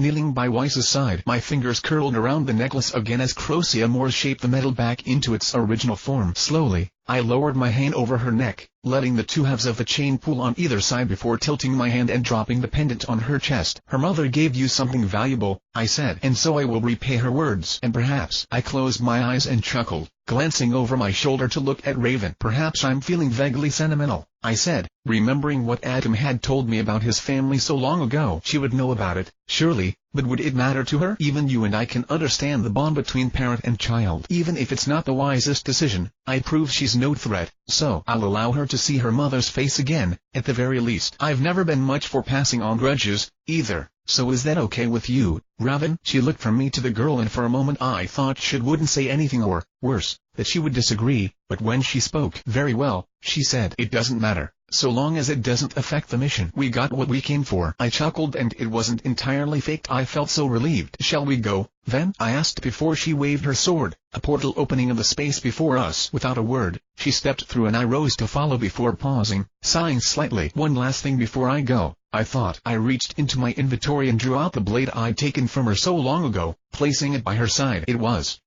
a meaningless gesture, I knew, and stupid, but I suppose I should give this back to you, as well, I murmured before turning away. "Goodbye," I thought again. "I'm sorry."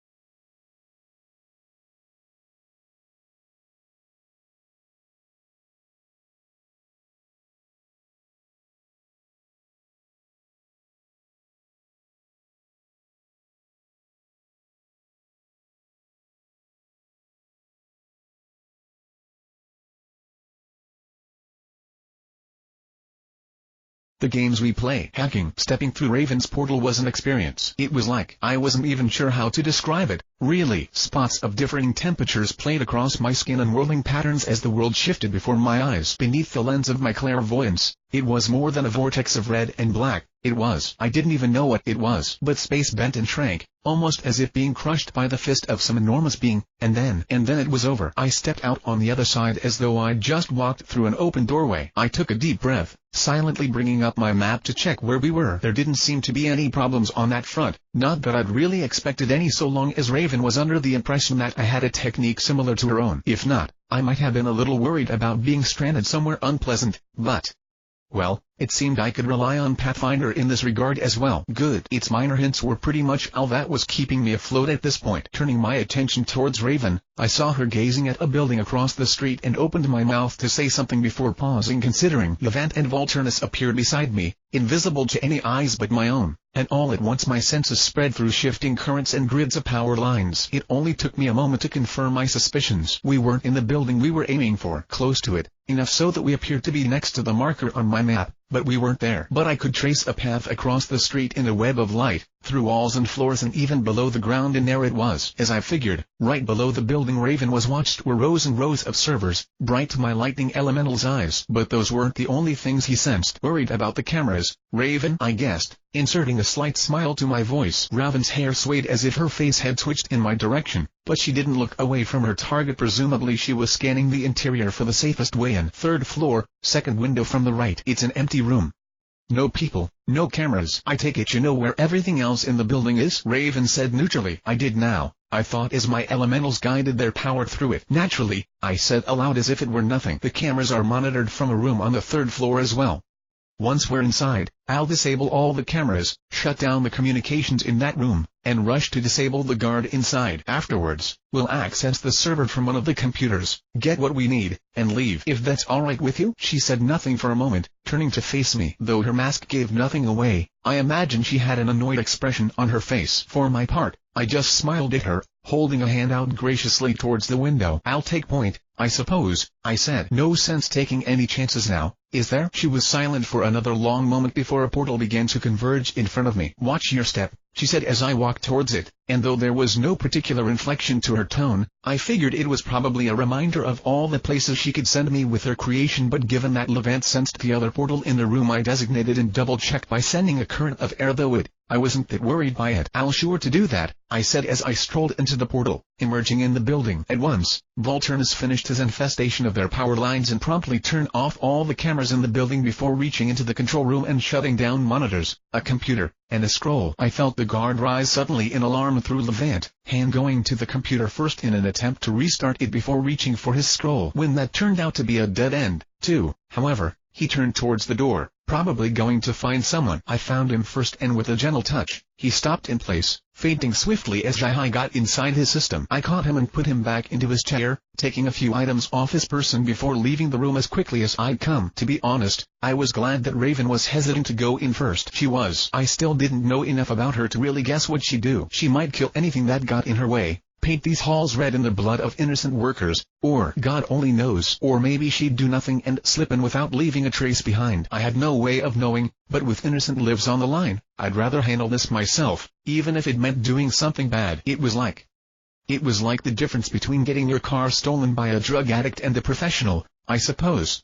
A bad thing either way, but one might kill you to take your keys, while the other would be gone before you realized your car was missing. Well, at least, I hoped that would be what this was like. As long as I didn't screw this up. I moved through the building silently, Levant guiding me away from anyone she detected as I made my way to the elevator and used the keycard I'd swiped to hitch a ride to one of the basement levels. "You took your time," Raven said absently, already typing away at a computer hooked up to one of the servers. I'd felt her portal in as soon as I disabled the cameras, so I wasn't surprised to see her there. In response to her barb, I merely laughed quietly and gave her a conceding gesture. "Have you found anything yet?" I asked. "Not yet," she answered, sounding somewhat distracted now that she'd returned fire. I couldn't see her eyes, but she was scrolling quickly through pages of files that I watched over her shoulder, taking them in quietly. She reached the bottom of the page without clicking on anything and then scrolled back to the top, apparently searching for anything that stood out. First, nothing really did, at least to me. They all had file names like SDCO37 or MCO2. "But the fourth file," I said, "and the 17th, 22nd, and 39th. Those are the biggest files by far." "Images, perhaps?" She clicked on the fourth file obligingly, opening SDCEMGA01. "Schley Dust Company Estimated Market Growth, Appendix 1. She recited as if it wasn't in bold letters on the screen. As she scrolled down, there were graphs, forecasts in many forms, comparing the business to other dust mining companies and businesses I didn't recognize. Past competitors, maybe. The graphs all trended upwards, though if these were files Weiss' mother had stored, they were probably somewhat out of date. Still, why would she leave such a thing for her daughters? I mean, if this was, as I suspected, some kind of annual report, then they should be able to get them normally as part of the company. Why list it here as well? It would probably make more sense if we did more than look at the pictures, I thought. But keep checking through the larger files. Afterwards, we'll scroll back up, I said. Raven looked at me in what I assumed was annoyance but did as I requested, opening the files one by one. The first was another appendix.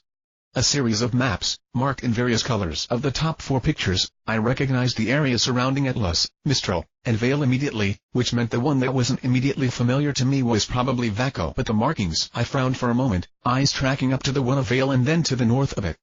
Above Foreverfall, there was a massive section of bright colors, like a stripe across the forest. I've never seen it represented in such a way, but I recognized the location, could all but hear the sound of a train. Which meant, these are dust deposits, I said. Around the kingdoms? Not just the kingdoms, Raven said scrolling down. The maps changed quickly, colors fading until they were nothing but white on black, but the meaning was still clear. These must be suspected deposits, or perhaps the locations of fallen nations that once used dust.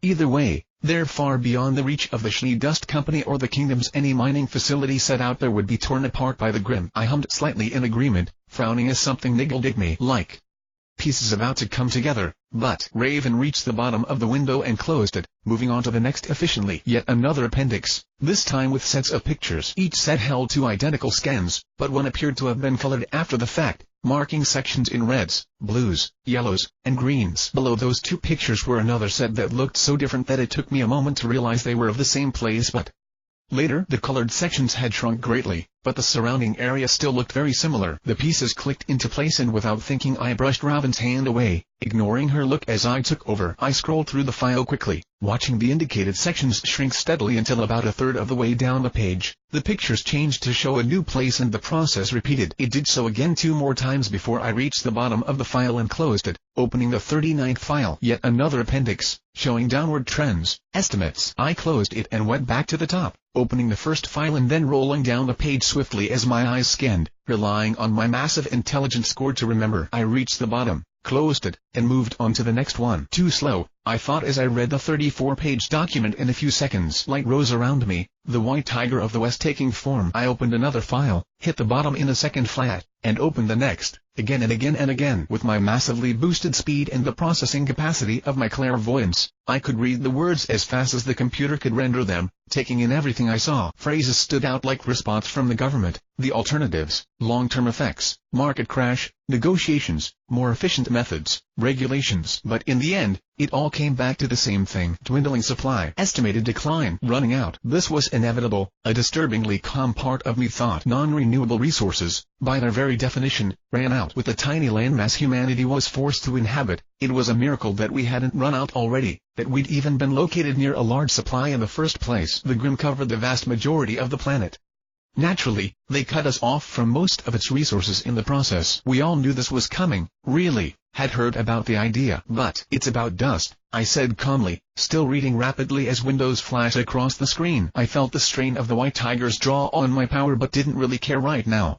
I had enough for a while yet, and, ironic as it was considering what I was reading, I could restore it still. The deposits the kingdoms have access to are running out. Raven went still at those words, mask turning towards me. I only saw her in the periphery of my vision, though, as focused as I was on the steady tide of windows. I took my hand away from the screen, guiding it instead with the fingers of my oar as I shifted through faster and faster. When? Raven asked, her voice different again, quiet, maybe even strained. I waited a moment before answering, closing windows to open new ones concerning estimates. Nothing truly immediate, but relatively soon. A few decades, optimistically. And Raven paused. I felt her breathing change through Levant, and it was the only real method I had to gauge her reaction. What are they doing to try and fix it? I shifted gears again, opening up records of experiments, designs, suggestions. There was even one concerning expansion. Attempts to obtain more deposits run into the problems you mentioned. Attempts to synthesize dust. Expensive to say the least. I continued, still breathing easily. I was calm and had been from the beginning, without even a blip on the emotional radar. I suspected that meant I'd been in shock before my power took over. Now it was keeping anything else from getting to me. It didn't matter. Alternative fuel sources. Not enough land, not enough resources, not a good enough defense against the Grimm. Attempts to recycle. Not very effective. And the councils? Raven said, something in her voice tight. Do they know? I minimized the window I was currently on and searched the list. I'd really gotten the hang of the uninformative naming system, so it wasn't as hard to find what I was looking for. It would appear so, I said, pausing to ponder what I was looking at. It seems they were notified very early on and there was a big meeting to discuss it. She paused. I don't remember anything like that. Well, there's a transcript, I said. And a recording, I suspect. Yes, they agreed to keep it quiet to avoid starting a panic. Reducing dust expenditures, so that's why those laws were made. But they decided not to reduce it below a certain point, citing graphs. Whoever made these appendixes did a very poor job labeling things, but it must be this one. They believed that if people were aware the dust supplies were dwindling, the resulting panic might draw the Grimm, who would cause more panic. So instead they do nothing. Raven snarled, and I actually turned to her, literally feeling the hostility flowing off of her. They see our time is running out and they just watch it slip by and send people to die. Why am I not surprised? Using my magical powers and keen sense of observation, I sensed that she was upset. Indeed, that she might even carry some ill will towards the council. Nonetheless, I just turned back to the computer when she didn't attack me, going back to skimming files in silence as if I hadn't interrupted. Even if I hadn't been able to see her emotions flowing into her aura in a furious, vibrant display, I'd still have hesitated to speak to her right now, seething as she was. It made me wonder, though, the way she sounded, how she'd reacted to the news. As she said, she didn't sound surprised. As if, again, I wondered about Raven, about what could have made an apparently famous huntress join the White Fang. What she might have seen, what she might know, and now, how it might relate to the council. I never would have considered any of these things a few months ago, would never even have thought about it, but seeing her and seeing this, I was unsure and yet intrigued. Granted, I'd probably have been a lot more intrigued if I wasn't still reeling from the revelation as much as the gamer's mind allowed. At least, maybe that was why I didn't say anything. Well, I really wasn't sure what to say, honestly. Not to her, not about any of this. I mean, dust was running out. Dust was running out in the foreseeable future, in a time frame I would be around for. That was. It was hard to even truly grasp the immensity of such a thing. We still had some time, but we used dust for everything. It was what had allowed us to, well, not thrive perhaps, but grow far beyond what we'd once been limited to. If it ran out, though, that'd mean, God, I didn't even know where to begin. The infrastructure that supported our cities would fail eventually, of course, but what about society? How long until it began to break down under the fact that it couldn't support itself anymore? And when that happened, what were we even going to do? We meaning? Damn it, I wasn't even sure who we meant, because this would send things to hell for everyone. The hunters maybe. The loss of dust rounds would take a heavy toll on them in the long run, I was sure, as it stripped away both convenience and safety. But when the nations started to fail, too, there would be fighting, I was sure. Natural resources didn't tend to be distributed evenly, and dust was no different. Some kingdoms would run out faster than others. Would we stand together as we did in times of peace, supporting one another? Or would nations draw away, clinging to their own reserves to try and last a little bit longer? If so, I was certain there'd be a reaction of some kind.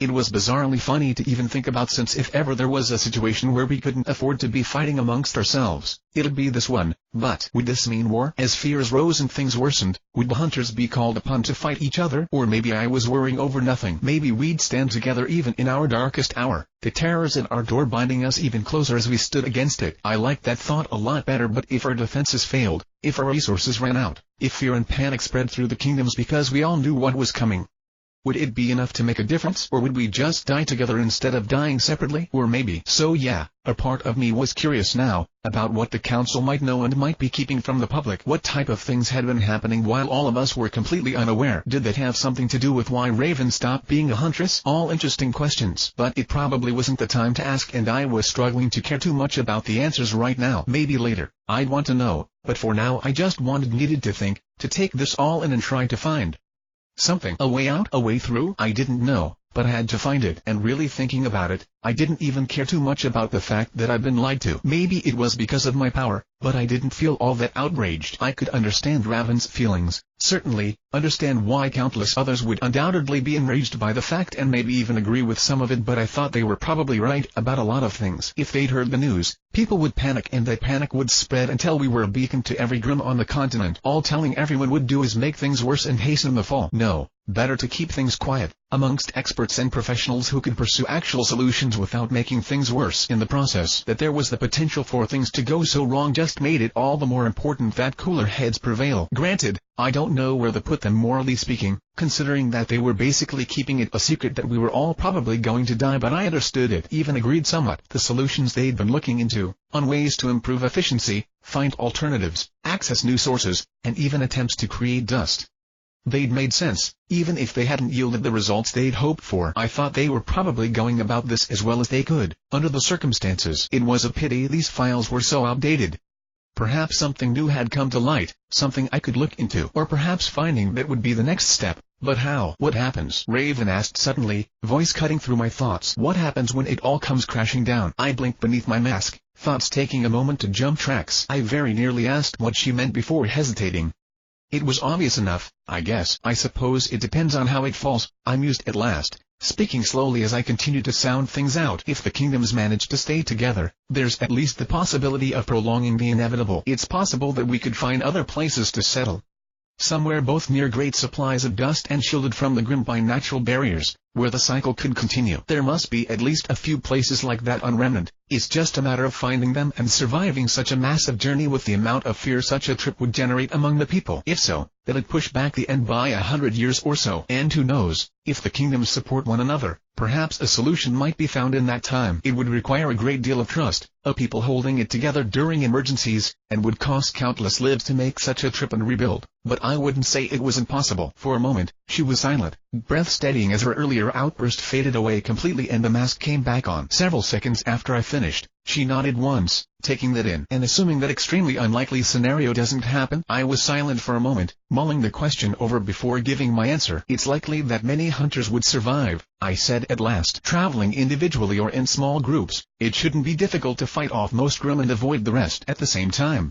those with power, experience, and training are less likely to react with the type of mindset that would draw in the Grimm. Many would still die, whether because of the resulting dangers or because they lost enough that their grief overcame their training or simply because of the lack of infrastructure, but many would survive. Some of them might even be able to support small groups of people in the aftermath and lead them somewhere relatively safe. Given time, they might find protected places and eventually build civilization anew. You think that's possible? She asked. It may well have happened before, I replied. Many civilizations have fallen throughout history, yet others have grown elsewhere. She nodded again, taking a deep breath. And everyone else? She asked, apparently under the strange belief that I was an authority on such things. What will they do? Die, I guess, I said, suppressing a sigh. That answer was obvious enough that I wasn't even sure why she asked. A part of me wanted to hesitate before the delivery, to call it something else, but we both knew the truth. We both knew what was at stake. There was no point in hiding it. Her response surprised me, though. No, she said. I won't let that happen. There has to be a way. I looked at her, eyebrows rising beneath the Goliath's mask. I hadn't expected those words from her, and having heard them, I wasn't sure how to process them. Maybe I shouldn't have been. I suppose we were all the heroes of our own stories, but it really made me wonder what could possibly be driving her, if that was her mindset. A huntress, a terrorist, and apparently someone who wanted to be a hero. It seemed contradictory, almost. Of course, I was all of those things, too. Maybe that's why I considered her quietly for a moment and then decided to take a chance. Maybe it was foolish, but perhaps, I said. You may have heard that my talk with Jean Roma and Sinosarge's Alexandria went well. What you may not have heard was why we found something. Perhaps something you could help us with. She looked at me then and I knew I had her attention, but I still needed to do this carefully, juggling my secrets. Some information has come to light recently, I continued. A manuscript, of sorts, written in Babel. Then it's useless to us, she said. No one can read Babel. I wouldn't quite say that, I replied, and from the way she went still, I figured her eyes must have been wide under that mask. I wouldn't call myself fluent by any means, but I believe I can understand the gist of it enough, perhaps, to find some clues. Or, at least, that was the hope. With my observe, it should be possible it had worked with Naraka, at least. Although that had been a skill book, the fact remained that it had told me the basics even though I didn't understand the language. If I could improve my observe or practice on something, and if, in the long run, I could get a skill from it, at the very least, it wasn't impossible, not even implausible, really. And if we had Raven's help. Already, Jean Roma has expressed great interest in unveiling Babel's mysteries, I continued. As we speak, she is gathering everything she can get her hands on. With your help, however, perhaps we might find something more quickly. At the very least, I'm certain she would be glad to deepen our alliance, in return for your aid with her ties to the Mistral Council. She must already be aware of what is coming. Perhaps that was even why she took me up on my offer so readily. But with our power and the backing of Mistral's families, I left the thought hanging in the air, smiling at her beneath my mask. And what did you find that interested her so? She asked after a moment of silence. And here comes the true risk, I thought. But nothing ventured, nothing gained. With this, I knew she'd be interested.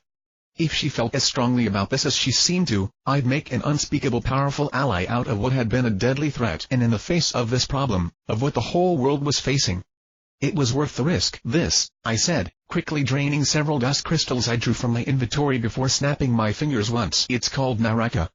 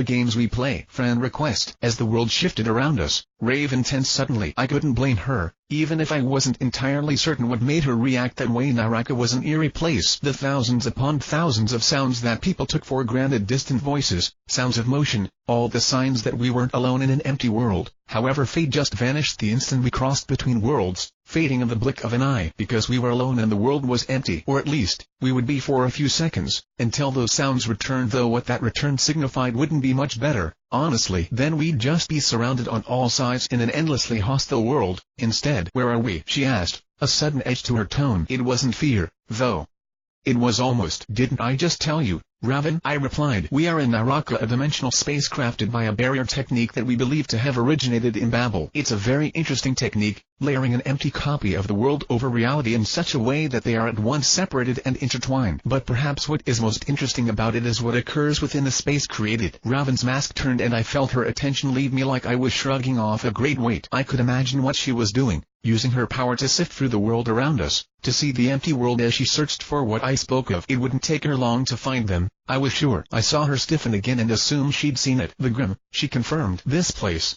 It's creating Grim. Yes, I replied. Within this space, they will spawn without end. It's a breeding ground for monsters. At present, it creates only biowalls, but given time I feel that will change. Already, you can see it somewhat, can you not? They've gotten larger since my first barrier, growing spines of bones and showing other signs of growth. I think they may be getting smarter, as well, since I've seen them work together better than before. I can interfere with the process, keep them weaker, but left alone the skill will make stronger and stronger Grim as it improves. Why would anyone create such a thing? Raven whispered. A world that's desolate but for monsters, with enough of civilization left behind to show how empty it truly is. What were they trying to do? Probably not this, I said, drawing her attention back to me. It's strange and I admit I don't understand most of it, but as someone who learned to use this technique, I'm all but certain this is something they didn't plan for. The manuscript I learned this from painted a very different picture for what this technique would create, something it's hard to even put into words. Truly, I was lucky I understood enough to mimic the procedure, but much of the science behind it is still lost on me. And there was a science to this, I can assure you of that, just as I can tell you that this barrier feels wrong, as though something is making it behave erratically. What? I haven't the slightest idea, I'm afraid, I answered. There's too much I don't understand for me to even begin to say I know what's actually going on. And yet, I'm sure the possibilities are not lost on you. They created the Grim, she replied. That's what you're saying, isn't it? I hummed. Considering. Created, I said. Summoned. Discovered. Perhaps we're even discovered by. There's no way of really knowing and too many possibilities to count. Whatever the case, it's obvious they were tied to them somehow, and it's likely they knew a great deal more about the Grim than we do, possibly even where they came from. But if we can learn what they knew. There was the sound of claws scraping away at steel, a ground at the door to the server room that drew both of our attentions. It was soon followed by more noises as the Grim outside began to mass at our doorstep and tried to force their way inside. I called upon Suriasta's power silently and watched them burn before turning to face Raven once more. There's a possibility, I continued, a chance, even, that this might be what we're looking for, what all of us have been looking for as long as we can remember. Even if the odds might seem slim, if we can learn more about what led to the Grim or figure out what is causing the problem, it's possible we might also be able to find a solution. We might be able to end this conflict, once and for all. End it, she said in a tone I recognized and understood completely. She said the words slowly, sounding them out like she could believe they were really, much less that they represented something possible, and yet, as if they were fascinating beyond measure. Do you honestly believe that's possible? I don't think it's impossible, I said. In my eyes, that makes it worth trying. For all the people who have died, this world has lost too much for us not to try now. Will you help me? She was silent for a long minute, watching silently as more Grim amassed. Or perhaps she wasn't. Perhaps it was the world she was looking at, a world barren of life, of humans and faunas alike, left empty of anything but the hunger of the Grim. Perhaps she was looking at what awaited if we couldn't stop the Grim. Not today, perhaps, maybe not even for 100 or 1,000 years, but someday in the future when our last hopes ran out and there was nowhere left to run and the last of us left this world with nothing but desolate ruins as sign of our passing. Yes, she finally answered. I will help you, even if it's just a tiny hope. The difference between 0 and 1 is as large as between 1 and infinity, I answered. So this is far, far better than nothing. Yes. Then what do we do next, Jin? She asked, still looking away from me. Well, first I snapped my fingers and the dimension around us shattered, leaving us back in normal reality. Let's finish up here, shall we? She looked at the computer screen and the information upon it, nodding once. I'll get a flash drive. I held one up, drawn from my inventory. She looked at me for a moment, either surprised or annoyed, but nodded as I plugged it in and began copying files. Now then, I said, righting myself as the load bar began making progress. We'll need to contact Mrs. Roma soon. Once we have her on our side, we'll have everything we need to truly begin. I don't foresee any problems on that front except one. Her daughter. She seems to have been absent for quite some time. Do you happen to know what she's been up to? Yes, she said. She has not been harmed, merely preoccupied. I wouldn't risk relations with the families at this juncture, but I couldn't risk Osmond interfering, either. I chuckled. A wise decision. Still, there should be little need to worry about that now, I think, I answered. Once the Roma family is on our side, the others will follow, so release her once we've finished negotiations. Her business trip will come to an end soon enough. Until then we'll simply have her mother keep her out of our hair. We can afford to play nice and lay low until she's gone, though it had its uses. We don't need to rely on the festival any longer. Very well, Raven said. Once our business has been completed, I'll send her back home. Wonderful, I replied, removing the flash drive after it finished its work. We'll look over this, as well, and see what else we can find. With her connections, Mrs. Roma should be able to get us access to more recent files, as well. We'll have access to the copies of Babel within Alexandria's library soon, and then it's simply a matter of examining the many ruins until we find something. I have no doubt that there's a record of known sites that Mrs. Roma can get us access to, but if that's not enough, we'll need to do some legwork. That's our next stop, then, she murmured. The Roma estate? Yes, I said. Although given your history with her, it might be best if you allow me to speak to her first. However, Raven grunted, probably remembering the incidents my grandmother had mentioned. Fine, she said, turning as shades of red and black gathered before her. Let's go, then. It won't be too long before someone notices the guard upstairs. If we have what we need, there's no point in staying here any longer unless there's anything else. I cleared the computer and put everything back in order before nodding at her and moving to her side. I raised my hand to stop her when she moved to go. However, one last thing, I said. We should discuss who to tell. She was silent for a moment, head tilting down. You know, we can tell everyone, I added after a moment of silence. Even with your opinion of the council, you know they did the right thing on that front. The situation will not be improved by thousands of panicked or outraged people. More than that, I think we of all people know the importance of keeping secrets, don't we? I had no intention of telling anyone, she said after a moment. The more people who know, the greater the chance that word will get out. Once that happens, I know. It's just that the council. She fell silent for a moment. I couldn't see her expression or where she was looking, but her aura curled around her as she stood. I got so tired of being sent to fight or die just so someone else could say they'd won, she continued after a moment of silence, of being lied to and used and watching others fall around me for things it turned out didn't even matter, of being used. So she cut herself off and went quiet. I looked at her for a moment, considering her words. I had no idea what events she was referring to, of course, but, and look at me now. She sounded bitter at the wonders I left it all behind to create. I saw what they did and I had to correct it, and once I learned the truth, I could never stop, no matter how much was lost and how many died. And it was all for nothing, in the end. How pitiful. I really am exactly the same as them. I took a deep breath and exhaled slowly, lifting a hand to remove my mask after a moment of hesitation. It felt a bit odd to do so, but it wasn't my face beneath it, anymore. I didn't need to hide who I was with masks or makeup or even Lenore's power any longer. Thanks to my new title, I wore the mask because of its power, not any actual need. So, this was fine. I don't believe that's true, I said, facing her. All those years of belief, all the lives that flocked to it, all the things we've done. I don't think it meant nothing. I won't allow it to mean nothing. We're going to save the world, Raven. She took a breath, looking into my eyes. After a moment, she raised her hands to her own mask and slowly lifted it from her face, revealing a surprisingly young-looking face and bright red eyes. When you say it like that, it sounds even more ridiculous, she said. Let's just leave. I chuckled again, brushing my hair from my eyes before nodding to her, replacing my mask and walking through the portal.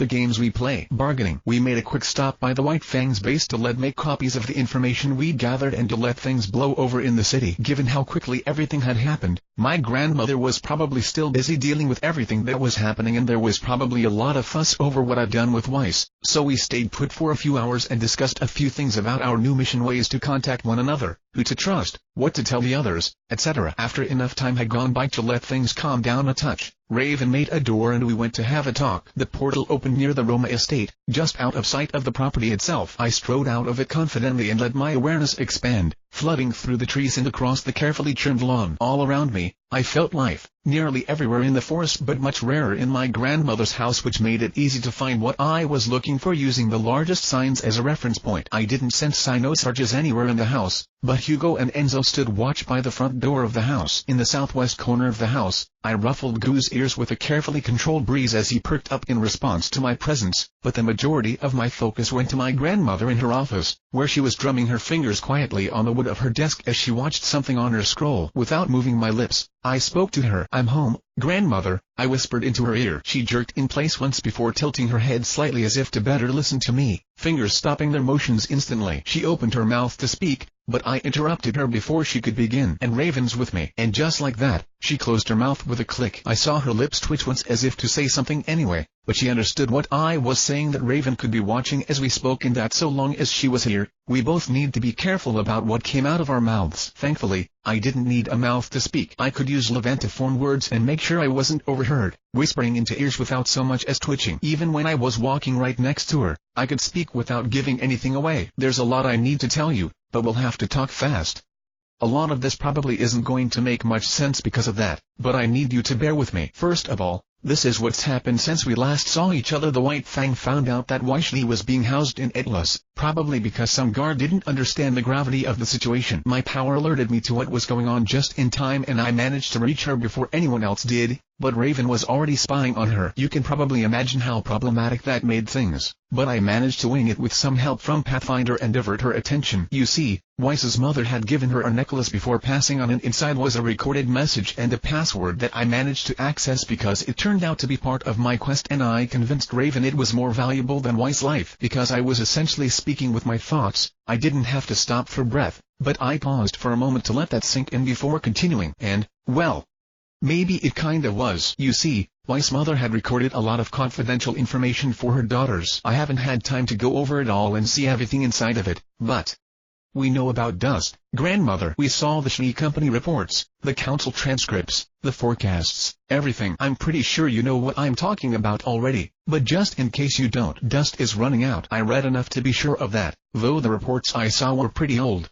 You might have seen something more recently that said otherwise. As is, though, it was a pretty alarming discovery for both of us, but I like to think I handled it pretty well.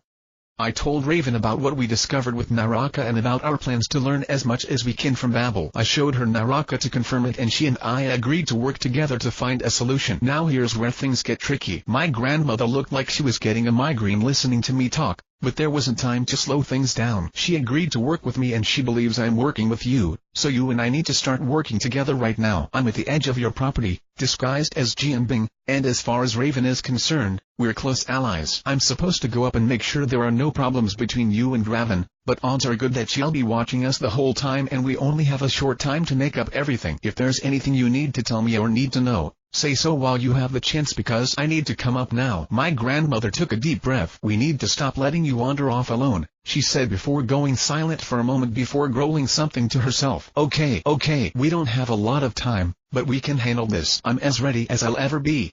I suppose I'll follow your lead since you know what's happening.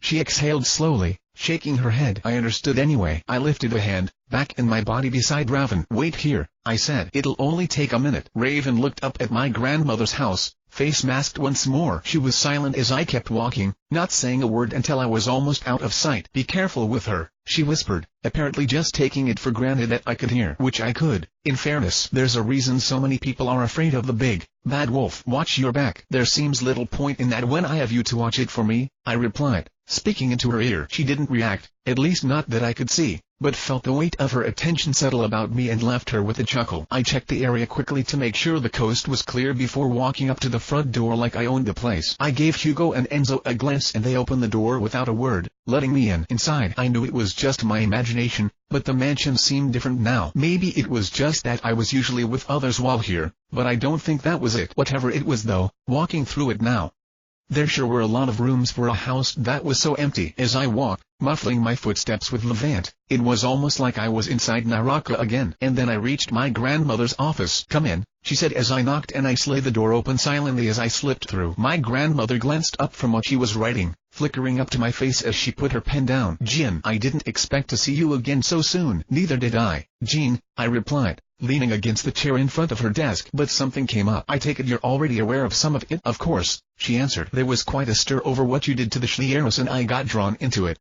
It's all over the news now." "I assume there was a point to that?" "Naturally," I said, lifting the flash drive and making a show of looking at it. "Did you know that the late Mrs. Schnee left a message behind for her children?" She watched me silently for a moment, thumb brushing against the pen that now laid flat on her desk, as if ready to snatch it up and stab somebody at a moment's notice. "No," she said at last. "What type of message was it, to interest you so much?" "Oh, it was quite interesting. It was a key, of sorts, to something the Schnee Dust Company has hidden for a long time." I tossed the flash drive into the air absently before catching it once more, masked face turning towards my grandmother. "Of course, you probably already know, don't you, Jean, about dust?" She watched me warily for a moment, silent and still, until I chuckled quietly. "It's okay," I smiled. "I'm not mad. I'm surprised you'd keep such a thing hidden from me, but no matter, I have good news." "Is that so?" my grandmother murmured, drumming her fingers again. "It is," I insisted. "A friend has decided to join us in our efforts." "A friend," she repeated, brow furrowing slightly as if surprised I had anyone I know. "Actually, yes," I answered. "I believe you're familiar with Raven Brannon." My grandmother went still, eyes intent on my face. "We've met," she said. Good.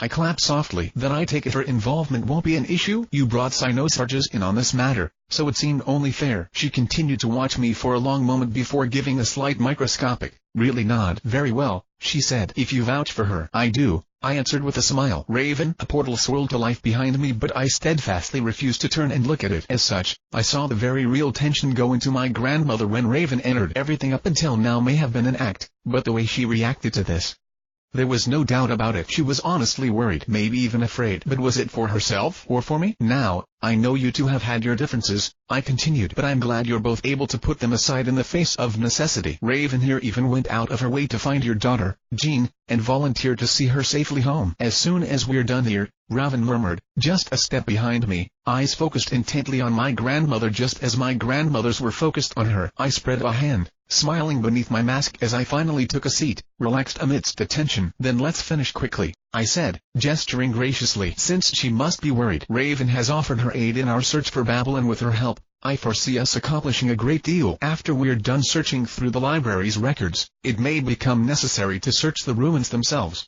If you would be so kind as to compile a list of known locations, that will give us a good starting point." "That won't be a problem, will it?" My grandmother's eyes went from me to Raven and back again before she shook her head slowly. "No," she said. "It won't be an issue." "I take it that what we discussed concerning the White Fang remains true?" "Of course," I smiled. "I simply wanted to make you aware of recent developments. I believe in the value of communication, you see." "I'll be going then unless you need anything." "No," she said quietly. "We can always talk later, after all." "Until then," I rose, bowing ever so slightly. "Goodbye, Jean." Levant, standing invisibly behind her, leaned forward ever so slightly and whispered into her ear, "I'll be home soon, grandmother, and I'll make sure Mom gets back safely, too." "I'm sorry for all of this," she said in my voice, the words not carrying past my grandmother's ears. She didn't react to them, though, simply watching me as I followed Raven back through her portal. "Until then," she said as the door closed behind us. The rest of the day passed quickly. The simple fact of the matter was that there just wasn't a lot we could do until we had more information. Once my grandmother had finished arranging things, we'd be able to start checking things out, but for now all that was left was to finish sketching out the basics. We'd talked a bit about who else to involve, agreed to keep things quiet for now, and then pretty much decided to go our separate ways after giving each other a few ways to contact one another. Raven left through her portal and I through Naraka, and that had pretty much been that. My quest, the Dogs of Mistral, had declared itself complete, and I received my reward. for what little it amounted to after all the levels I'd gained in the course of the mission itself. That was fine, though I was pretty used to the fact that doing quests wasn't the best way to grind, and that hadn't been the point to begin with. No, compared to everything else that had happened, to everything I learned, it was almost unimportant. Honestly, I still wasn't sure how I felt about everything that had happened, but I supposed I was content enough with the results. Rather than grinding, I felt like I'd made progress. There was only one thing left to do, which was why I was here. I waited in front of my grandmother's house, sitting on the steps beneath the night sky with Gu and Autumn at my side. Hugo and Enzo stayed nearby, though they went into the house as night began to fall. I wasn't sure if they stayed here full time or if they switched off with someone else eventually, but whenever I checked in on them, they were awake and on guard. My grandmother was still in her office, though I noticed her looking out the window frequently. We'd spoken briefly upon my return, but when I'd asked to delay things for a while, she'd conceded, understanding what I was requesting from her. I wasn't really worried about what she'd say when we finally did talk, given that we both had to do our best with what we'd been given, but I'd put her in an awkward position and I understood that. Really, though, I didn't think she was too upset with the results. She might give me a mild scolding over a few things, but all told, it probably wasn't anything to get too worried about. And even if that wasn't the case, this was more important. I believe Raven, but that didn't change the fact that I needed to be here to see it. The sun had nearly set when my mother came home. Her clothes were dirty, stained, and torn, as if she'd spent the last few days in the wilderness, and maybe she had. I could see Raven just opening a portal under her while she slept and dumping her off in the woods somewhere, getting rid of her problems by tossing them through a portal or something along those lines. I wasn't sure exactly what happened between them, wasn't sure I even wanted to ask, but it didn't really matter as long as she came back. "Welcome home, Mom," I greeted, elbows on my knees. Gu reacted with enough excitement for the both of us, bouncing in places internally, puppy forces trying to pull him in every direction. I looked her over with quiet concern, checking her HP and MP as I made sure she was okay, but beyond looking roughed up and generally filthy, she seemed pretty much the same as when I'd last seen her, that is, except for one thing: the Earth, my anvil. LV-89 Isabella Arc. She looked at me silently as she climbed the stairs, the expression on her face tired, but she didn't say a word until she was just a few steps below me. "I guess I missed your match," she said at last, sighing as she leaned her forehead against the pommel of her sword. "I'm sorry, Jaune." "It's okay," I shook my head. "In the end, I decided not to compete." "Oh?" she asked, eyebrows furrowing as she looked me over. I shrugged shoulder absently as I rose and went to her side, placing a hand on her shoulder. A few quick heals took the bite out of whatever exhaustion she must have felt, enough so that she began brushing herself off and frowned at me like her thoughts were coming together. "Something came up," I said, facing that consideration fully. "I think I've had enough excitement for one trip. Anyway." She raised a hand to my face as she looked me over, her eyes worried. "What happened?" I sighed. "All sorts of things, Mom," I said, scratching my head with a finger. "Enough that I don't even know, really. Thing were kind of a mess there for a bit, and I don't want to bother you when you just got back and haven't even eaten yet. You'll probably get a headache, like grandmother did." "I'm fine," she said, before frowning suddenly. "Where is she, anyway?" I jerked my head back at one of the windows above us. I could feel her there, through my powers, watching her daughters return without making a sound. After a moment, she let the curtains fall back into place and returned to her desk silently. "She wanted to speak to you when you got back," I said. "Said she'd fill you in." "Did she now?" Mom glanced up at the window and frowned slightly before shaking her head in annoyance. "She can wait." "What happened to you, Jaune? Are you okay?" "I'm the same as always," I smiled, absently checking to make sure there were no unwanted observers. "No need to worry about me, but it feels mean to pile stuff onto you before you even walk through the door. But I guess it's better for you to hear it from me than see it on the news or something. I won't ask you about your mission or what happened, but I take it you're aware that the White Fang's been active in Mistral." She looked at me with a complete and utter lack of surprise, which I took as an of course. "Well, things got a little wild. I'm still not entirely sure about everything that happened, and there were a lot of questions left unanswered when all was said and done, but I had to make an appearance when things got, well, when things started to get bad. I'm not sure how much you knew or how much is safe to tell you even now, but the White Fang found out that Weishley was in Mistral." I paused for a minute to look at her, but she still didn't look surprised. "That answered a few questions and raised even more, and I had to interfere," I continued. "In the process, though, well, we came across some really dangerous information." My mother frowned at that, the concern in her eyes deepening. "What kind of information?" she asked. "And what do you mean when you say it might not be safe?" I looked at her silently for a moment, tilting my head before nodding as I came to a decision. "I mean that I really don't know what some people might do if they somehow find out, but if you really want to, I'll tell you anyway," I said. "It's big, though. Internationally kept secret big. The councils, all of the councils, unanimously agreed to keep it hidden when they found out about it, and so did my partner in the White Fang, the Shiny Dust Company, and God knows who else. I don't know who all is aware of this, but it's a list of really, really powerful people, and with what's at stake, they might be willing to do some extreme things to keep it hidden. You're saying you shouldn't tell me, she stated. I shrugged. I don't really know, honestly, I said. But it's not really my place to decide what's best for you, is it, Mom? That's why I'm letting you choose. It's not the type of secret that should be spread around easily, and it's not really a truth you'd be happy knowing, either. Whether you knowing would help matters, though.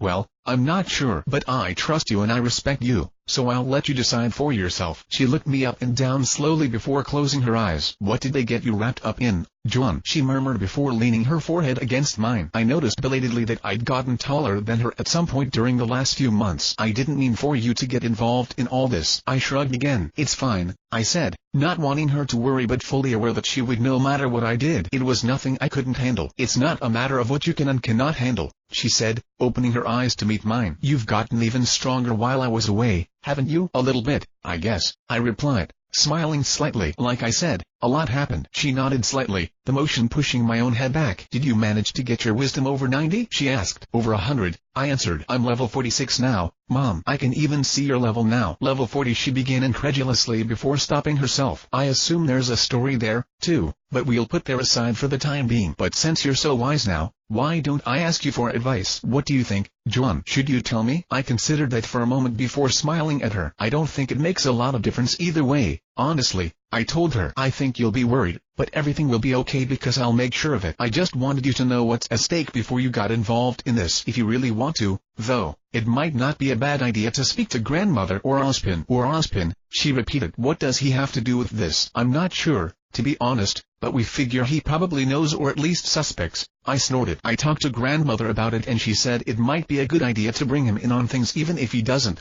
at least to a degree. So I guess I'll talk to him later. If you're not sure, I guess you could ask him if he thinks you should know. Mom exhaled slowly, shaking her head as she looking up at the darkening sky. What a mess, she said. This whole damn trip has been. She sighed again before looking back at me and giving me a slight smile. How about you let me get some sleep first and then decide? Okay, I nodded, returning her smile. I'm glad you're okay, Mom. Me, too. She patted my cheek and let her shoulders sag. I should go talk to her now, I suppose. Get this over with. It wasn't hard to guess what she meant, so I nodded and followed her as she walked back to the house. But what do we do now? I asked. What with everything getting? I gestured vaguely. I'll need to talk to some people, she said, just to make sure of some stuff. I assume you'll want to say something to your friends, too, right? I nodded and she smiled up at the sky again. After we do that, though, These last few days in Mistral really helped me remember something I guess I let myself forget. Something simple but so important, she said before turning her head to look my way. Why I fucking left. Let's go home, Jaune.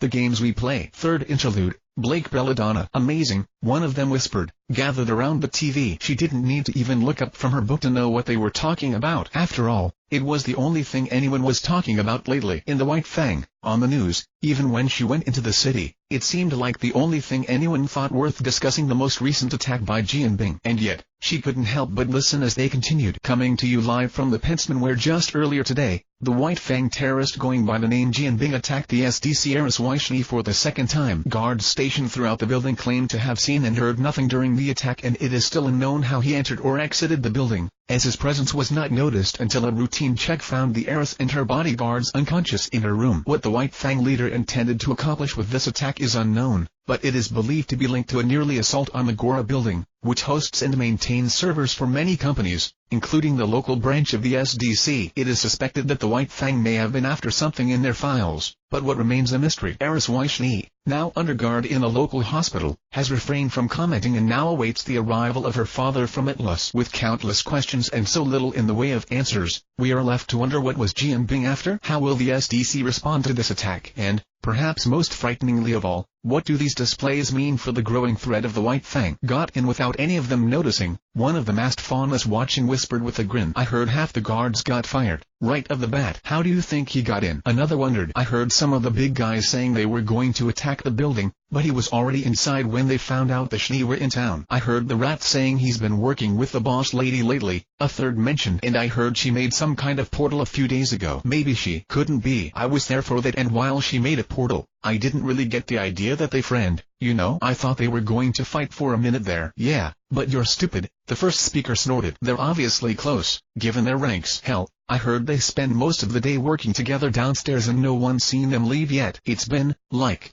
8 hours. The second sound incredulous. They can't still be down there. What would they even be doing? I know what I would be doing down there. Oh, shut up, Denim. The first rolled his eyes. Anyway, does it matter how he got in? I mean, this is the guy who stole the white whale. He wanted in, he got in. The end. What I want to know is what he took from the servers. Do we even know if that was him? No, it just happened to happen at nearly the same time. He snorted. Come on, guys.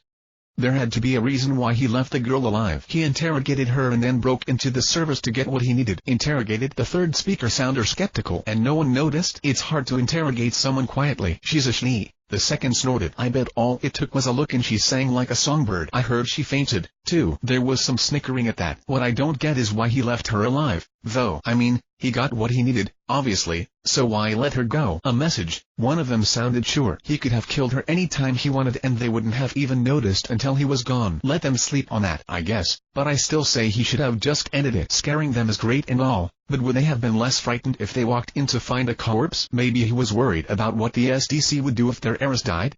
Hello? This is the guy who stole the white whale in front of 1,000 people, including the head of the SDC and 2 headmasters. Somehow, I don't think he gives a fuck. And hell, what are they going to do to us? Zack said that the negotiations with the families went through because of Jianbing. A faunus with curling horn said, Mistral's on our side. Now, if not officially, the SDC can go suck a dick. Then, I don't know, maybe he was feeling merciful or something. Wasn't the boss lady there, too? I'm pretty sure she was the one who eventually called everyone off, right? Actually.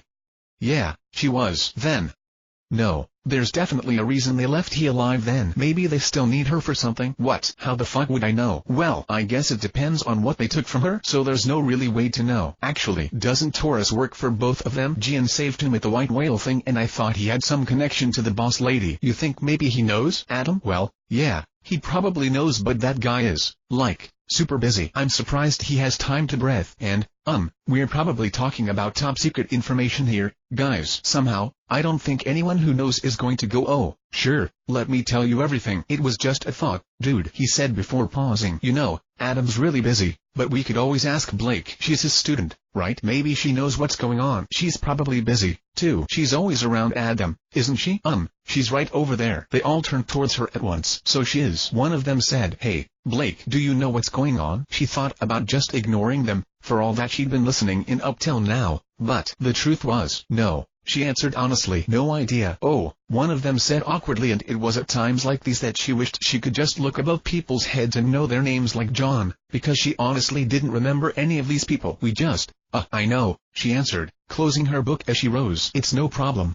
Right. The speaker nodded, bad ears twitching. You're going now, then? I didn't mean to make you. It's not that, she lied, though it probably wasn't what he thought. At least, things are getting busy again. Adam and I have a mission soon. Right. He looked relieved. Good luck on your mission. You two stay safe. Okay, we'll try. She shrugged and left, doing her best to ignore their conversation and the TV behind them. Even though she was new to the space, she's memorized the various pathways quickly and it didn't take long to get where she was going. When she walked in, Adam was going through files again, so odds were they would have another mission soon. A part of her wanted to ask, both about it and what had happened, but for now she just went by him and took a seat, reopening her book. It was easier that way, if no less worrying. John wanted to say goodbye, Adam said after a moment, not looking up from his work. He came by about an hour ago, but I didn't know where you were. Neither did he, so I take it you were in the city? Yeah, she said quietly.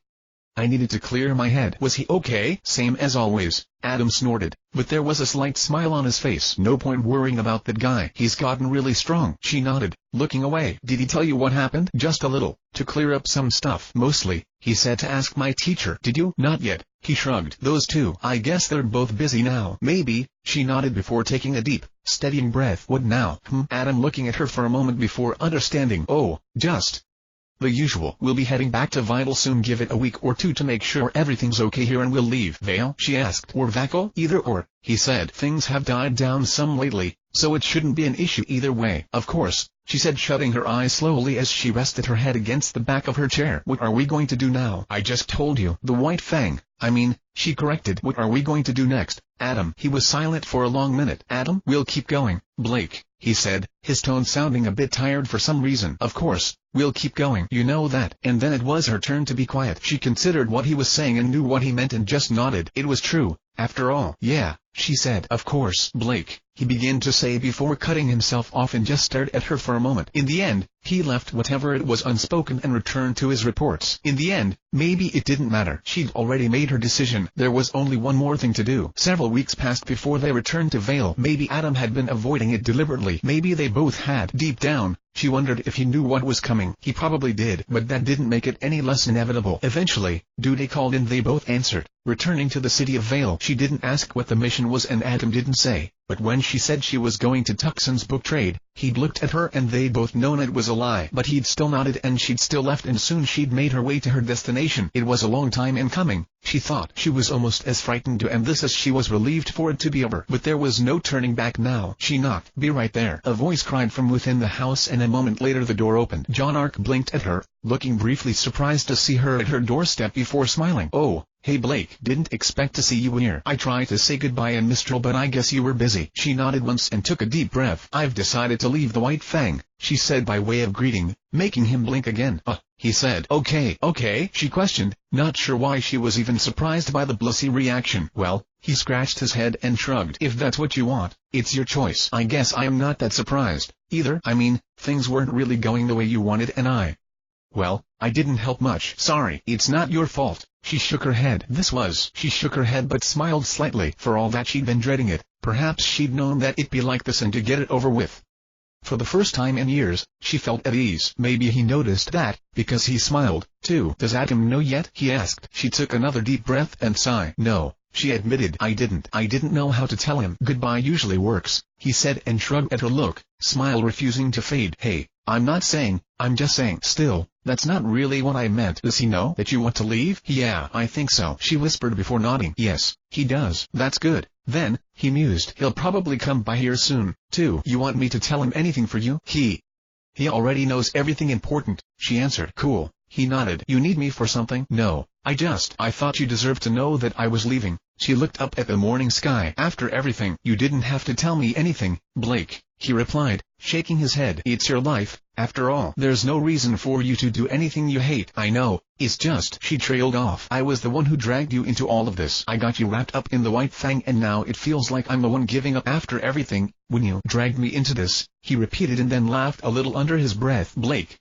you didn't make me do anything. Everything I did, I chose to do myself, so it's okay, isn't it? Mistakes were made, there were some ups and downs, but it was okay. You don't need to feel like you owe me anything. I never did take you on that hunting trip, actually, she said, smiling a bit herself when it made him chuckle. Well, he glanced above her head contemplatively before shrugging again. It's nothing that can wait. How about I give you a rain check? Sure, she said. Just until everything gets sorted out. He nodded. What are you going to do now, then? He asked, smiling at me. You going to go help the protests again or what? She paused for a moment before nodding firmly to herself. I thought about it a lot and it wasn't easy to decide, but I'm going to become a huntress. Oh, he said, eyebrows furrowing slightly as he frowned. I won't tell anyone about your secrets, she said, seeing his expression. Just like I won't tell them anything about the White Fang. But after all that's happened, I need to. It's not that.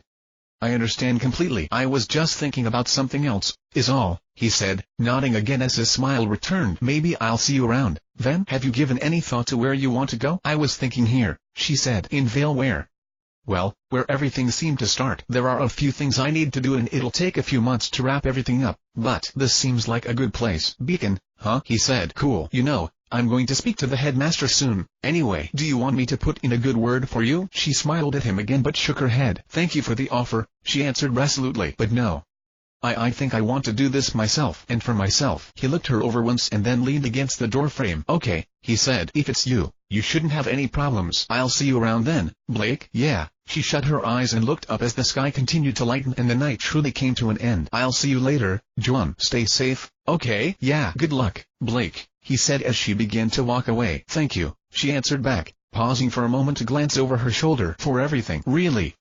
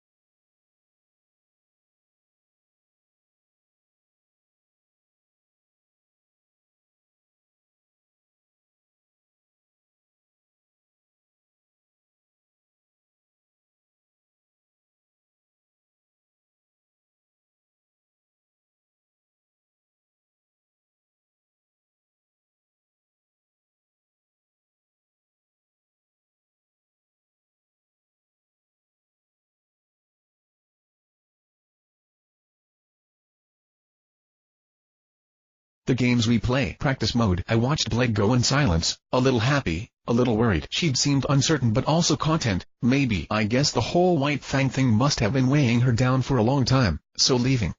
Maybe it was a relief for her. Even with everything that was happening with both the White Fang and Dust, I was happy about that. At least I suppose there was nothing to do but wish her luck. I knew she wanted to help people, so becoming a hunter was a good choice. Even if I closed my eyes for a moment and sighed before looking down the street. It had only been a few weeks since we left Mistral, but despite the world-altering revelations, things went back to normal pretty easily. Or maybe it was just me.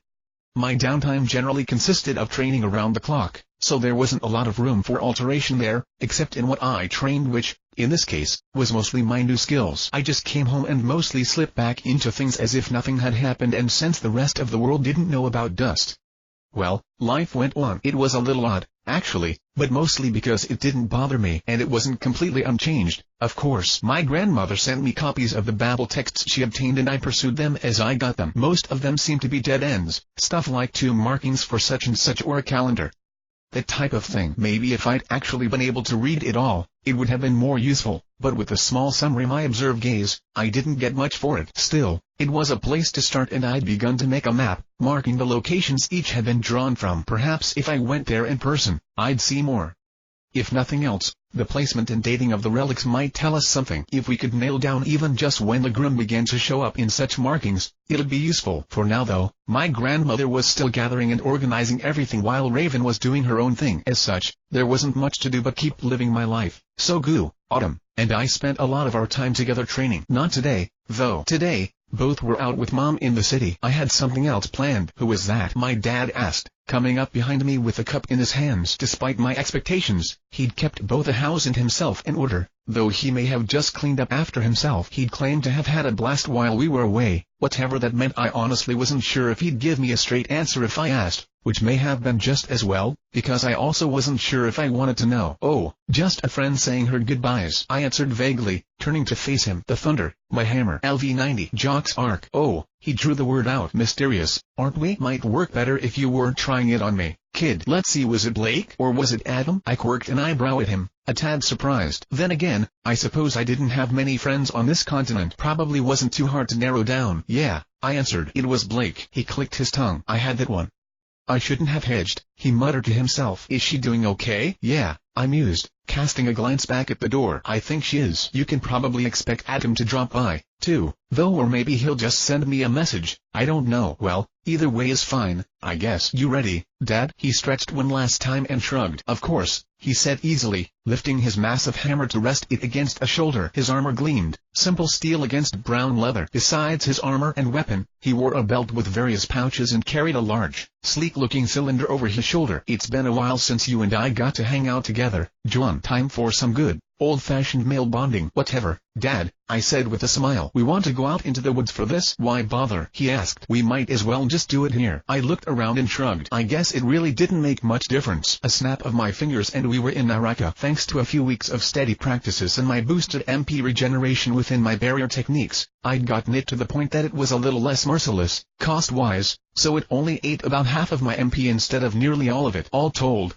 not too bad, in my opinion. So, when should I begin? Before a sudden, monstrous impact slammed into my chest and threw me through the door, across the street, and into the maple house. I knocked over the table and chairs as I flew into the kitchen and then dented the refrigerator before I stopped a pretty light swing. All told, I always wanted to smash someone through that door, I heard my father muse as he casually walked to the doorway, resting an arm against the frame. Opportunities don't come along as often as you might think. I snorted as I rose, walking back into the street. My elementals were already summoned, but they wouldn't participate much for now.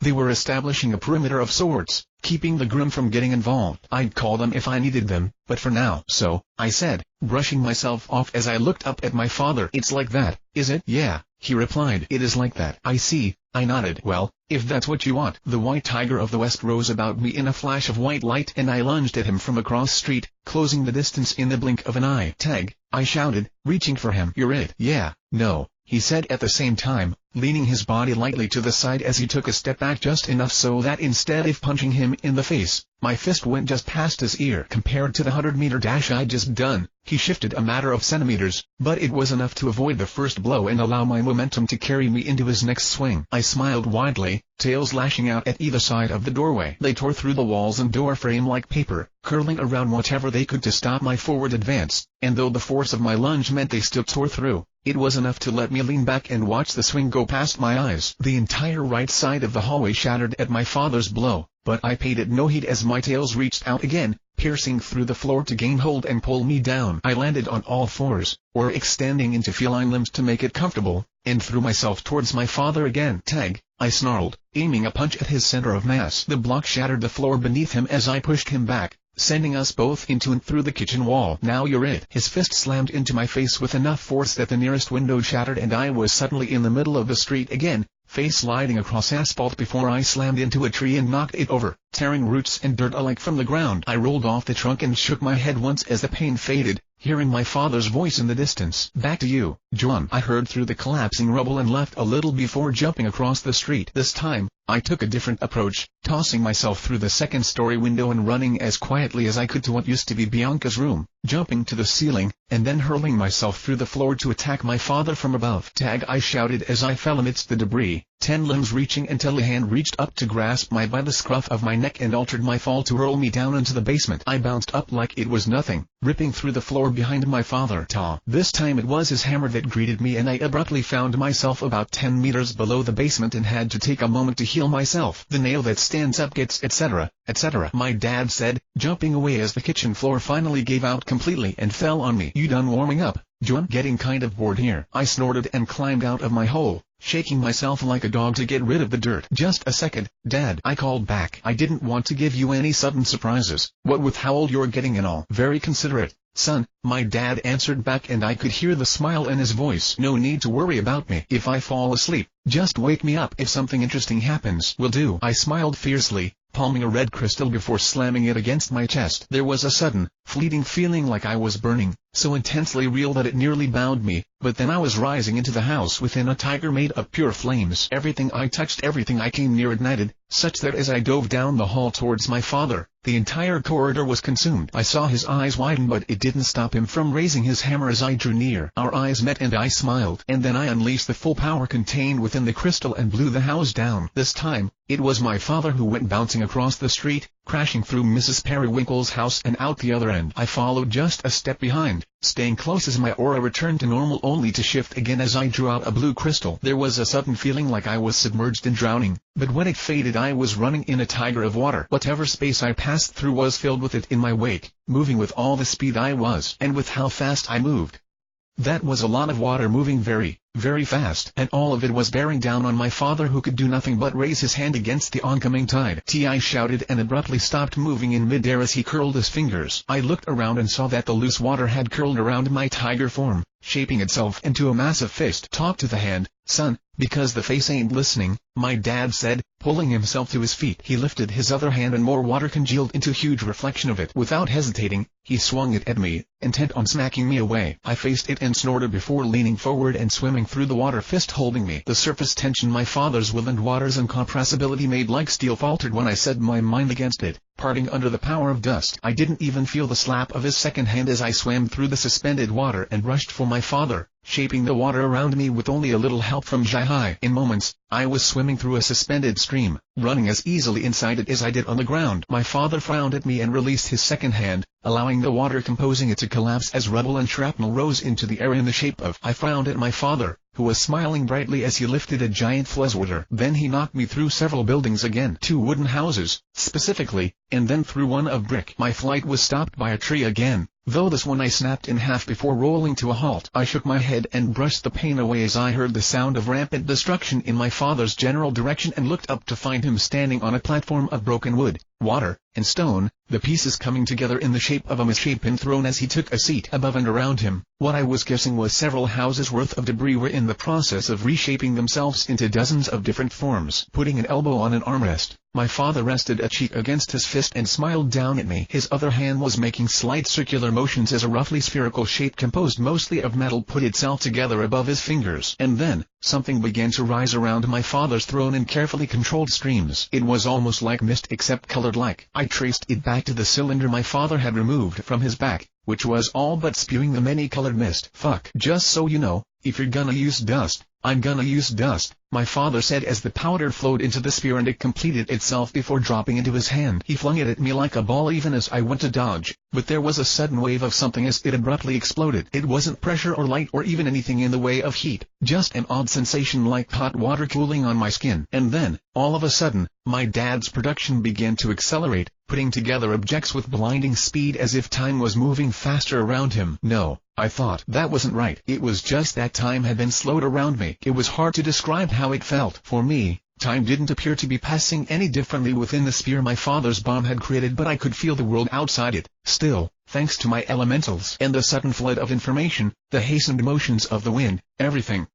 It made me sure that I was the one moving slowly. I wasn't entirely certain how that worked, exactly. I mean, I knew about my father's semblance, of course, and how it lent itself well to the construction of complex things. I wasn't sure if that was a part of the semblance or a natural expression of it, but I'd heard enough stories to be aware either way. I even knew about my father's skill with machinery and explosives and his, well, history using them. But I've never considered that he'd be able to make a literal time bomb. Maybe I should have. In hindsight, my father's ability fell under the broad category of telekinesis, except that it only applied, at its most basic level, to small things, but the limit was size not amount, so it was possible for him to control many small things, which could add up to something very large that he could control piecemeal. When my sisters and I had been younger, our whole family would take trips to the beach and Dad would always build massive and elaborate sandcastles for us to play on, which he'd support and rearrange with a semblance, so I knew how skilled he was in controlling particulate matter, too. So of course he'd be able to use it to manipulate dust powder, as well. Given the type of things he needed to fight on a regular basis, what else would he make bombs with? And if he could control the precise quantity and mixture of many different kinds of dust and arrange it just right, and obviously he could, then the only limits were the amount and type of dust he had available in his imagination. And with the powder form being by far the cheapest and easiest to use type of dust, I smiled widely. I guess this was to be expected. From my father he didn't get where he was today because of luck. I continued my rush towards the wall of the sphere, flying towards it with all my speed, but it flickered out of existence before I even touched it. From my perspective, it had lasted less than a second, but given that my father had already completed his work,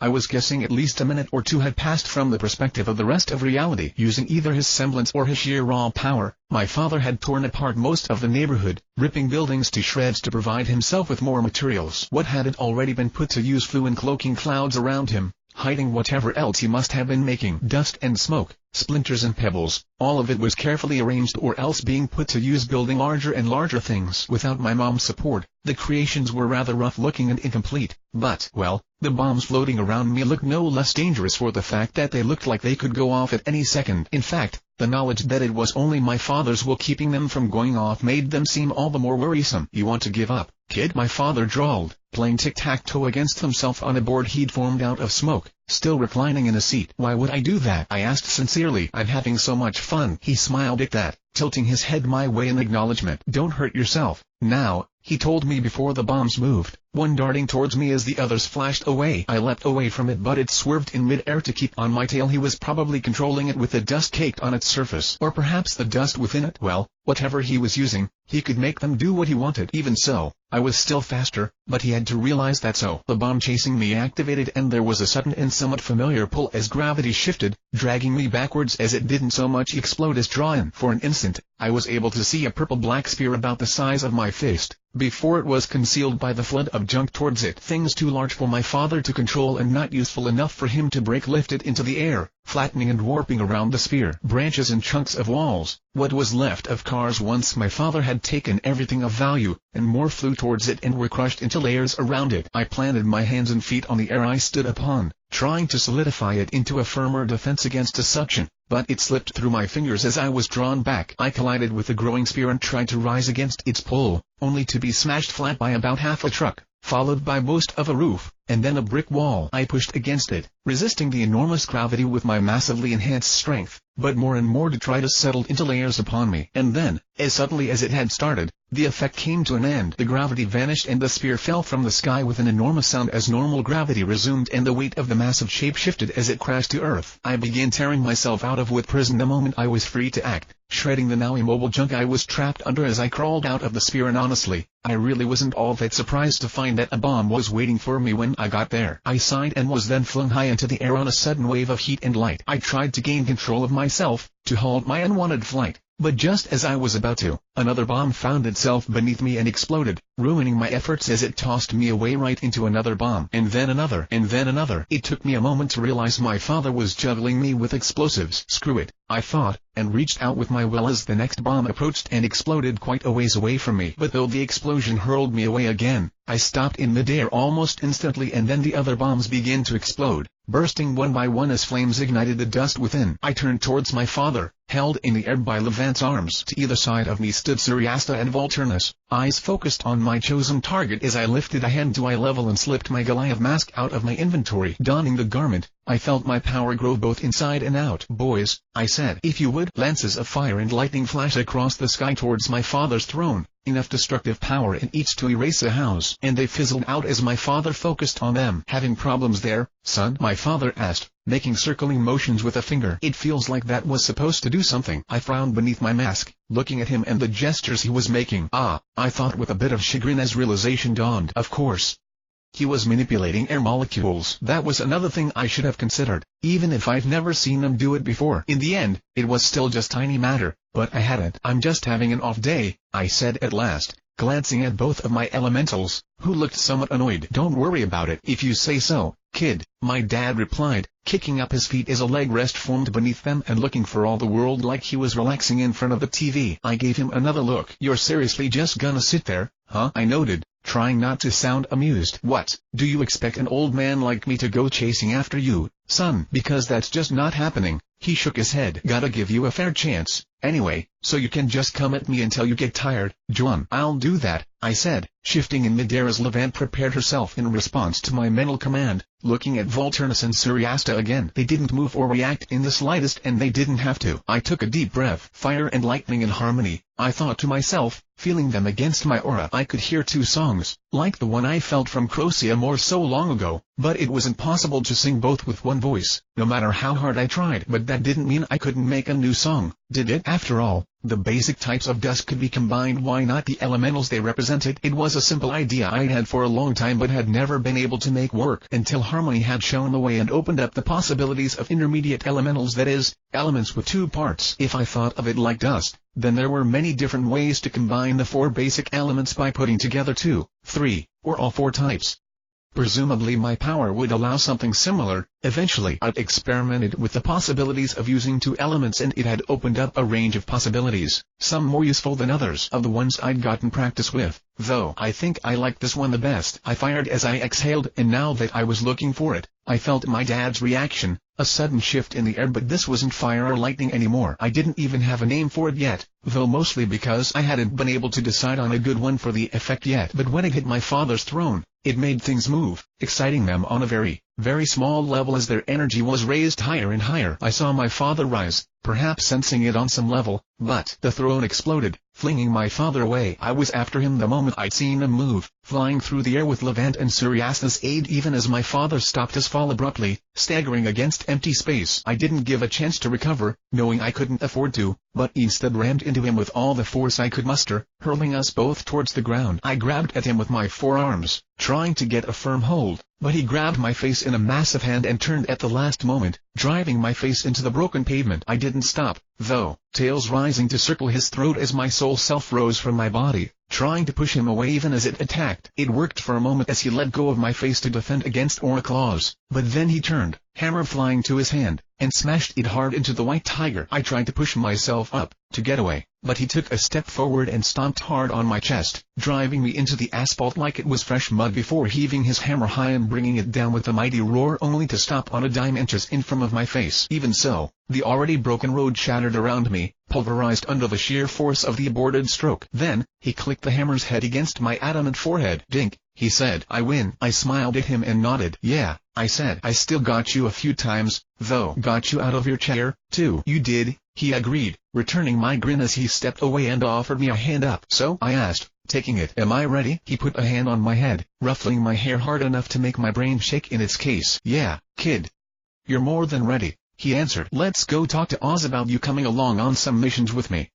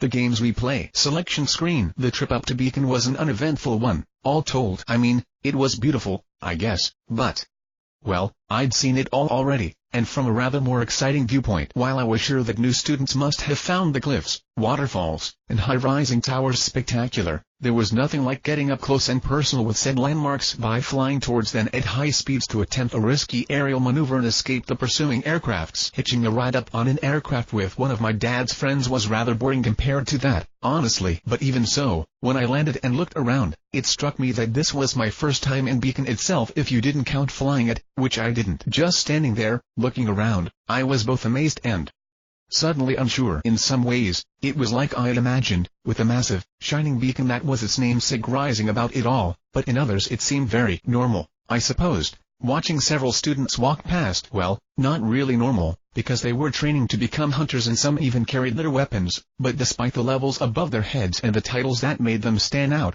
they still seemed like regular students going to class, which was because they were going to class, of course, but still there was an air of routine and structure that just made me feel a little out of place. Looking around at the almost picturesque scene, I tried to imagine myself as a part of it and wasn't quite sure where I'd fit into it all. It was hard to picture myself just sleeping in and walking to class with my friends, and maybe that was weird because that had been my life for years and years and years, but now I wasn't sure I'd be able to do it. And not just because I didn't sleep, period. All that time wasted, lying in bed with your eyes shut, no thanks. I had better things to do with my nights. But how would I hide the fact that I stayed up around the clock and never stopped working? I didn't know how Beacon handled sleeping arrangements. Would I have a roommate I'd have to sneak past? It seemed like a hassle, but maybe I could commute. I could swim across the lake and climb up the cliff every morning, no problem, but I wasn't sure that was allowed. Beyond that, what would I do around campus? I knew students could choose their fields of study to an extent, but hadn't really considered what I'd want mine to be. Or rather, I wanted every field. It wasn't necessarily unrealistic for me, assuming I developed skills from the instruction, and if I did, I wouldn't care if I had classes every hour of every day with no free time, so long as I was learning stuff. But how long would I be learning stuff? So long as I could get a skill out of it, I could just grind it until it was strong enough for what I wanted. There wasn't a whole lot of point in courses, really. At least not for me, because if it was something they could really teach me, I should be able to master it in fairly short order. I could get most skills to level 15 or 20 in a day if I tried. Given a month, I could get them a lot higher than that. And of course, if I didn't get a skill out of it, I could still just memorize the entire book in short order. That probably wouldn't give me a perfect understanding, but with some supplementary materials here, a chance to ask the teacher a few questions there, I would happily spend all day in class so long as there was a point. But after a few weeks or at most a month, would there be? Or would it just be a huge waste of time? Granted, Beacon was a big school and must have taught a lot of different classes, but assuming it handled class times like a normal school, I'd be able to take at least 7 courses a day, probably swapping courses throughout the week in a scheduled manner. Allowed time to train outside of class.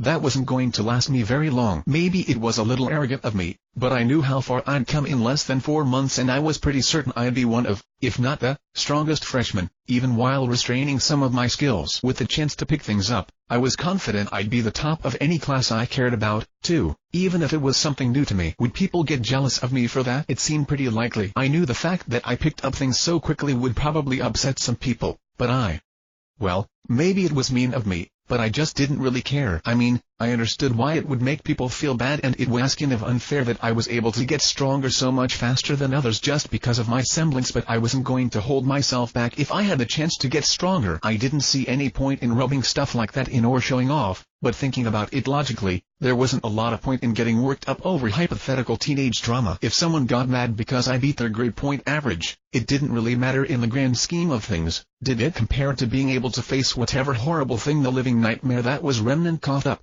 Who cared? It just wasn't worth it to hold myself back. There wasn't any point in stepping on toes needlessly either, of course, especially among future comrades, so I do my best not to. But in the end, everyone who came here did so to get stronger. Doing well on tests and proving my ability in practice exercises would just prove I was ready to go to the next level and let me grow faster.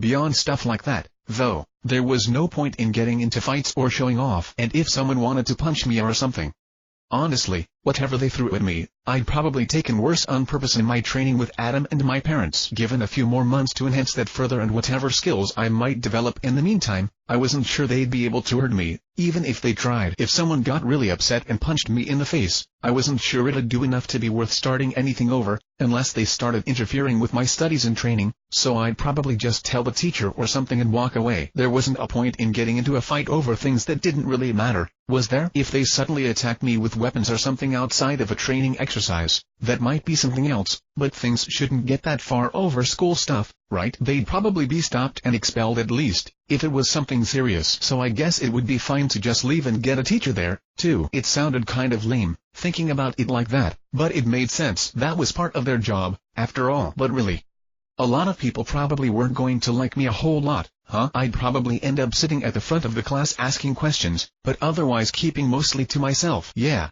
I guess I'd probably be in the library a lot, too, whenever I wasn't in class or out training. So, really, things would be pretty much the same as they were now, I guess. I wasn't sure how to feel about that. Disappointed or reassured. Being surrounded by other hunters, by my peers, would be. I don't know. I just wasn't sure what difference it would make. I mean, I guess there was something to be said for socializing, but even beyond the fact that I couldn't imagine sitting in class for hours on end to learn nothing being remotely fun, it probably wouldn't yield many opportunities to get to know each other, either. And outside of class, well, I just had so many interesting things to do. Who could sit around and talk when they could be learning to shoot lasers that made things explode instead? And beyond that, I wasn't really sure what to do or say anymore. I doubted I'd have a lot to talk about with most of the people I ran into, except for, wow, I guess I'd missed all the games that came out these last few months. And I hadn't seen any movies lately, either, or listened to any music beyond the ones my elements made. Same with the sports stuff besides the tournament, I guess. I suddenly wasn't sure what I'd talk about with people my own age, besides miscellaneous hunter stuff. I trained and occasionally got in over my head on an enormous scale, but if I put all that stuff aside because I couldn't talk about it, there wasn't a lot left to discuss. I guess I could just memorize a book on a topic that someone was interested in, but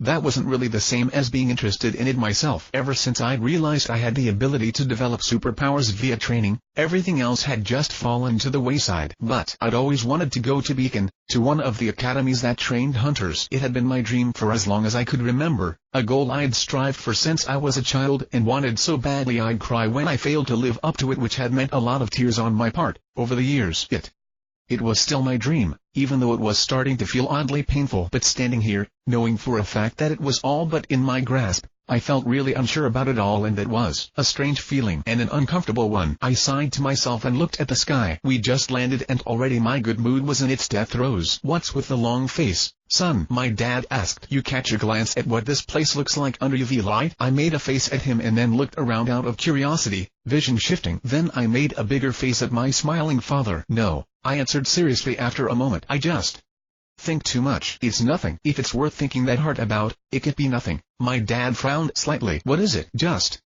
thinking about the future," I said. "Ah," he nodded. "I understand. I think about your future a lot, too." "You do?" I asked, blinking at him. I wasn't sure why that surprised me. I'm sure a lot of people wondered about me. "Of course." His smile widened. "You're my son, after all." "Right," I said before hesitating for a moment. "Well, where do you think I'll end up?" "I dunno," he said, before ruffling my hair. "But I guess it doesn't matter. You're my son, so you'll be amazing when you get there." "Gee," I said, smiling again despite myself. "Thanks." "No problem." He shrugged. "Over here." My father nodded his head towards one of the buildings and led the way. I looked around as I followed after him, glancing from between the many buildings. Even for such a famous school, Beacon was big, with many towers growing high into the sky, but I tried to memorize all of it. My awareness spread outward from my body, through wires and pipes and open air, and I mentally mapped out all of the school that I saw. I wasn't particularly surprised when my father led us to the tower that was Beacon's namesake, either, though as I crossed over the threshold, something prickled my senses. Crocea Morse flowed quickly into the steel of the building and painted an image of moving gears and mechanisms that looked like. I frowned for a moment, looking around. I actually had no idea what all the things going on in this place were doing. For all that it felt bizarrely familiar. I could feel 1,000 clockwork pieces moving within the building, but a quick observe didn't yield anything informative. Was it something so big I couldn't see enough to use observe on it? From the feel of it, it went deep underground, maybe even. The elevator opened, drawing me from my thoughts, though I made a note to ask Osborne about it later. "Speaking of which." "Hello, Jack," the headmaster greeted, smiling slightly as the elevator reached the top floor and we entered his office. "And John, of course. You said you needed to speak to me about something." "Two things, actually," my dad said. "The kid wanted to talk to you about some of what happened in Mistral, too, I guess." "I see." Osborne tilted his mug slightly our way. "And you, Jack?" My father smiled widely. "I want to bring my son to work day," he answered promptly. "I want to take him on a mission with me." Osborne quirked an eyebrow mildly at that. "Ah, yes," he mused. "You did mention something like that a few weeks ago, didn't you?" "Yeah, when we talked last." Dad nodded. "Anyway, Isabel's been training him and he's gotten strong enough that I think he can handle himself." Osborne gave a slight smile and inclined his head at my father. "Did you have anything in mind, Jack?" I was thinking we'd start small, what with this being his first mission and all," my father replied. "Get him into the swing of things without drawing suspicion. That sort of thing. He's a good healer and more than capable of taking care of himself.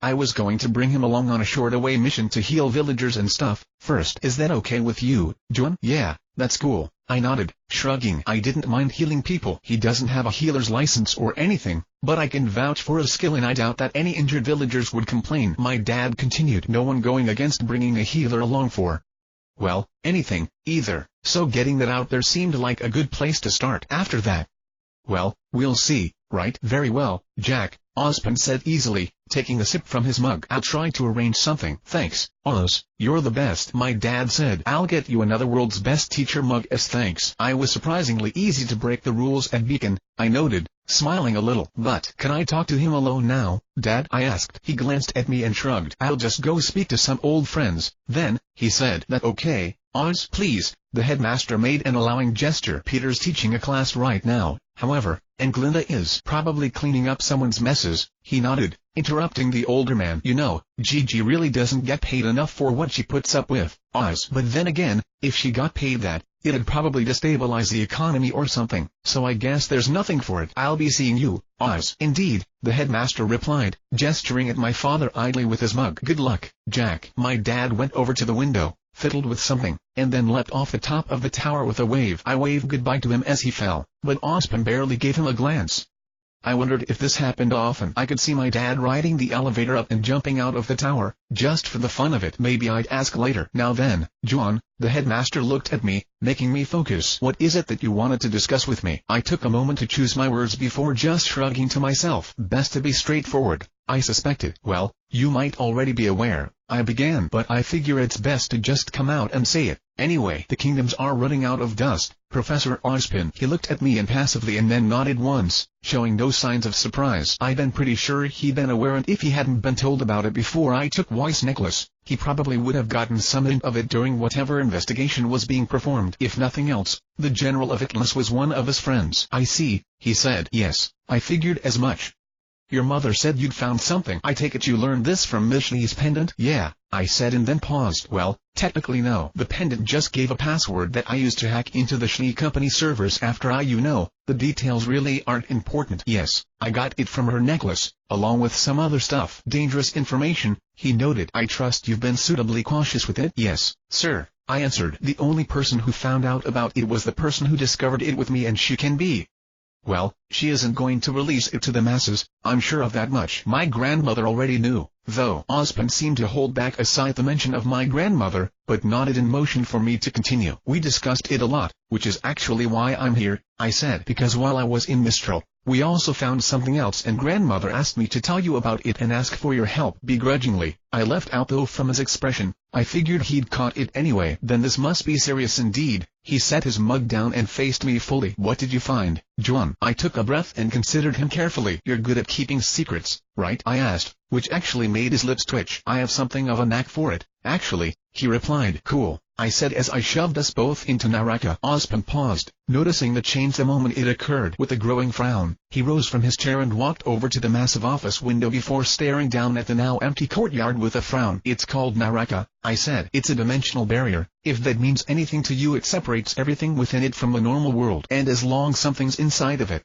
it creates Grimm. Sir, I can mess with the specifics, like which Grimm, but it'll create them endlessly as near as I can tell. But one of most interesting things about it is what learned it from. It was written in Babel. Ozpin watched in silence as Grimm slowly began to overrun the empty school. They stalked out of dark places, noses low to the ground as they began to hunt for their prey, us. Namely, my power let me grasp the basics anyway, and it can do the same with other things written in Babel, too, though it's hard to get more than a rough grasp of the topic, most days. But I've been working on that, and well, the implications. Yes, Ozpin said quietly, still not facing me. My grandmother and I think that Babel might be the key to figuring out the true nature of the Grimm. At the very least, the people of Babel probably had a far greater understanding of the Grimm, and it's possible that they were their source. And just look at the things they created, like this barrier. Before Naraka, I've never seen anything like it, I said. Have you? He was silent for a moment but then surprised me. Something similar to it, yes, he said. Just once. Sir? I blinked at him as he turned back to me at last, and then, with a snap of his fingers, made Naraka shatter, returning us to his office. I just stared at him for a moment. I suppose one secret deserves another, he said to me, turning away from the window after watching the people who'd returned to the courtyard for a moment. A long time ago, a group of hunters found a series of ruins in the Shadowlands during what should have been a routine escort mission. Babel ruins, of course. And you were? I trailed off. I was not amongst them, no, he said. In fact, all 4 members of the team vanished quite abruptly in that area. It was only weeks later that other hunters were able to track the remains of their equipment to that location. Shortly after, a larger squad composed of 3 teams was mobilized to examine the ruins. They reported a great deal about the area, from the surprising amount of damage the Grimm had caused to the ruins to the equally strange concentration of powerful Grimm in that area. They observed the area extensively, making brief incursions and reporting back regularly. And then all communications abruptly ceased. Ozpin paused for a moment to let that sink in before continuing. Because of the data they provided, however, the strange behavior of Grimm in that area had become immediately apparent. Coupled with other irregularities, it was deduced that the Grimm seemed to view that location, for whatever reason, as valuable, and so an even larger team was gathered to find out why. 14 teams were gathered in all, my own amongst them, and were sent to seize the ruins equipped with everything they could carry. He looked at me steadily and drew a slow breath, closing his eyes for a moment. I was the only survivor, he said. I looked at him silently for a moment, not sure what to say to that. But how? I had to ask. How did they die? How did you survive? What was so important to the Grimm that they apparently organized to defend it? I wasn't even sure what I was trying to ask. I didn't fight my way out, sadly, he said, apparently deciding for me. I'd found myself quite wounded early on. In fact, and was in no condition to even run. Not that I think I would have gotten away had I tried, either. Instead, something strange happened. One moment, I'd been watching everyone die, but the next, they were all gone. Humans and Grimm alike vanished, and I was alone in a world much like the one you just created. Minus the Grimm, of course. I perked up at that. Despite the Grimm tale, like Naraka but empty? I has to ask, mind racing. No. Ozpin shook his head slowly. There were no humans nor any Grimm nor any other life at all that I've been able to find. But it wasn't quite empty.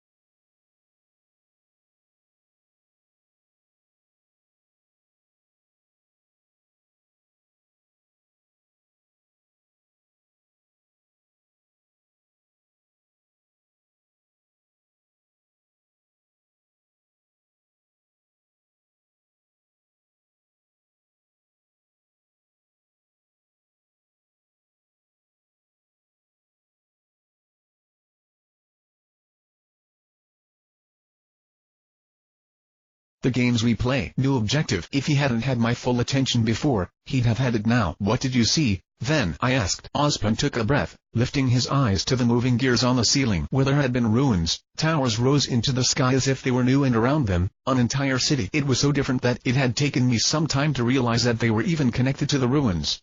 If you could have seen the difference. The headmaster shook his head. When I had finally understood what I was seeing, I'd thought the old tales had been right after all, that the people of Babel had reached so high and far that God struck them down for their arrogance. Well, I mused, trying to imagine it. Thousands and thousands of years will do that, I guess, and the Grimm can be pretty hard on buildings themselves. No, he shook his head. It was more than that.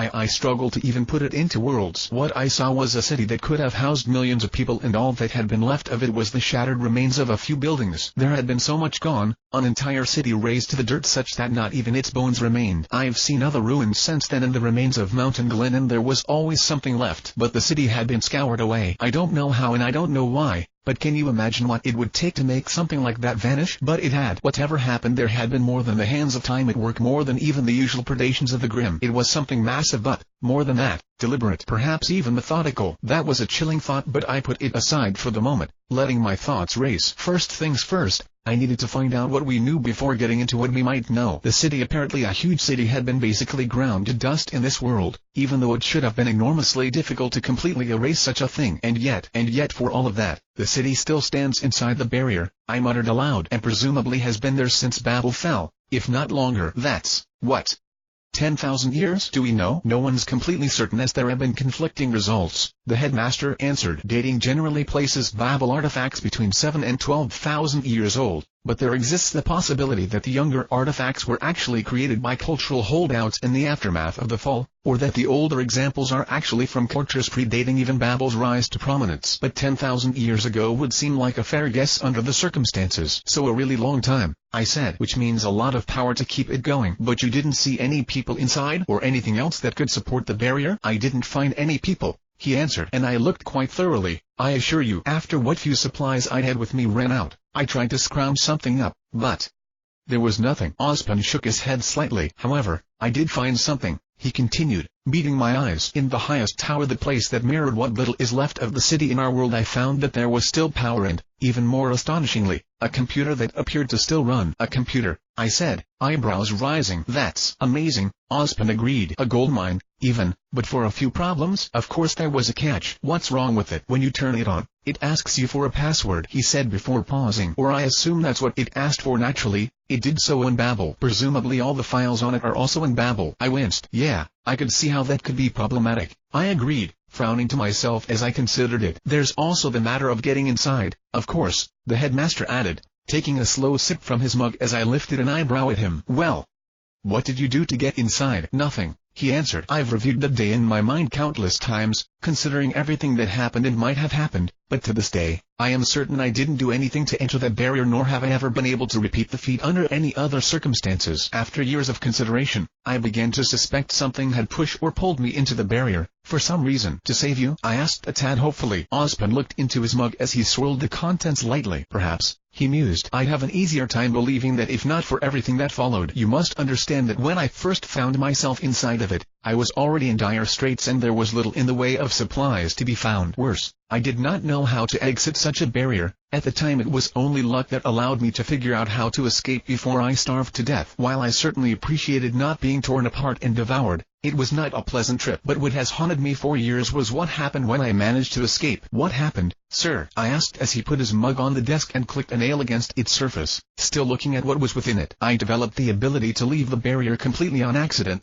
he continued after a moment. After days of fruitless searching, I'd returned to where I'd entered and tried to make peace with my death. But as the hunger and thirst grew worse, I wanted nothing more than to escape, until that single desire consumed me and suddenly I was outside as my aura responded to my will. He paused to make a slight face, as if recalling something unpleasant. Which I was surrounded by the Grimm again, of course, which made my elation rather short-lived. I'd thought I'd escaped only to find death, but they did something odd. What did they do? He took a deep breath and exhaled slowly. I wondered how often he'd told this story. I couldn't be the first to hear it, could I? No, but I doubted he spoke of this often. Nothing, he said at last. They did nothing. I started running and didn't stop until exhaustion finally dragged me down. At the time, I'd simply thought I was lucky to have outrun them all even though I was half-starved, dehydrated, and unspeakably tired, he said. I escaped all of the monsters gathered there, from the mightiest of the Humbaba to the lowliest Beowulf. Even though I was scared out of my wits truly, I must have been lucky indeed that they didn't notice my terror or give pursuit. But as time went by, I realized something else. What? I asked. No one's that lucky, he stated flatly. There's no chance that I escaped the notice of that many Grimm, frightened as I was. There's even less of a chance that I'll bring them all in such a state. I've tried to find an explanation for how I might have gotten away and could only think of one: that they let me go. It may sound strange, but if you truly intend to look into this, you should know that, on rare occasions, groups of Grimm would display strange behaviors. Over the years, I've heard of others who survived encounters with the Grimm for no logical explanation beyond they were allowed to. It's far from common,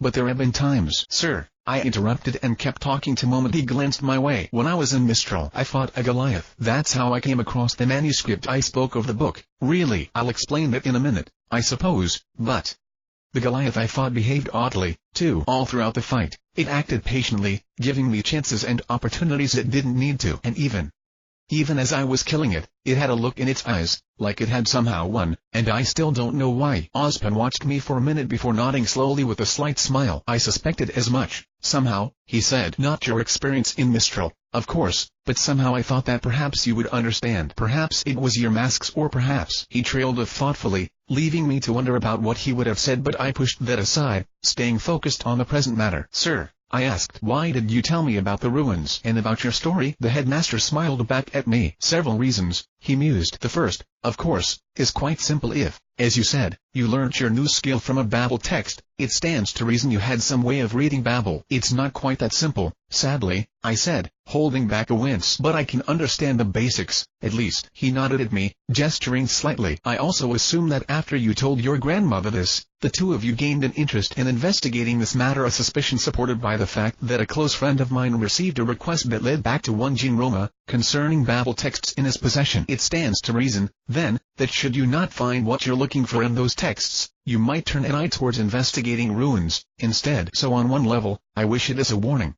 I mean no offense to skill, but I feel that if you were to somehow walk into such a place unknowingly, you may not have the chance to walk back out. Consider this a cautionary tale about wandering into ancient ruins. Yeah, thanks for that, I said honestly. I would not want to walk blindly into a place that had chewed up 50 hunters. But on another level, the headmaster continued, I am intrigued and curious. Well, you opened your barrier and I recognized the similarities. He shook his head slightly. That was the place where my first team died, he said, and so many friends alongside them. And surrounding it all were unanswered questions I'd given up on ever answering. But perhaps now I have begun to wonder again. There must be a reason that place is so fiercely guarded by Grimm, and there must be a reason behind the barrier and the computer. But you must understand, when I had first understood what I was looking at and realized that all that stood between me and the answers to 1,000 questions was a password, Well, you can imagine, I'm sure, the idea that it might be possible to learn such a thing. I was silent for a moment, considering his words carefully. I might be able to get us clothes using Naraka, I said slowly, thinking things through without disturbing the Grimm. I mean, I'm not sure how an area with multiple barriers in it would work or how such powerful Grimm might respond, but it's possible I might be able to handle the password, too. If you could tell me everything you saw inside, then maybe. I trailed off as he lifted a hand. Now, he said, I wanted you to be aware of the place so that I might ask for your assistance at a later date, but there is still time to prepare. Admittedly, perhaps not as much time as might be ideal, due to the matter of dust, but time nonetheless. Should we wish to undertake such a venture, a great deal would need to be done. I nodded, looking at my hands for a moment before glancing back up at him. Yes, sir, I said, nodding. But can I take it that you'd be willing to assist my grandmother and I in researching Babel? Of course, he smiled again. I have, perhaps, more reason than most, but who wouldn't want to assist in this matter? I will do what I can. I bowed my head in thanks. And concerning dust and now this as well, I suppose I offered to tell my mother, but she chose to let you decide whether she needed to know or not. I think she spoke to my dad about it and he chose the same thing. So, well, I just wanted you to know. I see, he appeared to consider that. I've actually considered informing them of the issue with dust several times.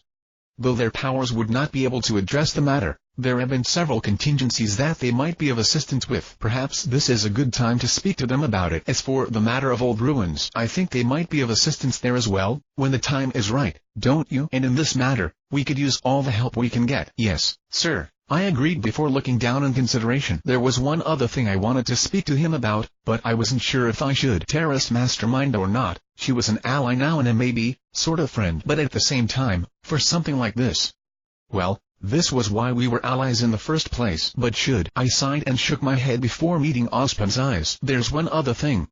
But can you keep it a secret from me, sir? I asked. I think you should now, maybe even need to know. But it's still not really my secret to tell and I really can't say I know anything about what happened. I know it's a big secret, too, but could you keep quiet about it, at least for now? I suppose it depends on the nature of the secret, Ozpin mused. But I will do my utmost to keep anything you say to me in confidence, especially something that might endanger you or your family. I nodded and took a deep breath. Grandmother and I actually have another ally, I said. Or rather, I have another ally, as Jianbing. Officially, if that applies to things we don't want anyone to know about, Jianbing brokered that agreement and maybe that should be the story behind this, too. We can figure that out later. The point is, there's another person involved and you should probably know about her, especially in regards to something like this. Who is she? The headmaster asked, leaning forward slightly. You know her, I hear, I replied. Her name's Raven Brennan. Ozpin paused. I could all but see gears turning in his head at the mention of her name, as if the pieces of a puzzle had fallen into place and questions had suddenly received answers. Raven had apparently vanished around the time I was born, which would have put her as leaving not too long before the Faunus Rights Revolution, and from some of the things she'd said, I assumed she'd had some bad experiences when it came to authority figures like the council and maybe even Ozpin himself. Bad enough to apparently leave behind her brother and team to go do something. The way my grandmother had spoken,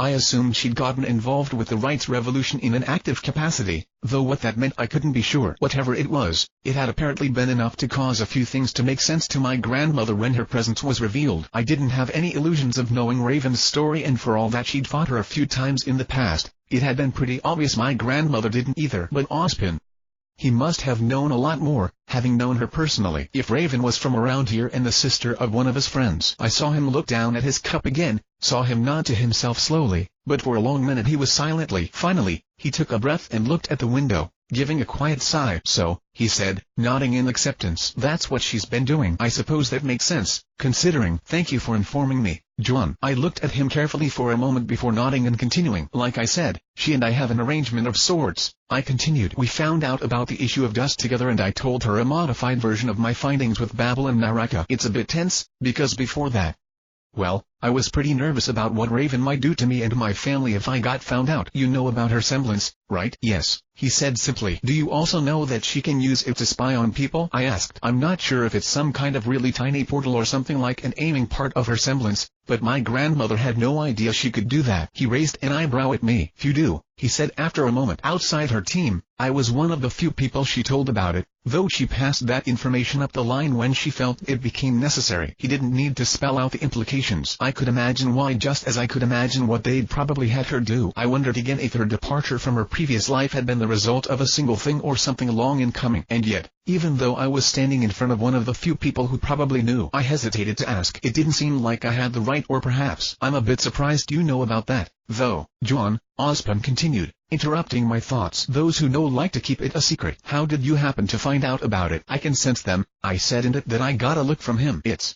Well, it's one of the things about my power that I'll explain later. As far as I could tell, though, nobody else could. Very few have ever been able to. He nodded slightly. There have been several semblances that have allowed people to respond to a sudden attack, such as those that sense danger or allow forms of precognition, but few can notice her when she merely decides to watch. And of course, awareness rarely enables one to actually prevent her actions.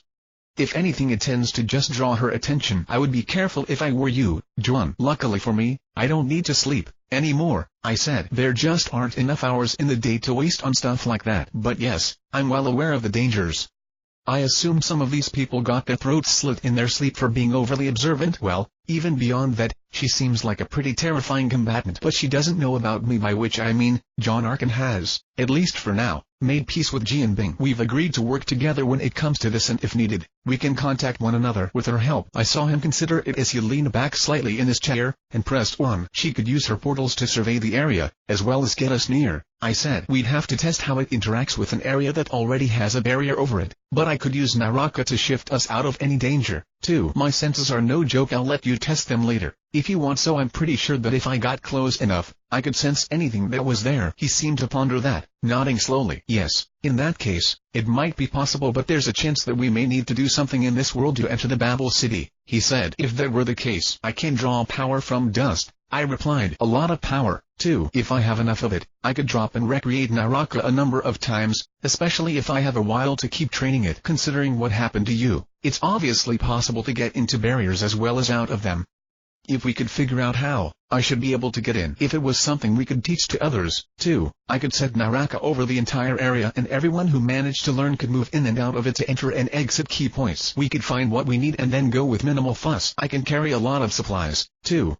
I'll show you how in a bit. Osmond took a breath and then a sip from his mug. It could work, he said again. If we could get enough information, if we could figure out how to do all of that, it could work. If that was the case, we'd be able to walk right past most of the dangers, but there is one that remains, and it is both enormous and impossible to predict. There is something there that can push things across barriers. We don't know how and we don't know why, but it can, and with no way of knowing what it seeks to accomplish, there's also no way of knowing how it might get involved. If it began to push Grimm into your barriers, it could tear this plan apart in short order, and who knows what else it is capable of. I bobbed my head to the side, conceding that point. That was a pretty big wild card in all of this, because we had no idea what it might be capable of. But there's a lot of risks, I said aloud, as much to myself as to him. We have no real way of knowing what might happen, much less what we might find. There are a lot of bases we'd need to cover, a lot of things we'd need to prepare for, and even then there's no way to be sure of anything. But it's still possible. With all of our powers, with enough time,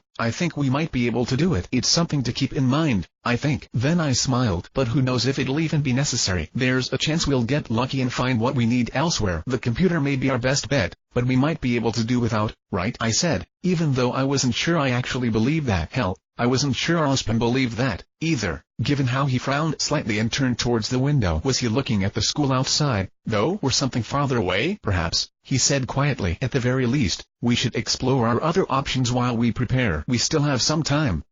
We should take advantage of it. Yes, sir, I said. I'll tell you what we find in the ruins and texts, then. Please, he nodded. Now then, I believe you wish to tell me something about your power? I smiled at that, cracking my neck once. My semblance, I said. It's called the Gamer. To put it simply, it allows me to live as if I were a character in a video game. But what that means is a little more complicated. I laid it out for him. I'd done this several times already, so I'd gotten fairly good at covering the important bits of my power, and Osmond listened without interrupting, so it went pretty smoothly. I told him about the gamer's body and mind, how I could gain and grind skills, and about my stats. The headmaster nodded occasionally, seeming to file that information away, but otherwise seemed to just accept it, even though he looked fairly impressed as he considered it. I assumed he'd just developed a high tolerance for weirdness as the headmaster of a school for hunters. There had probably been some pretty weird powers over the years. That does explain a great deal. I must admit, I have been quite surprised by how much you've grown over these last few months, he said after I had finished. But it seems the very purpose of your semblance is to allow you to grow quickly. No, I've seen a number of semblances that may have had more initial power, but I've never seen any with as much potential as yours. Given time, you will go very far, Jaune Arc. Thank you, sir, I answered, smiling at the compliment. My power is part of why I think this may be possible. If I have a few months, I can get much stronger than I am now and I can learn whatever skills we need. Just tell me if you find something we need and I'll start working on it. Indeed, he looked at me considering it's an invaluable ability, in that regard. I've never seen anything so broadly useful in a supporting role especially.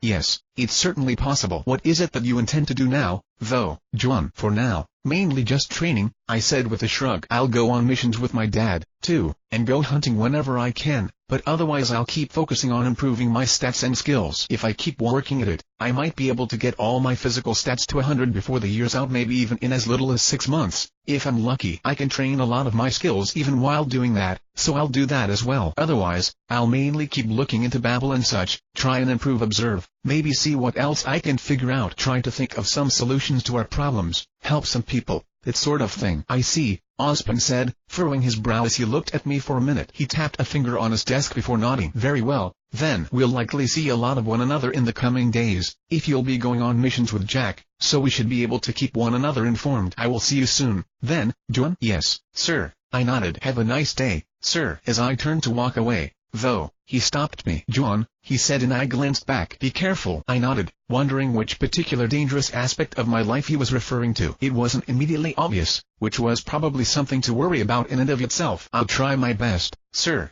I replied.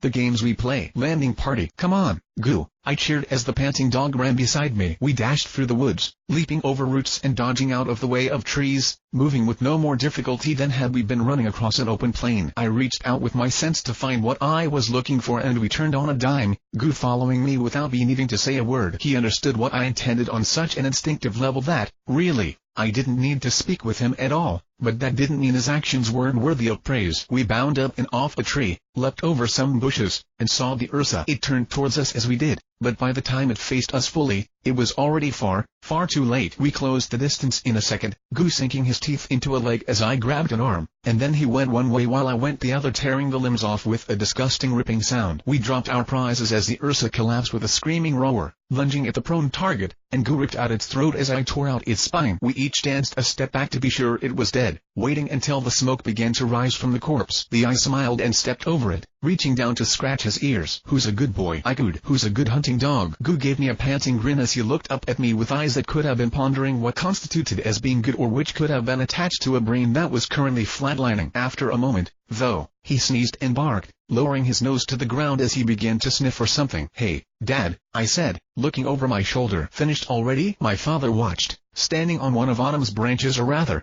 on a tree that was swiftly becoming a part of Autumn, shape twisting as colors exploded across its leaves and trunk as it was assimilated. Since I'd been letting my parents look after her while Goo and I trained, I'd explained the concepts of grandparents to her, which had taken some time as she'd lacked any context and was unable to communicate with them in anything but the most basic sense. Well, that wasn't quite true. She'd connected with her great-grandmother, who'd taught her how to eat meat in a series of events I still wasn't sure I wanted to know about, but explaining the true value of family was a bit harder. In the end, it was easier to just show her what family meant than explain it, which, in the case of my father, apparently meant someone who would feed her trees like they were popcorn. Needless to say, they'd bonded, which had led to the sudden disappearance of at least 100 trees in the last week or so alone. I was a bit worried about that, if mainly because it feared she might draw unwanted attention that way, but...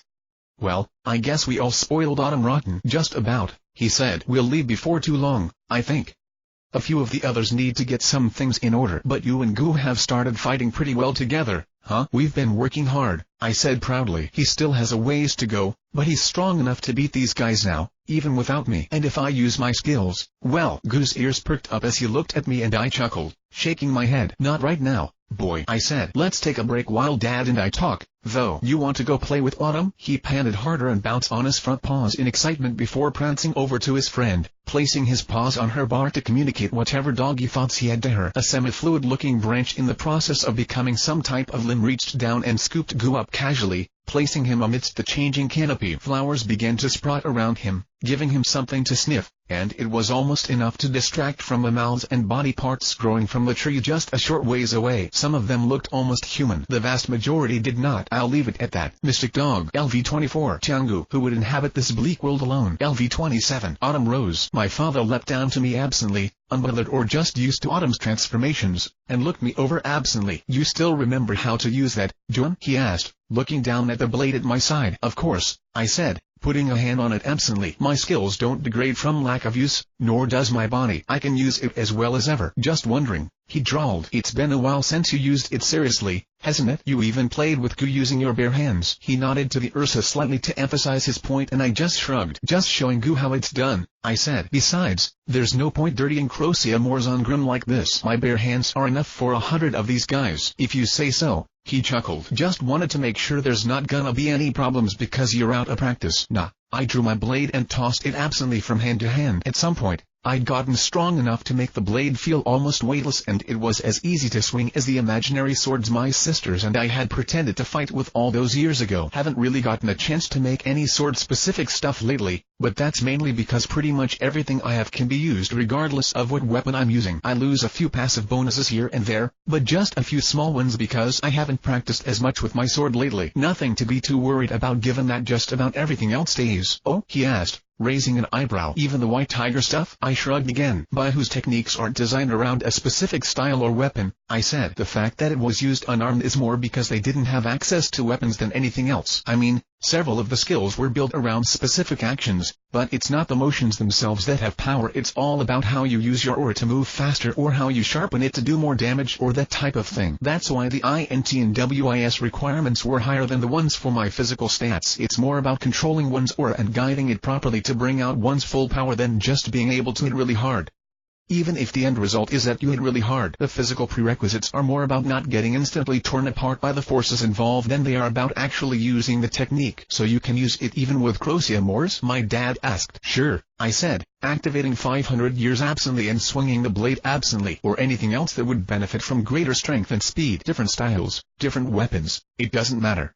It's not like your soul will stop working because you're not using a specific attack, right? Well, some things are more effective than others, of course, but as long as it's applicable, I can use my skills however I want. I paused for a moment, considering the White Tiger of the West is the best example of that. Really, I mused. It's about understanding, refining, and controlling one's aura to such an extent that one can project their very soul into the world. I don't know exactly how by who did it, but I think it was basically a form of enlightenment, reached through endless, relentless practice. Like the guy who practices one kick 1,000 times or whatever? My dad asked. Pretty much, I agreed. But yeah, I can use all the skills with a blade just fine, I said. The only downside is that I can't use the jaws of the White Tiger with something in my hands, but even that's not an issue with White Tiger of the West, since then I have 4 hands and 2 tails. I just can't use that one in public, because the giant, glowing White Tiger man would probably give me away. Still, 500 years should be enough for most emergencies, I think. and I always have Naraka if I really need to run away. I do need to work on some new stuff for when I'm, well, me, but most of my subtle stuff works regardless, and that's still enough to put me pretty damn up there for someone my age, right? I don't have a replacement for the White Tiger of the West, but if I find myself really needing one, I'll just hide behind you, I guess. Dad snorted and ruffled my hair. You do that, kid, he said. You done here, then? I think so, I nodded. Just wanted to get in a little more training with Goob before we left, since I played with Autumn earlier. Mom will take care of them, but...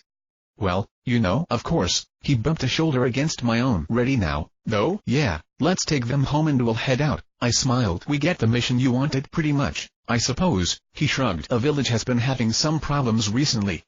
We're going to go out and nip the problem in the bud. You'll stay back to heal the townsfolk and serve as an extra line of protection for them. Will do, I nodded. What do you think the odds are of something going wrong? He laughed. Something always goes wrong, John, he said. It's just a question of how badly. That's been my experience, too. I nodded again. But when things go wrong around me, they tend to go pretty damn wrong. You get that from every hunter you've ever met. He ruffled my hair. Downside of living on a world that hates us, I suppose. But hey, we have some pretty good support along for the ride this time, at least. Do me a favor and make sure nothing happens to my beautiful face, okay? I stopped him with a hand and looked him over carefully before shaking my head. I don't know what happened, Dad, I said grimly. But it's too late for your face. Ha, he replied, rolling his eyes. Remind me to throw you out of the airship, wise guy. Hurry up so I can introduce you to the rest of our team. I chuckled and nodded. Goo, tell Autumn we're about to leave, I said, receiving a bark in reply as the ground rumbled slightly. I frowned slightly as I looked down to see nothing. Then I reached out my senses and felt Autumn's roots growing, spreading out to tangle with and flow into the roots of other, nearby trees. I sighed slightly and walked over to her truck, knocking on the wood. Autumn, you can eat the forest, I said firmly. We still need that. The tree's branches shook slightly, and I looked to my dad as I sighed again. He chuckled and nodded. One more tree, then, I said. Then I need to take you back to Grandma,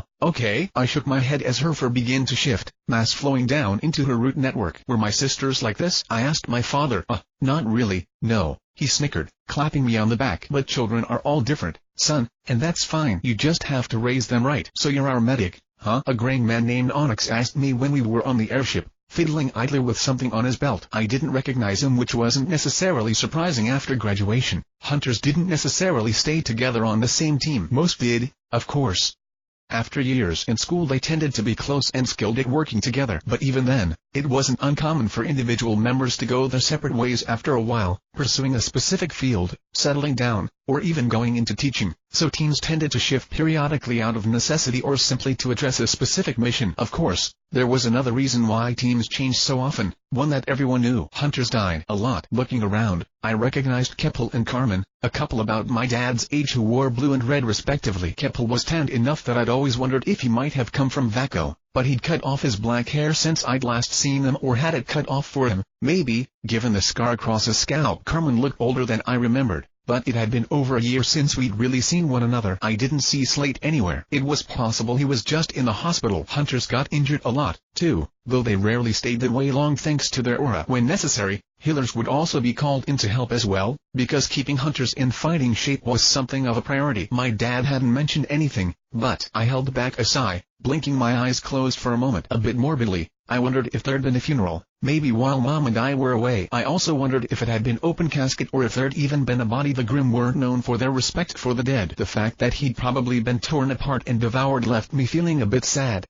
Slate had been the oldest member of my father's most recent team, and though I'd never been close to him, he'd been kind to my sisters and I when we'd seen him. Not really an uncle figure, but I remembered him. That was more than I could say for some of my father's past teammates, sadly. That's me, I said to Onyx's question, looking up at him. He was a large man, maybe 4 inches taller than me and half again as broad along the shoulders. The 7th Spire, LV-73. Onyx Eccleston. You're pretty young for a healer, he noted. It must have been pretty hard to get this far. Maybe a little, I mused, but I don't mind working hard if it means I can help people. Onyx smiled and clapped my shoulder. That's the spirit, he said. Always good to have a healer along to keep us in one piece, too. I tilted my head at those last words, keeping the frown off my face. The way he said that. Well, if he had been brought in to replace a member of my father's team, that didn't bode well for his own. He had several faded scars across his face, particularly around his eyes and lips. On someone else, I'd have thought them something from years ago, but I'll do my best, sir, I replied. If you need any help, I'll be in the village, healing the civilians. Just stop by and I'll do whatever I can. If I get used as a chew toy again, I'll take you up on that." He nodded, rubbing his chin as he looked at me. "Really though, you're what, 17? 16, sir," I corrected, making him whistle. 16 years old and a good enough healer that Osbin's letting you go into the field?" He shook his head, smiling at me. "Jack must be very proud." "Thank you, sir," I accepted. "I like to think so, too. If anything happens, don't worry, okay?" He jerked his head at Mr. and Mrs. Cordelia. "Standard procedure is to do everything we possibly can to protect the medic. Moment something happens, you'll have 4 hunters at your back. Should be enough to keep you safe, right?" "Yes, sir," I replied. "Unless something goes very, very wrong." He laughed deeply, smile widening as he nodded. "Unless that," he agreed, touching his face. "You'll be a good hunter one day, Jaune. Is it okay if I call you Jaune?" "Yes, sir," I nodded, glancing out the window before leaning forward. "We're almost there, Dad." Sitting to my right, my father opened his eyes and nodded, turning his face to watch the window as well. I'd rarely seen him this quiet, but we were on a mission. Even if it was hopefully routine,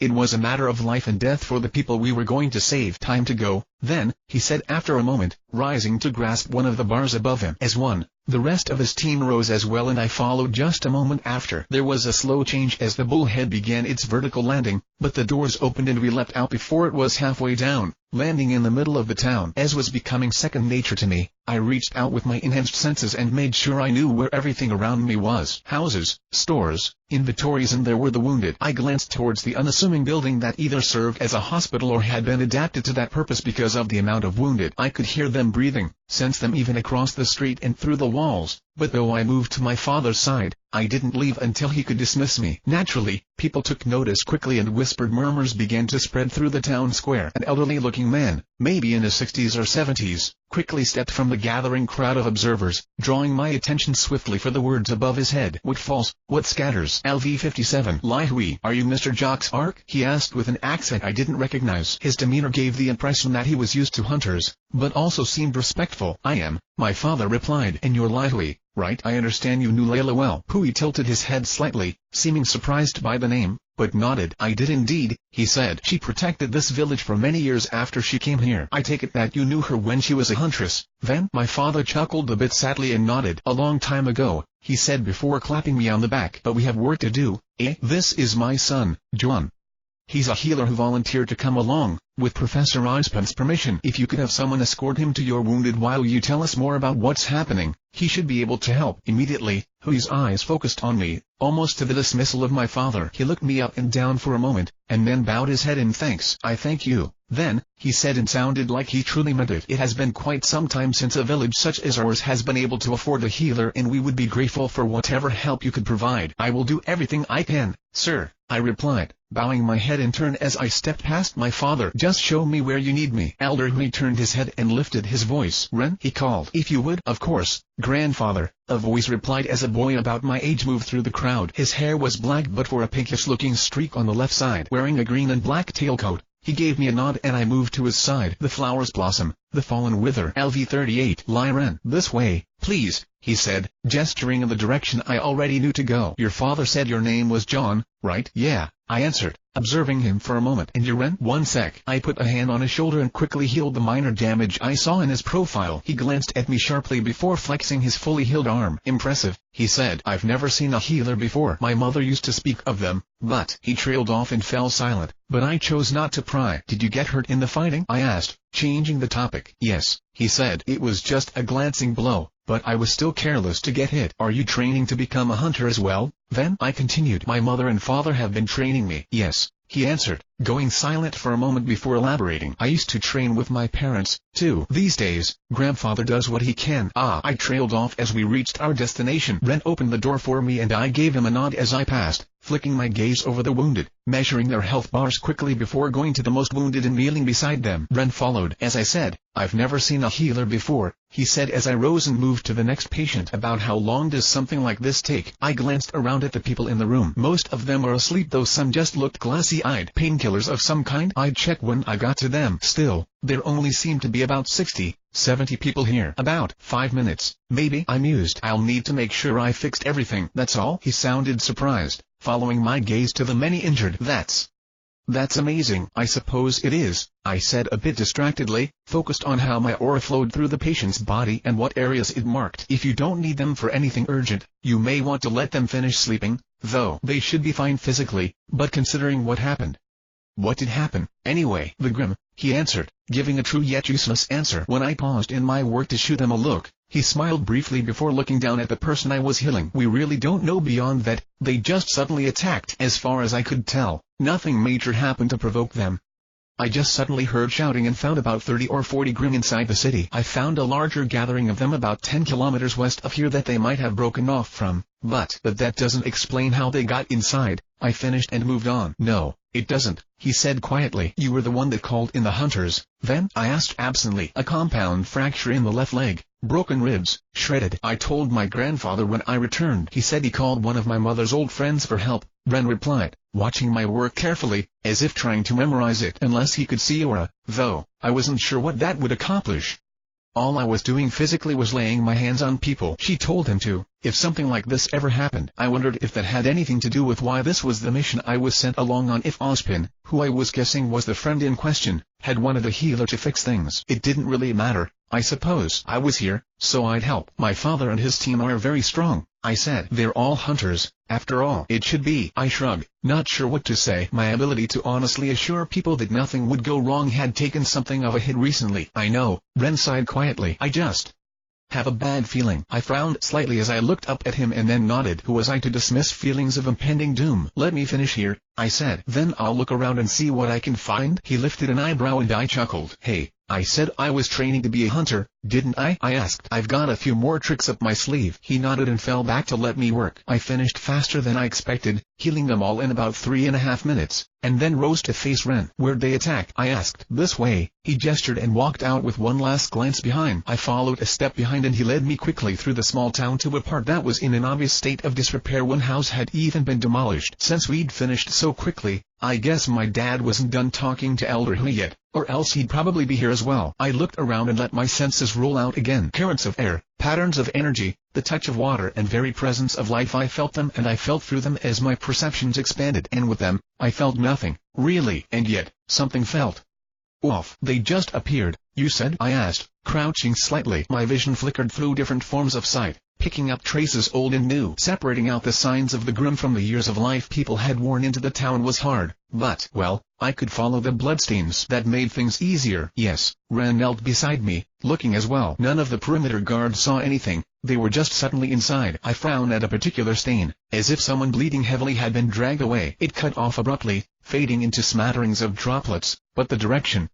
If the Grim was taking a snack home with them, why head further into the village? Assuming that was what happened, of course. Was everyone accounted for? I asked. After the attack, I mean? No. Ren bowed his head. 5 missing. Mr. Marui, his wife and daughter, and Orchid's twins. They were gone by the time I arrived. I turned towards the demolished house, towards what the streaks pointed. And that was the Marui house, Ren supplied, closing his eyes for a moment. It was destroyed in the fighting. There hasn't been enough time to sort through everything yet. I see, I murmured, frown deepening. Give me just a second. I closed my eyes and fell immediately into my meditative state. My perceptions expanded even further, the fabric of creation spreading out in marvelous color as the power of the world around me became visible. I saw the majesty of the storm gathering on the horizon, the energy cascading down from the sun, the constant motions of the planet we clung to. But to pursue my suspicions, I had to go deeper in a literal sense, parting the curtain of veiling light beneath my feet to feel. Are you done already, Jaune? My dad drew me from my thoughts, sounding impressed. That didn't take long at all. If you want, Dad, I interrupted, opening my eyes but not limiting my head. Now that I knew they were there, I focused my senses, reaching further and further down. We have a problem. They're underground. He was silent for a moment, as was Ren and the other people I dimly sensed nearby as I pushed my reach to its limits. They were deep, deep beneath the surface, hidden below a kilometer of dirt moor. How did they even? The Crutch, maybe, but they shouldn't be this far east. They were. How many? My father finally asked, and I switched tracks to try and count. Then I just gave up. A lot, I said, finally looking up at him. The rest of his team was nearby, as was Ren's grandfather, all of them frowning at the ground. Thousands, tens of thousands, maybe more. There's a network of tunnels that I could feel the whole thing, but it's at least as big as this town. Well, my father said, sighing. Fuck.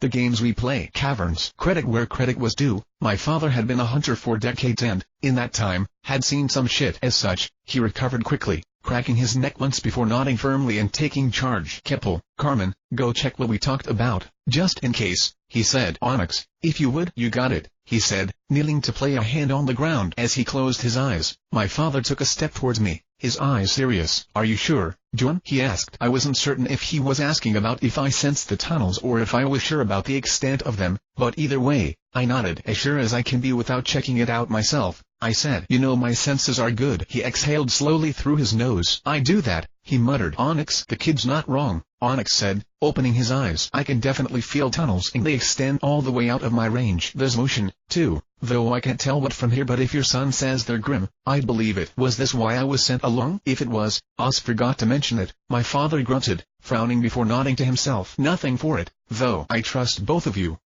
You tell me there's grim. The question is, why? And is this recent or has this been going on all along? And if so, what drew the grim to attack now of all times? Good questions, Jack, Onyx said. If you're expecting an answer, though, be advised I've got no fucking clue. Kid, I shook my head before tilting it to the side. I could figure out some of it, I mused. I'd need some dirt samples from the tunnels, but if I had that, I could probably determine how recently the tunnels were dug. Yeah, Onyx lifted an eyebrow. He's got good eyes, my father answered, crouching. Okay, that should be doable. The safety of this town comes first, but if there's a massive mobilization of grim beneath the surface, we need to know why, what they're doing, where they're going, and if this is a singular thing. You said the tunnel extend beyond either of your ranges, then it's possible that this is just something small, relatively speaking.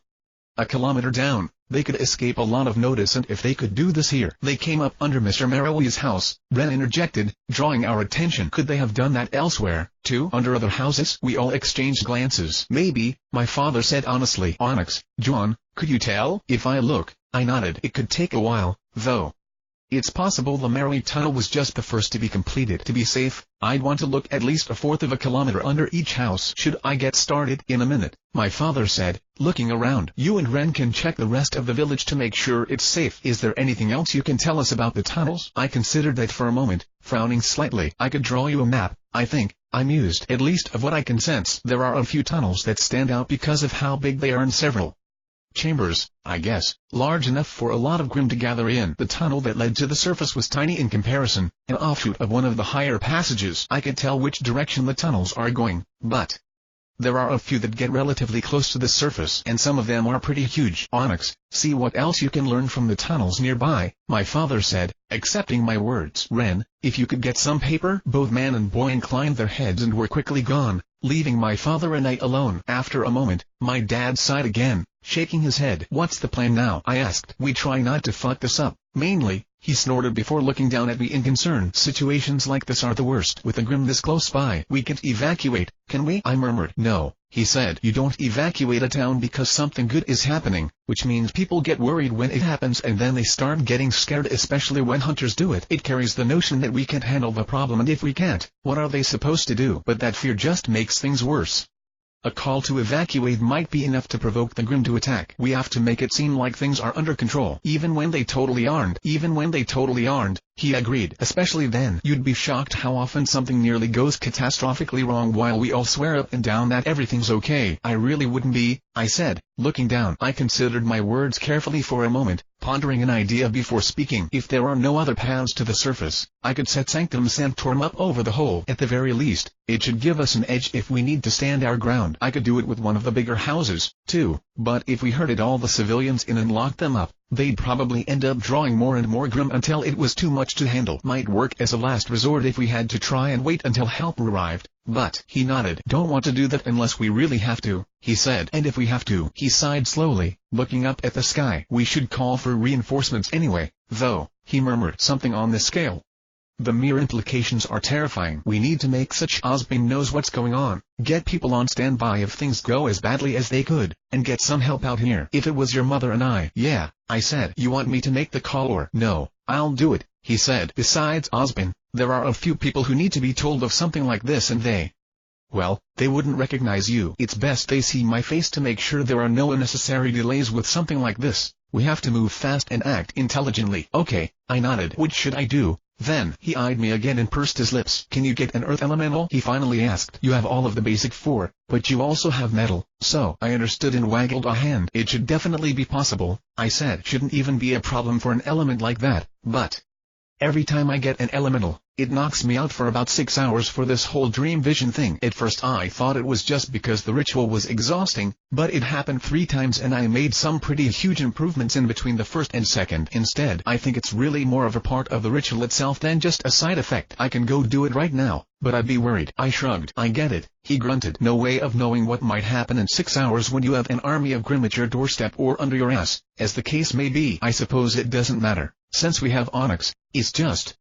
well, I wouldn't mind having the earth on my side if it came to a fight underground. Having the forces of nature back you up is pretty awesome," I agreed, smiling when he rolled his eyes. "I can send my other elementals down, if you need them. Maintaining them is pretty trivial now, though they'll be pushing my range. They could cause their fair share of havoc. It's just..." I looked down at the ground. "I don't know how many are down there," I admitted quietly. "The tunnels go in every direction including down. I told you about the chambers? Well, there are some that are big enough and deep enough. I could feel the bottom. If a sudden attack provokes a response." "You think they'll strike at the surface?" he asked. "That they'd recognize there was a human somewhere behind your elementals?" "I don't know," I half shrugged, smiling bleakly. "That's more intelligence than I'd expect from most of the Grimm, but I thought of the Goliath and the Vospam story that's been going around lately," I finished, looking away. "And these tunnels, if they are new, if they aren't some massive work in progress, and I honestly don't know which I think is worse, then I can't help but think that I know of a few Grimm that could do something like this." "Like the Crutch." My father sighed deeply. "The thought occurred to me, as well," he said. "But those Grimm shouldn't be here." "Yeah," I bobbed my head to the side. "But then, that's been going around, too." He huffed out a slight laugh, closing his eyes for a moment. "I suppose it has," he acknowledged. "I'm going to take Onyx and go check out the tunnels. We need more information before we do anything else." "Should I come along?" I asked. "My senses are the best out of all of us. Whatever's there, I'm most likely to find it." "You are," he nodded, sighing again. "Unfortunately, you're so useful I need you doing other stuff. If there's another attack, you're the most likely to notice and be able to respond. If anyone's injured, you're the only healer. If the worst happens, you're the only one with a chance of actually evacuating the town. Your eyes, your elementals, your barriers, your everything. This village is still our priority for the moment, and you're the one best equipped to defend it. I could use you down there, but I need you up here." "Yes, sir," I nodded, a bit disappointed and just a tad worried. "I'll keep it safe. I'll have Keppel and Carmen stay back, too," my father continued. "Both of their powers, well, they wouldn't enjoy using them in the tunnels, and neither would I. I'll tell them to trust your senses." "Got it," I said and peered at him carefully. "You're not just doing this to keep me safe, are you?" He ruffled my hair, laughing. "Are you kidding?" he said with a wide grin. "I just know that if your mother gets here and finds out I brought you down into the tunnels with me, I wouldn't come back up." "What a selfish motivation," I sighed, shaking my head ruefully. "I was really touched for a minute there, but then you had to go and ruin it." "It's what I do, kid." He put his other hand in my hair and made a complete and utter me of it with a laugh. I waited patiently for him to stop and then used a basic application of my disguise ability to smooth it in a few seconds, casting him a superior look when he frowned. "Anyway, you handle things up here until your mother arrives, okay? I have to go make that call and then I'll go." "Wait," I stopped him, catching his wrist. "Before you leave, let me do something. I'll find Onyx in a minute, too. This'll only last half an hour, but it should help some. Find me again before you go and I'll freshen it up, too." I took a deep breath, guiding my aura. "Haste," I said. "Regeneration, Featherfall, Firepower, Mountain Strength, Unbroken Steel. There, that should be enough." "Oh," my dad said, lifting his hand as I let go of his wrist. "You told me about these." "Yeah, but this is kind of neat." "It's not gonna cost you, is it?" "Please," I snorted. "It only costs 30 MP. Even if I buff both of you, I regenerate more MP than that in half a minute. I guess I'll buff everyone else, too. There's no reason not to." "Keppel, Carmen, Ren, and Hui. That's nothing. It is nice having someone like you along for these missions." My dad smiled, flexing his fingers. "Half an hour, you said?" "After we finish up here, we'll see what ground we can cover before these wear off. Then just top me off before I head down." "Okay," I shrugged. "Just let me find Ren and I'll make you that map. If you move quickly, you should be able to get through a lot of it." Finding Ren wasn't a problem, and he'd gotten a pen and paper as requested. I sat down and drew out the parts of the tunnel system I'd seen, drawing the map on several different pages to indicate the deeper levels. I marked the different tunnels to show approximately how long they were and sized them as accurately as I could. I also circled the ones where I'd sensed high Grimm activity and then outlined in blue all of the tunnels that connected to the one that led to the surface, drawing a series of paths across all the pages pages with that. As long as they could figure out the right tunnels, they should be able to get back to the surface. My dad ruffled my hair again as I handed him the pages, flipping through them quickly with a smile and a nod. You and Ren make sure the rest of the town is clear, he said. Onyx and I will see what we can do. As big as this all looks, we'll need to be careful, but we should be able to get some idea of what's going on. You just hold down the fort and wait for your mother. Okay, I said, my head slightly bowed as his hand pushed it down. Good hunting. You, too, he smiled, traces of worry in his face. Top us off before we go. I reached up to grab his wrist and reapplied all my buffs as I removed his hand from my head. Reaching over, I set them all on Onyx, as well. Not gonna lie, kid. Onyx cracked his neck to the side as he flexed his massively armored right hand. The black armor made him look odd, making it seem as though his arms were several times too big for his body, but I was sure the size of his weapons gave him plenty of room to stash all sorts of tricks. I could get used to having you around. Don't suppose you could boost my own power? I shook my head slightly. I haven't figured out how to do that yet, sadly, I answered with a slightly regretful sigh. That between the white whale thing, the attack on the dust mine, and the whole fuss with Ziz, people had gotten a little worried about the future and there'd been a bit of a dust run. Nothing major, at least, not after a few months, but it was still enough to jack up prices and make the rarer types a bit harder to come by, and I decided to just wait for them to come back down and build up my wallet before just buying a bunch of everything. But now in many ways, I suppose I reap what I sow. A shame, he shrugged, but I guess I'm just getting spoiled. Now, a healer and long-range sensor who can also strengthen me? Well, why can't you do everything else, too? Huh. He smirked down at me and then looked at my father. We better go, though. Make the most of the time we've got, he said. Any luck and we'll be back before it even wears off. If not, I'll be able to sense that you're alive, I said. Onyx laughed a little bit, glancing my way again. I'm gonna get spoiled. He smirked. Keep an eye on us. Then, kid, I'll go open the way, Jack. My father gave him a nod and looked at me as silence lingered for a bit. If I have to, I'll lead a search party down. When Mom arrives, I told him quietly. She'll be really upset if you make her come rescue you, though. At those words, he smiled. Can have that. Now can we? He mused. I'll make sure to come back fine. Then, really, though, who do you think you're talking to? Jaune. The guy I inherited my ability to get into trouble from, I answered swiftly, and he put a hand over his heart. Ouch, he said. That hurts, son. What if this is the last thing you ever say to me? Then your eulogy is gonna go something like, we are gathered here today because this one asshole couldn't stay alive, I replied, making sure my face was completely serious. He turned away slightly, leaning back as he laughed loudly, and then threw an arm over my shoulders and pulled me close. I wouldn't have it any other way, my father said. But I'll still come back. Okay, I answered quietly. Be safe, he hummed as he let me go and walked away. I watched him go in silence, Ren by my side. The other boy had been quiet as we said our goodbyes, probably out of respect, but as my father left, he muttered something low enough that only I could hear. Your father seems like a good man. He is, I replied the same way. Here, I set a hand on his shoulder and layered all of my buffs over him, shooting his aura through with curling bands of bright colors. He took a sudden breath and then slowly exhaled, nodding his thanks at me. Your mother is coming? He asked, changing the topic. You come from a family of hunters, then? Yup, I answered. Mom, Dad, 7 sisters, and now me. And you? Do you come from a hunting family, as well? He tilted his head slightly and nodded. I suppose I do, he mused aloud, shaking his head. It's not something I usually think about. I nodded, pretty sure I understood but not wanting to pry. My dad said Mom would be here soon, along with her team, I said. That's 8 hunters, and when my parents work together, they're a very powerful team. Depending on what my father finds and what Osbane and the council decide, even more might be on their way. But I trailed off. I wanted to promise that his village would be safe, but we both knew there was no way of really knowing if that was true. If something happened, if there were enough Grimm down there,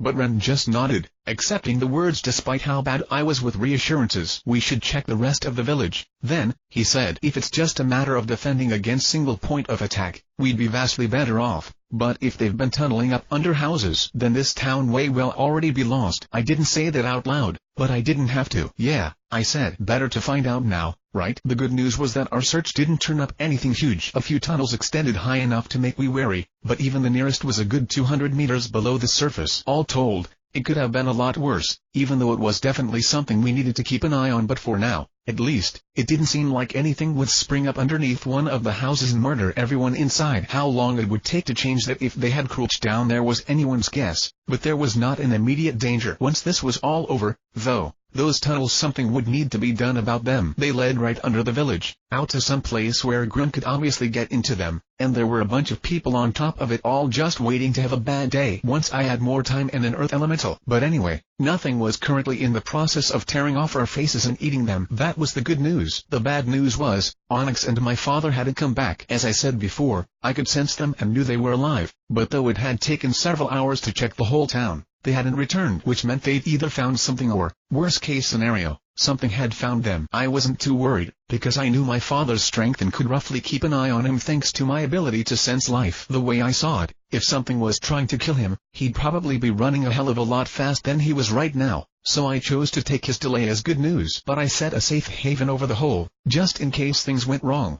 and sat down to wait for their return. Ren left to check on the villagers one last time, as well as to speak to a friend, but then came to join me, bringing a pair of lawn chairs and some water bottles to make it a tad more comfortable. Then we just sat down to wait and see what crawled out. For several hours it wasn't very exciting, but we both made do, and at least it gave me a chance to keep track of my father's progress through the tunnels. Still, I was left wondering when Ren, a voice suddenly called, making my attention shift. The voice was bright, energetic, lively, and, well, it stood out, given the atmosphere. There's another airship coming. In the wake of the storm. LV-40. Nora Valkyrie. I looked her over once. Orange hair, pale complexion, clothes that would have made her stand out even if her level hadn't, and a weapon that my observe said would transform into either a warhammer or a grenade launcher, and then looked up at the sky. Sure enough, there was an airship a ways off, and quick shift in perception was all it took to know that my mother was on it. Nora, Ren replied, glancing at me. I gave him a small nod as I returned to watching the tunnel. Those must be the other hunters I told you about. Could you bring them here when they arrive? Okay, Ren, she nearly sang, looking at me with interest. And you're the healer, right? That's me, I said. You need something healed? Nope. She shook her head with a smile. I just heard about you from Ren. How's she doing? Waiting for my parents, I said honestly. Dad's down in the tunnels. Mom's up on their airship. Not much to do but wait right now. You? Just guarding the wall while Ren's busy, she said before pausing. Well, not right now, but I saw the airship and wanted to tell you. Anything interesting? Watching the wall's pretty boring. Can't say watching a hole in the ground is much better, but someone's gotta make sure the forces of darkness stay put, right? I answered before poking her shoulder. Here, just in case. She would as I settled my power over her, giving her strength. With a gesture, she drew and unfolded her warhammer and then twirled it like a baton excitedly. Magniled so light, she said, pleased. How'd you do that? I'm pretty good at making people stronger. I shrugged and she tilted her head, catching her hammer and resting it against her shoulder. Well, she said, I'm pretty good at being strong. I had to smile at that answer. We should get along well, then, I said before glancing past her. And it looks like my mom and her team have landed. Could you? I paused, looking down. As all 4 members of my mother's team landed, I felt something shift beneath me, like a stone had been tossed into a still pond. All at once, things began to move, too sudden to have been anything but a reaction. But how? How could they possibly, and what did this mean? Had they been waiting for this, somehow? But why? What could possibly make them want this? There was no way of knowing, but I did know what I had to do. Nora, I whispered, I need you to get my mother, right now. My father's coming. I looked up at both of them and took a breath. And so are all the Grimm.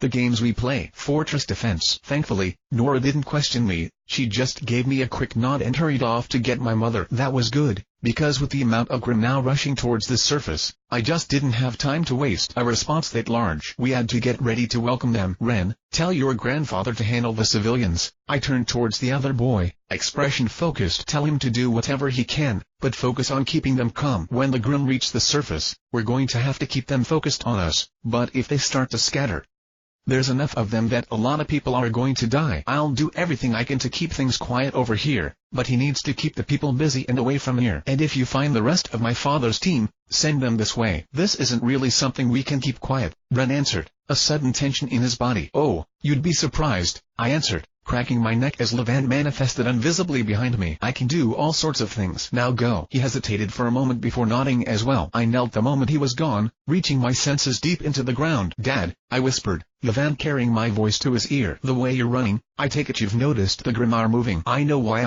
I'm not sure about the reason behind it, but I know why. Mom's team just landed and they started moving the moment they did. Somehow, for some reason, they're reacting to us, to hunters. I don't know if this was a trap meant to draw us out somehow or what, but I'm all but sure that it's us they're after. But with the village behind us, I let that sink in before continuing. I've set up a safe haven at the entrance to the tunnel, but I'm waiting for everyone else to arrive to do more. Mom and her team are almost here and I have Elder Hui handling the civilians. As is, I think I can silence the area with Levant and keep the villagers from hearing what's happening, which should keep them from drawing even more Grimm. But if we fail, get up here soon, Dad. I finished as I sensed my mom approaching and turned before I even heard her call out to me. Jaune, she shouted before muttering something to her team, telling them to give her a moment. Then she ran ahead of them to reach my side, eyes focused on the cleared away hole in the ground. How bad is it? Pretty bad, I answered quietly, my voice barely more than a whisper. A lot of Grimm are coming up, at least 5 digits worth. She nodded tightly. And your father? She asked. On his way. He went into the tunnels a few hours ago to check things out, but something delayed him. I contacted him just now, told him what was happening, and he'll be here in just a minute. Right now, I'm just working on setting up barriers.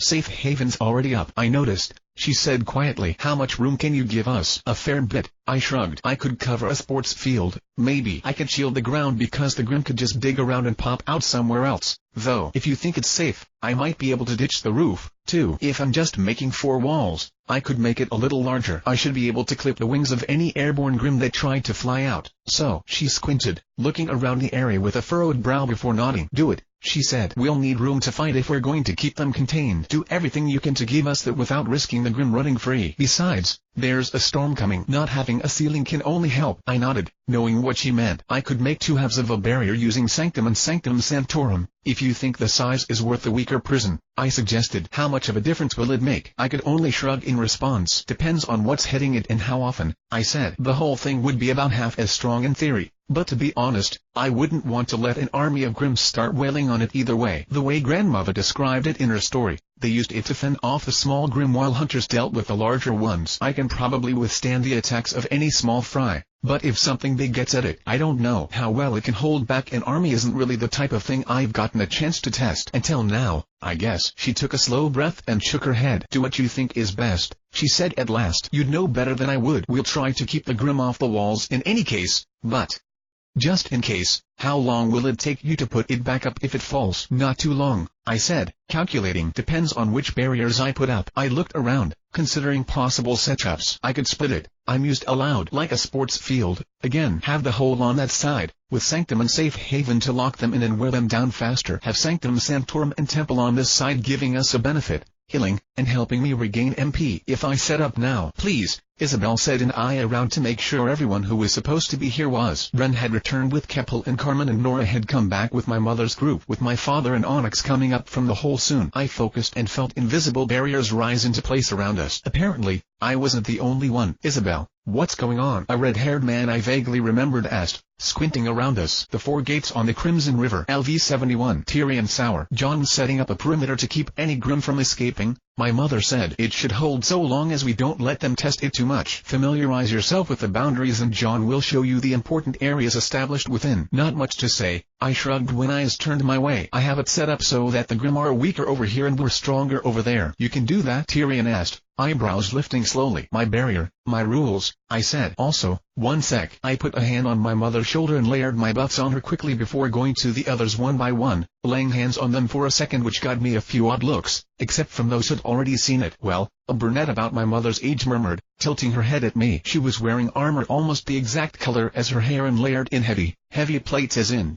The whole thing probably weighed nearly as much as she did. Aren't you full of surprises? The four walls and the iron ring. LV-68 Castania Beach. I try, I answered after a moment as I finished layering buffs on all of the hunters. Castania, Tyrion, my mother said to her teammates. My son will be serving as support. Should the barriers fall, he can put them back up. Should one of us get hurt, he can get us back together. Pretty much anything we need to do our jobs, he can probably provide, so make sure he stays in one piece. Will you? Got it, Tyrion grunted. As for you, my mother paused, squinting at the two locals. Ren and Nora, I said quietly, and she nodded at once. Ren, Nora, you'll be doing the same, she said. Your job is to protect Jaune. Should the situation change, I'll tell you where you're needed. Understood? Yes, ma'am, Ren replied, nodding once while Nora merrily tilted her head, both hands on her hammer. 10. You're with me in front, my mother continued. We'll play offense. Keppel, Carmen, you too. 10 stepped up to my mother's side without a word, hands resting near the 5,000 or so dust rounds at his belt. He didn't have a gun anywhere I could see, but even if I hadn't seen his title, I'd have remembered why. He was pretty famous for it, and he was one of my mom's teammates. I did remember well. The silent shot. LV-72 10 coup. The Cordelius took up position just as quickly, armor of ice forming over Keppel's arms, leading down to claws nearly 20 centimeters on each finger and seemingly razor sharp. You know, he mused to his wife as the armor began to grow over his chest and down his legs. The upside of this whole barrier thing is that they won't be able to run away like cowards. But the downside is that we won't be able to run away like cowards, either. Carmen, for her part, merrily smiled and tapped a finger on her sheath blade, which brought a smirk to Keppel's face as well. I figured it was an inside joke of some kind, especially when he leaned over and kissed her quickly on the lips. No helping it, I guess, he said. I suppose we'll just have to kill them all so we can go home, won't we, my love? The blood-stained snow. LV-66 Keppel Cordelia, the blade that boils flesh. LV-71 Carmen Cordelia, moving with clockwork precision. The hunters got into their positions and I moved to take mine,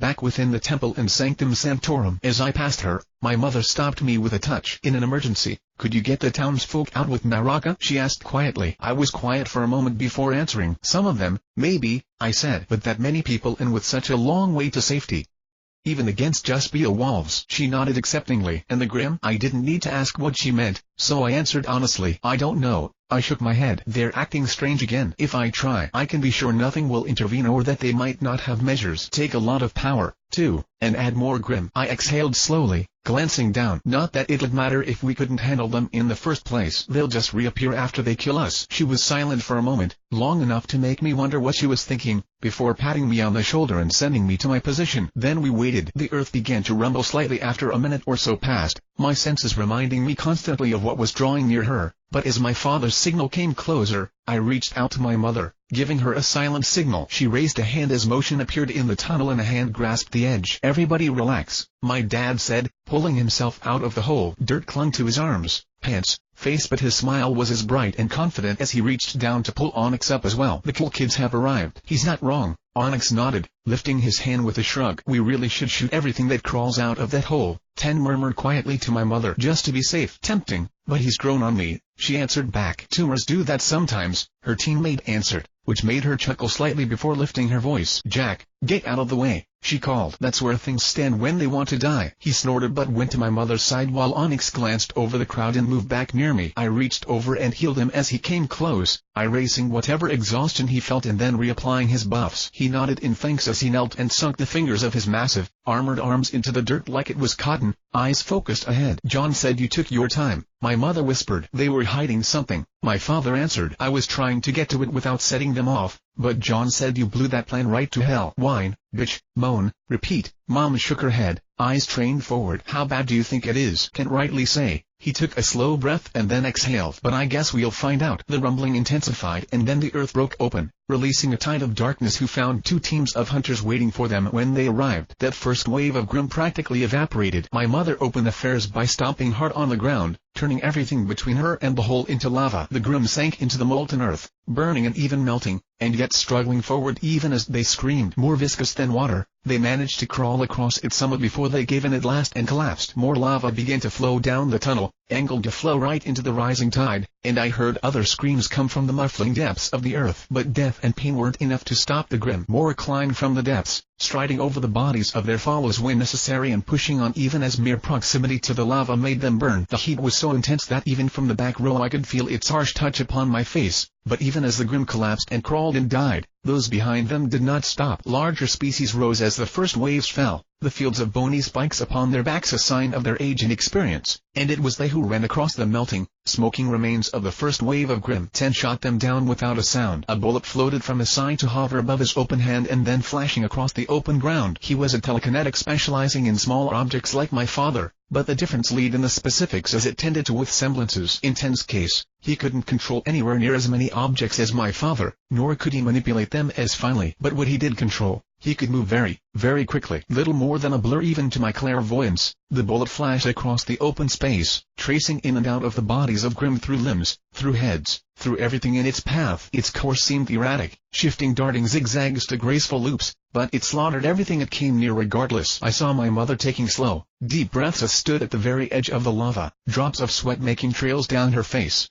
Whether it was because of the heat or if it was simply tiring to keep the lava from cooling, I wasn't sure. Still, for nearly 2 minutes she and 10 slaughtered every Grimm brave enough to show their face, creating a pile of bodies high enough to hide the whole from sight. Looking at it, seeing the power of just 2 hunters working together, it was amazing to watch. And yet, though they'd killed perhaps 300 Grimm in less than 2 minutes, it wasn't enough. I doubted Ren and Nora noticed, wondered if even the other hunters could truly saw it, but after a while, 10's bullet stopped passing through the Grimm and started leaving pockmarks and cracks. Whereas before, it would pass through one skull on the way to the next, it soon began to bounce off, needed a second hit to the same location to truly penetrate, then 3, 4, or more. Soon, the tide they'd stemmed continued forth as more armored monstrosities rose from the earth, creatures durable enough to shrug off bullets and wade through lava. "Carmen," my father said quietly, and the married huntress stepped forward, drawing her sword with a crack of her neck and a small smile. With a flick of her wrist, the broadsword sagged, breaking into a dozen sections connected by metal cords as it curled into a pile as her feet. Her aura crawled over the blade more slowly than I would have expected, the very faint red rising from the blade like a heat shimmer. Once it had fully encompassed the blade, she tilted her head and looked at my father. He merely stared forward for a minute, watching the tide of Grimm advance further with each reiteration until they'd reached halfway and kept going. "Kill them," he said at last, and Carmen swung her whip sword in a single, wide sweep that cut through the approaching Grimm as easily as it did the air. Their flesh turned to smoke at the touch of the blade and they fell in pieces as the vaporizing blade tore through their ranks. The blade retracted and the process repeated, Carmen waiting for the Grimm to close in each time, for my father's command to strike, and then slaughtering wave after wave. My mother let loose a breath and took a step away from the field of lava, drawing her sword instead. "No point," she said at my father's glance, and he nodded once before turning his attention back to the battle. Despite the Grimm's roars, the sound of tearing earth, and everything else, our side was quiet and focused, ready for anything they could throw at us. Or at least, that's what I thought before a field of spikes erupted from the ground, forcing us all to dodge swiftly. "Holy shit," Onyx swore. "Where the fuck did you come from?" It took me a moment to understand what he meant, for me to understand what I was sensing. When I did,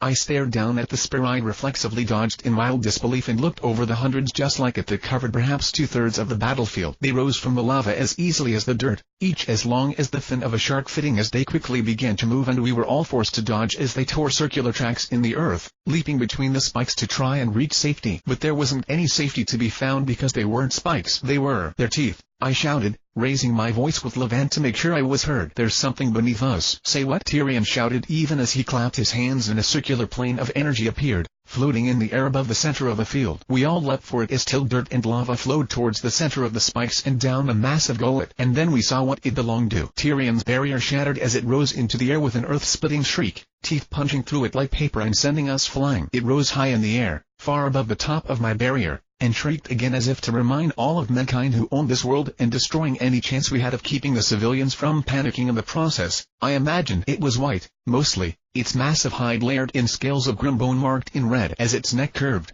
I got to see its teeth once more, lining the inside of its mouth in countless, wicked rows. And as it looked at us, if something with neither eyes nor a true head could look at us, it made a strange sound. Scales and teeth rubbed together with a rasp that should have had no meaning, and yet I couldn't help but think it was laughing. It bent its neck once more, tore through my sanctums like they'd been made of spider webs, and dove back into the earth. "Shit," I heard someone shout, and it wasn't hard to see why. It wasn't even aiming at us, not really, but if something that large hit us on its way down. I gritted my teeth and reached out a hand to grab Ren and Nora, the pair closest to me, calling upon Levant to help me throw them far away. They flew into a nearby building, Ren landing graceful as Nora smashing down a wall, and both hit the ground running. Tyrion and Castania leapt from platform to platform, using their powers to make footholds and escape, but I saw Onyx falling towards the ground, helpless in the air. With a grunt, I thrust out a palm, a blast of air sending both of us flying. He smashed a massive arm into the side of the building and threw himself up onto the roof while I landed opposite him, eyes on the creature. I thought I heard him shout something at me, but if so I lost it as the colossal beast came down and ate half the street before vanishing into the bowels of the earth. For a moment, there was nothing but the sound of falling rubble and debris as loose earth and broken buildings came crumbling down. I reached out with my senses to locate all the others and leapt toward my parents, landing beside them on a floating platform of ice shards, a collaboration between Keppel and my father, I imagined. After a few seconds, Tyrion, Castania, and Onyx found us as well, followed shortly by Ren and Nora, each panting slightly with dust on their faces. What the fuck was that? Onyx snarled, peering over the edge to look down at the former street. Crumcruch, I heard my mother whisper. It's Crumcruch. No,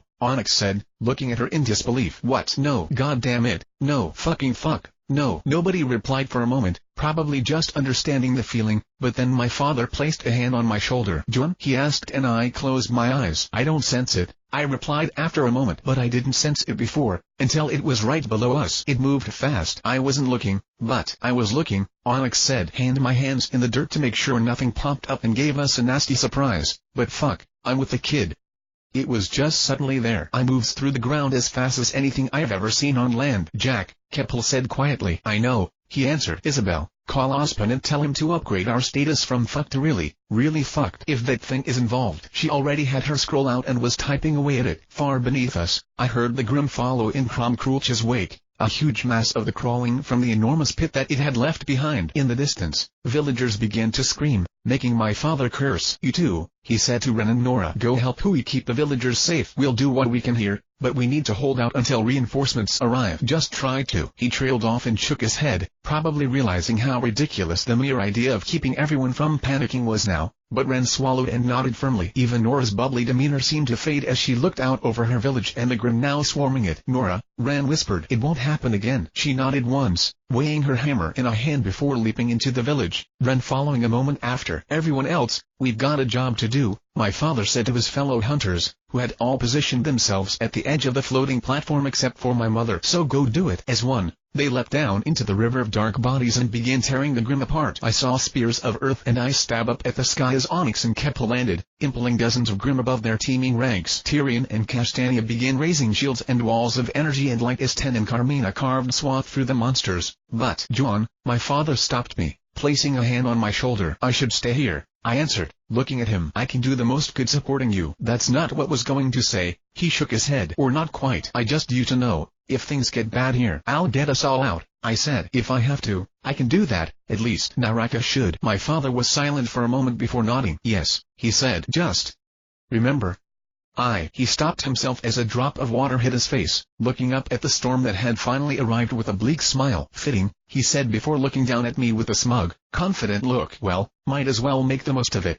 Want to help me with this, son? I smiled back at him as we both lifted out hands and greeted the Grim below with a clap of thunder. With our control of the water and air above, with the shifting of charges, we called to the lightning again and again. I assisted my father's aim, directed it a bit more accurately at the most heavily armored targets below as we pulled all the energy we could from the storm. The clouds turned darker and the storm worsened as we intensified it and feed it with our power and the dust we had on hand, until the rumble of thunder seemed a constant thing. I dimly felt my mother finish sending her message and join the fray below, but the majority of my focus was on the skies above and my enemies below. We rained a display of nature's power down on the creatures of Grim, dashed any monsters that drew our attention from the face of the world, and yet even still we couldn't kill them fast enough to stem the tide. We tried anyway. When thunder and lightning weren't enough, we leapt to the ground and drew steel, my father tearing at the broken earth with his power as I drew my own around my body, raising it to enormous heights. Are you ready for this, son? My dad was smiling fiercely as he lifted his hammer high. Of course, I answered, tracing Crocia Moore's blade as I crouched. A massive Ursa leapt at us and my father reduced its pace before his hammer even hit the ground, though I was off. Surrounded by dark shapes, I swung my sword with all my might, cleaving off heads and limbs without hesitation. I didn't stop except to restore my strength, didn't hesitate except to make sure I wasn't aiming at an ally. I kept moving forward. At times, I saw the others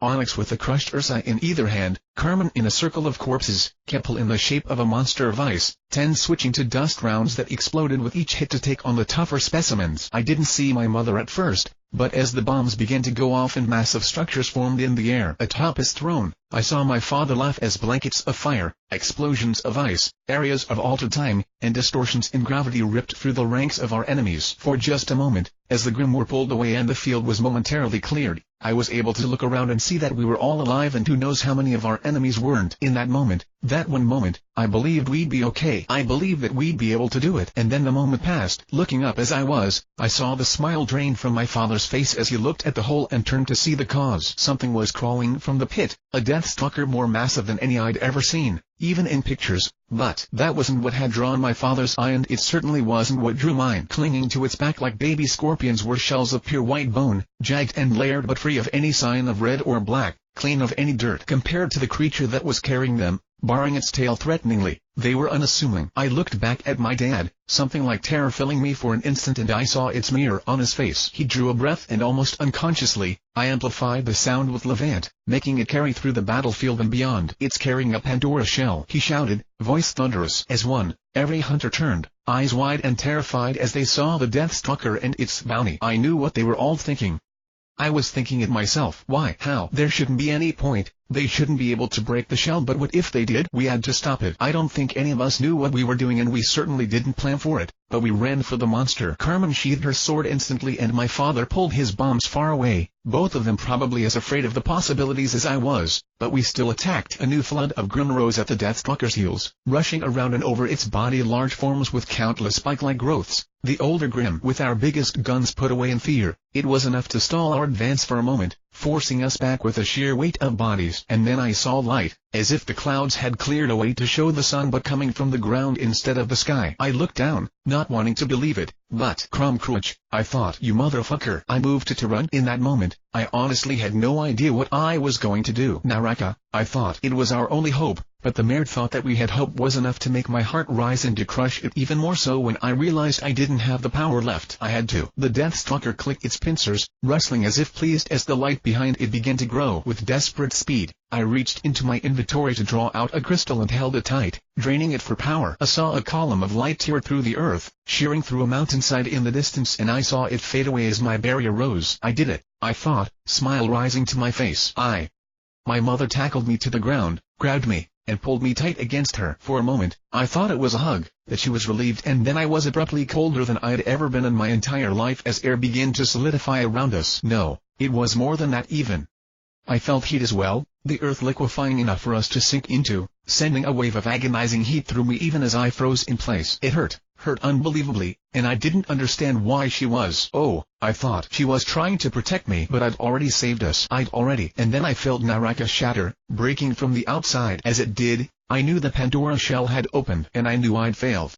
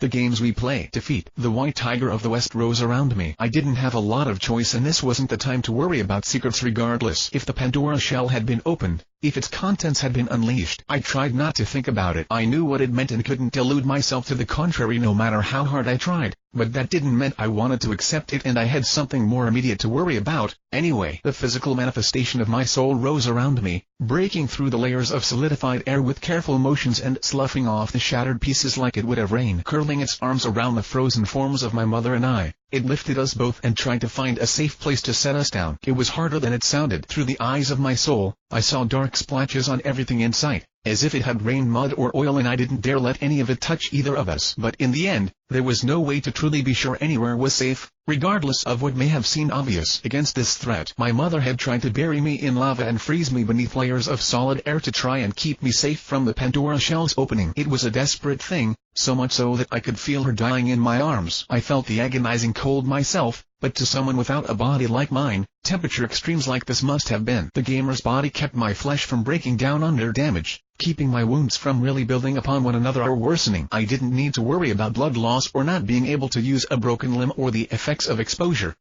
I took damage, possibly at regular intervals or as a continuous effect, and that was that. Even having been dipped in lava and frozen to far, far below zero, I'd be fine as soon as I was out, especially once I'd had a chance to heal myself. But my mother's entire body must have been at risk of shutting down, her organs failing in the wake of the absurd changes in temperature and with the amount of oil she must have spent doing it, to say nothing of the fight beforehand. At the moment, it was probably only my hold on her that kept her alive. I healed us both in shifts, trying to mend the damage as it occurred, but I needed to be able to do something at the same time, though. I couldn't risk discarding the protection my mother had nearly died to give us any more than I could let her actually die. But if there was nowhere safe, no choice, I thought as the white tiger lifted a hand, flames gathered above us in the form of a massive flare that it immediately dropped on the street in front of us. It covered the road with a sheet of flames, and I called out to Suryasta to stoke them higher and hotter. The van guided the winds, drawing all the air nearby through the hottest parts of the flames again and again, trying my utmost to purify it all. In the midst of it all, I kept especially tight control over a carefully corralled pocket of air, keeping it from shifting to carbon dioxide in the flames. After a minute of focus, I let the flames die out and then combined my affinities for fire and lightning to bake the area again. Finally, as my lungs began to burn and I was all but forcing my mother's heart to beat, I combined water and air to cool the pocket I formed enough to be breathable and set us down inside. God, please let this be enough, I prayed as I freed us both from our icy prison and held my mother tight. I looked down at her face as my vision cleared, and just the sight of her hurt. Her skin had gone nearly blue, but it went far, far beyond that. Her skin,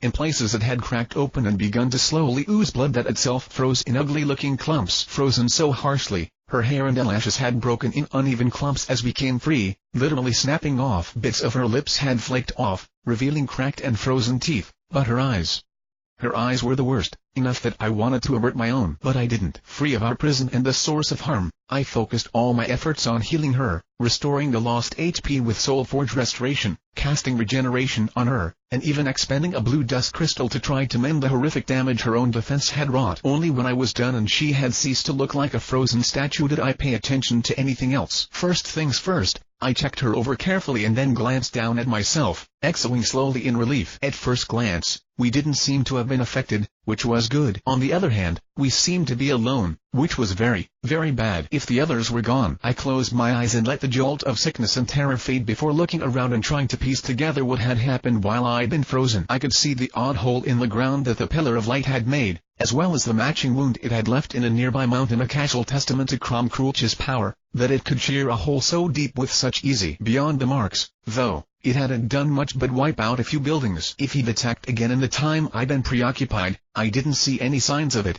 though he could have just been waiting to screw us over again, the son of a bitch. Given the circumstances, though, I wasn't making him a priority, and good God did that say everything you needed to know about the current circumstances. But for the moment, he just wasn't the biggest problem and he seemed content to lie in wait, so I took a breath and moved on. The other Grimm had left the vicinity as well, though it was probably too much to hope that they'd run away or been defeated. Odds were better that they'd just continued their advance into the village and had started to slaughter innocent people. Horrific as that was, it also wasn't my biggest problem. But since nothing appeared to be attacking me at the moment, I focused my attention on what was, spying a dark patch on the ground outside the limits of my safe zone, perhaps 5 meters away, which was about as close as I had any desire to get regardless. Thankfully, I didn't need to draw nearer to accomplish what I desired. Focusing, I zeroed in on what I knew would be there, magnifying the dark splotch with my clairvoyance and paying careful attention as it grew to consume my sight. I focused in until I could see the individual parts that made up the larger mass, magnifying it hundreds and hundreds of times over to see the truth within. Most Grimm, for whatever reason, bore forms modeled after animals and other creatures. Some of them were based on a single creature, but you could often see traces even then. The terror released by the Pandora shells was no different in that regard. It just modeled itself after something very, very small. Underneath the microscope of my vision, I saw the black forms in their white, protective shells. Flagella twisted and Pelly clung to one another, allowing the countless creatures to both stand still and move within the dark fluid they seemed to create. I saw several of the bacteria-like Grim close in on a plant cell, penetrating the cell wall and then darkening it from within. In moments, the green color of the chlorophyll had faded. Through my other set of eyes, I could see what that meant on a larger scale. The small flower that the Grim cells had surrounded, a remnant from someone's garden that had miraculously survived the battle, quickly turned black as if rotting, but it didn't die. No, just the opposite.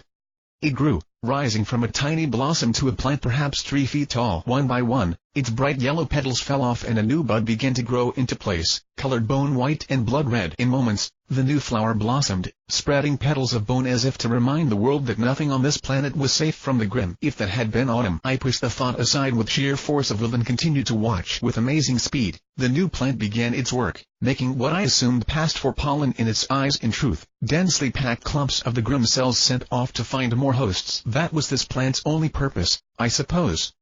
After all, everyone knew that the Grim didn't really focus on plants or animals, even though they were living things that had aura. These cells were probably just taking advantage of an opportunity. In the end, what they were after was, I destroyed the corrupted plant with a blast from the white tiger, burning it and it spreading pollen away with a scorching blast. I watched under my microscope as the Grim cells stood up to the blast for far longer than they should have been able to before finally beginning to burst and die. I held the blast until I was sure they were gone and let out a breath I hadn't realized I'd been holding. I'd heard the stories like everyone else.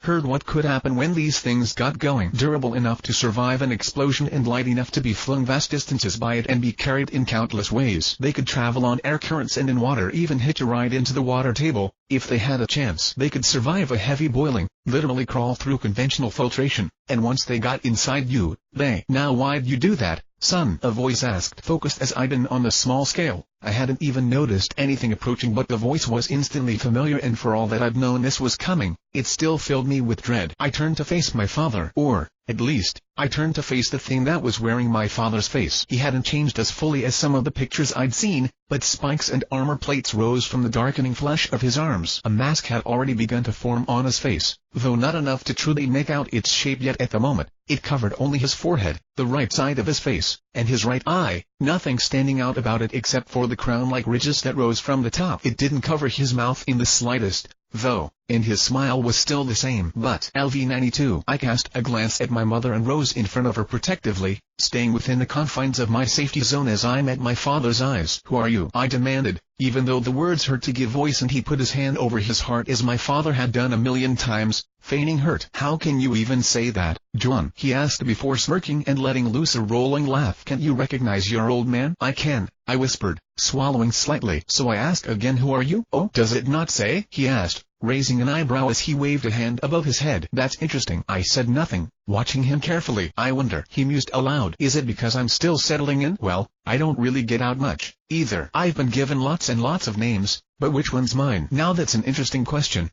Perhaps I simply don't have a name. He tapped a finger against his lips and then his smile widened. For a long time, I was called Pestilence, but I never really liked that name. If I get to choose, there is one I'm a little more fond of, he said, staring at me with his mismatched eyes. The first name I was ever given was Conquest, because I take everything you have and I make it mine. Of course, you can always just call me Dad, Jaune. I took a slow breath, watched him for a moment, and then exhaled. It was hard to look at this thing wearing my father's flesh, enough to make me want to rage and cry at once, but I calmed down quickly and considered the situation. I was in a dangerous position. I knew that much. My mother unconscious, my father taken, and no real way of knowing when reinforcements would arrive. Hell, if they weren't informed of what was happening, if they made any mistakes, said reinforcements could just make things worse. My mother hadn't known about them when she sent her message, so they'd be flying in blind. Maybe they'd notice what was wrong and react properly, maybe they wouldn't, but it was risky either way. To complicate things further, the others— I had no idea who'd been able to react to the explosion or how well. Until proven otherwise, I had no choice but to assume everyone else had been infected. I was alone in perhaps the most dangerous position I'd ever been in. Given its failure, I couldn't rely on Naraka to escape, and there didn't seem to be anyone around to save me, either. All told, things were looking pretty bleak. But even so, there was an opportunity here. It sent a spike of nausea through me, but this thing that had infected my father, that was continuing to infect him before my very eyes. It could speak. It was a Grimm that could speak, the only one I'd ever even heard of who could do so. Even in the records of previous outbreaks, there'd never been note of something like this. It was as horrifying and sickening as it was. This was a chance I couldn't pass up. What do you want? I asked finally. Beg pardon? Conquest asked, blinking my father's eyes. You haven't killed me yet, I noted, looking around. Haven't tried to infect me, either. I assume you are just feeling chatty. Oh ho. His smile widened. You are smart. That's good. It makes this easier for all of us. I said nothing, watching him carefully. Yes, he said after I didn't respond. I want something from you, John, and it's rare indeed that I want something I could just take. But with your power, it's likely I wouldn't be able to take you, son. The gamer's body and mind. What do I count as? An illness, a status effect, or just another being? Either way, I hope you realize this is troublesome for me, too. I relaxed a bit, if not visibly. I'd figured my power would give me some defense from the infection, but it hadn't been something I'd been eager to test. Having a second opinion was nice, even if it came from something like this thing. I apologize for the inconvenience, I said with all the civility I could muster. I take it you have something else in mind, then? Polite, too, he noted. Yes, I do. Then I ask again, I replied. What do you want? He tilted his head, looking contemplative. Well, if I told you, I somehow suspect that you would never do it, he mused. The question becomes, then, how do I make you do it without telling you? He sighed. To be honest, I don't have much experience with this. It's rare that I engage in bargains or negotiations. You see, Conquest said. I can usually do away with such measures and just kill everything, or I used to be able to, back in the old days. Nowadays, we have to hold back, you know. He was baiting me, I could tell, trying to get my interest, and it was working. I needed to find out everything I could while I had the chance, and if he was willing to talk I had to listen. The more I knew, the better my currently abysmal odds were. And besides, in the old days, I repeated. What constitutes as the old days in your eyes, if I might ask? Am I mistaken in assuming you mean Babel? He flexed his fingers as additional spikes grew into place, eyeing me for a moment before nodding sharply. Ah, yes, he said. Forgive me. It takes a while to go through the brain cells, you see. Yes, you call it Babel. I wasn't always cages up in those shells. You see, I was one of the oldest of us, you see, and there was a time when I was free to run rampant. We all were. Really? We? I asked. The ones who sleep, unless we have reason to wake. H shrugged. You've met several of us. Now, what do you call them? Ah, I see. You've seen Ziz and Kromkrulch and me, of course. But there are others as well. The ones I told you stories about. Remember that, son? We have to sleep now, but once upon a time.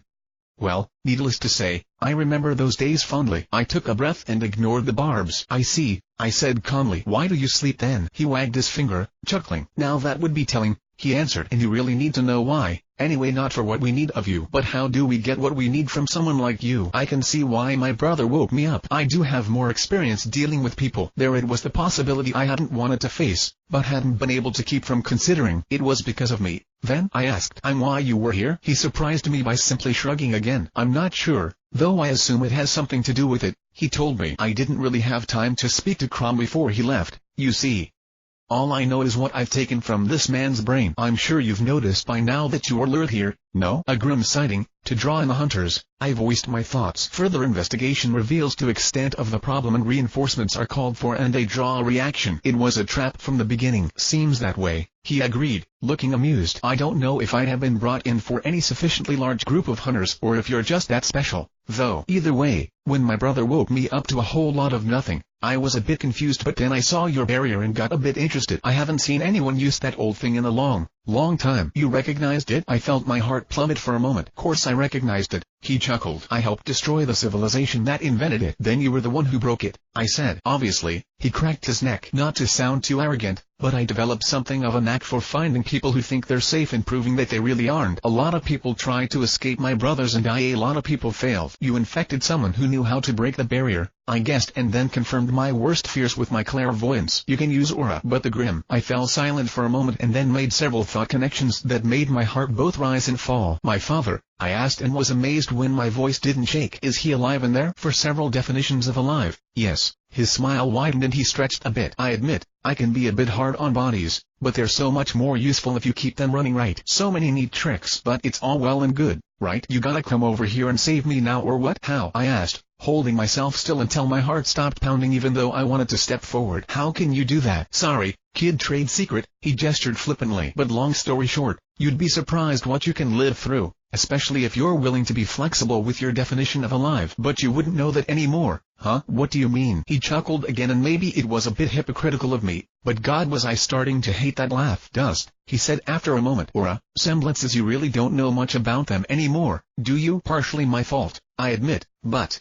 you guys have fallen a long ways, haven't you? But that's why you call it remnant, right? Because that's what you are, isn't it? What's left? But you know, I asked, you know how they work? For a while, I was most of the guys who wrote the books on them. He smirked. Of course I know. Funny, isn't it? How I'm pretty much the only one who knows anymore. I find it funny, at least especially when I look at you, Jaune. When I saw you, I knew why I'd been woken up. But you still have no idea how your power even works. I'm going to have to put down breadcrumbs for you to follow, aren't I? Speaking of which, that's as good a lead-in as any. I've got an idea. Is that what you're going to offer me? I asked, taking a step back at his words. Even so, I had to keep him talking while I could. Knowledge? Power? Or are you going to say you'll give my father back to me? Conquest seemed to consider that for a moment before shaking his head. Nah, he said. Really can't see you working for us out of gratitude, you know, considering what we are and everything. And if I promised you safety and rewards, well, would you really believe me? Anyway, no, I just don't see it working, and I'm really more of a taker than a giver. For what I have in mind, I think that works better anyway. So step aside, kid. He took a step forward, into my safety zone, drawing closer to me and to my mother. Levant, Suriasta, Volturnus, and Jihai manifested, Crocia Mors filling my sword as I drew it and met his eyes. Stop, I said, standing protectively over my mother as Conquest eyed me and laughed again. Or what, son? He asked. What are you gonna do to stop me? You're gonna try to save me, aren't you? But you've got to be wondering, what are you gonna do if you can't? Are you gonna kill me? Can you? He lowered his head to take a better look at me, and his smile widened as I stood my ground. Oh, maybe you can? He wondered. The gamer's mind keeps you calm and logical, doesn't it? So maybe, if you have to, you can do it. Does that frighten you, Jaune? That you might be able to kill me? That you wouldn't even cry afterwards? What kind of son wouldn't even cry over his father's death? He took another step forward and then another, ignoring my elementals completely, even as they gathered their power, and the white tiger of the west loomed over him. I'll tell you, he said. My son, you're a chip off the old block, my boy.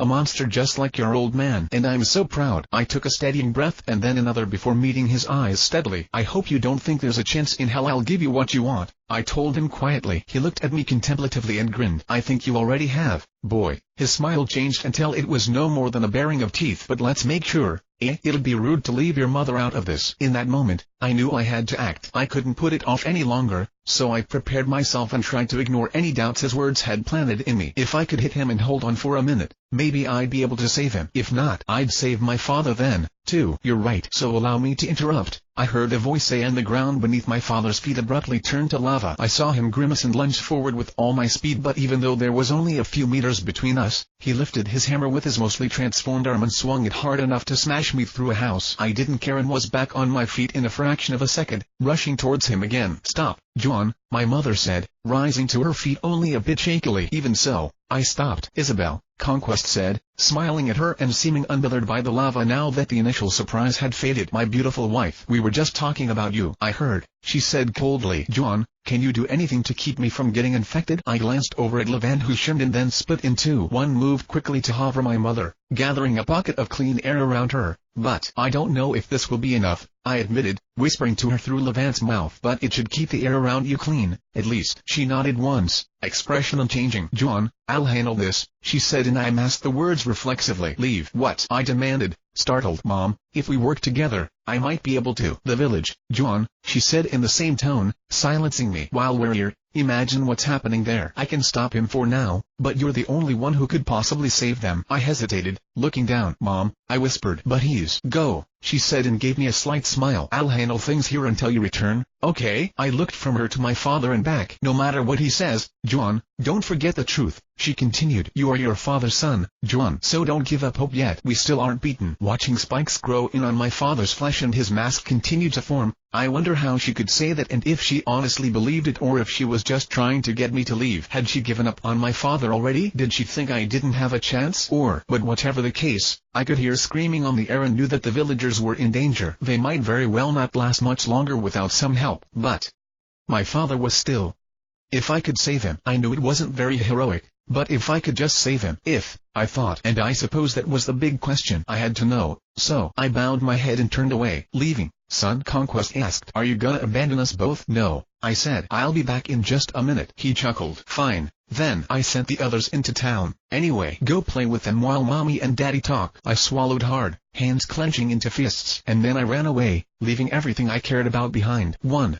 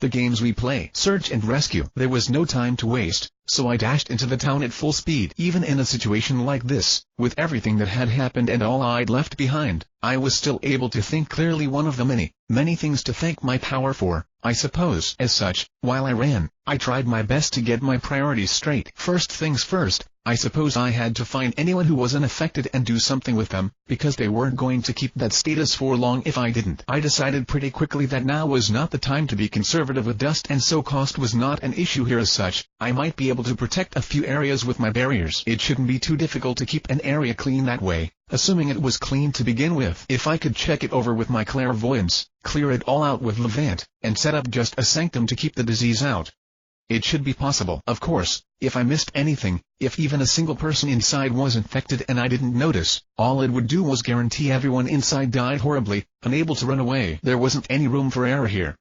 I had to be sure, and I had to be sure the first time, or it wouldn't do anything. That was something I'd handle that as I came to it. Complicating matters further was the second problem. Those had already been infected and the Grimm. It seemed pretty safe to assume that they were wreaking havoc, as was normal for the creatures of Grimm, but if any of them found any of the barriers I created and gathered enough to destroy them, making sure that didn't happen needed to be my second priority. Although, thinking about it, even if I used dust freely and stuck to using the relatively cheap sanctums, there were limits to how many barriers I could maintain at one time, so there was also the matter of finding people, keeping them safe, and gathering them into decently large groups. Of course, assuming those people were terrified, because God, who the hell wouldn't be right now? Then any such group would stand out to the Grimm like a giant neon sign pointing straight at a buffet. Getting enough people together to protect them would necessitate needing to protect them, feeding back into itself to make the problem grow. I needed help. I couldn't defend everyone everywhere at all times. I just couldn't. An entire town was being besieged by an army of monsters, and ignoring everything else that was wrong with this situation, I couldn't be in more than one place at a time. If I tried to herd everyone I found into one place that I could defend on my own, most of them would probably die before they got there, assuming most of the town wasn't dead already. Practically speaking, I'd need to set up at least 4 or 5 places, possibly twice that number, if I wanted to actually save people. Getting people to the right place before I set up the barrier would require positioning them carefully around the town, but that also meant I'd be running all over the place, trying to deal with attacks on each of the different locations. No, I couldn't do that alone, not without losing at least a few of them, and it'd keep me pinned down here. Besides, unable to help my mother and father. But for all I knew, my only help could be whatever reinforcements were coming, and they could be hours off. And I still needed to tell them about what was going on, too. And that wasn't even getting into figuring out if I could actually cure the people Conquest had infected, or what I'd have to do to them if I couldn't. God, this was a clusterfuck. Trying to prioritize everything had just left me even more lost, because what it boiled down to was that I needed to do everything, by myself, simultaneously, and I couldn't do this alone. It simply wasn't possible. Then I needed to find out if I truly was alone, I thought. I stopped in place, closed my eyes, and knelt on the roof of a building. My mind expanded to see the world around, piercing through what simple matter got in the way. My elementals reached out alongside me, lining the world in heat and air and light. As I looked in every direction, I could feel people, running and panicking, and I ticked them off one by one according to who was nearest, who looked like they could actually be saved, and how long it would take to move from person to person. The math was ruthless and cold, but I didn't have any choice but to save as many as possible, even if it meant feeling the ones I couldn't save die. Right now, the only thing I could possibly do was everything I could. But even though it meant wasting precious time, even though my instinct screamed for action, I sent my perceptions down into the earth. It wouldn't do to act carelessly now and forget where this problem had originally come from and what could still be lurking beneath our feet. If there was more where all that had come from, I couldn't afford to be taken off guard by it. I also had to keep in mind that Onyx had possessed an Earth-related semblance. Whatever had happened, he might have drawn himself underground. I sensed him, moving through the dirt. From this range, I couldn't tell if he'd been infected or not, but either way, I suppose it was better to find out now. Outlining two nearby targets mentally, I sent Suriasta and Volturnus on ahead of me, outlining a path for them to travel. Then, even as I drew my scroll from my inventory and began typing numbers, I reached out with Levant's power, great even despite her division, and spoke to him through perhaps 30 meters of dirt. "Onyx, are you there?" I spoke aloud. There was a moment of startled silence but no reply. Understandable, considering, but frustrating I didn't have any time to spare. "This is Jaune.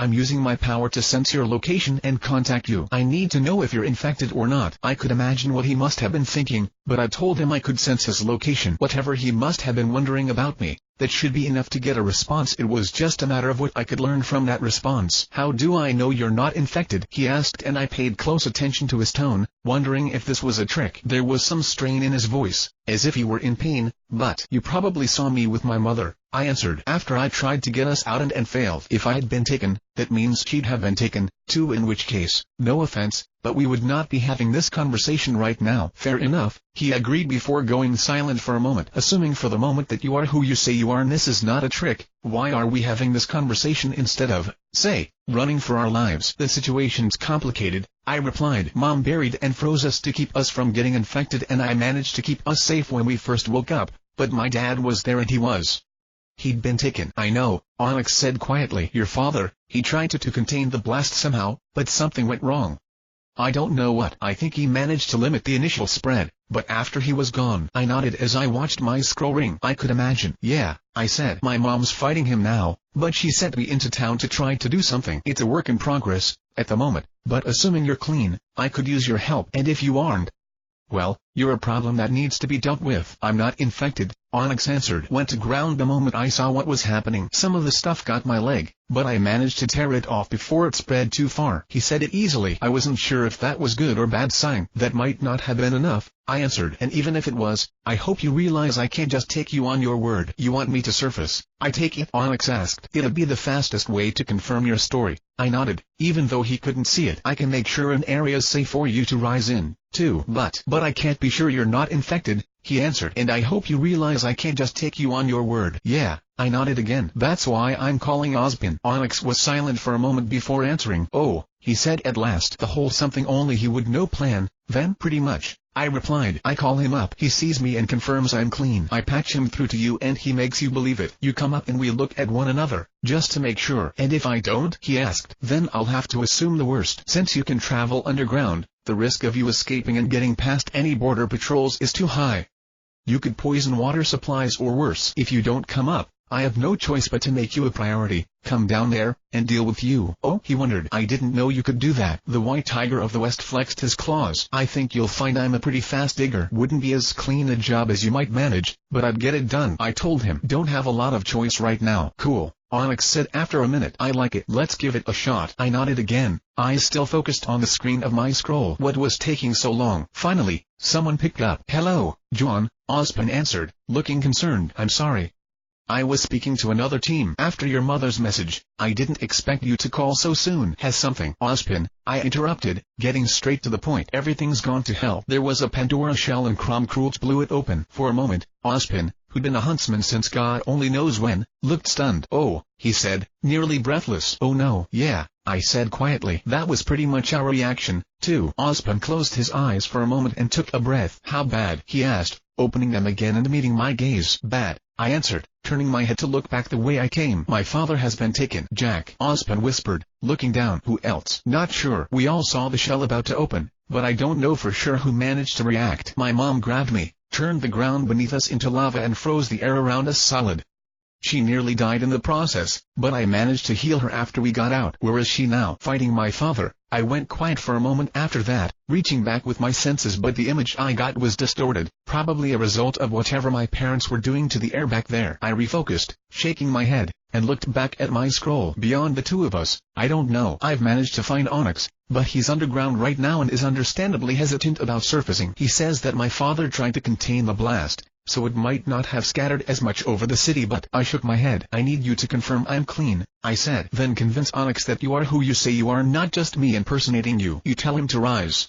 If he does and looks okay, that's at least two of us alive. If he doesn't, I'll deal with it. Can't let him leave if he's at risk, can I? No, Ospen said, taking another deep breath. Show me. Then I nodded and handed the scroll to Levant, backing up a few steps and unequipping my clothes quickly, dropping the White Tiger of the West as I did so as to keep it from getting in the way. He looked me over carefully before giving me a nod and I equipped my clothes again. Patch me through to Onyx, he said, and I sent a mental command Levant's way. Done. Onyx, it's me, he said. I hope so, sir, Onyx answered, and I recreated the air vibrations far above their original source. But I'm gonna need you to prove it. Remember when I got brought to your office in third year? What I said to you? Then I recall you being in my office somewhat frequently throughout your stay at Beacon, Onyx, and for a wide variety of reasons. I assume you're referring to this, however, I swear, sir, Ospen said in a pitch-perfect imitation of Onyx's voice. I have no fucking idea how that godforsaken son of a bitch's room collapsed. It probably just got sucked down the giant asshole he calls his face. I can say I remember every conversation we had that year, Onyx, but that one stuck with me. I blinked at that imagery, raising an eyebrow as Ospen smiled slightly. Okay, Onyx said. Good to hear from you, sir. The kid's okay? As far as I can tell, Ospen confirmed. Got it. Onyx sounded relieved. I'm coming up. Then, can you make sure the welcome mat's rolled out for me? Now that I'd had time to observe Conquest's bacterial form directly, I could use my clairvoyance to search for his presence, noting dangerous areas with darker color, and as such, I was pretty sure I could clear the air with just Levant. For Onyx's sake, as well as for Ospen who was watch, I made a point of visibly sterilizing the area. It involved fire. Lots and lots of fire. It should be safe now, Onyx, Ospen eventually said. Jaune,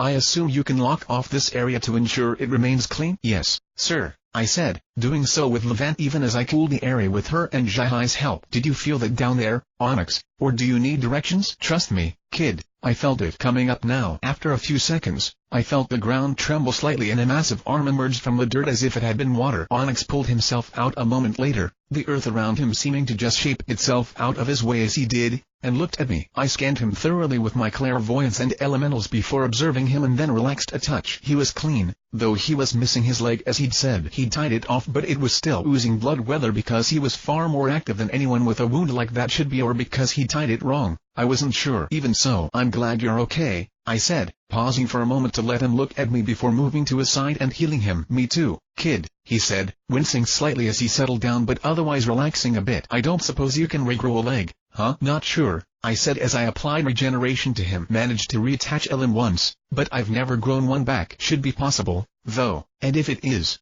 well, if we get out of here, I'll make sure you can walk again, okay? One way or another. I'd appreciate it, he said, exhaling slowly. So, what now? We were all silent for a moment at that. It was kind of a ruthless bitch of a question. What were we going to do with this mess? But, Ospen, can you get word to reinforcements? I asked. I already have, he said before pausing for a moment and closing his eyes. The team that had originally been sent. I'm sure it goes without saying that this situation is significantly different from the one they'd been prepared for. I had to call them back and arrange for a new team to be deployed. The good news is that there will only be a relatively short delay since they'd only just left. Thanks to your quick call, we'll also be able to quickly assemble a team more equipped to deal with this matter. I nodded. How long of a delay for something like this? He was quiet for a minute. 10, 20 minutes to get everyone and everything needed. 20 minutes to reach you, at least half an hour. Then, I mused, possibly longer, but they shouldn't take more than an hour, right? Not unless something else goes wrong. No, Ospen shook his head. But Jaune, you must understand. The team that we'd be assembling for this, they're going to burn it all. I exhaled slowly, looking around. The whole town, right? There was little choice, Ospen answered. An outbreak like this, we'll need to keep it from spreading, whatever it takes. Infected plants, fungi. In the past, there's been the issue of infected birds causing trouble for long periods of time. The town isn't near a major river, thankfully, but if it gets out, we'll need to cleanse the area. I understand, I nodded, having expected as much. We run, Then Onyx asked, pack up and get the hell out of town? It's not that simple. I shook my head. I stopped you because, if you were infected, I couldn't afford to let you leave. I mean, letting anything escape would be bad, of course, but tracking you down before anything happened would be, well, hard, to say the least. But my father, his telekinesis allows him to control enormous amounts of very small things and do all sorts of shit with them. Worse, he's really, really good at making bombs. If he tries, he can spread the disease far and wide, to say nothing of the damage he could cause. If we let him act freely, by the time reinforcements arrive, I don't know what they'll find. Yeah, but will he? Onyx asked. I mean, he's infected, sure, but would that occur to him? He's still Jack, after all. No, I answered, looking back again. He's not. I spoke to him. Yeah, but let me rephrase that, I interrupted. I spoke to the thing controlling him, not just a mad or evil version of my father, but to the actual creature walking around in a skin to a grim that calls himself Conquest. There was a moment of stunned silence from both of the older men as they looked at me with widened eyes. Onyx sputtered. What did you just say? Jaune, Ozpin said seriously. Are you sure it wasn't your father speaking? I'm as sure as I can be. I nodded. I asked him about Babel, Ozpin, and I tried to save us with Naraka, when the Pandora shell was about to open. He said was the one who broke it, that he broke it back then, too. He called Ziz and Kromkrul his siblings and talked about destroying Babel, and I'm pretty sure, sir. Onyx blinked, looking between us. What? I will explain later, Ozpin told him before frowning at me. That is very, very bad. A controlling intelligence. It would explain a few things, perhaps, how attempts to control outbreaks so frequently went wrong, but how intelligent is he? I don't know. I shook my head again. Well, he seems like a huge asshole, but I don't think he's stupid. He wanted something from me, I don't know what, just something he couldn't take, and I'm pretty sure that's the only reason I'm alive. Whatever else, though, he's got an unbelievable amount of experience when it comes to ruining lives, a huge amount of knowledge, and he's strong and in my father's body. I took a breath before continuing. He said that there was a reason he and his siblings spent so much time asleep. I continued. They're holding back or being held back. I'm not sure. So there's a chance he won't go all out or make this as bad as it could be. He might even just shut down after a while. But all the same, trusting him to play fair seems unwise. With my father's power, he could guide a few cells to the right place and turn our reinforcements against us. My father's semblance.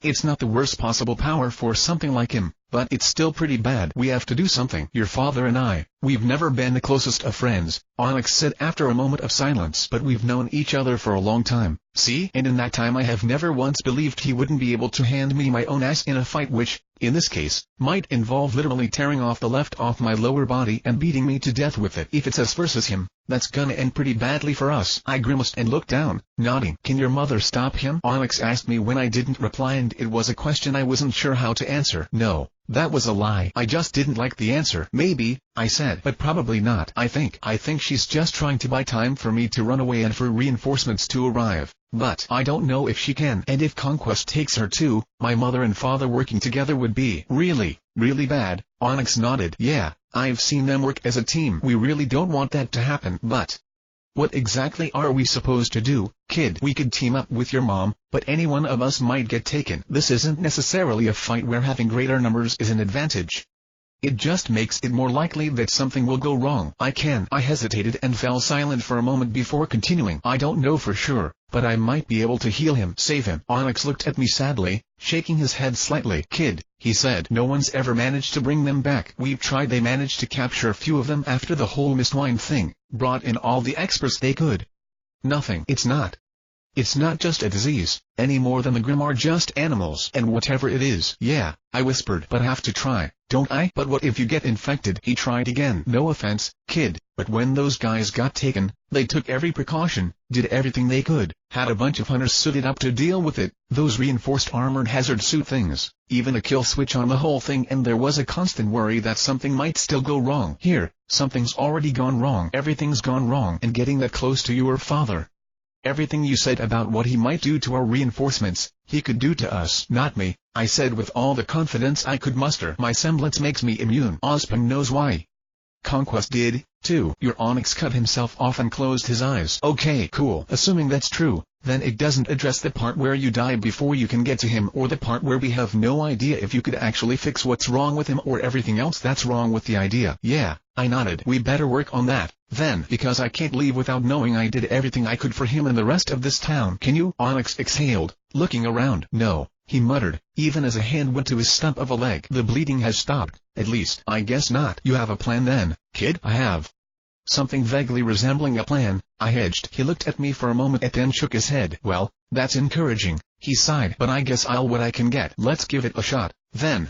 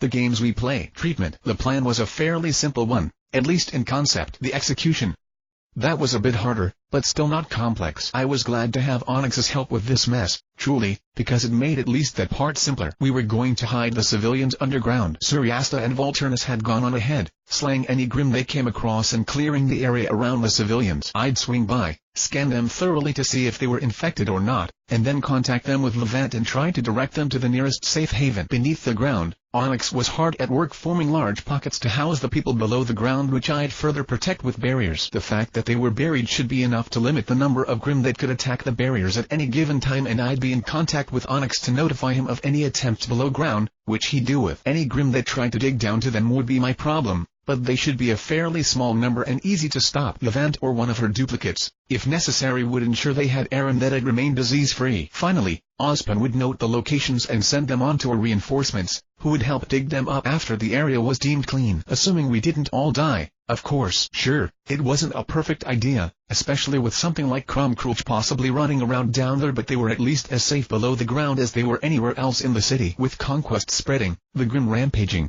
and everything else in hell, it's not like being above ground made them safe from Krumkruch, either. No, given what we had, that was the safest place to put them.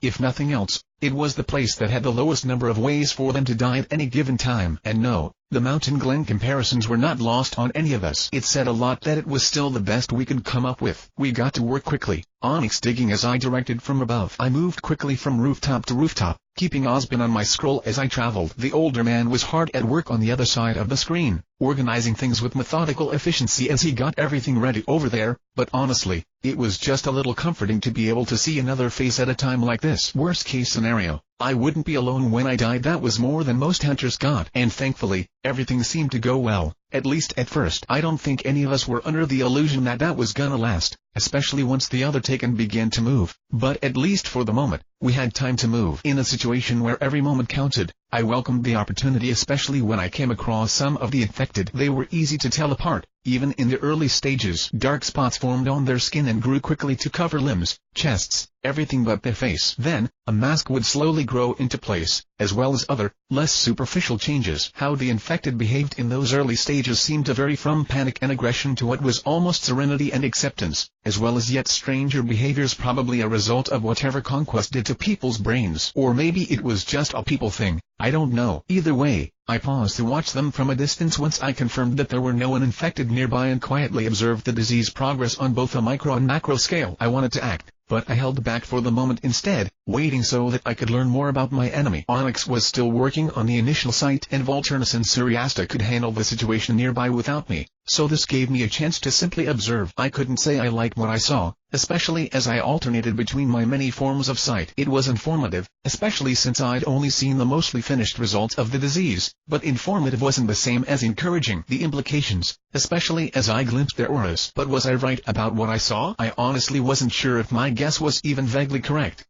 I was far from an expert in this matter. I could be mistaken. There could still be. No, there had to be a way, even if it was hard to see. Maybe I could even. I suppose there was only one way to find out. I couldn't very well stand her and do nothing. Besides, waiting for another moment to pick a target, I lunged towards one of the civilians still in the earlier stages of the disease, grabbing him and drawing him up to a rooftop in short order. His eyes, human eyes, still widened, and he tried to say something to me. Was he startled to see me, thankful and hoping for aid, terrified, or did he just have no idea what was going on? Whatever it was, he couldn't say. The disease's spread had already reached his throat, and whatever words he'd tried to give voice became nothing more than choking gasps. One of the reasons I'd chosen him, with the infection so close to his brain already, he didn't have much of a chance unless something was done, and I was the only person who had a real chance of doing anything. Even if, I said quietly, holding him in one of the white tiger's hands and placing another on his chest, where the infection seemed to be at its thickest. I'm going to try and help you, Jeremy. I want to help you, and I hope I can, I didn't say as I held him. The growth of the dark spots abruptly accelerated, spurs of bone sprouting along his chest and back. He struggled for a moment, tried to kick and scream, and then went limp. Above his head, his name faded. Jeremy Brown was wiped away, question marks taking its place. I closed my eyes and swore quietly under my breath. It was as I'd feared. I'd seen the colors in their aura, dark patches growing in almost a mirror of their changing flesh. I'd hoped that was all they were, the aura showing signs that the body had been infected and trying to fight it. But I wasn't so fortunate. This was a disease of both the body and the soul, sending invading tendrils of sickness throughout their aura even as it invaded the cells. Looking at it like that, I could understand how it worked. Somewhat. The nature of one's aura was to return onto a predefined state one's normal body, generally. But like a disease could do to a cell, Conquest was hijacking that process, turning one's own aura against them. It wasn't the Grimm cells that were mutating these people, at least not wholly. They were being forced to mutate themselves. Which meant what? I had no idea. If I hadn't been able to see it happening before my eyes, I wouldn't have believed such a thing was possible. Changing someone else's aura like this. No, even beyond that, causing such extreme physical changes should probably be lethal in and of themselves. As the disease progressed, the infected mutated more and more, growing armor plates, spikes, claws, and even larger things. Where was the matter for such changes even coming from? Logically, they would need to take that mass from the body itself, but for something of this extent. And how did I stop it? I thought. How did I fix this? Was there a connection? Was he invading the soul through the body? Or was this some kind of twofold sickness where the cells being altered somehow to allow Conquest to touch something he didn't have himself? How was I supposed to stop this? There had to be a way. I couldn't tell what was even happening. Conquest was right, I didn't know how this worked. If I did, maybe, but then I had no choice but to think things through and try to come to an answer on my own. I thought about what I knew and what I could maybe guess. Killing the Grimm cells wouldn't be hard, in much the same way that killing cancer cells really wasn't all that hard. There was this whole built-up image of diseases, especially the truly famous ones, as if they were this giant monster that healers and doctors were facing with these tiny toothpick swords, but that really wasn't the case. In fact, the problem was pretty much the opposite. The nature of diseases were that they were tiny things, mixed in amongst the trillions upon trillions of cells that made up a person's body. It's as if someone covered every floor of a building with ants and then added a bucket of slightly different looking ants into the mix and told you to kill the latter without harming the former. But since ants are significantly larger than cells, imagine that your only tools were a broadsword, an axe, a flamethrower, and a tank. I could kill Conquest cells, no problem. I could burn them, blast them with radiation, electrocute them, probably even expose them to a vacuum. Given time, I might even be able to nab something sufficiently poisonous that even the Grimm wouldn't like it, or something acidic, or any number of other things. The problem wasn't killing the disease, it was not killing everything else. Because while Conquest wouldn't enjoy prolonged exposure to an intense flame or radiation, neither would anyone he was inside of. Complicating that matter further were two things. To go back to the previous analogy of cells as ants, that works for normal infections, but Conquest was as far above normal diseases as other Grimm were above normal animals. That didn't make him invincible by any means, since it was just a relative increase in durability. But if normal cells were ants, Conquest was a rhinoceros beetle. Durable as all hell in comparison, though still just a bug, but whatever was enough to kill it was probably going to kill a bunch of ants, as well. Secondly, there was the issue of aura. So long as he was inside someone, he was protected by their aura. Normally, that wouldn't be a problem since that was true of any disease, but usually their aura would also be fighting the invasion, doing its utmost to kill the sickness. That's how my healing could cure illnesses. They could assist that process, empowering someone's aura enough that it could easily fight off most any illness or defend it while the body's immune system wailed on the disease with impunity. But for an infection like Conquest, their aura was the problem. He'd turned their own life energy against them somehow, and empowering it would just worsen things and accelerate the process. That must be why none of those healers had managed to cure the Taken. As far as their auras were concerned, there wasn't anything wrong. I could see their HP bars, but they weren't going down, they were growing. The infected were becoming stronger, faster, healthier in every way beyond the fact that they were turning into monsters. Giving them more HP it just helped the process. Somehow, I had to bypass that, get past all the issues to strike past the symptoms and attack the disease itself. Yeah, I thought with a bit of chagrin. It sounds so simple when I thought of it like that.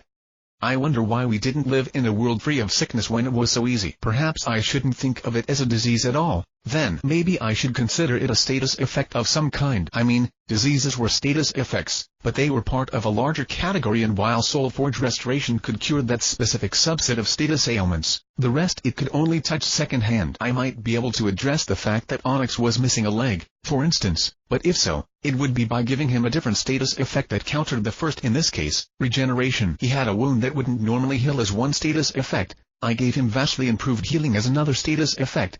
Ideally they should cancel one another out eventually, but regeneration wouldn't help with this. Neither would any of the other buffs I'd learned. Then I needed to know more. "I'm sorry, Jeremy," I whispered. Then my eyes hardened and I looked up. Yvan directed the sound of my voice so that Osmond could hear every word, because I had a feeling he was going to want to listen to this as well. "Conquest, let's continue our conversation." There was a moment of silence as the thing in Jeremy's skin stared at me with blank eyes, watching me carefully, weighing something, perhaps. "Or, very well," he answered. "What would you like to talk about?" "Tell me why you're doing all of this," I said, eyes focused on him and on what was going on inside him. I could see layers upon layers of bacteria and infected cells, moving and reacting, but was there something there I could use? If nothing else, it didn't hurt to know a little more about what made him tick and how he used his stolen body. This trap was for us, the hunters, so why bother with this village? There's no reason to kill them. By that logic, there was no reason to leave them alive, either. He shrugged and smiled at me. "But you're wrong, there's plenty of reason to kill them. I mean, if nothing else, there's always the entertainment value, right?" My eyes flickered to meet his and I zoomed in quickly, scanning and memorizing the changes. Bacteria in the retinas, alongside the cone cells and in. "Is that why?" I asked, moving slightly in place to see how his eyes tracked me. "Is this fun for you?" "It's kind of fun,"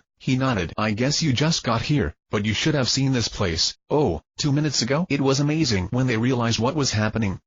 "You had to be there." "No," I said, taking a step back to look at him. The infection had started on his chest and extended to the rest of his body, but it hadn't been an equal or random spread. After the initial infection, Conquest had spread upwards, towards the brain and downwards to seize vital organs. The arms were left until afterwards, as were the legs. It made sense in a systematic sort of way, taking what was most important and what the host couldn't live without. He was careful about this. But the growth of spines, it had started on his front and back. Assuming the infection had originated on contact with the front of his chest, perhaps spread by one of the other taken, then it had expanded throughout the chest cavity quickly. Had he seized the heart before heading towards the brain, or had this simply been a matter of invading the bloodstream? Did it matter? I wasn't sure. "There's more to this," I said after a moment of silent contemplation. "I've seen you all act too deliberately to accept that you're doing this just for kicks. I don't have any problem believing you're a monster, but there's more to this." "What is it you're after?" "Oh, right," Conquest said brightly. "I was going to tell you everything about my plan, wasn't I?" "Sorry, I forgot." "Okay.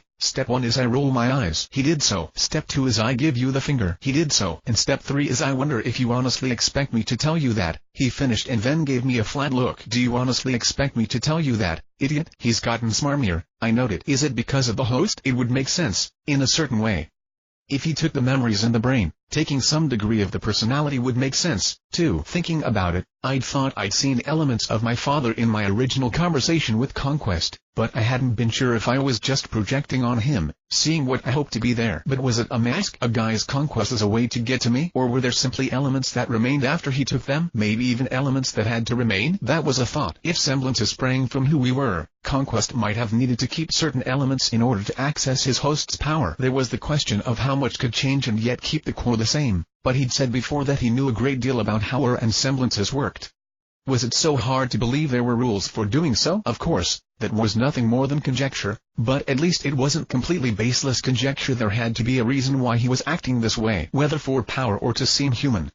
Though I suppose there was always the chance he was just doing it to fuck with people, too. The memory of texts about previous outbreaks rose in my mind, about how the Taken had cried out for help and for their loved ones, or how some had ranted about personal things. No, interesting as the theory was, I couldn't dismiss the thought that he might just be doing this to be an asshole. But it was worth a shot, I said out loud, considering him carefully. "Very well then, let's be professional about this. You're a bacterial Grim. From what I've seen, you draw What? Inspiration. Inspiration from various species of bacteria, maybe even a few viruses just for fun. You invade a body, rewrite it to serve your purpose and basically mutate your host into. What do you call these bodies? Hybrids. They aren't grim, not fully, they still have souls. You just use them as a food source, a battery, a hive, a weapon, and who knows what else. But you need to keep your hosts alive to get what you want out of them. For several definitions of alive, I finished for him. You said that, yes, but what does it mean? You invade the brain. Obviously that's how you get to your host's memories. But what do you do? Do you infect the brain cells? Copy them? What? Conquest smirked and said nothing because he was an asshole. But it was fine. Silence could speak louder than words if you asked the right questions, which I hoped I was doing. And hell, at least Ospan would hear anything we said. Assuming I didn't make it out of this alive, every little bit I could give him would help. I was worried you destroyed your host completely. I continued, that you ate all their brain cells or whatever. But I don't think so. I don't think you can without losing something. You said before that we'd lost a lot of knowledge about war and semblances. And maybe that's true. But we still know a little bit. We know semblances are unique and they arise from their wielders' personalities. I paused and frowned as he chuckled and looked at me with a wide grin. It's amazing how you can say something that's correct and still sound like an idiot, he said. But true enough. My frown deepened for a moment before I kept going. The point being, I don't think you can just destroy someone's mind and personality and overwrite them with your own. Not if you want to keep them useful. I think there's more to it than that. How you act when you're talking to me. I think there are remnants of your host's personality. I think there has to be. So what do you do to their minds? Are you altering their perceptions somehow? Burying them down deep inside? Taking control of their voluntary muscles? What? Conquest you on again? Probably just to be an asshole, and shrugged. Good questions, he said. Though an impartial observer might not. You seem to have built your entire theory on ifs and guesses. I watched him carefully for a moment and then smiled. Not completely, I said. See, there is one thing I'm sure of. He lifted an eyebrow, the one that hadn't been covered by his growing mask yet. Oh, you're a dick, I said. You like to hurt people with brilliant observations like that. I fear for my species. I'm sure you'll overcome us any day now. I ignored that, leaning forward. But you haven't called me son once in this conversation, I continued, or mentioned my mom and dad. He met my eyes for a moment, sighed, and then gave a small chuckle. Maybe not completely hopeless. The whole Grim Hive mind thing has been a theory for God only knows how long, but it's not very well supported. Most Grim are all but mindless, at least at first, and they don't act like a hive mind would. Sure, you can work together, maybe even all of you can work together, but that just means you can cooperate really well. It doesn't mean there's a single mind controlling you all. If there was, if each of you learned every time a single one of you encountered a threat, well, things would be different. Even a Beowulf could be threatening with that much experience behind it. No, it doesn't make sense for you all to be of one mind. Individual Grim learn and grow stronger by surviving battles, but you all don't. But when I saw you, I looked at him closely again, watched dark cells meet and separate. At first, I thought back to that theory, I said at last, wondering if I could use this. There's so many of you and you're so old, how else could you do this? But then, why do you work that way and not the other Grim? You don't. You share information like bacteria do, genetic or otherwise. You are not all-knowing, you just talk to yourself a lot. Poor communication kills, Conquest replied before smiling. But good communication kills a hell of a lot more. I felt a flash of triumph at that and nearly smiled. It wasn't much, but it was a start. That's one of the things that sets you apart, I guessed. Unlike most Grim, you can communicate experiences, like sharing immunities. Like any Grim, you survive and learn. But you pass that information on to others like you in some twisted form of bacterial conjugation. And then a lot of you come together to create a consciousness like pieces of a puzzle, made out of information and memories. Geoform tissues, or maybe bacterial mats are a better analogy in your case. HMPH, Conquest snorted, but he was smiling as he watched me. When I remember you're based on bacteria, how you work makes a bit more sense. I pursed my lips. And the shells?